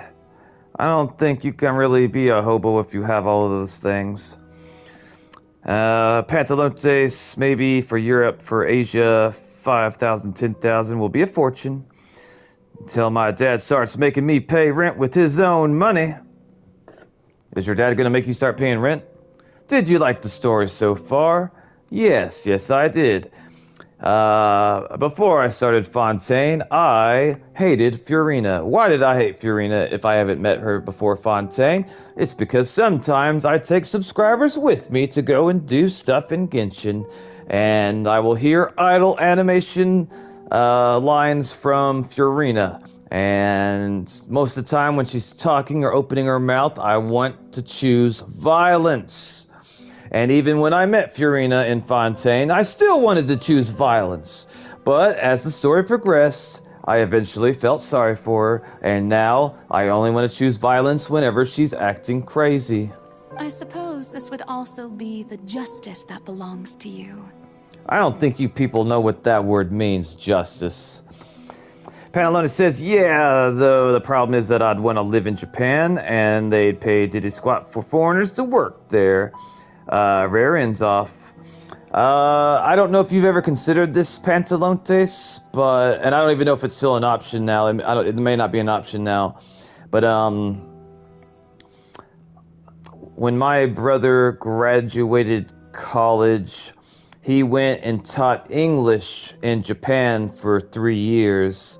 And they helped him, like, get set up with, like, an apartment and, like, basically everything he needed to, like, live and thrive there. And he lived there for 3 years teaching English, getting paid, and was able to support himself that way. So I don't know if that would be an option for you, but it might be something to consider because I feel like that would be a viable option as long as you're able to do the job required of you. Okay, hang on. It's obvious why you hate Furina. All hated her when she came out at first. Yep.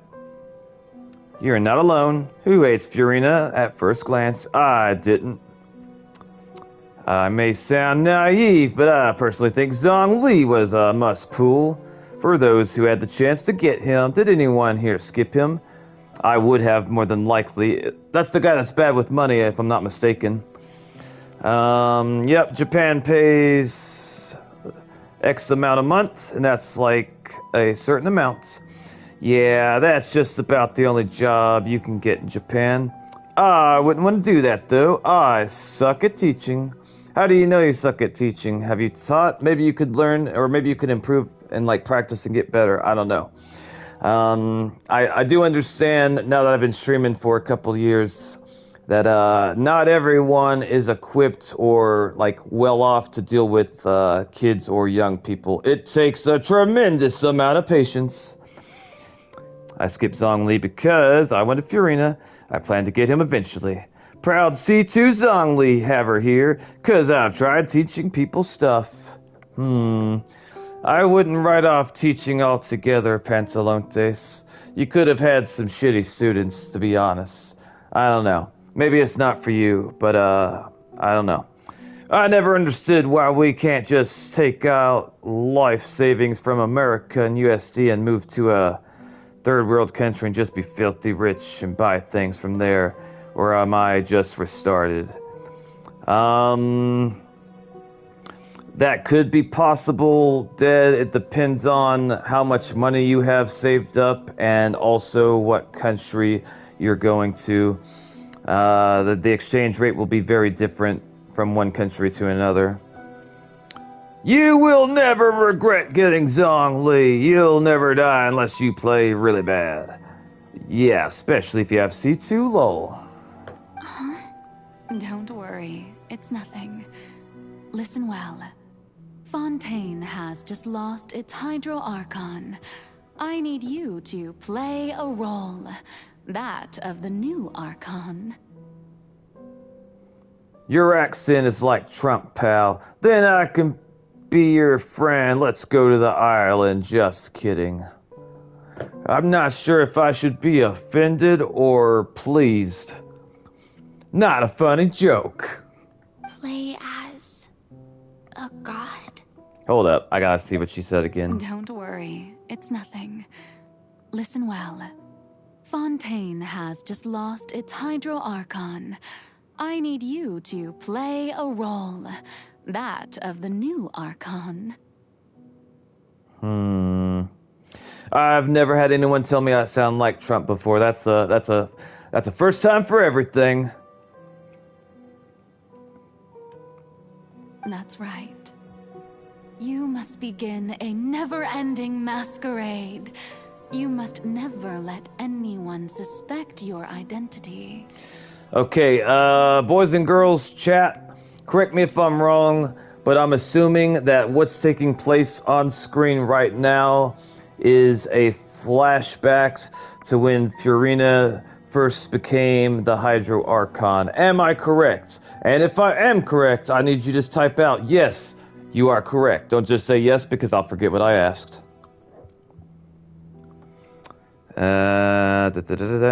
China.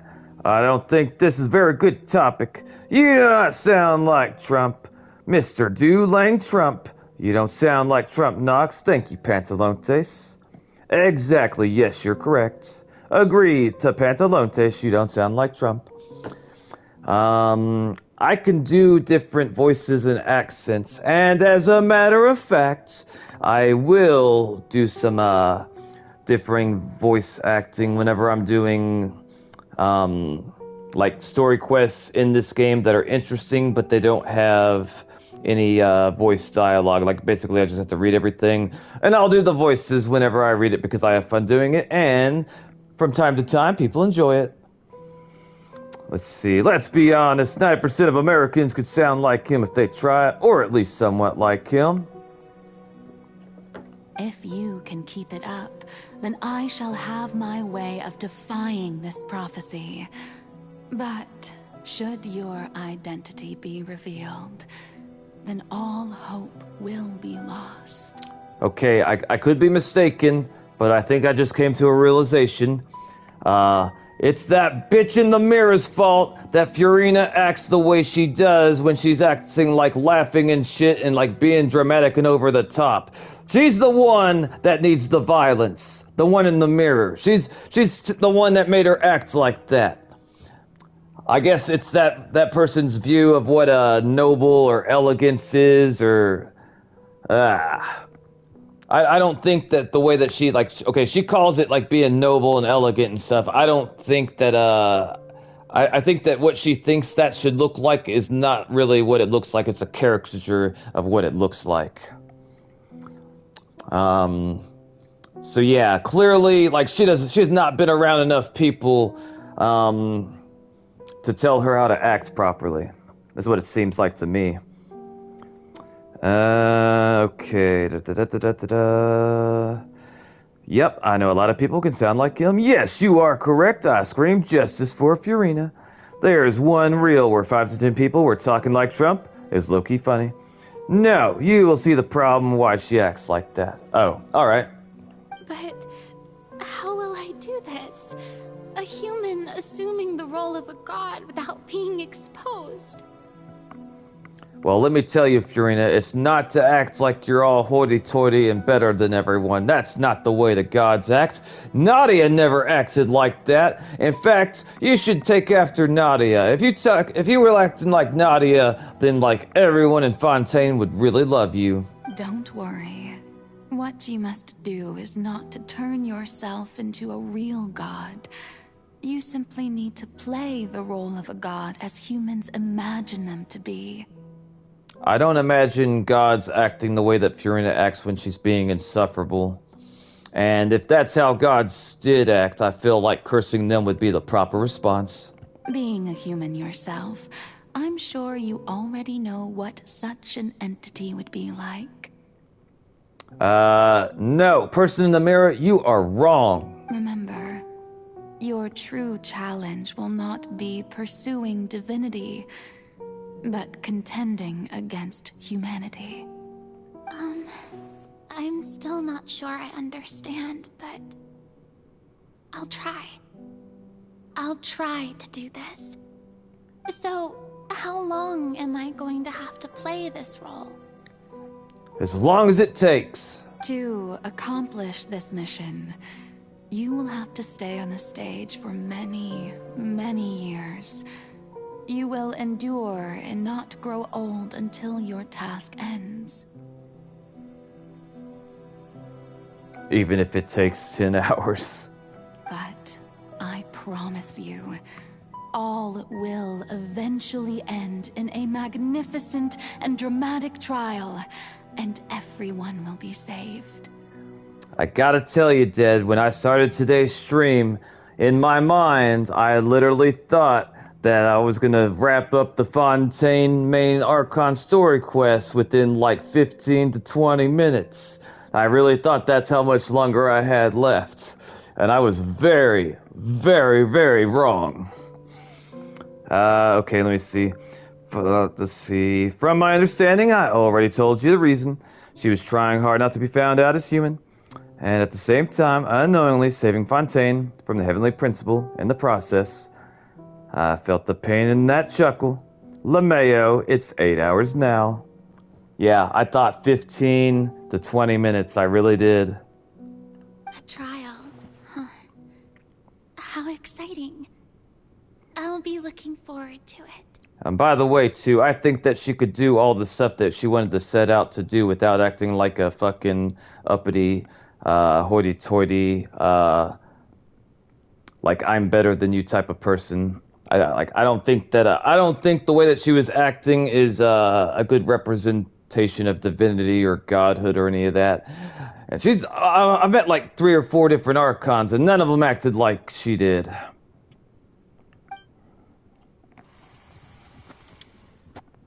Scene 2, Ascension Speech Furina. Can I use my sword now? No, I can't, damn. Laugh on you, every story in Genshin is bigger in length than the previous. Good, that's good. I am definitely going to pull for Furina when they bring her banner back. Is it because I actually have made a connection with her character? No, not at all. I just want to be able to walk on water, and I like her blue top hat. But I do like her character better than I did before the stream. I'm going to go sit in that fancy chair. I think that's where I'm supposed to go. Honestly, this reminds me when the second high school I went to, when I got voted to be class president, every Monday morning I would have to go up on a stage like this. Like, it looked very, very similar to this. We didn't have like balconies up there. Like, we only had like seats like in like just kind of like right here. And I would have a podium, and the podium would have a place where I could put the mic, and I gave speeches. I did it because public speaking was scary, and I forced myself to do it. Cardinalise has announced my accession, but this is my first time facing the people. And I will give you some advice if you ever have to do any public speaking with a microphone. If there is a microphone stand, put it in the stand. That way you're not going to be shaking while you're holding it. Let me see what you said. Hang on. Be honest, you just wanted to be Jesus. I mean, yeah. What should I say to most appear like a god? To be honest, I still don't know. Perhaps I should first try to act natural. Act natural. Well, summon courage. Ladies and gentlemen, good evening, and welcome to the Opera Epiclese. I can hear a tinge of her voice sounding like the bitch she was when I first met her. Don't do it, Fiorina. Abort, abort. You don't want to sound like that. I can't handle it. I'm at the point of addicted to Genshin where I sometimes think while playing, walking peacefully as Zhongli and Lu, what am I gonna do? When this game's story ends, I have nothing else to do. I recommend playing Wuthering Waves, Dead. If you like Genshin, I would be surprised if you did not like Wuthering Waves. It is just as good, and in some ways worse, and in some ways better. I'm an extroverted person, so I can freely talk into the microphone on stage. I have done it quite a few times in my school events. That is awesome, too. I am by nature an introvert. I had to force myself to give public speeches. But that was part of the reason why I wanted to run for the position in the first place, is because I knew I would be forced to do public speeches, and that helped me become better at it because I had to do it. When she came out for the first time, everyone said Fiorina's Jesus. Nice. I'm sure you've all heard about how I have taken on the role of Hydro Archon. Indeed, I am Farina de Fontaine, your new Archon. I hate it when her voice sounds like that. It makes me want to throw something at her. In truth, I know little about becoming a nation's new god, but it will be my honor to guide you all.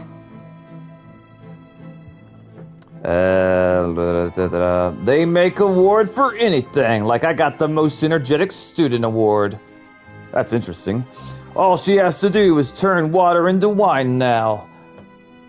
As the god Focalor, the god of justice, I shall do all within my power to lead you into an age of fairness and justice. Close politely. Once again, thank you all for coming. If you should have any questions or suggestions, please send them to the Maison Cardinalise. The future of Fontaine will require us to work together, after all. Gotta fake it till you make it. This should do it. I once got an award for the most friendly peer. I thought I might stammer, but thankfully, I was able to convey my thoughts just fine. Okay, and next. See, she needs someone to be there to tell her to not sound like that. She would have been better off with the people. That's the new Hydro Archon. Is this some kind of joke by the Maison? I would have thought that a being that surpasses humanity would be a bit more assertive. Alright, Fiorina, as your first act of Hydro Archon, execute the fucking bitches that just said all that.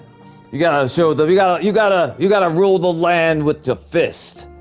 Don't take shit from them. Hey, did you hear that? She even told us to send her suggestions there at the end. Kill that guy too. Well, we're gonna have a public execution. We're hanging all 5 of them. Shouldn't gods be all-powerful? She's being so modest. What's the difference between her and an ordinary person, then? Hang that guy too. If you ask me, perhaps the succession didn't actually happen. She might just be a Maison-backed puppet. Why are we trying to save the people of Fontaine again? Anyone with these type of thoughts, turn their ass back into the water monsters. Get them the fuck on. Wait, what's going on? Why is everyone suspecting me of being a fake? Oh, this is bad. If I get exposed here, there'll be no saving the people from the prophecy. Alright, Charles, you take care, brother.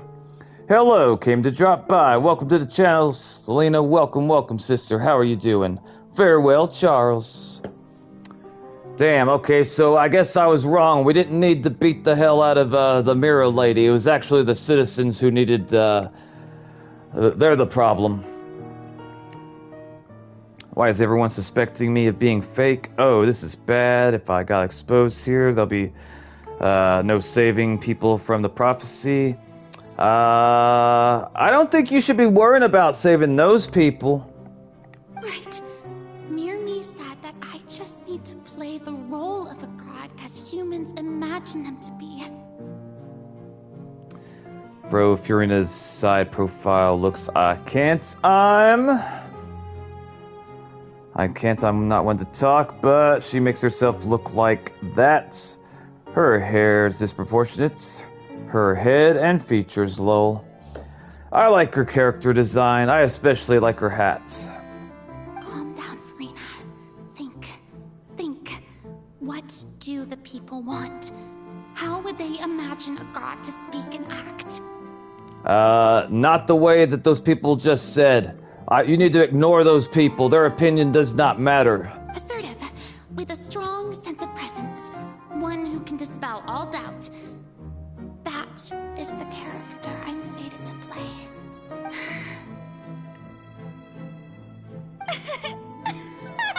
No! Oh, very good, my people.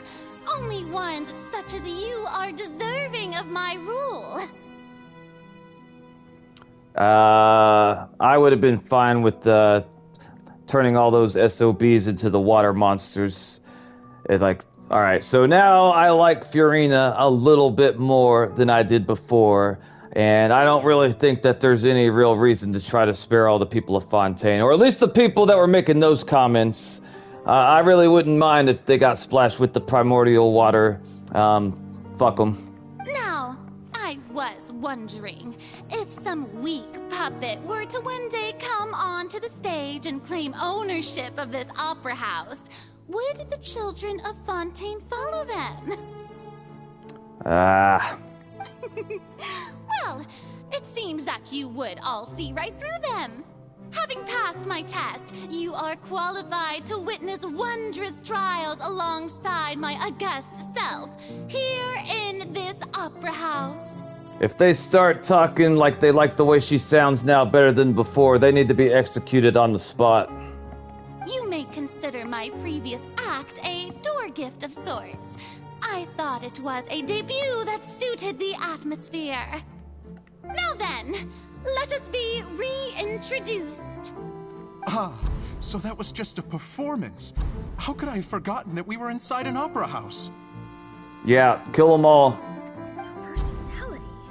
It's quite shocking, to be honest, but I suppose it's a better look than before. Yeah, no, these people, no, fuck them.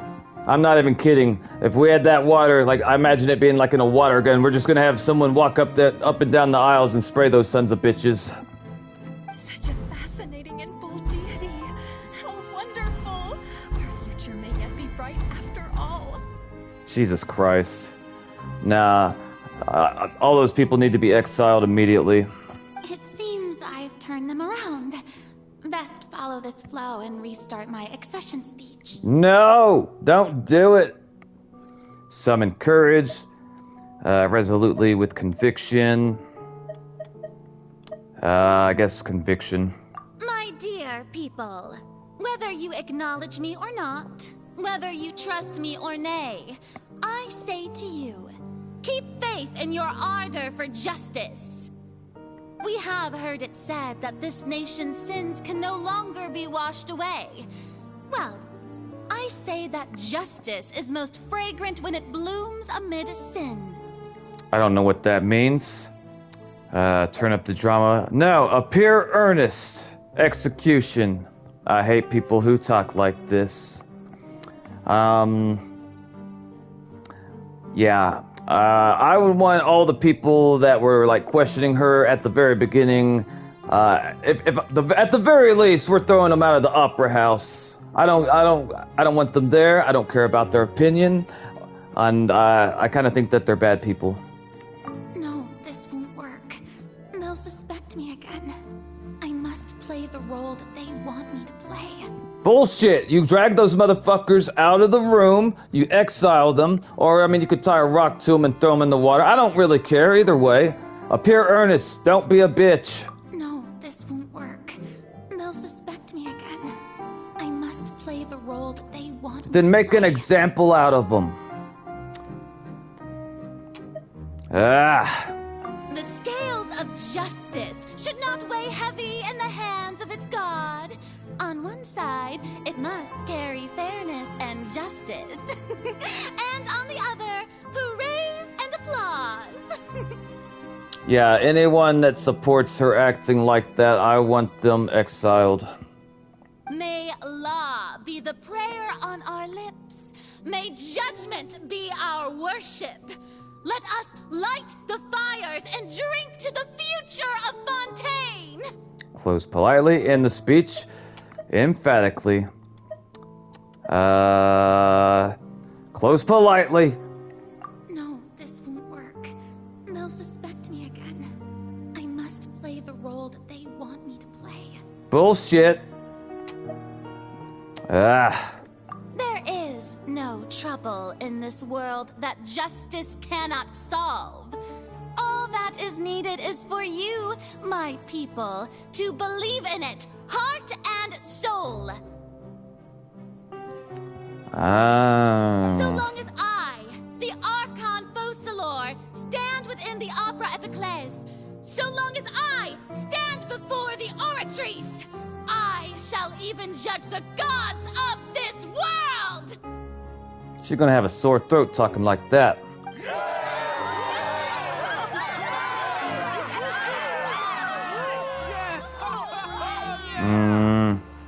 I don't know, guys. After hearing how the audience responded to all that, I think they just need to let the flood come. The world be a better place.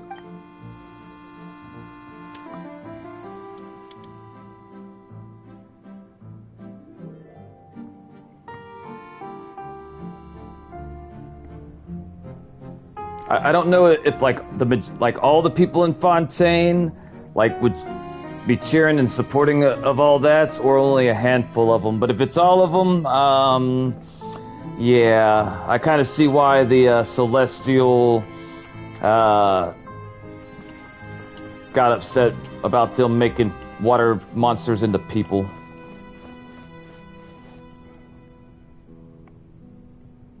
Lady Farina, here are today's case reports, as well as a summary of the follow-up for your perusal. Come now, was I not just at the Opera House in person? Leave these kinds of things to Neuvillette.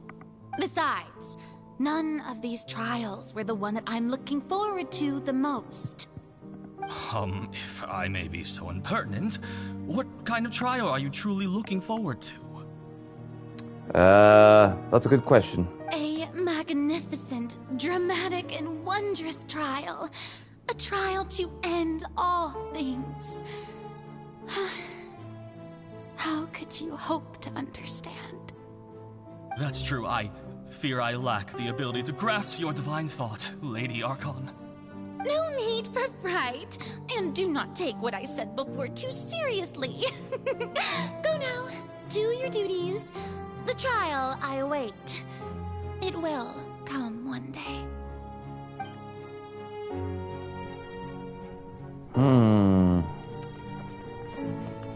All right. I don't know what's going to happen over here. Let's find out. Lady Farina, I don't know what to say. Thank you for agreeing to see me. No need to thank me. Or rather, thank your own sense of perseverance instead. Long have you stood in line to meet me, have you not? Oh, I'm afraid that's just an inevitable consequence of my divine charm. All right. Deuteria, is it? How is your son's illness? You remembered me, and you knew of my family, too. He is doing much better now. In fact, he is far more of an ardent believer than I. He was the one who forced me to seek an audience with you, and to bring your words back to him. Oh, good. Very good. If this should happen again in the future, please do not hesitate to come and tell me. Going down to citizens' homes every so often, while not usual practice, should serve as a fine change of pace. You're such a gentle and wise god. Thank you once again, on behalf of my son. That's what it seems like, Dead. So I am confused about something. Did, this Furina right here, did she used to be one of those water monsters too? Or was she actually always a real human?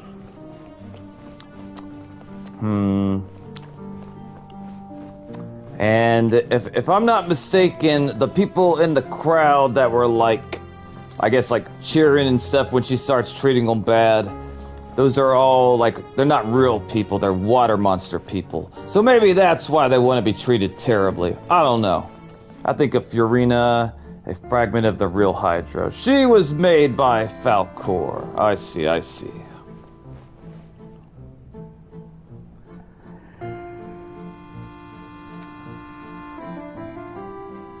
Lady Furina, here are the latest hydrological reports.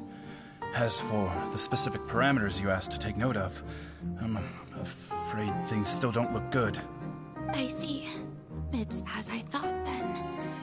As your god, I did already expect this, but I wanted to see how far your human wisdom would allow you to analyze it. All manner of signs indicate that the prophecy will still come to pass. Forget it. That's not something you need to worry about right now. Well, as I understand it, the FONTAINE Research Institute is also trying to find a way to counter the rising water levels. Really? Have they found anything? I'm afraid that they haven't found any effective solution thus far. Oh, is that so? Well, no wonder. This issue has reached the realm of the gods, after all. Still, their spirit is praiseworthy.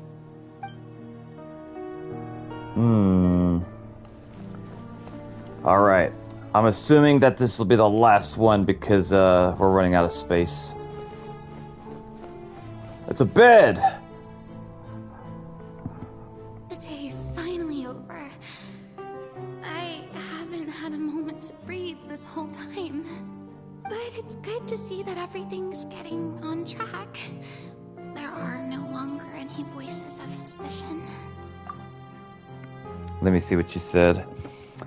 Diva says, well, it's like those citizens want to be treated like second-class citizens, and Furina is half version of Forcolor.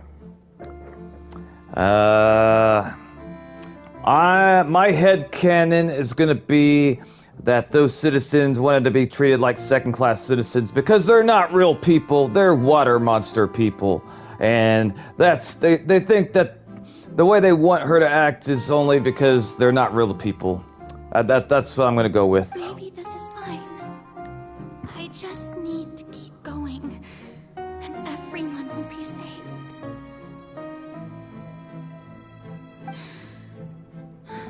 All right, Furina, don't think too hard about this.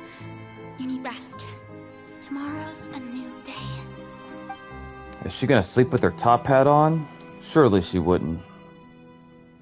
Scene 4, Opera House, Furina. Let's go. Lady Furina, here are the new trial reports for the latest cases, as well as a summary of the follow-up. There'll be no need for that. I've seen them already. There's no need to go back over scenes I've witnessed in person before. Lady Furina, I've waited so long for this chance to see you in this manner. Indeed, my dear, loyal citizen. This joyous moment is an honor for us both. Lady Farina, we're detecting significant hydrological anomalies near Poisson. Understood. Keep monitoring.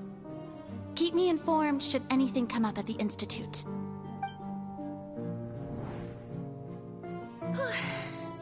I don't think I let anything slip today. I must show the people that there is nothing to worry about.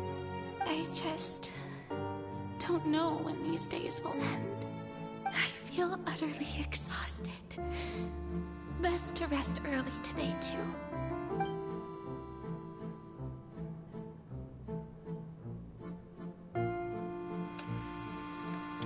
Scene 5, Opera House, Fiorina.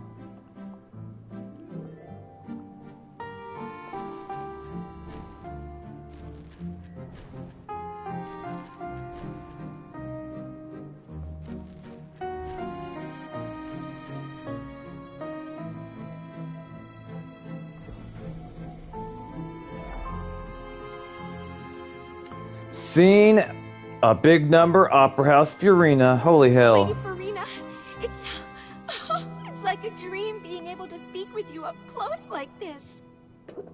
Damn, it seems like a lot of time just passed. The thing is, the first generation water people never mention those to their children that they are all water people, and that's why till date nobody knows that Fontaine's people's basically a hybrid. I see. Well, I'm assuming this is taking so damn long. You're not wrong. I'm assuming that the first people that were like questioning her divinity were the first water people. Were they not? Was that like descendants of the first water people, or was that the first water people? They showed a big number of scenes, which is exactly 500 years, meaning her whole life's journey and suffering of being an Archon. It is a long story, indubitably. I've heard that the first member of our family who was honored to receive an audience with you was Madame Dioteria, almost 20 generations ago. And what a fine family yours is indeed. It brings me great joy to meet such a faithful believer, a descendant of a line most ardent. Surely you exaggerate, Lady Farina. My lady? What is it, good citizen? Oh, are you crying? Oh, really now? I didn't even notice. This must be the overflow of hydro from my person. Well, can't quite help being the god whose dominion is the waters, can I? Oh, she's having a mental breakdown in front of a fan. No wonder. A manifestation of your power, then. Oh, Archon, I am honored to have witnessed it. Honored indeed. That was a quick save. She's gonna have to have that woman killed if she left telling everyone that she saw the god crying. There would have been no other way. I assume they are mixed descents and the first generation. Huh. That does make me wonder, can a water monster human mate with just like the regular humans? I honestly don't know. I'm assuming yes, but I don't know.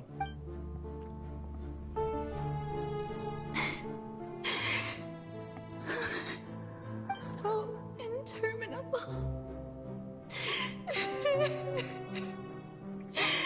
So lonely. Just how much longer? Hundreds of years must have passed by now. Perhaps the show must go on for hundreds more. I never imagined that it would hurt so much. Have I reached my limit? No. Perhaps I reached it long ago. okay I didn't even notice my own tears. I want to tell someone, anyone, about this. But would that not destroy all I've done so far? I've conducted so many investigations across the centuries. But there's not even a sliver of hope that we might break the prophecy. All I can do is keep heart. I must maintain this act. It is the only way to save Fontaine. Please, mirror me. You have to succeed.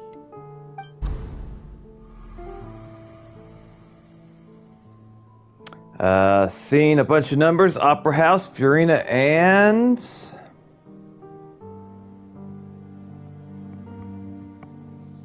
Is that a squid? What the hell was that? You don't have to shoulder this burden alone. Although I don't know what you might be keeping from everyone. Your people are more than willing to share your burden with you.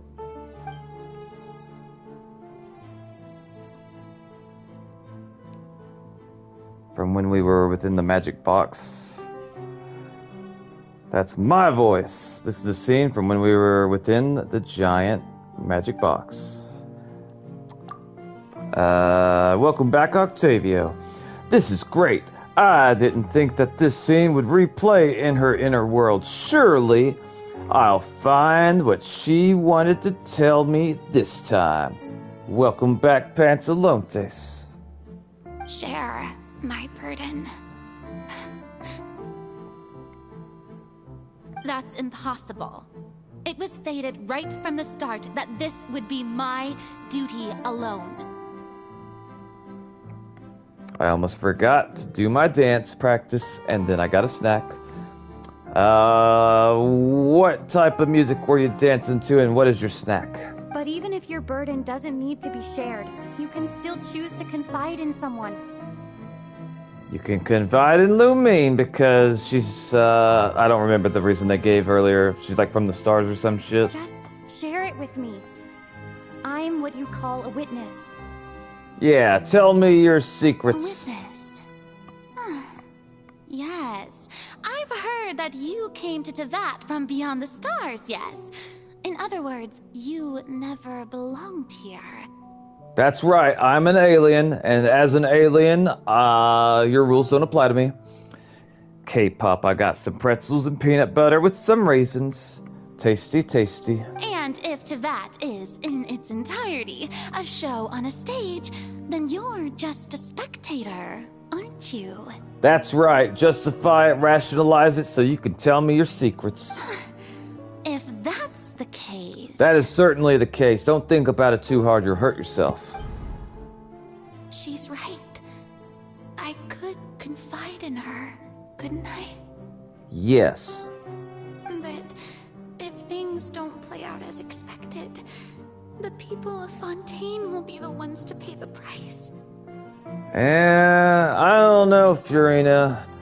After hearing how your first subjects were responding when you were being sincere and good and kind, I'd say bring on the flood. I think the world would be a better place. I mean, I don't know. No, Furina. You shouldn't be selfish. I wouldn't even call it selfish. But what if it's really alright? Gamble it. I don't really care what happens to the water people after I saw how they acted earlier. Furina, you've worked so hard for so long. Surely it would be okay to put yourself first for once. Just this once. What's the worst that could happen, Furina? The water people end up getting drowned? I think that would be an improvement if we're being honest. Is it such an outrageous thing to do anyway? To find someone in whom you can confide your frustrations and sorrows? Surely it could not hurt. Yeah. If you let this opportunity slip through your fingers, it might never come by again. Think about it long and hard.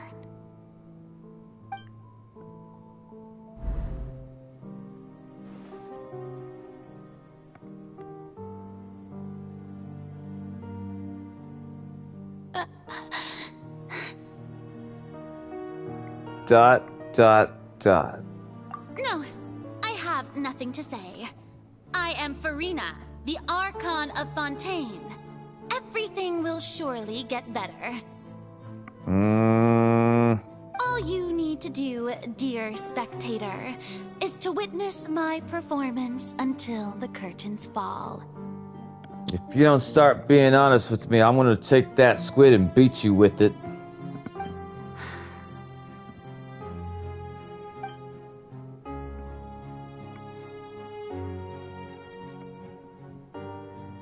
Fine.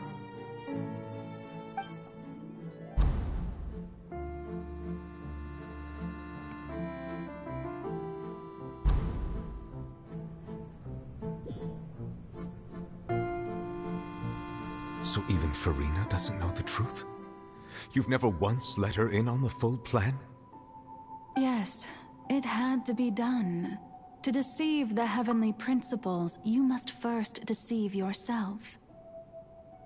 How do you know that? Why do you believe that? How did you come to that conclusion? She did very well. If she had let her resolve falter even once in these 5 centuries, Fontaine would have been doomed to the most tragic fate.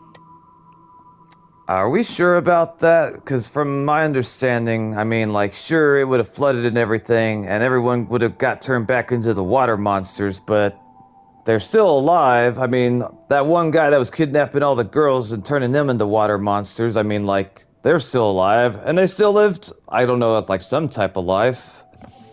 To confuse the enemy, first you must confuse yourself. Ah, speech. It seems that trusting humanity was the right decision after all. I don't know about all that either. I believe that I understand how your deception works, but that is only half the truth, is it not? Why is that couch floating in the background?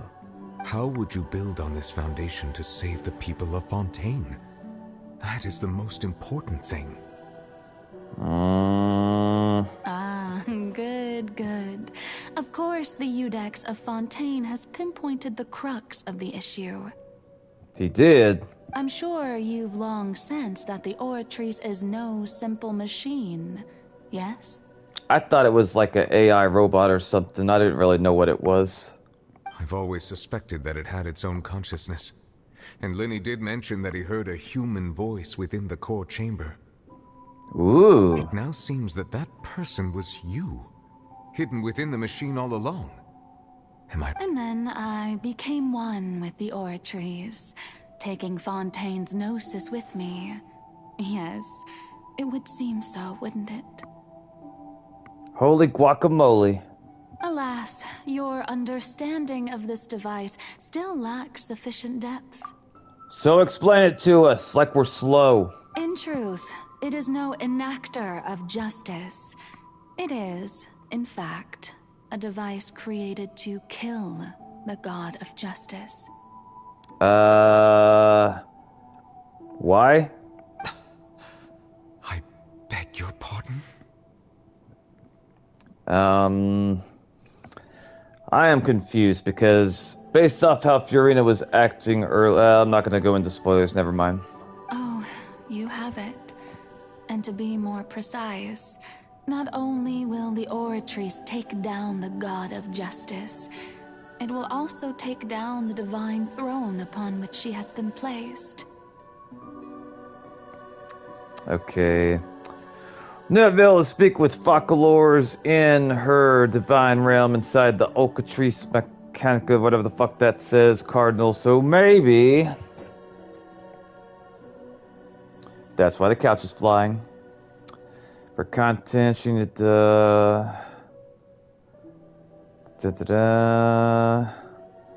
I see. It is sin, context.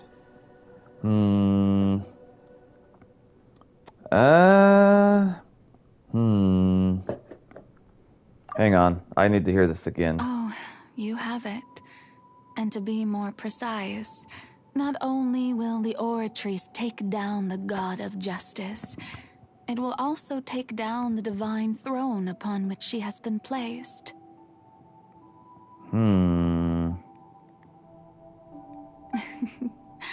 I mean, did you think I would be the sort to enjoy peaceful repose while Farina suffered? I don't know. My work over these last 500 years has been to constantly accumulate indemnitium within the oratories. Why? But really, some have already discovered that only a small fraction of the energy generated by the device was ever used to provide power to Fontaine. So what'd the rest of it do? The vast majority had to be, accumulated to enact this death sentence. Yeah, There's a key bit of information that's going on that I'm not entirely sure about. It was all part of your plan, then? Both the trial and the sentence? Indeed. This power, accrued over 5 centuries, could have sustained Fontainians for millennia, had it only been used for that purpose. Almost all of it has now been stored within the oratories. Okay. But only power of this magnitude could hope to destroy the Hydro Archon's divine throne, shaking the rules established by Celestia, and breaking through the institution that is the Seven.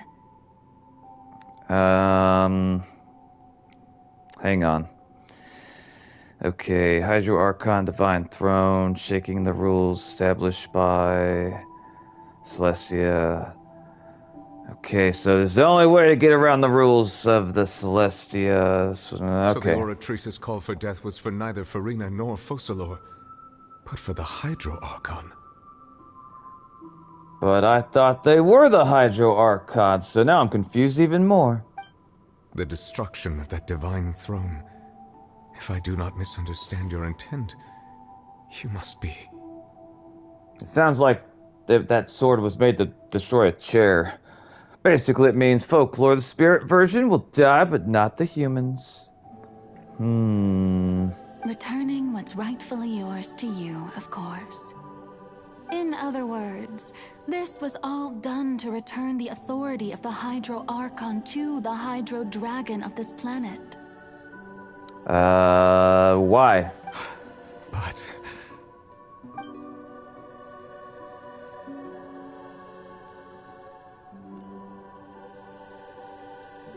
No, what? Getting sad again, are we? The authority of the ancient dragons shall soon be yours once more, O Hydro Dragon Sovereign. And this is the face you make. Falclor gave up on her human version to Furina, so the only... so it's only her conscience or the soul we say remains. Meanwhile, outside right now, pouring rain. What Falclor is wearing right now is kind of throwing me off because, like, I can't tell if in her, like, the front of her outfit, if that's, like her skin showing, or if it's, like, it's throwing me off. All you've done throughout the years is just so you can sacrifice yourself at the very end. Why do that? I guess to save the people of Fontaine? I've never quite seen it that way, you know. Even now, I'm quite pleased at how well my deception worked.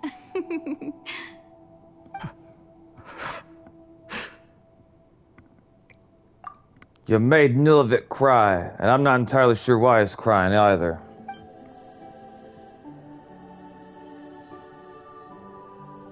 Hydro Dragon,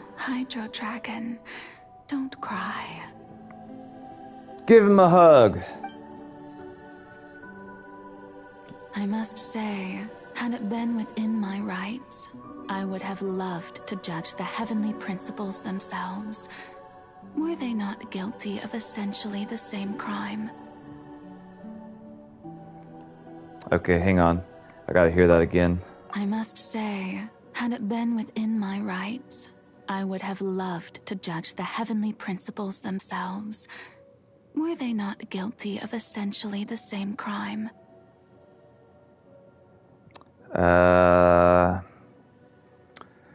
Okay. Egeria stole the power of the primordial sea, and the heavenly principle stole the power you ancient dragons possessed.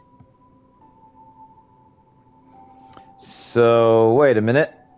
Okay, so the first Archon, she stole the sea, and the heavenly principle stole the power from the ancient dragons. So why don't the Hydro Archon and the dragon team up to go against the heavenly principles?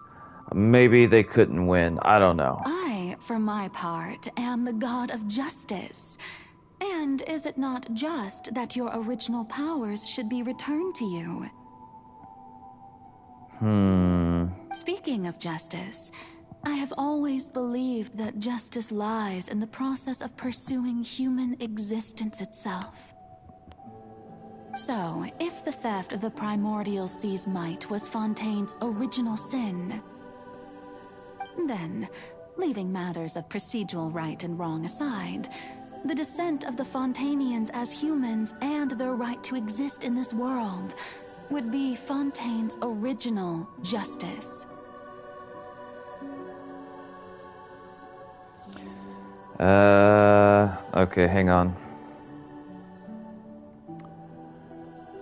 Congrats on the Charlotte skin, Pantalontes.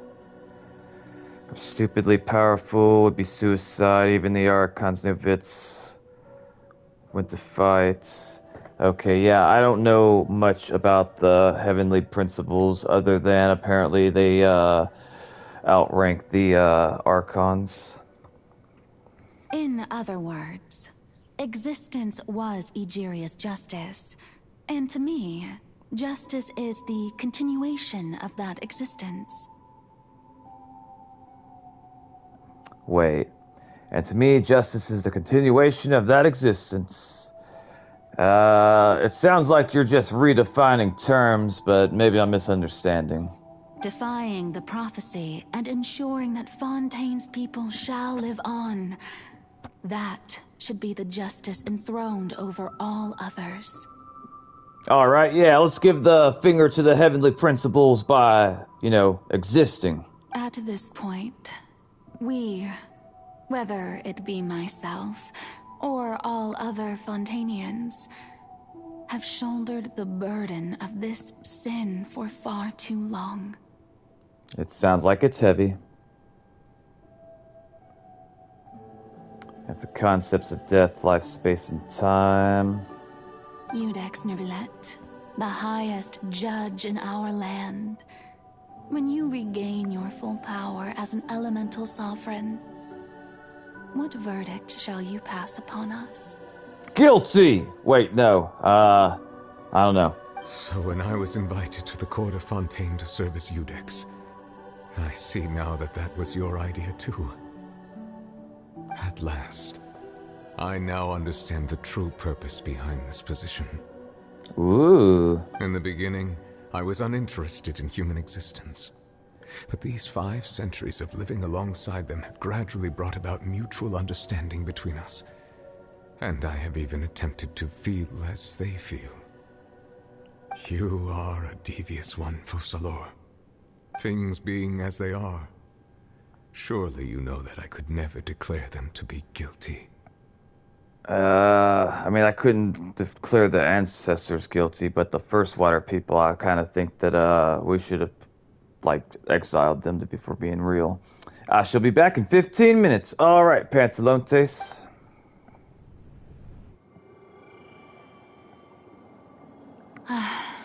The hour of my execution is almost here. For the sinner, the curtain call has come. I know I may not sound it, but faced with death, I find myself a little afraid. Perhaps this is one thing both gods and humans have in common.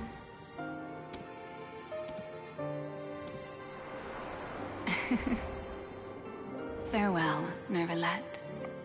I hope you've enjoyed the part you played these 500 years.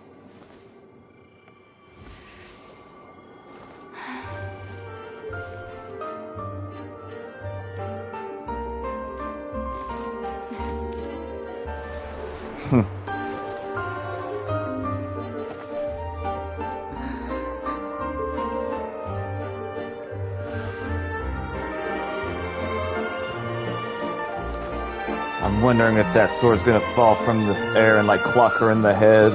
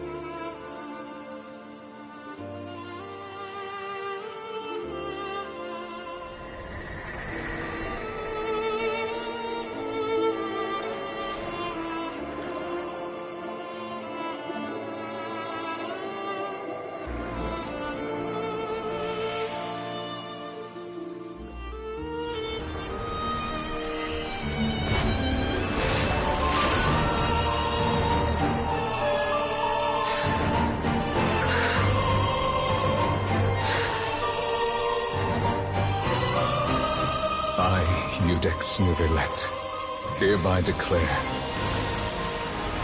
people of Fontaine, your sins are forgiven.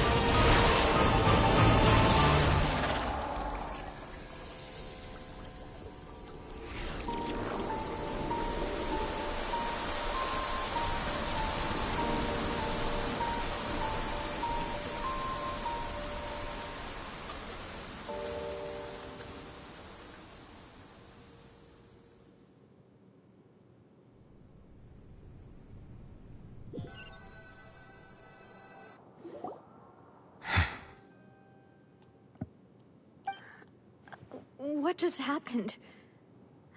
Has the death sentence been carried out? Yes. Was that bright light some sort of misdirection? I have a feeling that something huge just happened. But since we're all still alive and haven't been dissolved, I assume whatever happened was good for us. It's time to end this. We must mete out punishment to that beast. But didn't you say just a moment ago that it can't be defeated? I have gained the strength sufficient to deal with it. Through certain means, I now have the ability to separate the power of the Primordial Sea from that creature. We should seize the opportunity to pursue our quarry. Just obtain power just now? Or you obtain power? Yeah, that. Traveler, now that the oratories can no longer function, I require an executor to help me mete out justice. You want me to come help whoop the whale's ass? That's what I'm hearing. Alright, let's go whoop that whale's ass. The root of the calamities befalling Fontaine. The beast that enacts the prophecy. Its name is the all-devouring narwhal. Come with me, traveler. The hour of execution has come. Dear sweet baby Jeebus.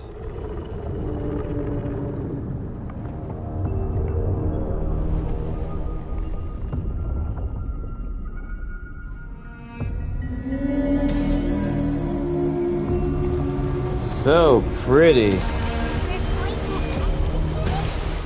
Alright, let's whoop the whale's ass. Oh god, what's happening? I'm about to get off there. Okay, boy, there we go. Alright, hang on. I cannot reach the power source. Alright, Find a way to attack it from within. I shall share a part of the ancient dragon's power. Shall look for an opening together. I would have eaten food if it gave me the opportunity. I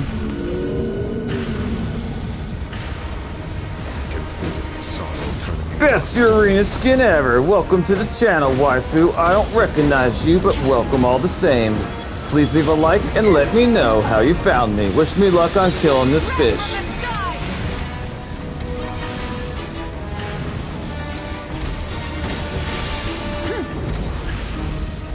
Sweet baby Jeebus. Can I attack this maybe? I don't even know. I can, it seems. Okay, rock on, let's go. The all-devouring narwhal cannot resist its instinct to devour. Is it gonna jump on me? Should I move? Probably don't want to get... Oh boy, okay, there we go. I'm running really fast. Good luck and beat the whale so we can... Oh shit.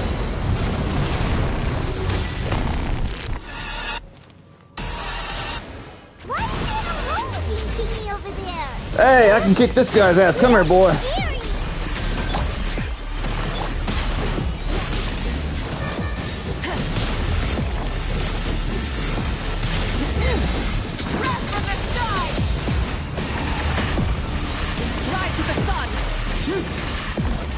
I have granted you my protection. Do not fear. Seize the moment and use my power to press this root from within.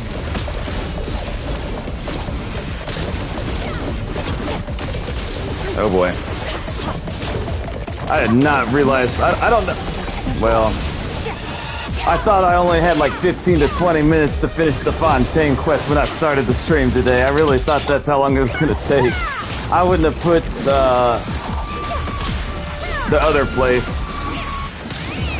Come on, we can do it. Pyroclastic surge, full throttle.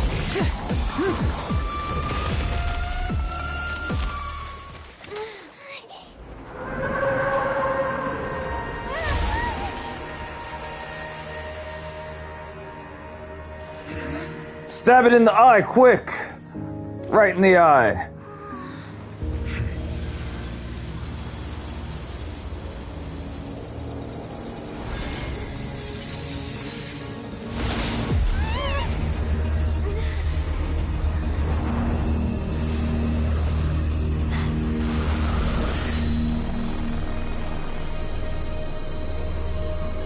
Hey, I know her.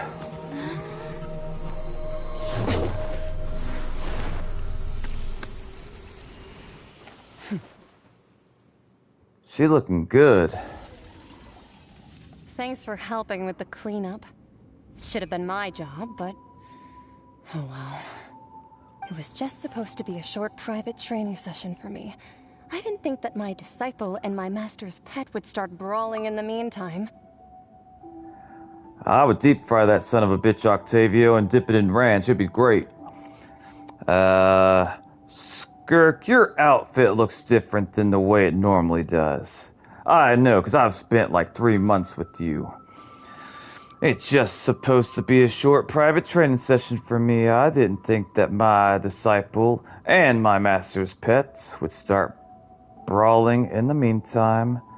Can we eat the whale? He looked tasty.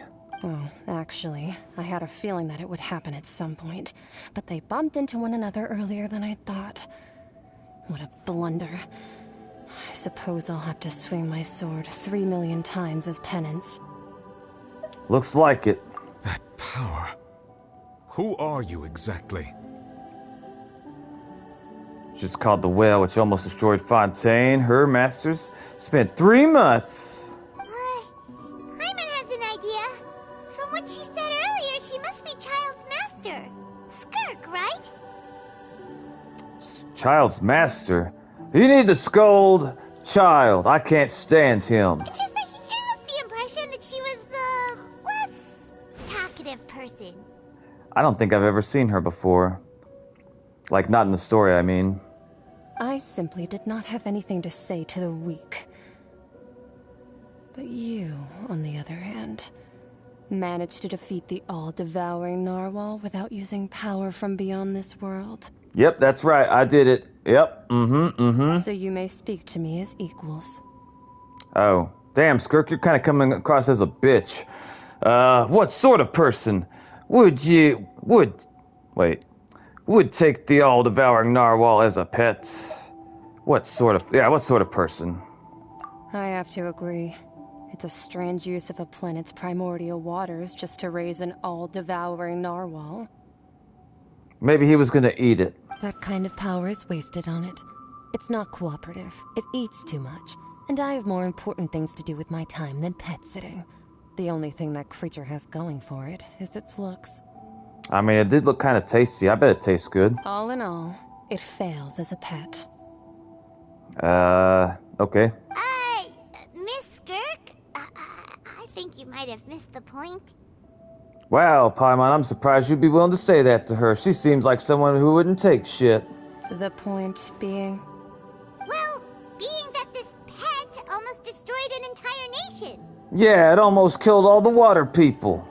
I mean, not that I really care after I learned how horrible they were from the very beginning, but I don't know, maybe the ancestors didn't deserve it. So what sort of person is your master? Well, child's master's master. Wait. Oh, right. So you don't know him. Sorry, I assumed you did.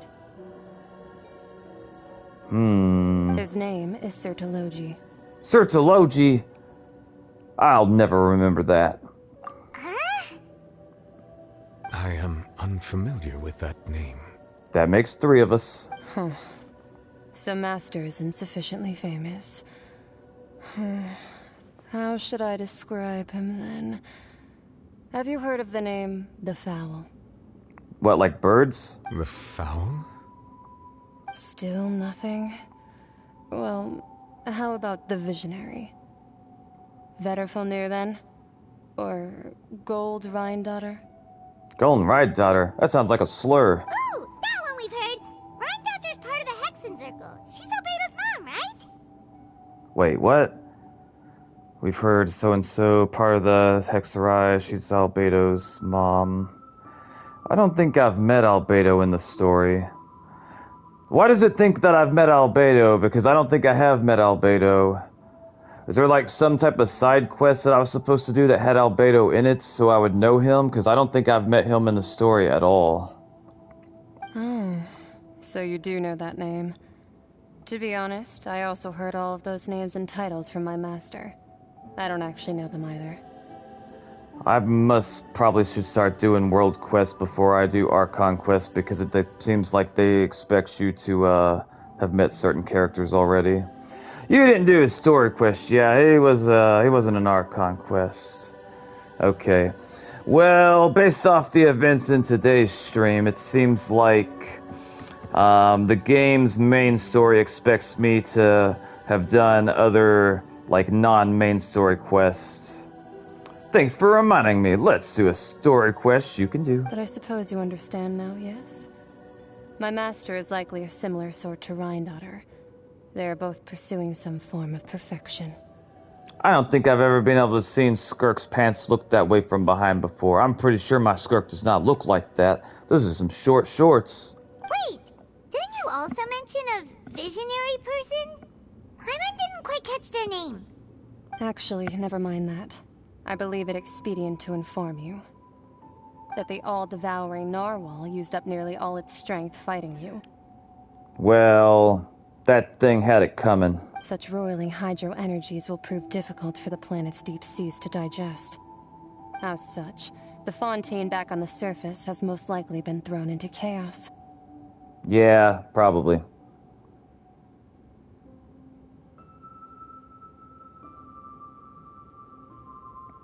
I mean, yeah, I think I understand. In other words, the prophecy that you've been fretting over should now be in full swing. So that's a good thing, I guess, or a bad thing. I don't know, it means something. What? No. There's little to be surprised about, Paimon. Lumine thinks it is natural after all. The prophecy will surely come true. We knew this and accepted it. However... Not to worry. Focalor has already managed to deceive the heavenly principles. Well, how powerful can they be if they can be deceived? I don't know. In the end, the people will all be dissolved into the waters, and only Farina will remain, weeping on her throne.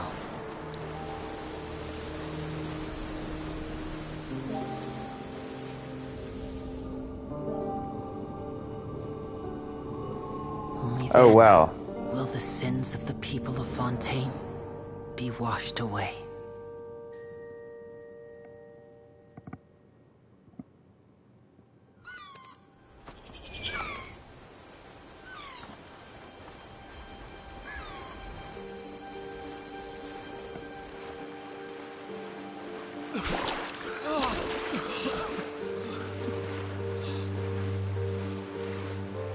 Hey!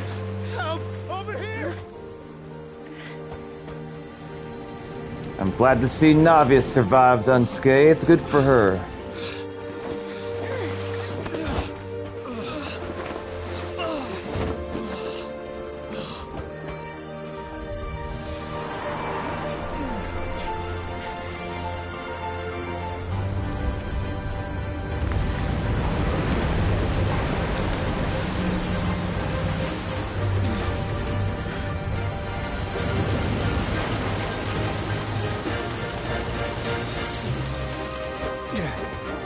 All hands, initiate emergency rescue!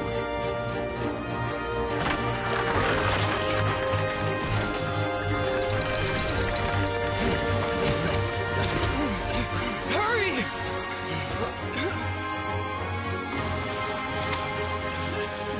Hey, lend a hand!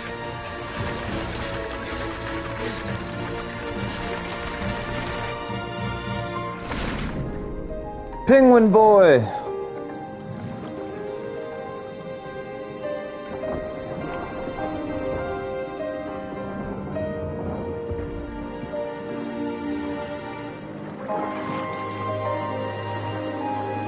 How does his top hat stay on underwater? That's one hell of a hat. Look! The water's receding!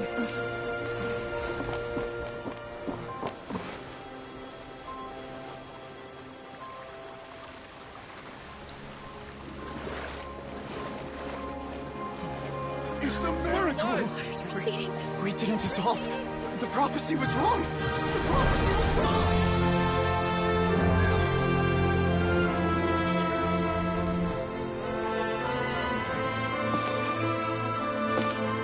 I appreciate everyone hanging out with me tonight during this stream. Thank you guys for being here. Your support really means a lot to me. We're saved. The prophecy was wrong.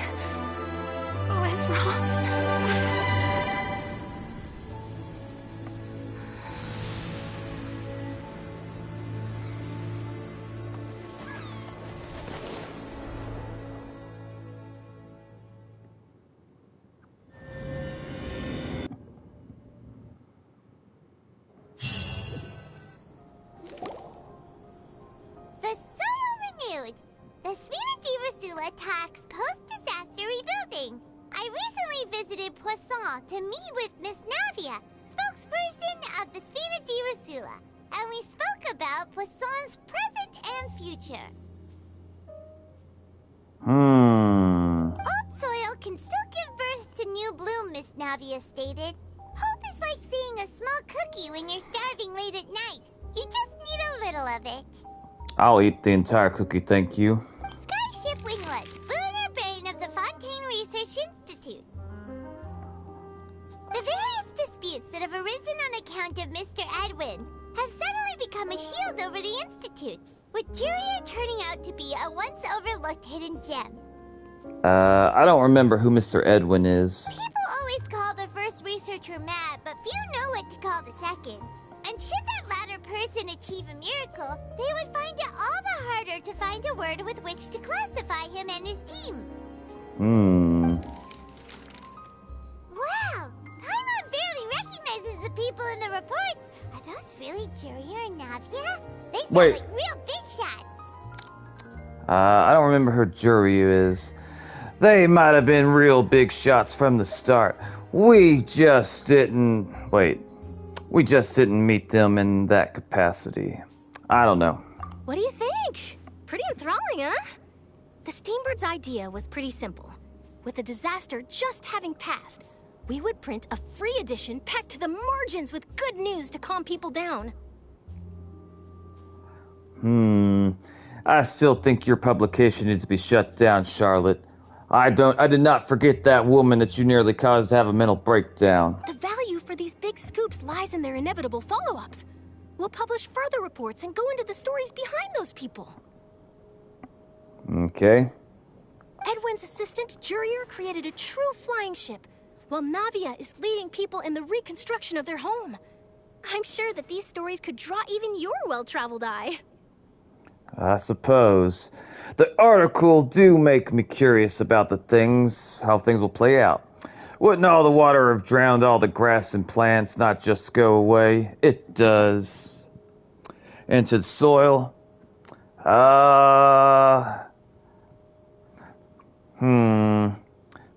Honestly, I don't know, but I wouldn't be surprised. I figure, like, if it was all salt water, I'm under the impression that, like, if you get salt water in soil, you can't grow things, but I don't know the full extent of that. Hyman's curious too! Wait a minute. Didn't we watch everything happen from start to finish? What's there to be curious about? Yeah. And that's exactly why I'd like you to come conduct interviews with me. You're the best incubators of news, if you haven't noticed. And also, with you around, I'm sure I'll get to see that Duke. Do you have a crush on him or something? I mean, he'd probably be into you. Unless he's into men. I don't really know, though. Are you sure? Hasn't he turned you down several times already? Oh, well, he might just be zesty, Paimon. Don't rub it in her face. Oh, this time will be different. Come on! Let's head to Poisson first, and then make a trip to the fortress. There are some things you'll only know when you get there. I suppose. Oh wow, we got a whole bunch of stuff. Wait, what was that blue thing that I just got? It says Tears Among the Stars. What is that? What is the Tears Among the Stars? Holy crackers, we got 125. And they want us to go over yonder. And let me see, hang on. We got ourselves for a better tomorrow. People rebuild their homes. Yoink. And was that all of them, or we got more? Oh, we got some more. Hold up. Where the hell is it? It's got to be on this page. Here it is, over here. 3 days and nights in the belly of the great fish. Yoink. Okay. Chat. I have a question. Can anyone tell me approximately how much longer I have until the Fontaine quest is completely over if I come over here? Because, let me check the time, hold up. Holy shit, it's 1:28. Yeah, I need an approximation of how long until the Fontaine quest ends and the NATLAN quest begins. Man. Let's see. Dead says, if you finally want to see what the story quests are, go to quests. I believe it's right left trigger to see them. Do your favorite character first, in that order. Maybe like half an hour of dialogue left, of proper goodbyes, and the stuff, questions about Natlan. Okay. If that's the case, about 20 minutes. Okay. Well, Genshin didn't put much effort into details. I mean, you could ask, how did children lie, age 5 and 6 survive, and not drowning? Oh boy, I missed everything. I'm late. Welcome back, Charles. Welcome back. Now it's like 20-30 minutes. Okay. Then we're gonna use this as a stopping point because I gotta wake up early tomorrow to do some work. I will be streaming this again tomorrow. Let me double check something. We can do one pool And we have 1 day and 16 hours left. If you want, you can just start NATLAN Art Conquest now. You don't need to finish Fontaine's quest. 2 says, apparently all children from Fontaine knew how to swim. Apparently so. Either that or a bunch of children drowned and they're just not talking about it. I don't really know. Let me see. Yeah, but the story will get messed up. Yeah.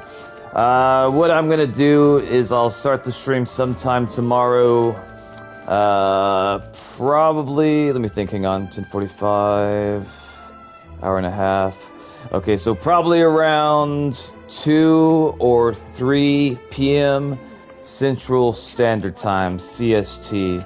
So, if you want to convert that into your time, because I know that some of you aren't in my country, you would, you type in, like, Google, like, convert 2 p.m. CST into whatever your time is, and I'll tell you the time I'm going to start tomorrow's stream. Zhongli story quests are great to start off, since you've already did Lao. How many hours later are we talking? Zhongli stories quests are great to start off, since... So yeah, right now it is technically 1:31 a.m. and I will be starting the next stream around 2 or 3 p.m. CST tomorrow.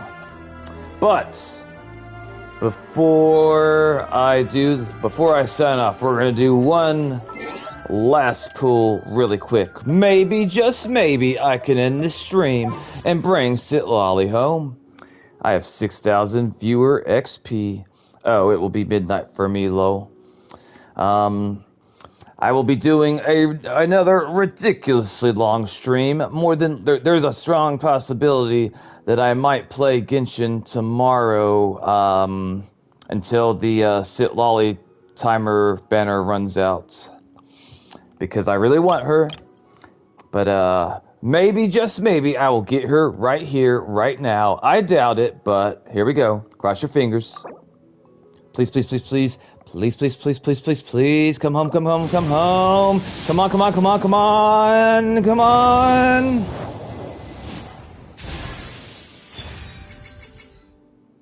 A sacrificial fragment. I think I have one of these, but I'm not entirely sure. We'll have to double check. Also, let me check the shop real quick. Hang on. And 4 stars. Okay, so we got 2, but we need 3 more of these things. What's the pity? Let's count. Okay, what is it? History? I think it's history. Alright, so let me see here. Okay, so 5. Make sure that's the proper banner. Did I just do that just now? I think I did. Emerald, sharpshooter. Okay, so 5. 10. 15. 20. 25. 30. 35. 40. 45. 50. 55, 60.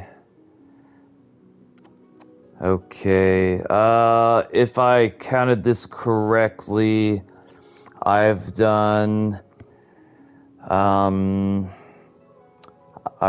65 pulls since I got Mawika. Yeah, so I'm not sure if I'm counting it correctly, but I think I've done like 65 pulls since my last 5-star. Well, I'm asleep. Is this your longest stream yet? So 66, you just did 1. That sounds accurate. Let me see how long I've been streaming for. It might be, but I doubt it. Let me see, hang on. 9:47. It might be my longest stream, but if not, it would be within my top 5 longest streams. I don't remember what my longest stream was, but it was around this length of time. I would say it'd be somewhere between 9 and 10 plus hours, give or take. I don't necessarily remember what game I was streaming, but yeah. But yeah, so we're gonna do a stopping point here because I'm tired, I'm hungry, and I'm also thirsty. I'll be starting tomorrow's stream sometime around 2 p.m. to 3 p.m. Central Standard Time. And even if you can't make it at that time for whatever reason, I'm probably going to keep the stream going until this banner leaves, because I'm going to try to no-life the hell out of this game so I can get her before she's gone. Will I be successful? I doubt it. But I'm going to try my best and hopefully it works out. But yeah. Alright, boys and girls, we're going to take a break here. I am tired. I am hungry. I appreciate everyone coming out to support me. Hopefully, I will see the rest of you at the future streams. Your support means the world to me. I think Skirk also has a story quest, but I forgot. I will definitely do all the story quests. As of when I'll do the story quests, I don't entirely know, but I will do all of them. But yeah, like, comment, subscribe, all of that jazz. As always, guys, if you see someone hurt,